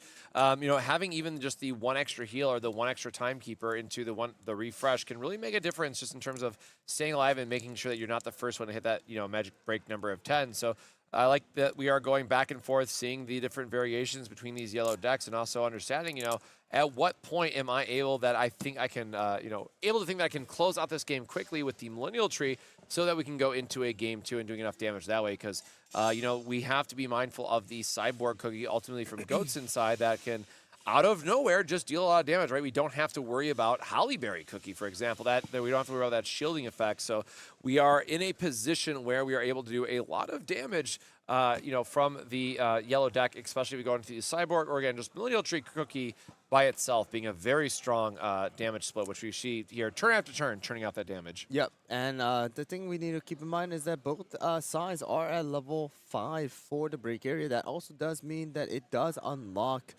the key shield from taking effect. So we are going to now swing with the Timekeeper onto the Mozzarella to do some damage, and it's going to be a total of 3 damage. Next thinking, hey, do I want to block this? And it does look like we are going to use a counterattack to deal 1 damage onto the Timekeeper, because we do have a Stormbringer in the break area, and it does look like a fellow counterattack that is going to be the last HP and negate all of the damage that would go onto Mozzarella by, defeating the Timekeeper first. So now Goatson left with, a choice here to summon possibly that Cyborg to do a little bit more damage, or it might be something else. We'll see what Goatson wants to do. That Millennial and Mozzarella very difficult choice. I mean, the thing is, if these two cookies get fainted, it's over for Nyx. There really is no way of manipulating that break area any further than what it is right now, because he has essentially board locked himself if Gosen is able to instantly knock out these two at the same time, which is definitely possible for yellow. But as of right now, it does look like Gosen doesn't really have the best hand for him to really do enough damage. Yes, there is that cyborg to possibly do a total of 4, but that is pretty much it. There really isn't much after that he's able to do. So we're just kind of waiting on Gosen to finish up his move to put out a cookie that is going to be the cyborg to possibly just, defeat the mozzarella, right? Yeah, I think we just try to check to see if there's any HP flips here, but the cyborg cookie still being a threat of 4 here, and of course it is going to get knocked out with only 2 HP itself being a much weaker total there, but that is only going to put us to 9, and we were able to push a level 3 to the break zone from Nyx's side. So, I mean, very quick 8 to 8, and we're going to have to see what type of protection we might have. But, the best part about Cyborg in particular, and with the damage swap there, right, is that you're able to prevent only that first point of damage that Cyborg does, and then the rest of it is going to be like the burn effect. So much like we've seen the direct damage come out of the red decks over the weekend, is that this is the one opportunity for yellow to really get that extra damage now in this format. And, in this case, dealing 3 extra is no small number. I mean, that is basically a giant cherry bomb on a body that says you have to remove this, or I'm just going to get another giant cherry bomb on the next turn. Yep. But the good thing is, Gosen, even if Cyborg does, get knocked out here, you are going to still be at level 9, so you can play another cookie. Another good thing for Nyx, though, is that because of the fact that the mozzarella has fainted, if there is a timekeeper in hand, then you will be able to manipulate the board a little bit now and get rid of that churro and, bring the break area to 6 so that if Timekeeper or Millennial Tree does get knocked out, you'll have, you'll have a little bit of buffer room there to have one more, at 9 than 10. So we'll see what Nyx wants to do. He's thinking these yellow players really, really need to decide, hey, what is going to be the best option here? Because, we're playing a mirror matchup. We know exactly what might be possible, all the possible probabilities. So we really need to think about, hey, what can be possible? How many of my flips have been, revealed as well as trashed and placed inside of my support area? And all of those things will make a difference. So here we go. Now taking the action here with Millennial Tree, dealing damage to the cyborg. And it does look like a Millennial Tree with Churro are going to be flipped, and that is going to bring the cyborg into the break area, making Gosen at 9 out of the 10 needed for the victory. And it does look like a kind of a late mozzarella being summoned here from Gosen's side. Of course, this is going to be one of the last cookies that he will be able to play. If Nyx is able to go and defeat that thing, then it is going to be a game, but it does look like he's just going to pass the turn to Gosen to possibly close this out somehow too by, knocking out the Millennial. But we do have a total of 4 supports. That also means that you have a J-Deer, Key Shield, as well as other support cards, trap cards to be able to protect the Millennial Tree from being knocked out this turn. Yeah, that's one of those instances where we really wish we had another cyborg cookie just for the sake of trying to push that last bit of damage, right? Getting that burn over the top would certainly be nice. But, we don't know the exact counts, I would say, but probably, 2 to 3 that we've seen for a lot of the cyborg cookies and what people are splashing with. But it looks like we are just going to be going for an attack test to see, like, hey, what do you have in your hand? And we are going to be able to heal up, which is really nice. So we are negating a key shield out of Nyx's hand, meaning he has 1 less for the following turn, and we might just see a pass back. We didn't see all the traps that were in Goten's hand, and just in terms of what interaction he's able to play, but there is a case where we might want to see a key shield, but it looks like we have double of the robot card, which again is not only going to do, or is only going to get a -1 effect, and not totally blocking out what Millennial Tree is going to be able to do. Yep. So we'll see exactly what Nyx does to be able to knock out this mozzarella cookie, who only does have technically 5 HP now. I mean, Gosen does have a ton of supports remaining as well. Now counting the decks, the cards inside of the deck, it does look like Nyx is going to be pretty, relatively healthy in that sense, where the refresh is not going to be too much of a problem. But Goatson, on the other hand, does need to keep that in mind because of the fact that he is sitting at 9 compared to the 8 that Nyx does have. So trying to see, hey, how many Timekeepers did he use? Hey, how many of these other cookies that might be a threat did he already summon or put into the trash? And it looks like Nyx might be possibly throwing out the Timekeeper, calculating the supports right there. So 2 for the break area manipulation, 3 for the damage from the Timekeeper, and 3 extra from the Millennial Tree will possibly be able to knock out that mozzarella, or go a little bit safer route, right? And just be able to go and keep some of the supports up and use it for next time. All right, but we'll see what Nyx does. Nyx, he has shown us that he is going to be a great, great player. It does look like, wow, a very interesting play where Mozzarella is going to take 1 damage from the Mustard, but Goatson being like, hey, this is my time. We actually have something for this. It turns out giving it the -1 attack is going to, very interestingly here, right, effectively make Nyx board lock himself with it, but he still does have the card that's item that's going to still burn 2 and put the level 1 into the zone and allow him to play something else instead for this turn. So we are going to see a little bit of extra work here happen, instead going into double Millennial Tree as kind of our last board state here, with a double 3 attack, showcasing just trying to burn as much as possible. But this is going to be then a 3 damage, still take 1. Goatson is going to try to survive barely if we can. Maybe there's another key shield in the hand to negate it, but then if he does, then Nyx would be left completely wide open. So it's the gamble of, do we go for it here, or are we going to just play it safe and make sure that we're able to hold up some response on the following turn? Yep, so we still do have 2 supports up, and the other Millennial Tree being able to attack. So kind of thinking about what might be the best choice.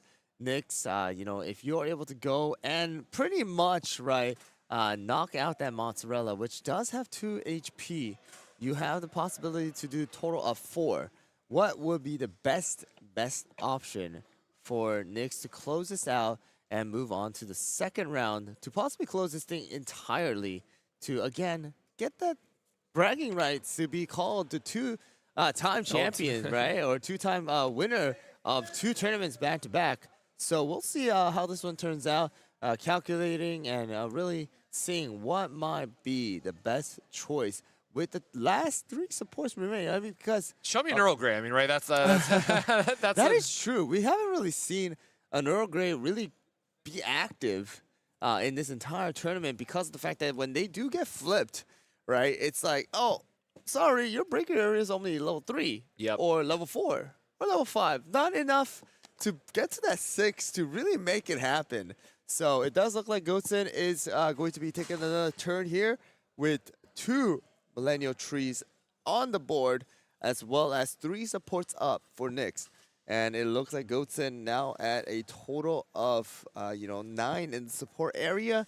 That is more than enough to make anything possible within the yellow deck. So we'll see if this might be enough, or whatever Goatson has is enough to close this one out for him. So both players now at 9. Of course, we also do have to keep in mind that Nyx is very, very close to that refresh as well, which is going to be within the next 2 to 3 turns. He will technically be knocked out from just the refresh. Goatson still does relatively have a decent amount of cards because of the lack of level 3s that he has played, but it does look like we are going to be putting out a key shield onto the Mozzarella attack, healing the Mozzarella as well. And Goatson, what will you do to respond to that? Well, interesting here, we did see a Timekeeper float to his hand, right? So we still have enough for a discard. Just to make sure we get healing, it would put us down to 7 in that case, but we still have to find a way to protect that Mozzarella. So it looks like just a Moon Rabbit coming into play here, which is going to offer up some damage and as a redirect here as well. So we'll have to see what other cards are in Goatson's hand for the effect, but we'll have to, it looks like there's a judge question here that's happening really quickly. So waiting to see what is available for Goatson's turn. Yep, so it does look like we are going to be summoning the Moon Rabbit as well. I think he's potentially asking, if I do attack with this Moon Rabbit, am I able to block? What happens? I'm sure he knows the answer, but we'll see if that's actually the question or not. I'm just kind of, just saying think whatever it is at this point. It looks like there was a bit of a rush there, and he was saying he was making an attack and then decided not to, and then he was going to take it back, so he didn't. But we have already flipped a card at that process, so not sure at all how they cleaned up that board state actually, because it looks like there should have been another damage here, but. Oh, so it does look like. He already attacked with it.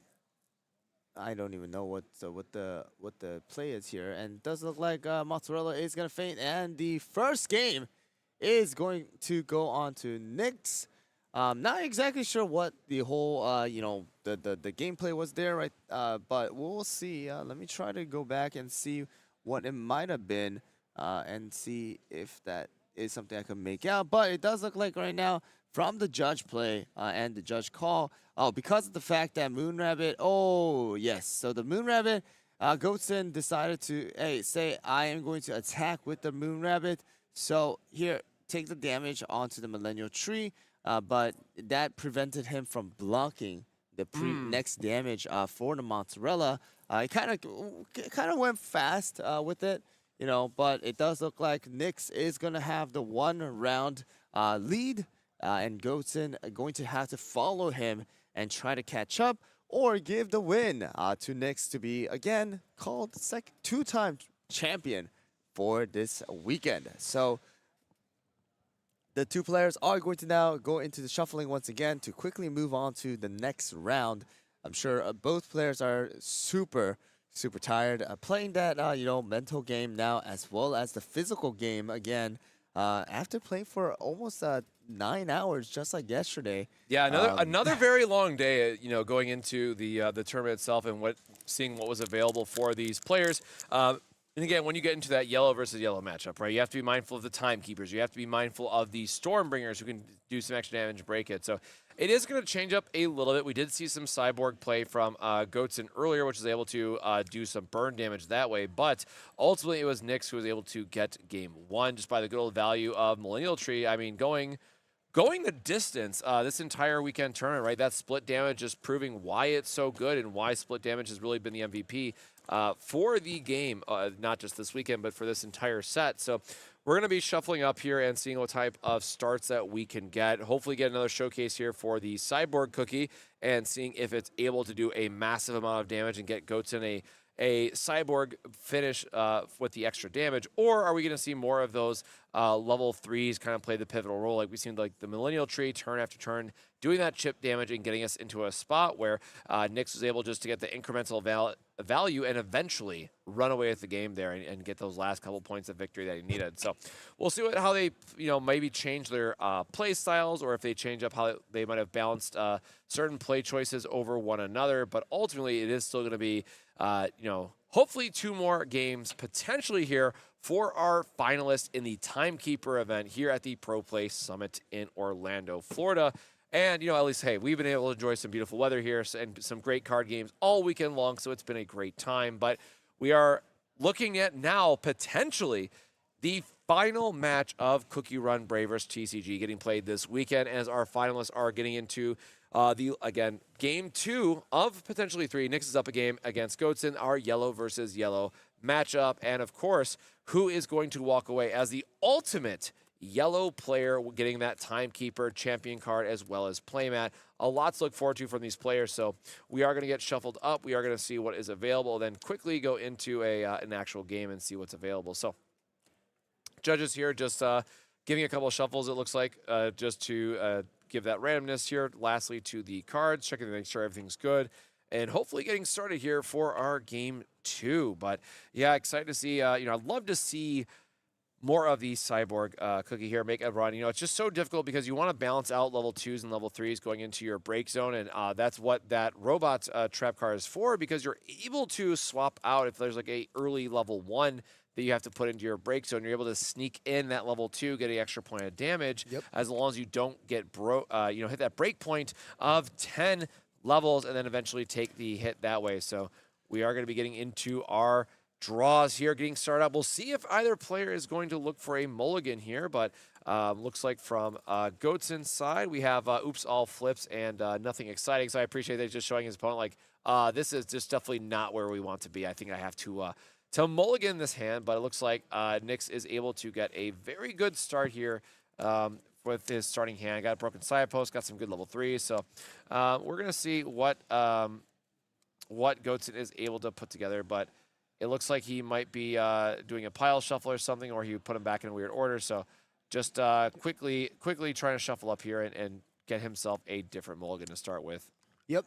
I mean, Nyx, we have seen multiple times of his, deck where it utilizes the Churro, it utilizes the Kumio, it utilizes the Impossible Mozzarella and Stormbringer when it's necessary, as well as the Timekeeper to manipulate the break area and Millennial Tree to do all of those damages that is required. However, Goatson is playing that, more of a aggressive yellow deck with the usage of something like the Cyborg, something like, Stardust, as well as Moonrabbit to possibly block some damage compared to the Nyx, yellow, where it's going to be, again, the Kumio to block, as well as Churro to do a little bit more damage, as well as Millennial to do the massive damage. So we'll see what Goatson is able to pull up here, if he is going to be able to take this win and push it to round 3, or if Nyx will be able to win this one out and, again, take this championship as well. All right,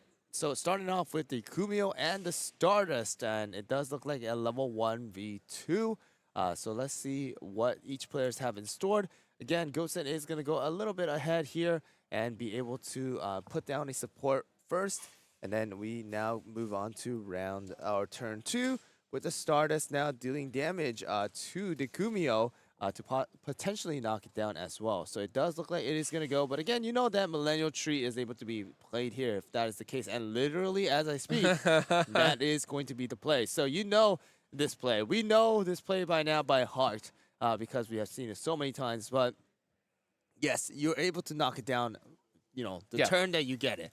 But if I have one support and Millennial, then I am bringing it right back. So that is exactly what happened. And just doing exactly 2 damage back here now, which is nice because we are able to have 1 extra HP. So we are going to very quickly send that Kumio right back to the break zone. However, that Millennial Tree is still going to be a very real threat of, just playing any other unit at this point, going up to 3. So we will get our attack in here, see if we can get into, have to use a extra point to break it in case there's a heal, but we are able to keep our last support up here just in case we have a different trap we want to play or any other effects we might have on play, but a little bit harder to see his hand from this angle. But we do see the Broken Signpost, which is a great card that we've seen some good redirect effects for. But, here we're going to go Nyx into the triple support turn, and now we're able to attack with our level 3. But again, to get the extra point of damage, we really want to make sure we have another cookie in play. However, we just have the Stardust here, right? So there's no rush, I would say, that if you are just planning to attack and knock out the level 2,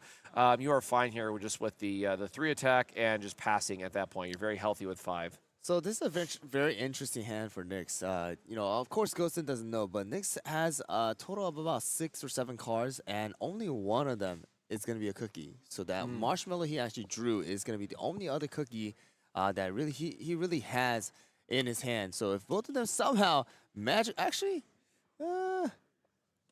moves his cards too fast for me to actually look at it through the camera. But that Marshmallow seems like it's going to be going down here and allowing the Millennial Tree to possibly do some damage. But it looks like Marshmallow will be the one to try and finish it off here for the Stardust. And it does look like we are going to get a drop flip, and we'll push the Stardust into the break area. And then Goatson having to play a response cookie here, and we'll see what he is going to choose. Ooh, okay. All right. So it looks like a Millennial Tree of his own to bring back, of course, that Stardust back into the field, just like he had done with Nyx, or at least what Nyx has done with the Kumio. So it looks like with 1 support up, we are going to go and, give it back to Goatson. I think there is a snake fruit actually. I'm not sure if that one is a snake fruit, but it does look like he actually does have one more cookie in his hand for Nyx. And now we'll see exactly what Goatson wants to do. Yeah, but again, good opportunity for us here to be the first split attack, as it were, with the blocker, right? Able to put ourselves in a position where we're able to put 3-1 damage split, try to pressure the Millennial Tree Cookie from our opponent's side, and hopefully try to ramp up some damage and start working towards these break zones. But again, we have Nyx being up a game in our untimed finals here, so we are going to see how fast we're able to do it. Not as long as our top 4 match that took the full hour, but we are able to see yellow players get that extra damage, and because we're able to split the damage with things like the Millennial Tree Cookie, or we're able to do the Stormbringer Cookie, which helps do more damage and just break something straight up. So there's a lot of opportunities for us to maximize their damage and be more aggressive here with yellow compared to the previous match that we saw, but. Ultimately, we got to decide, what are we going to charge from Goatson's side and see what we want to do damage-wise for the 3-1 split with Millennial Tree, or if we just use the 2 from Stardust because we want to leave up a 2-cost trap. But I do think we want to put a 3 amount attack here. All right, so we're going to do the damage here onto the Marshmallow here. And Marshmallow is going to faint, and the extra 1 ping is going to go into the Millennial Tree. And with 1 support up, we are going to push it back to Nyx, and we'll see what kind of moves Nyx is able to do here. Again, it doesn't look like he has many cookies. He actually just has a lot of, spells and traps that are honestly not very usable right now, again, because the support area is so low. We haven't really been able to see a game where, because a cookie was not being able to play, the player had to give the win to the other player. But we'll see if Nyx is able to stall this thing out so that that doesn't necessarily happen this time around. Of course, the supports are still relatively low. We only have 4, but Nyx is thinking, do I put the snake fruit down to be able to attack a little bit more with my Millennial Tree? Oh, actually, there is a timekeeper now. I take that back. Every single time I talk about, hey, there's low cookies, I see 2. All right, so I'm just going to be quiet on that part. And it's been a long day here, right, as we get up to the finals. But yeah, the 3 versus 4 damage, the point, the snake fruit, saving it for something else so you can play out the level 1 again. A lot of interesting choices because, again, the snake fruit is a very expensive attacker, all things considered, when we can just be doing more damage in a different order. So we'll have to see what we have in terms of lining up our attacks. And, of course, Millennial Tree there being the better option of the 2. But the snake fruit just having 4 HP is also relevant for soaking up some damage and making sure that we can keep an extra unit in play. But it looks like we got a HP that we are maybe considering. Yes, he's thinking, though, because of the fact that Millennial Tree is going to do additional damage, he's thinking, do I really want to sacrifice another card from my hand in order to get this extra HP that possibly might not make him, survive here inside of the battle area? So Goatson is kind of thinking here, do I, gamble it here and let it go, or, just let Stardust die without having the gamble? So we'll see what he decides on. It does look like he is thinking of actually putting a card into the trash for the HP flip. So we'll see what is the outcome here. Just waiting on his move to choose a card if he really is going to move and make that decision. So we will see how this one goes, and I guess next we'll just start counting and seeing what kind of cards are in the trash while Goatson is still making up his mind to whether to take this HP or not. Yeah, this is where we're going to start to see, some slower turns earlier on from the yellow players just having a more limited amount of resources to use, but we want to try to maximize damage we can now before those key shields come online and really start to blocking the most amount of attack damage. So we'll see what is available for us. But again, trying to figure out how we're getting the most damage from these Millennial Trees, and one more going into the trash there. Not the Stormbringer. No, you hate to see that get broken down, but it is going to go into the trash, and we're not going to be able to see it because we didn't see a shuffle recycle, last game. So most likely that Stormbreaker is now going to be good.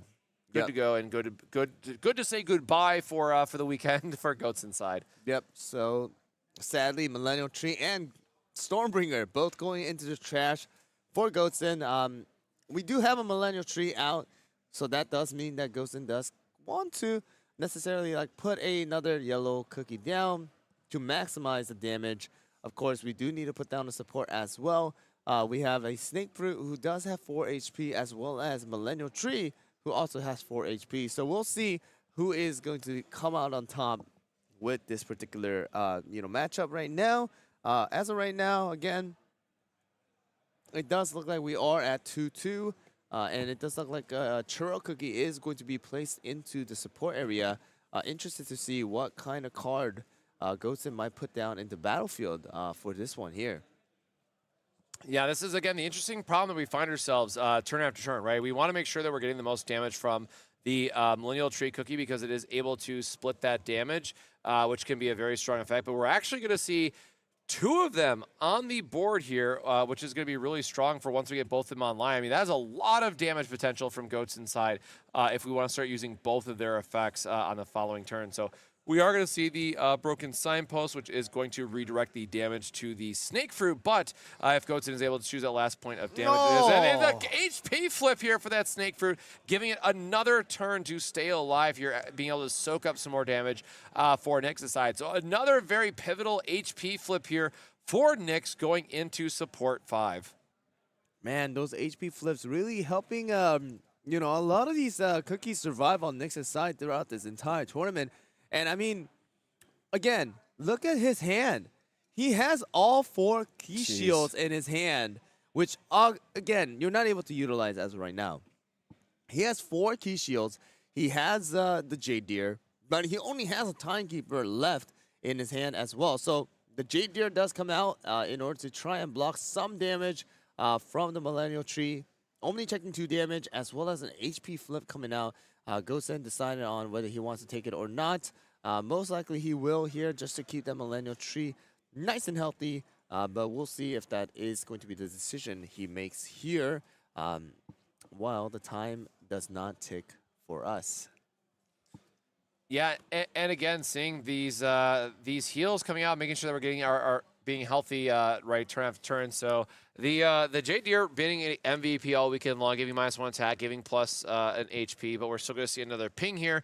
And the interesting part here is that Goatsin's going to be able to go up to 6 first, which means he's going to get the double attack priority if he really wants to, which is going to clean up a lot of the field for what Nyx is going to be able to apply. So we are going to see, of course, again, that Timekeeper, which looks like is going to be the last cookie here in Nyx's hand for now. But we're going to very quickly push through some damage and accelerate Nyx's break zone. So, in this case, we do have a little bit faster of a start compared, again, to that purple matchup. So we're going to turn some stuff sideways, turn some cookies, be aggressive, and deal 3 damage into the Millennial Tree cookie here, and then likely the last point into the Snake Fruit to clean things up. Yep, that is an option, as well as if Nyx doesn't do much about this particular thing, he is able to go and ping the Millennial Tree for another damage as well to possibly just knock it out completely. But again, the HP flip does come out for Nyx,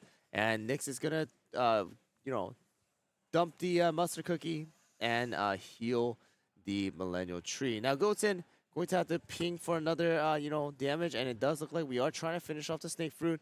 No HP flip coming out, and that's going to push Nyx to break area level 4. But again, we know that the Timekeeper is available, so he is able to go and use that and instantly bring back the Snake Fruit into the trash again. But it looks like we are not going to do anything and allow the Millennial Tree to be taken down as well.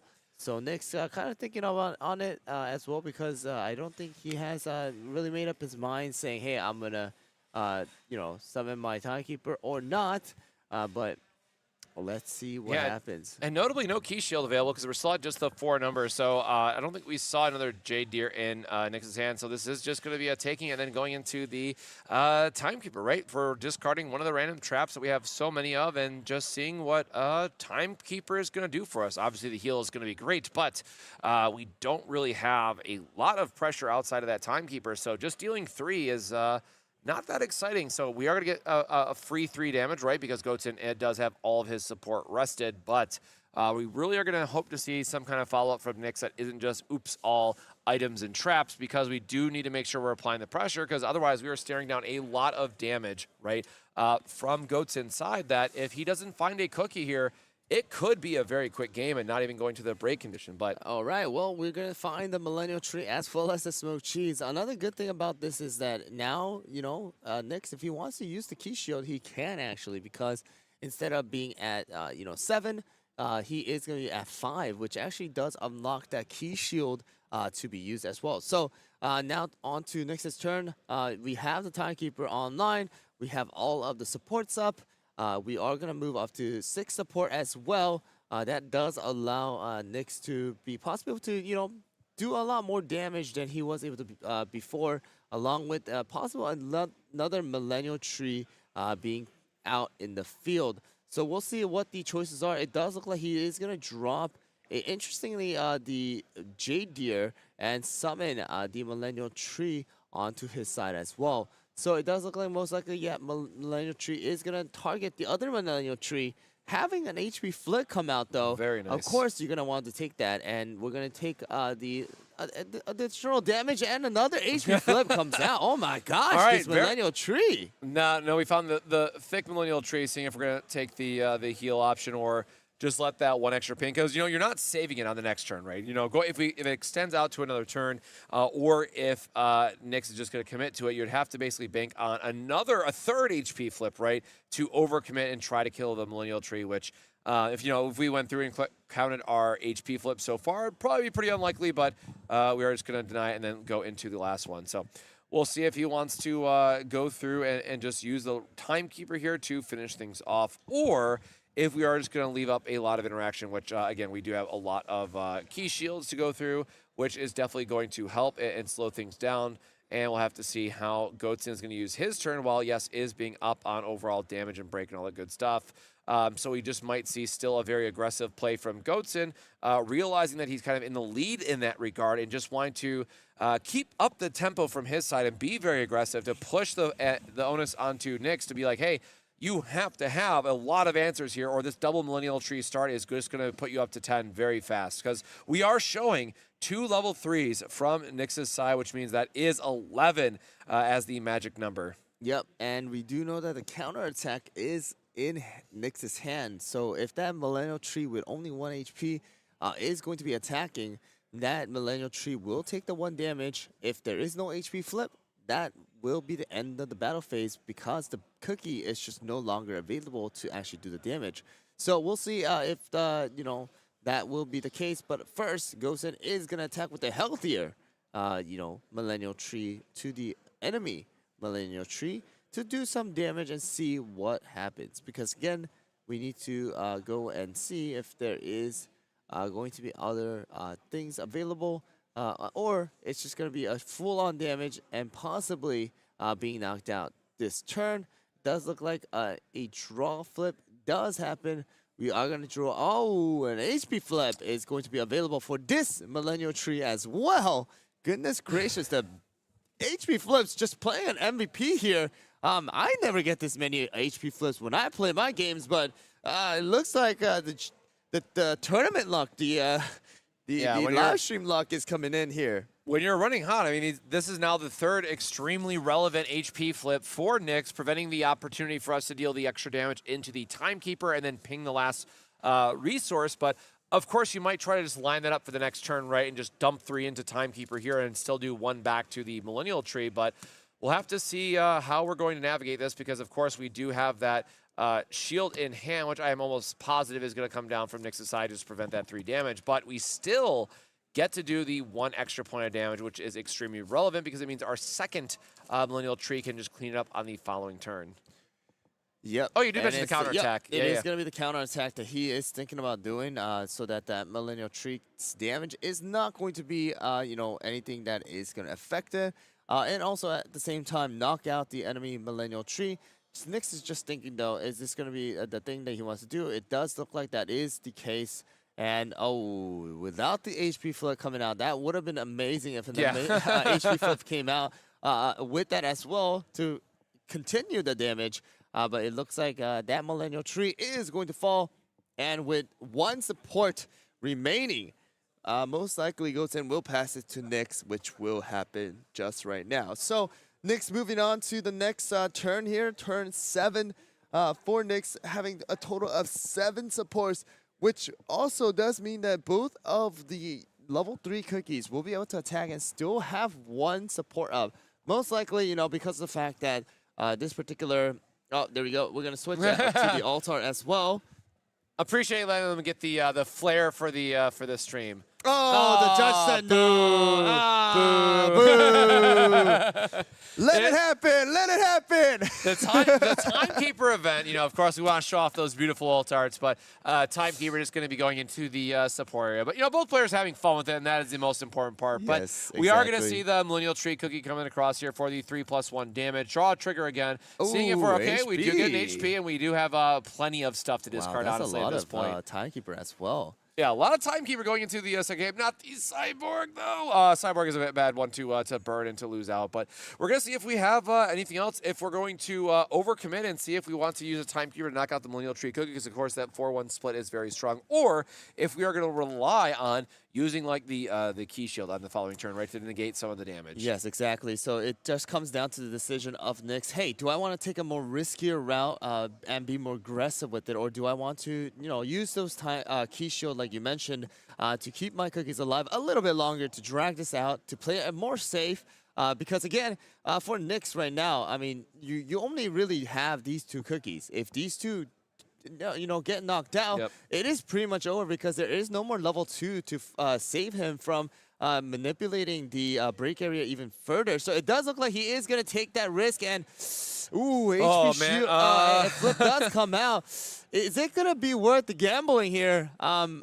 I'm going to be honest, I will do it, but we'll see if Goten is going to do that as well. The split damage here is just so important in the rest of our hand, right? We just have the Timekeeper, which we do have a level 2, right? So we can heal from Goten's side, so maybe you want to hold your discard for that. But, I am a gambling man at the heart of it. We are in the finals. This is for the big gusto. So Timekeeper, and then what is our last one? Is it going to be an HP? No, it's a Stardust. It is going to go down for the Millennial Tree, pushing Goten now to 8, and we do not have a on play here that we can ultimately utilize. So again, not having access to Cyborg. We're gonna see what is available for his side. There we go. That is a Cyborg. That is a massive 4 damage that he is able to do. I mean, of course, the Key Shield is important, but the Cyborg, right? It will only block off his initial 1 damage, and the 3 is going to be just a direct damage onto the cookies of his selection as well. And also, like you mentioned, he does have the Timekeeper still in his hand, so he is able to heal up a possible, Stardust cookie if he chooses to do so. But, of course, you want to try and utilize the damage from the Cyborg cookie first before you actually even make that happen. But we'll see what Goten has in plan, because once this Cyborg cookie goes down, that is going to leave Goten at break area level 9. And if a refresh happens, he will lose a game. But, of course, we do have the Timekeeper. So let's see what the decision is going to be for Goten. It is what I would say 1 to 2 rounds left for him to possibly close this out with how close he is to the break area and how powerful Nyx's board is still with that Millennial Tree and Timekeeper being so healthy here right now.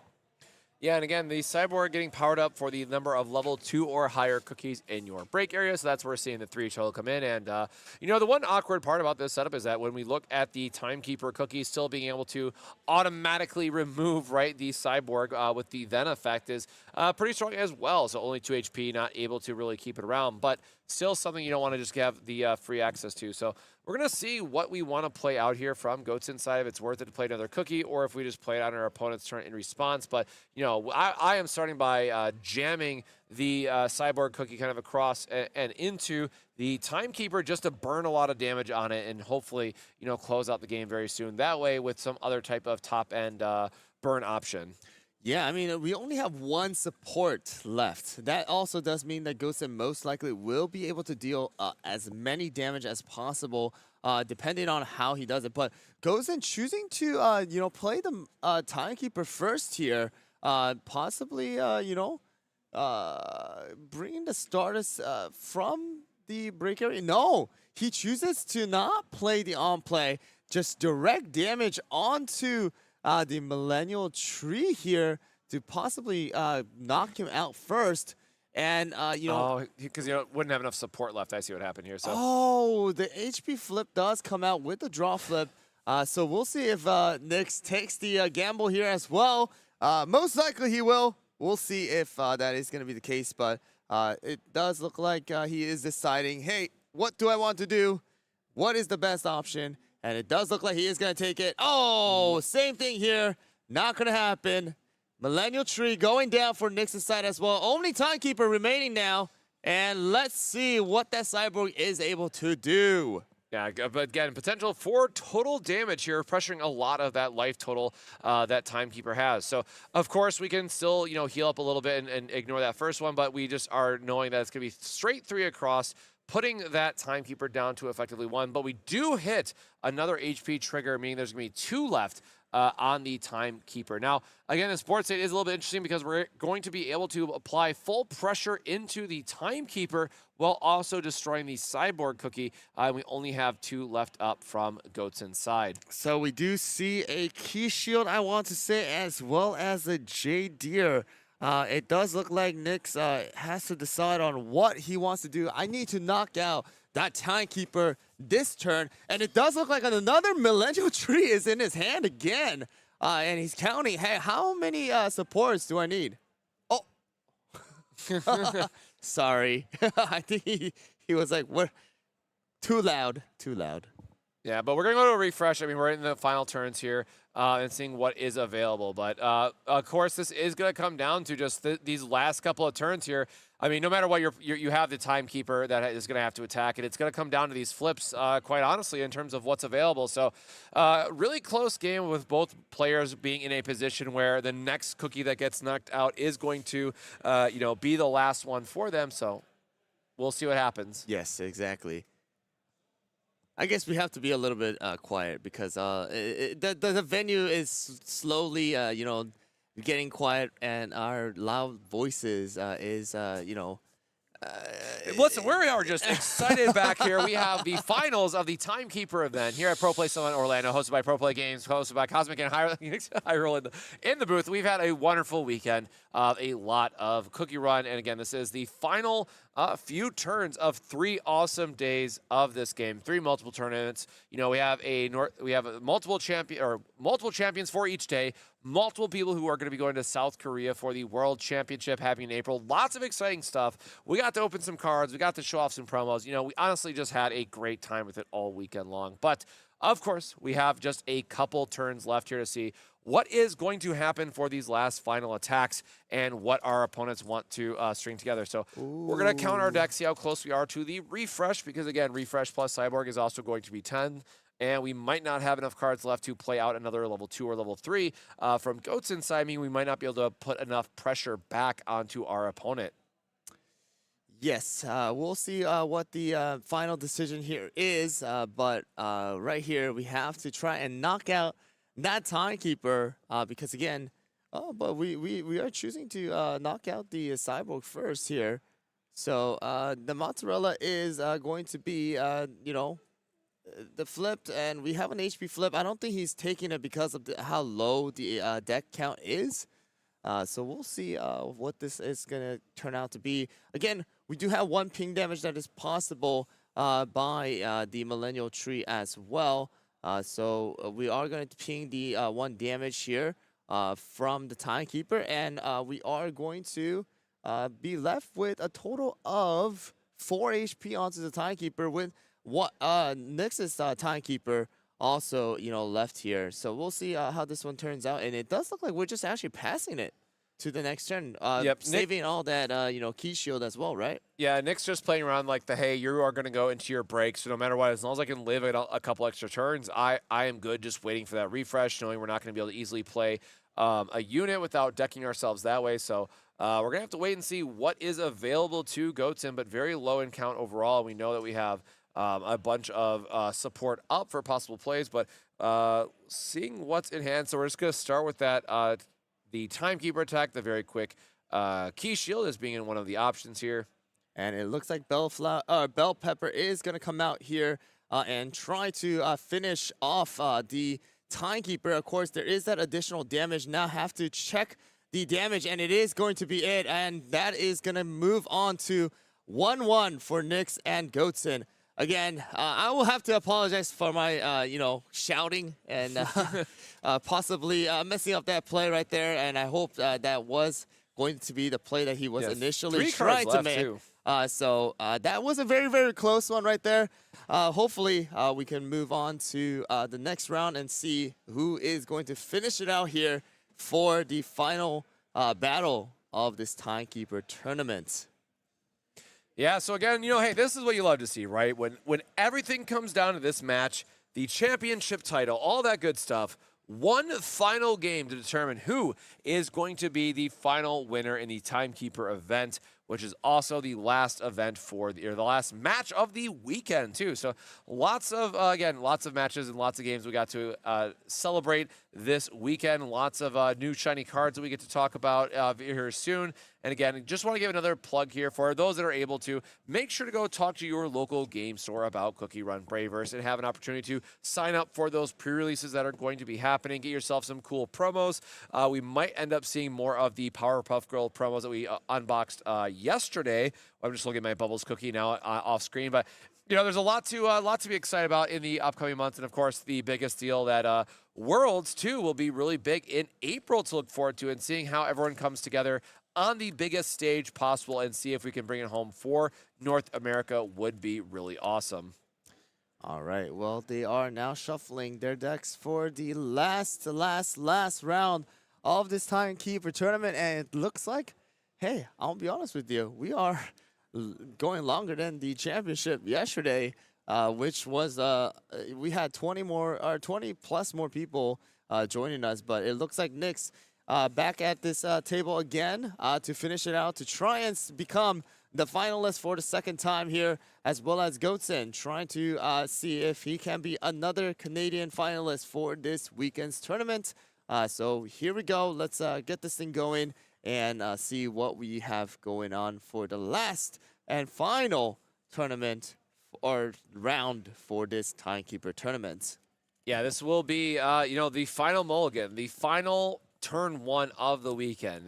There's a lot to, we are untimed here, but the yellow versus yellow not taking nearly as long as the purple versus yellow that we had in the top four, but we'll give the players an opportunity to shuffle up here and see where we are going to end up. So just passing things off to the judge, say, hey, shuffle it if for that one card that got flipped, just to make sure that everyone's good with it. As long as the judge shuffles, that is the appropriate third party there to make sure there's nothing going on. And the judge, of course, is going to be shuffling this up really quickly and then handing it back, making sure there's no sleeves that got messed up in that shuffle there. Because, sometimes you can unfortunately bend a corner randomly on a shuffle or something, and that's never fun to deal with. So want to make sure that everything is still good, making sure that no sleeves got dinged or split or what have you, because that's never fun to deal with middle of the match either. So we'll give it a couple more minutes here, and then we're going to be starting up our Game 3 Timekeeper event finals. 2 yellow decks, as we mentioned, in the finals here, getting to win the iconic yellow card from set 1. So, I mean, you couldn't ask for anything better. When you think about the overall and just how poetic it is, both yellow players, both fighting for Timekeeper, Timekeeper winning games here as well. So, a lot to be excited about for yellow players. Obviously, of course, wanting to get the title of champion, but also getting that very sick Timekeeper champion card and play Matt and say, well, actually, I'm the best yellow player because I also won the Timekeeper event down in Orlando, Florida. All right, well, we are going to have to see what is going to be the best option. Both players are going to be mulliganing here to try to get a better hand for a better start. And we are going to go and see what the outcome will be here very, very soon. We are having the judges talk to the players about, their whole match right now. I have no idea what they're talking about, but here we go. They're going to shuffle. I can tell you what they're not talking about is end-of-match procedures, because this is a untimed finals, meaning players have the full. If they want to go, 5-minute turns, we give you all night. But no, please don't. Please play at appropriate speed. You still have to be mindful of. I believe there is a ruling where it says you have to play at an appropriate speed. If not, then you are going to get a warning here. So hopefully, I mean, yes, both yellow players as well as these top players do have to, calculate every single move and think really deeply on what kind of outcomes are going to be coming out here for, from each side. But yeah, we'll see, yellow v yellow. Again, the break area manipulation, as well as being able to constantly bring cookies in and out of the break area allows, these rounds to be a lot longer than it usually is. And oh my goodness, we're having the decks just falling apart here.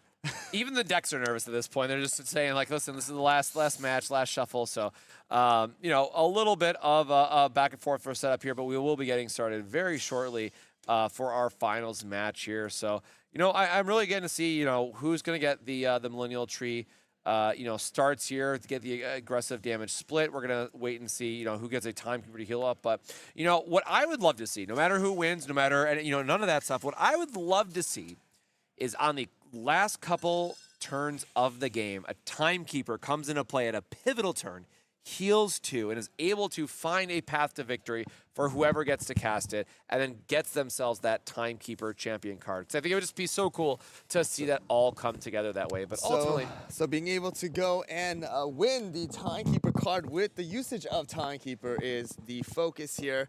We'll see if it's going to happen, but it looks like, hey, the fist bump came through. And we are going to start the last and final round of this tournament. We are going to see what the cards are going to be. And here we go. It looks like a Churro versus a Kumio. Churro being on Ghostin's side, as well as Nyx using Kumio. And going to quickly start with the support down. And the draw is going to take place for Ghostin. So let's look at this. Again, we're just quickly putting the supports down and ramping it up so that we can finally go and attack if necessary. And that is going to be exactly what Kumio does. HP flip does come out for the Churro. Thinking about whether he wants to really take it or not. Very, very early on, that level 2, dying is not too much of a problem at this particular moment. And having a good hand size is going to be relatively important as well.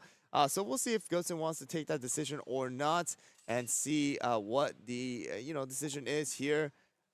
He's thinking, scratching the mat a little bit here, tapping it a little bit as well to see what the best decision is. Again, it is the final round.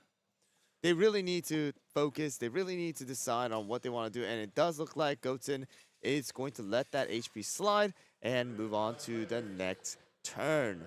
Yeah, so it is one of those things you have to start thinking about multiple turns ahead, right? Like how much value does that 1 HP, ultimately give? And am I going to be in a position where that I care about that HP if I'm going to be attacking on my 3rd turn to potentially knock out that Kumiho? So we're going to just be doing a resource, and pass back here once we get the resource played out. But again, trying to be mindful of whatever we put in our support, it's gone forever. And you'll be thinking about, man, should I have really resourced that 1 card until the next time you get to play? So very important to think about our sequencing here and what we want to do. But we do find the Stardust Cookie, which, as we know, is the king of removing 2 HP units, because even if you hit that heal, you are able to use the then effect and knock it out. But just a 2 for 2 here, being a very clean removal. And we'll have to see if we have like a Millennial Tree or something coming out from Nyx's next turn. But first, we have to play a Cookie out to be on the field before it goes to our turn and we can draw more cards. All right, well, we're looking at Nick's kind of thinking about what is going to be the next best play here. Again, we do not have any supports to be possibly be used for any on plays. We have to decide, hey, what is going to be the best choice here?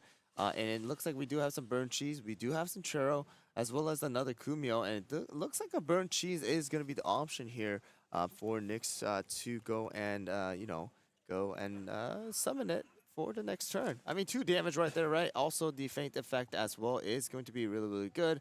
And it looks like we are targeting the Stardust first to see if we're able to chip his HP away. And that is exactly going to be what is happening here. So Stardust left with 1 HP, Churro left with 3 HP, Burnt Cheese with 2 HP, with Nyx having 1 support up.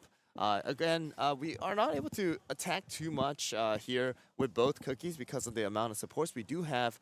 But it does look like Stardust is going to be the option here to be able to keep 1 support alive at least. And Burnt Cheese, fainting, and Nyx deciding whether he wants to go and use the supports and the feint effect to add 1 more HP to the cookie that will be summoned next. So has to make up his mind here and see what will be the option. He does have 2 churros, and he does have 2, kumiyos as well as a smoked cheese. So we'll see what he is going to try and do to see what the option is. I am going to try and speak as quietly as possible whenever we talk about the hand so that nobody, at least the 2 players, are not able to hear us.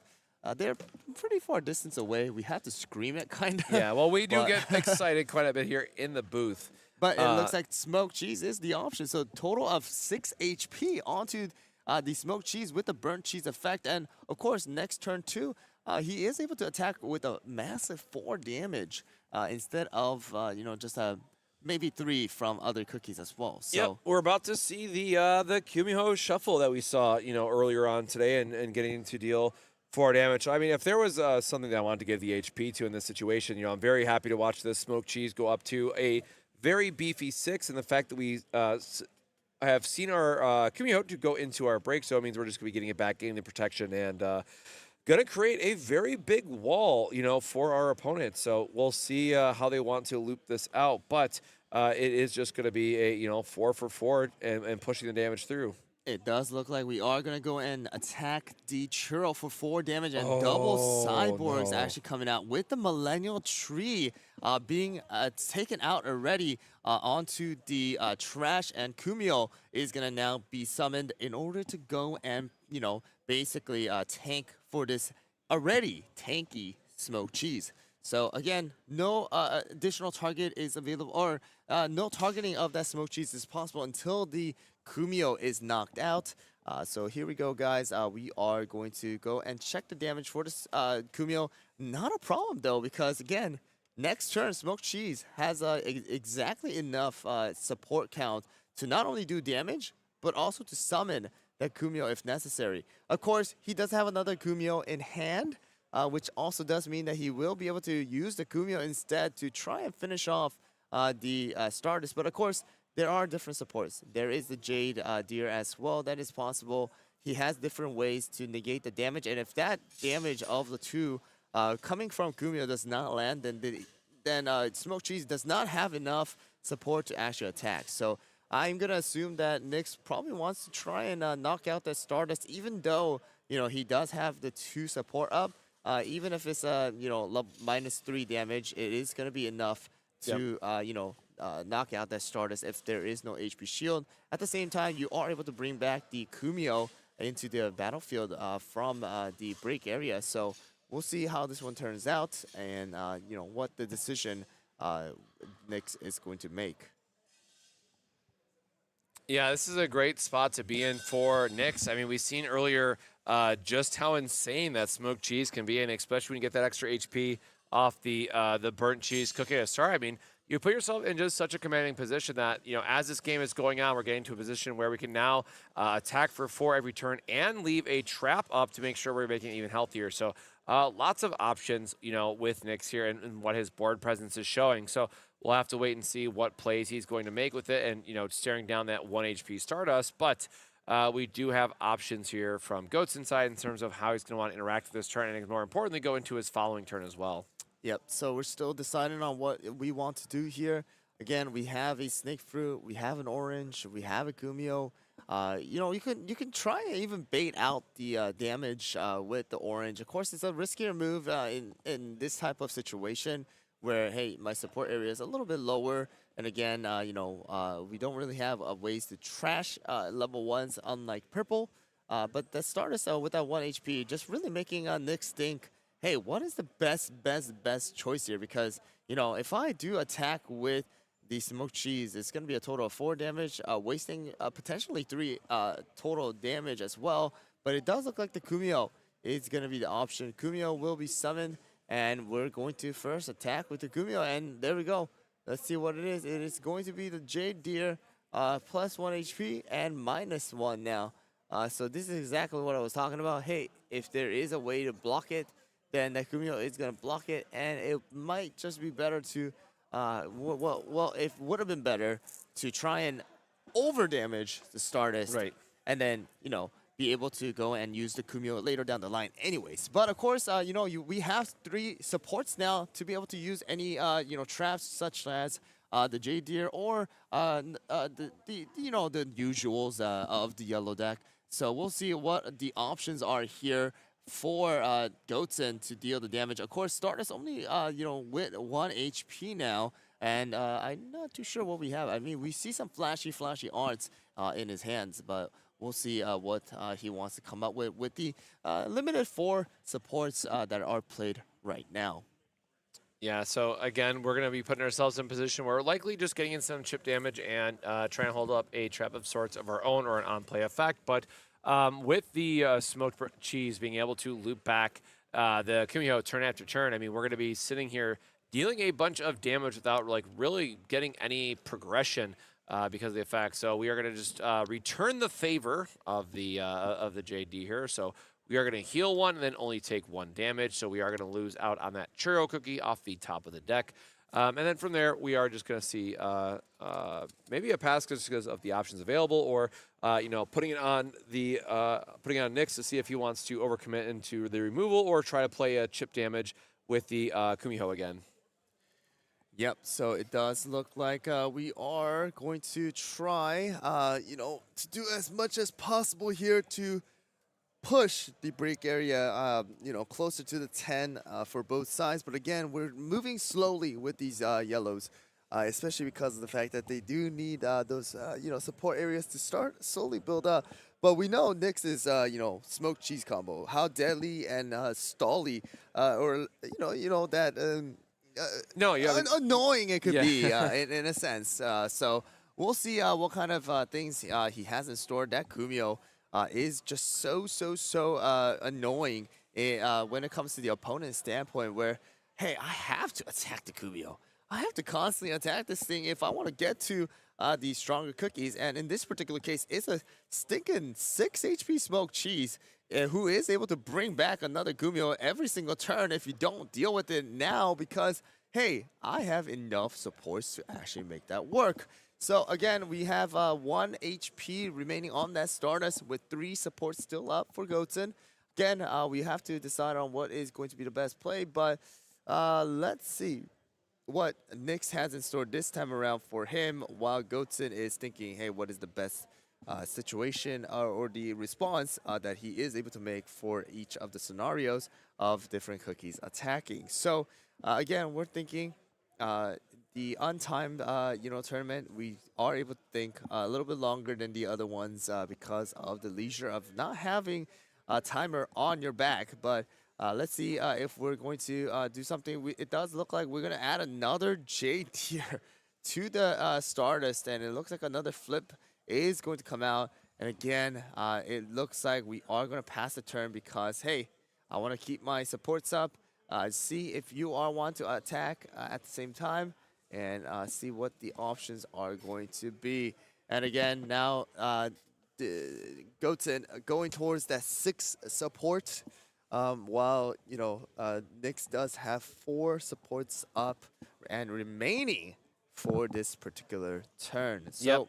And again, really just understanding how much of a stall we're looking at here with this smoked cheese, getting that extra HP, And, we saw in the previous matches, right, where we saw the purple players having to spend, like, the incantations to deal the 2 damage. We were trying to burn them with star fruits. We were trying to burn them with Milky Ways. A lot of effort really went into dealing the amount of damage to remove those Kumios. But in the yellow matchup in particular, because we can't use like a timekeeper to get around it, right? Because you must attack it first, you are stuck in a spot like this where Goatson just having to force that 2 damage every single turn back into the Kumio only to watch it come back. So you have to, put yourself in a position where you can do a double attack to even begin to start to chip away at it. And at that point, because you are playing yellow, because you are playing more expensive attacks in general, it's really hard because then you give up the priority of being able to hold back a trap or something to reduce the amount of damage you take, where Kumio is basically a free trap card every single turn if you want to think about it that way, right? Because no matter what, you have to use 1 attack into it. So for every single turn that Nyx is able to bring this back, it's effectively like he played a trap card for free getting into this. Very interesting choice. The signpost actually coming out with the HP flip to redirect the damage to the healthier smoked cheese to see if I can keep that Kumio alive. Again, Goatson has already used about 2 of the Jade Deer to keep that 1 HP Stardust alive. If I'm able to keep this, the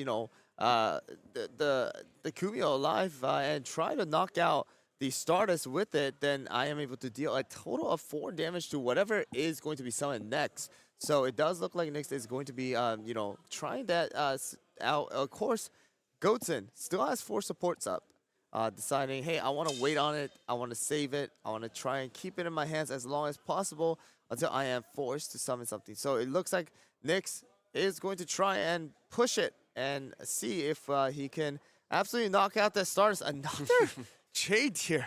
Oh my goodness. No, nothing. And it does look like a Stormbringer is going to go into the the trash instead of being able to be drawn next turn. That would have been a very, very, very powerful move in order to try and, get rid of that Kumio without any problem.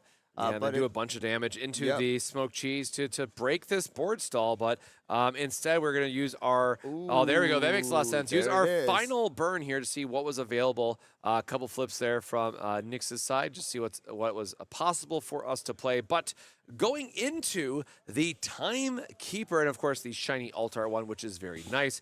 And we're going to have to see if Goatson's going to be using the On Play, which is a pay 2 and allows you to heal a level 2 from your break area by discarding a card. And that is exactly what we're going to do. So Goatson is going to go down to the 2 total break to the 4 currently that Nyx is showing. Keep in mind, he is going to bring back out one of those Kumihos when he is going to go to into this inevitable next attack. So it now comes down to Nyx wanting to attack the Timekeeper and leave it at the potential 1 HP, or going to save the rest of the supports to be able to, use those traps in the hand if that is going to be the case. Of course, you attack with the smoked cheese. You're not going to be able to go and summon a Kumio because we don't have any more supports. Oh, yeah, it's 5, right? But we are going to actually just go straight into the Timekeeper and just leave it with 1 HP remaining.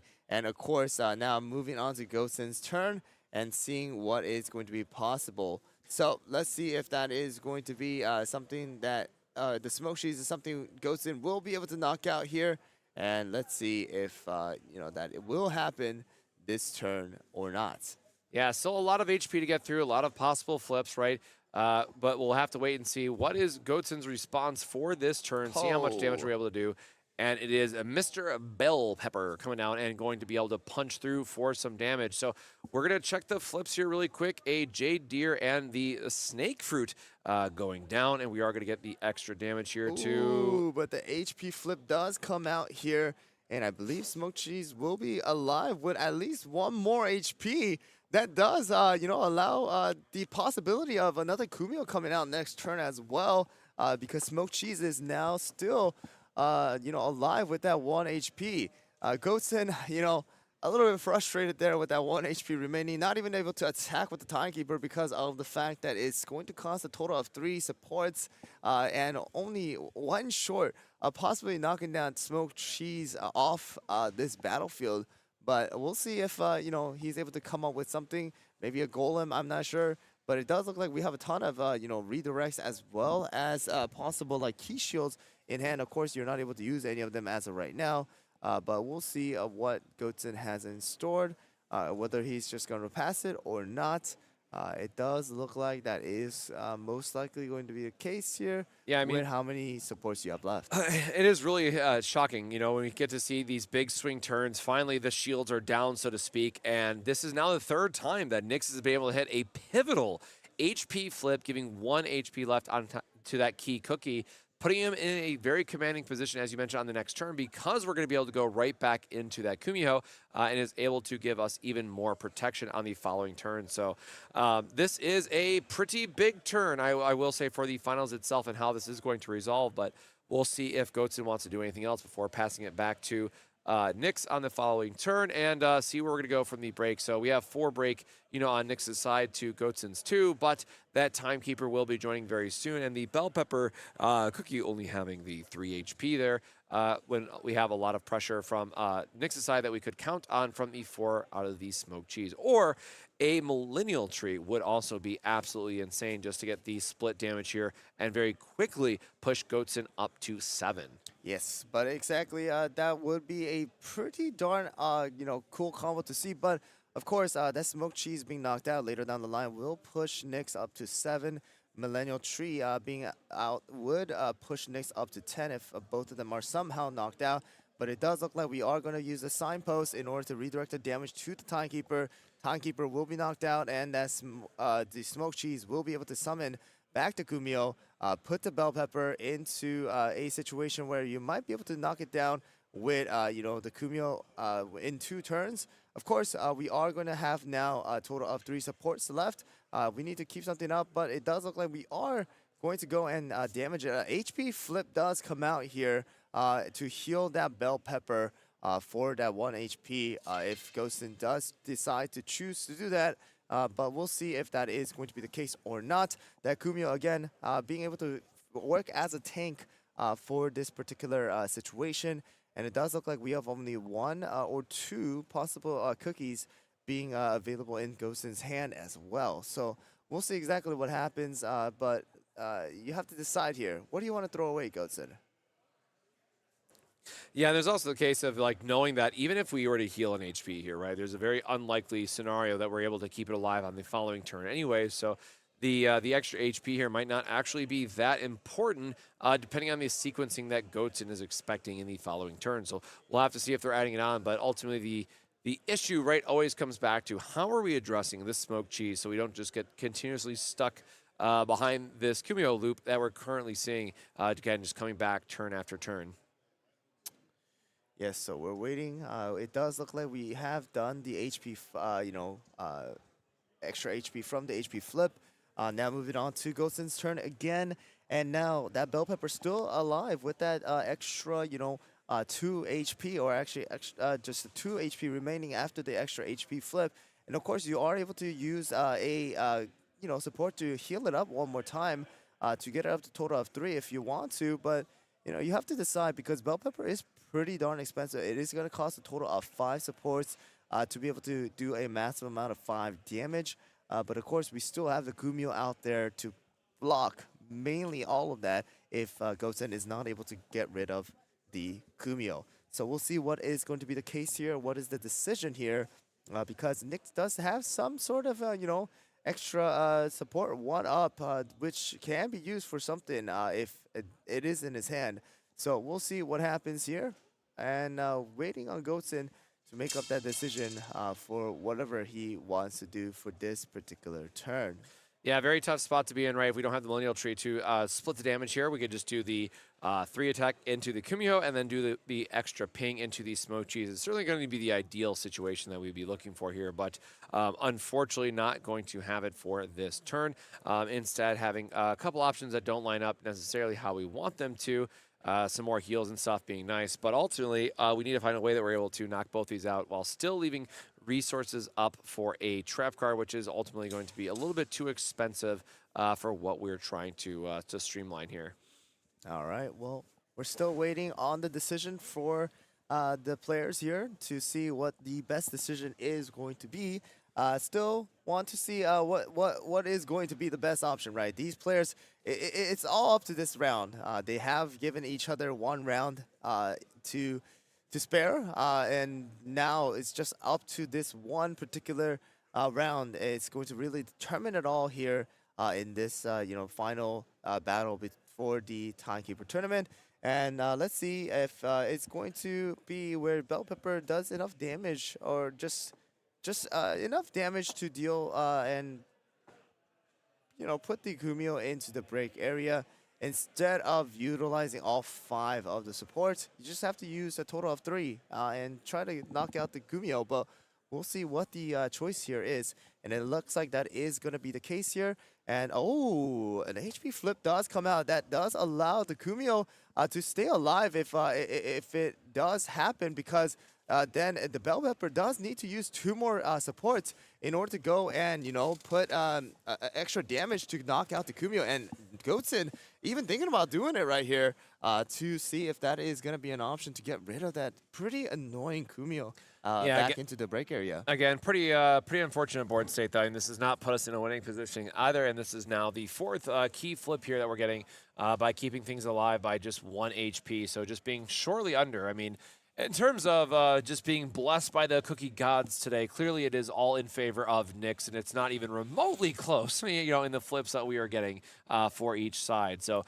Goatson absolutely the champ fighting this insane uphill battle of these HP flips, just turning him off at every corner where he would normally be able to line up an additional attack. But Nyx is able to find those heals at just the right moment, buying him the perfect opportunity to extend out his turns and get even more value from those cookies that he's using.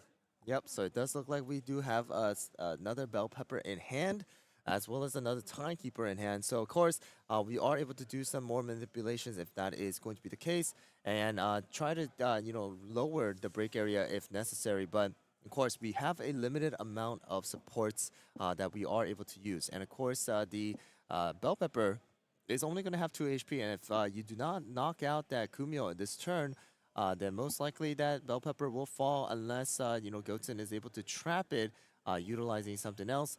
Honestly speaking, I think Nyx wants the Kumio to be knocked out so that it can come back next turn full HP once again to do the same thing over and over again.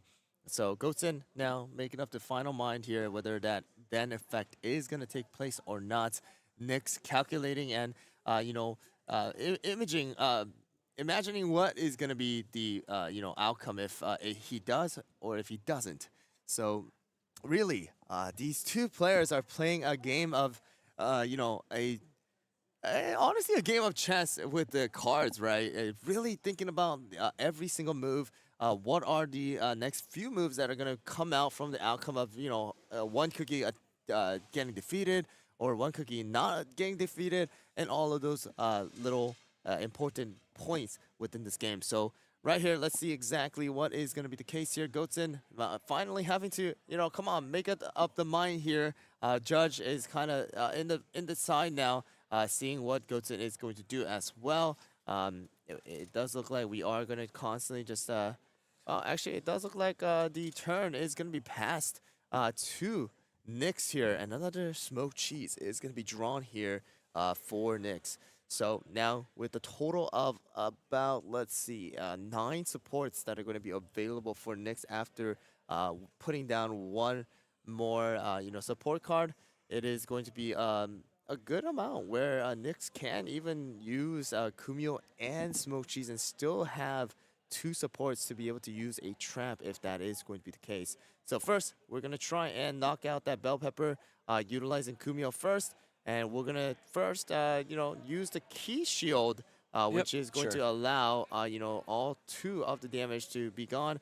And it looks like Smoked Cheese is going to have to come into play to knock out the Bell Pepper as well. But, the counter attack coming into play here. All right. And, oh, my goodness. I'm not even saying anything at this point. I am truly not. I'm gonna simply say number 5 and shut my mouth on stream. I'm not. Oh my gosh. I'm not even playing anymore. These HP flips. Yep. I don't even know what to say. There is nothing that needs to be said at this point. Like obviously, there is no decision. There's no critical thinking to be made here. You are discarding a card for this HP every time. Gosh. Goatson is going to get the full punish, pushing up to 7 in the break.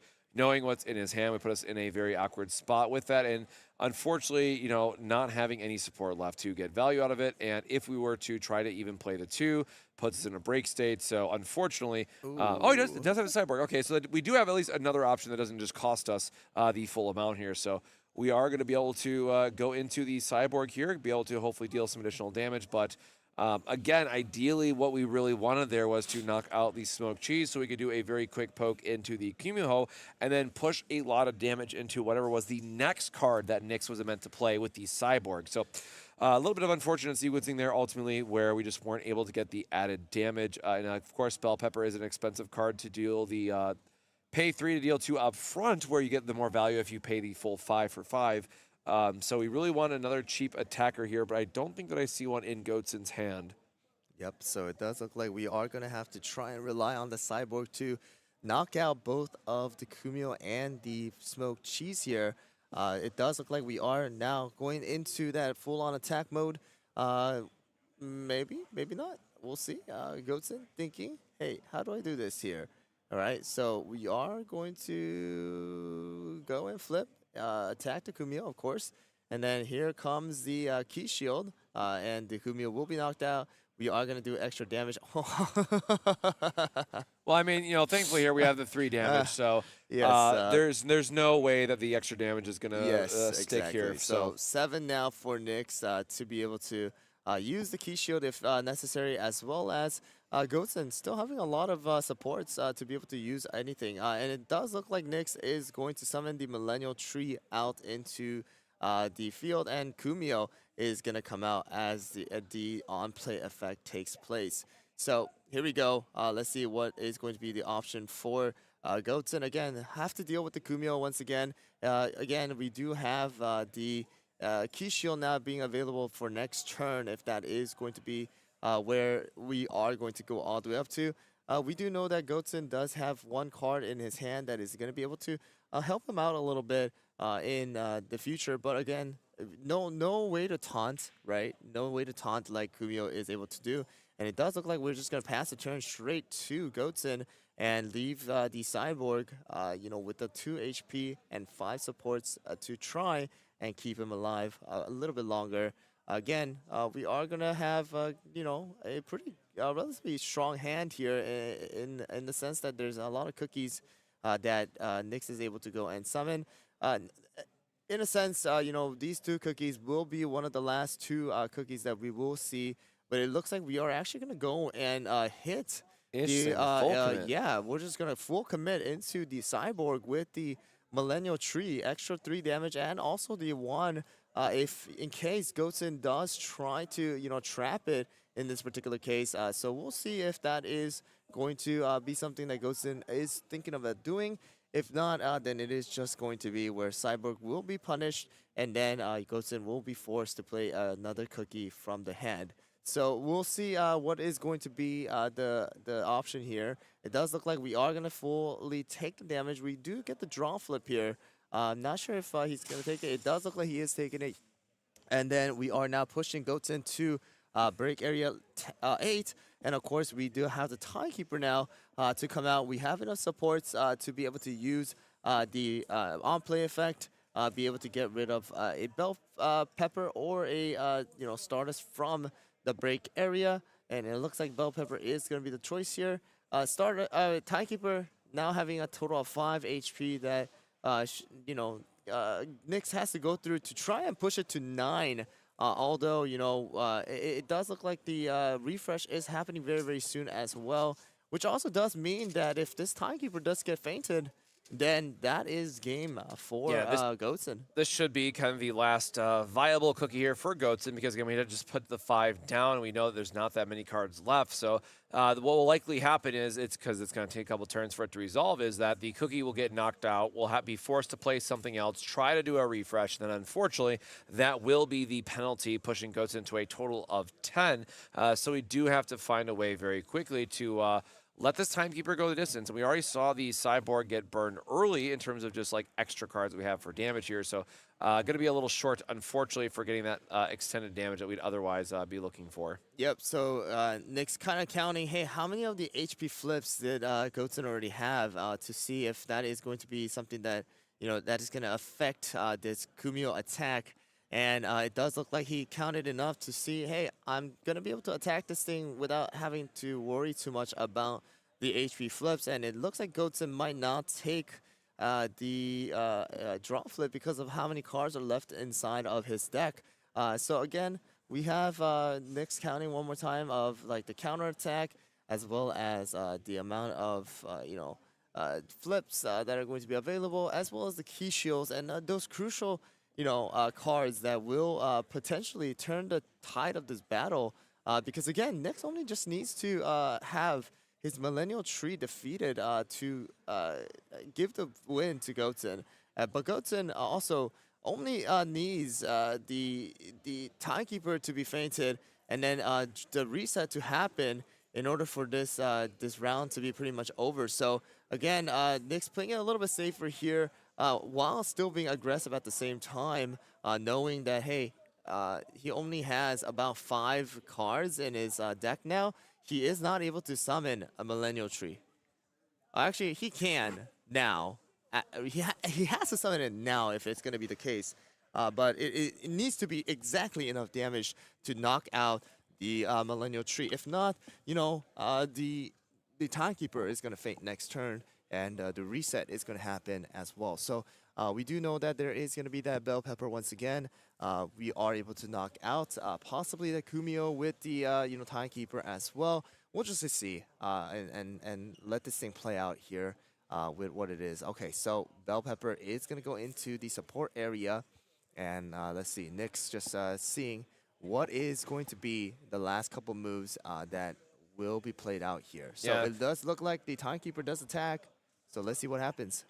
Very, very close here just in terms of, again, how many turns are left in the round. This Timekeeper is going to knock out the Kumio here, which is going to free the way up for the Millennial Tree Cookie. But we are instead going to have an immediate replay saying, well, I'm sorry that you took that one out, but by the way, here is another one that is going to immediately sit in play. So unfortunately, the then is going to resolve, so we're not able to just immediately kill, right? The attack has to fully resolve, right? That's the question that was being asked there at the table. Yes. And then you get to play the cookie. So in this case, the Kumio is able to stay on the field and not be impacted by the second half of Timekeeper's attack here, meaning we are going to be just a few short turns away from Nyx being able to push the damage here because, again, we will be in a position where, based on the number of cards left in deck, we're going to have to play a cookie, and it is not going to be a winning condition for us because we're not able to do enough damage before the refresh is going to tax us out. So we will have to see what else Goatson wants to rely on. How many cards is left in Nyx's hand?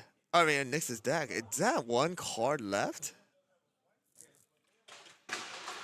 Maybe maybe enough because I guess you could have. Oh no, because you could just not play a card, I guess. Because like if we play another cookie and attack, Nyx could also just pass back for the draw and then be out that way for the refresh. So I think it is 2. So he has to finish it this turn, if anything, because if that Kumio gets knocked out and then the turn is passed, then that is going to be pretty. Actually, no, never mind. He is. Oh no, he won't be able to do it because that Timekeeper. Yeah, so we'll have to see exactly what trap cards might be left. Oh no, for. he's only at 7. Never mind. Sorry about that. I thought he was at 8 because of what the counter was, but he's fine. He should be able to do this without much of a problem here. Does look like the key shield does come into effect. We do have 2 more damage coming out. Let's see what happens. The Jade Deer also coming into effect. Man, this is going to be risky here. That is going to be it, and. Another turn. Now this is. But again, we're in a spot now where it's like. Now Goatson is going to be down to the last 2 as well here. So all these, the very, very, very last moment. Everybody is just super, super close to the break area, being at level 10. And also, Goatson needs to go through that Kumio once again to be able to even knock out that Millennial Tree. Yeah, again, trying to look at what's available to us, but we are just going to do an attack here, pay the 3, knock out the Kumiho, which is going to put it into the break. But again, we still have 5 support available from Nyx's side. We have a 5 HP Millennial Tree being very thick and healthy. So we'll have to see if there's anything else we can possibly string together. But that Millennial Tree is just dummy thick at 5 HP, Yes, and all the extra trap cards that we know that we can expect from the yellow player. So we are going to see the bell pepper here. So we are going to take the refresh. I appreciate this from Goats Inside. You know, play to your out, as it were, as we call it, right? So we're going to go up to 7. We are going to try to dump the full attack in. Unfortunately, the double cyborg there. So I guess now we do know that he has 3 cyborgs in total. But we have to pay the tax. We got to go up to 7.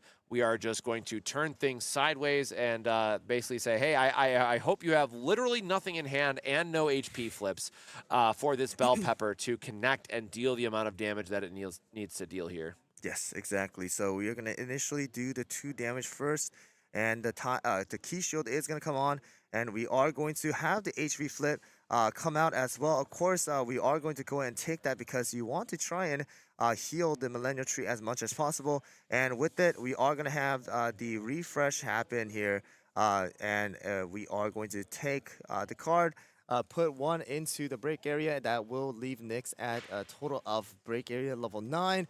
And the refresh does happen, leaving Millennial Tree at a total of 3 HP, possibly able to do 3 damage. No supports are now remaining for Nyx Goatsen as well. So that means that full damage is going to come into effect here. Yeah, you know what? It's going to be double Earl Grey underneath the Timekeeper. We're a believer. Double Earl Grey, heal 4. Don't curse it. Don't curse it. Actually, yes, it's actually very surprising that I have never seen Earl Grey's. For how much yellow we had on camera, this weekend, it's really surprising that it just feels like up. they're not running the Earl Grace anymore. And it does look like yeah, like please just attack. I know what's there. It does look like that is going to be game now for this final round of the Timekeeper tournament.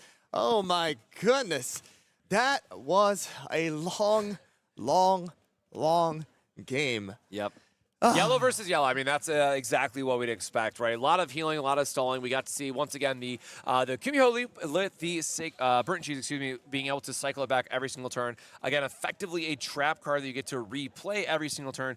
Really just getting the value turn after turn and slowly burning out your opponent's resources just gives you the eventual win, as we just saw. So we got to say, though, double champion is pretty exciting thing to say, right? It is. That is an awesome accomplishment here at the weekend, winning 2 of the 3 events, but of course winning the most important one yesterday with being the North American National Champion.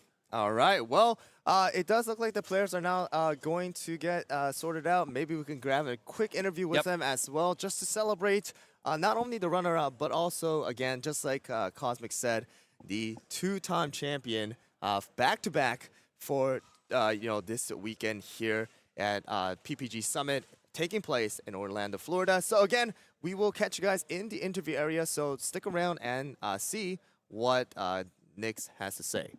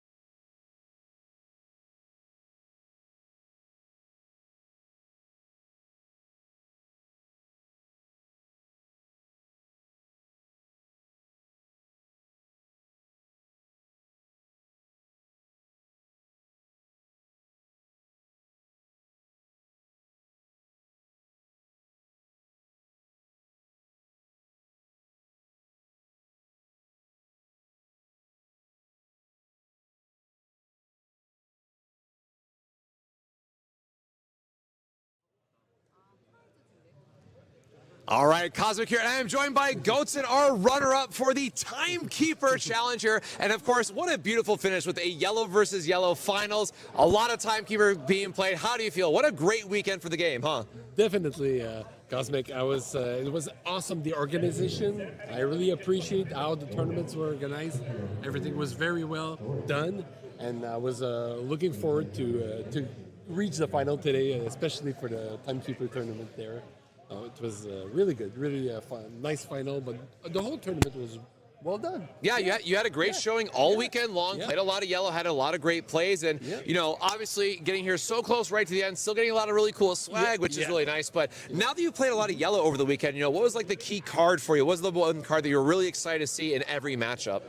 Actually, the Cyborg was really clutch sometime. Yeah, that was my really good card, and my sometime finisher Bell Pepper also. And the rest, obviously, the Millennial, which is a classic in the yellow. So, but these three were the main three cards. Sometimes I didn't even play the Timekeeper, and it felt good anyway. So, you know, the one thing we got to talk about in the last match in Pro Chiller, there's a lot of HP flips that really came up on some pivotal turns. So what about, you know, there is a key tech card Screwdriver that prevents any of the flips. Have you tried that in the deck at all? Have you considered it? Was it in the list originally? Maybe you cut it? Exactly. That's exactly it. It was in the list, but I had to make some room for other cards, so I kind of cut it. But it's part of the game. You know? Yep, absolutely, absolutely. So, any last shout-outs you want to do? I know it's late here. We've had a long stream, very long day, but great matches all throughout. So, give you a last chance here for any shout-outs. Yeah, well, definitely, I'd like to thank my team from the Boutique Awesome where I play. It's awesome. And everybody, especially my girlfriend, Janie, which was part of the tournament also. And, basically, everybody from the team. It was good. And for my last note, I want to say I CookieRun, so to play CookieRun some more. Very nice, very nice. So, again, huge congrats all weekend long. And don't go anywhere. We're going to be right back with the finalists, and then we'll do a quick send-off for the stream. So, stay tuned. We'll be right back.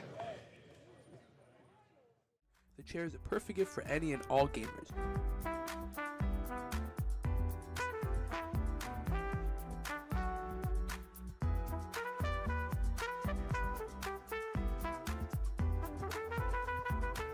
Use discount code PPG at checkout for 30% off your order.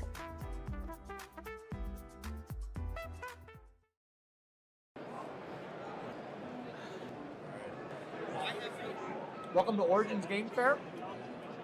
They have good tacos. TCG.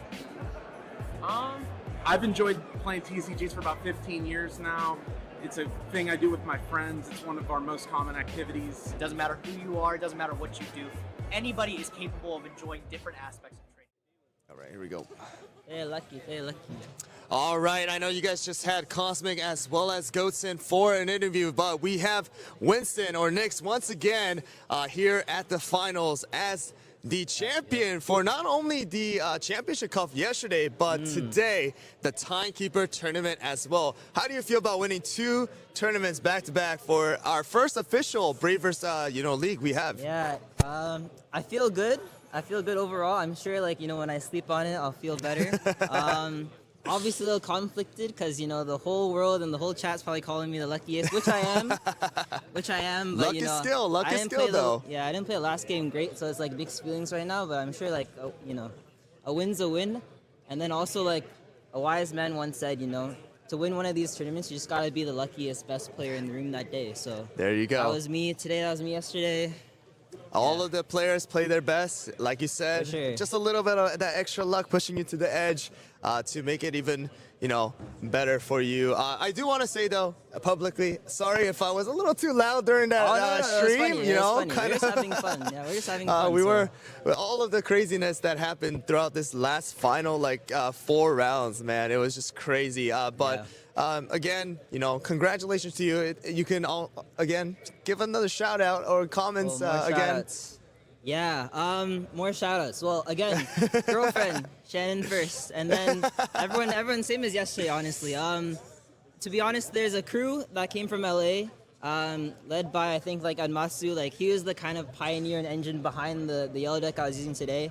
Those guys are crazy. Shout out to them for a crazy deck. Yeah.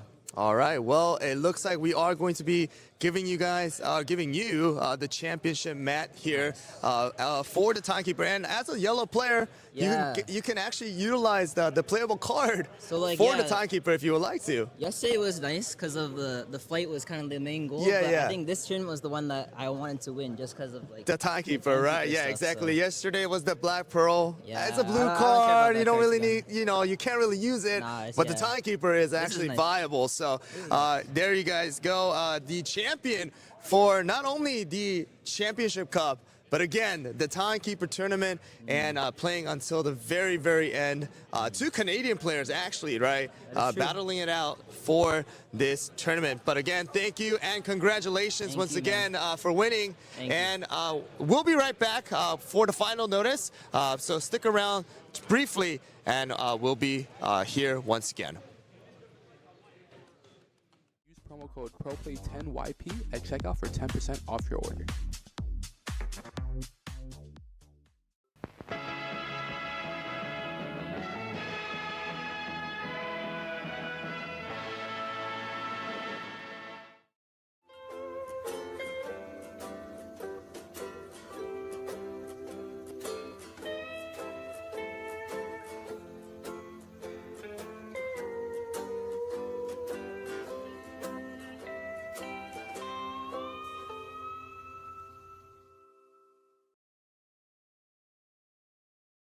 Spreadsheets, business models, gaming? What does this all mean? Oh, hi. I didn't see you there. Let me put this down. But while you're here, let me ask you something. Have you ever wanted to take your trading card game hobby and turn it into a business, but you found it impossible to find any product at a rate that you could possibly make money from? Or are you a player that's struggling to find product for the games you love? Well, have I got the solution for you. The PPG Investment Patreon can be your one-stop supplier for your trading card game needs. The Patreon will serve as a way for you to get products at a cheaper rate than TCG Player or any other market value without getting those distributor connections. Here's how it works.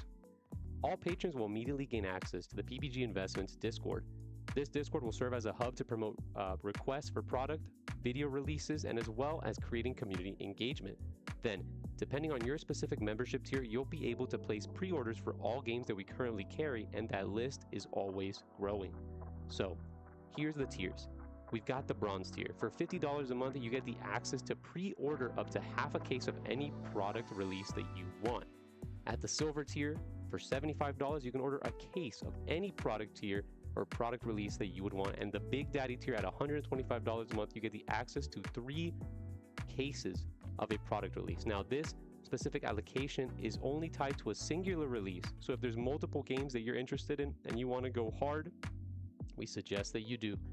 Our goal is to help you create a successful TCG side hustle or to get the product that you desperately want to have. The only problem is you got to act soon, because once each tier is capped out, there won't be another opening until possibly next month. So don't wait and join the PPG Investment Patreon today.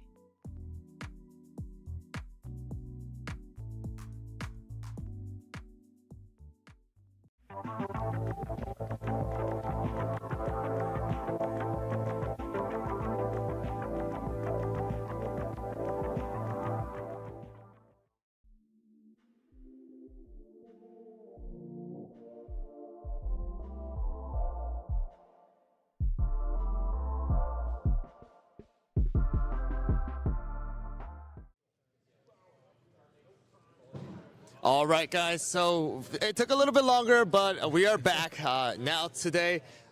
Before we finish it all, I guess I get to interview Cosmic as a caster to caster, as the first top caster of this, CookieRun Braverse Championship Cup, as well as the entire weekend. How'd you feel about it? I'm tired, boss. No, it was a great weekend. We got a lot of great plays all weekend long. 3 tournaments. It was honestly a great time, and huge shout out to Pro Play Game for hosting everything, and obviously Dev Sisters for putting it on. So, but how did you like the caster side of everything? Yeah, I mean, it was my first time. Mistakes here and there, of course, as I, got excited and everything like that. Of course, with an open booth, I do need to be careful on how loud I can be, especially with the headphones on. But everything, worked out really well. I appreciate, again, Pro Play Games for hosting this, as well as Dev Sisters for giving us the opportunity to be the casters for the first official championship cup and the other tournaments that we had throughout this week in Orlando, Florida. Again, this is not the last. This is only the beginning, right? We have more and more to come for 2026 as well. This is just the first official one, and hope we both can be there as well for the future ones. Any last comment you want to make to the viewers as well, the whole entire player base as well that are watching right now and that will watch probably in the future too. Yeah, I just want to say thanks everyone for being a part of this, because we had a great time this week. Again, 3 great tournaments hosted by Pro Play Games all weekend long. And, obviously we're going to be carrying this through to April for the World Championship, where the next time we're going to see North America represented on a even bigger stage. So a lot more to look forward to. Of course, don't forget to follow CookieRun on the official X, as well as their main website. That's where you can look forward to all the future roadmaps and all the product releases. Of course, we have a new set that's going to be dropping next month, which we got to open on stream, which was super fun as well. But for us here in Orlando, Florida, that is going to do it for the stream. Thank you so much for everybody being part of the stream for the very first big CookieRun event. And until next time, our friends, stay safe, stay hydrated, and we'll see you next time. Thank you for watching.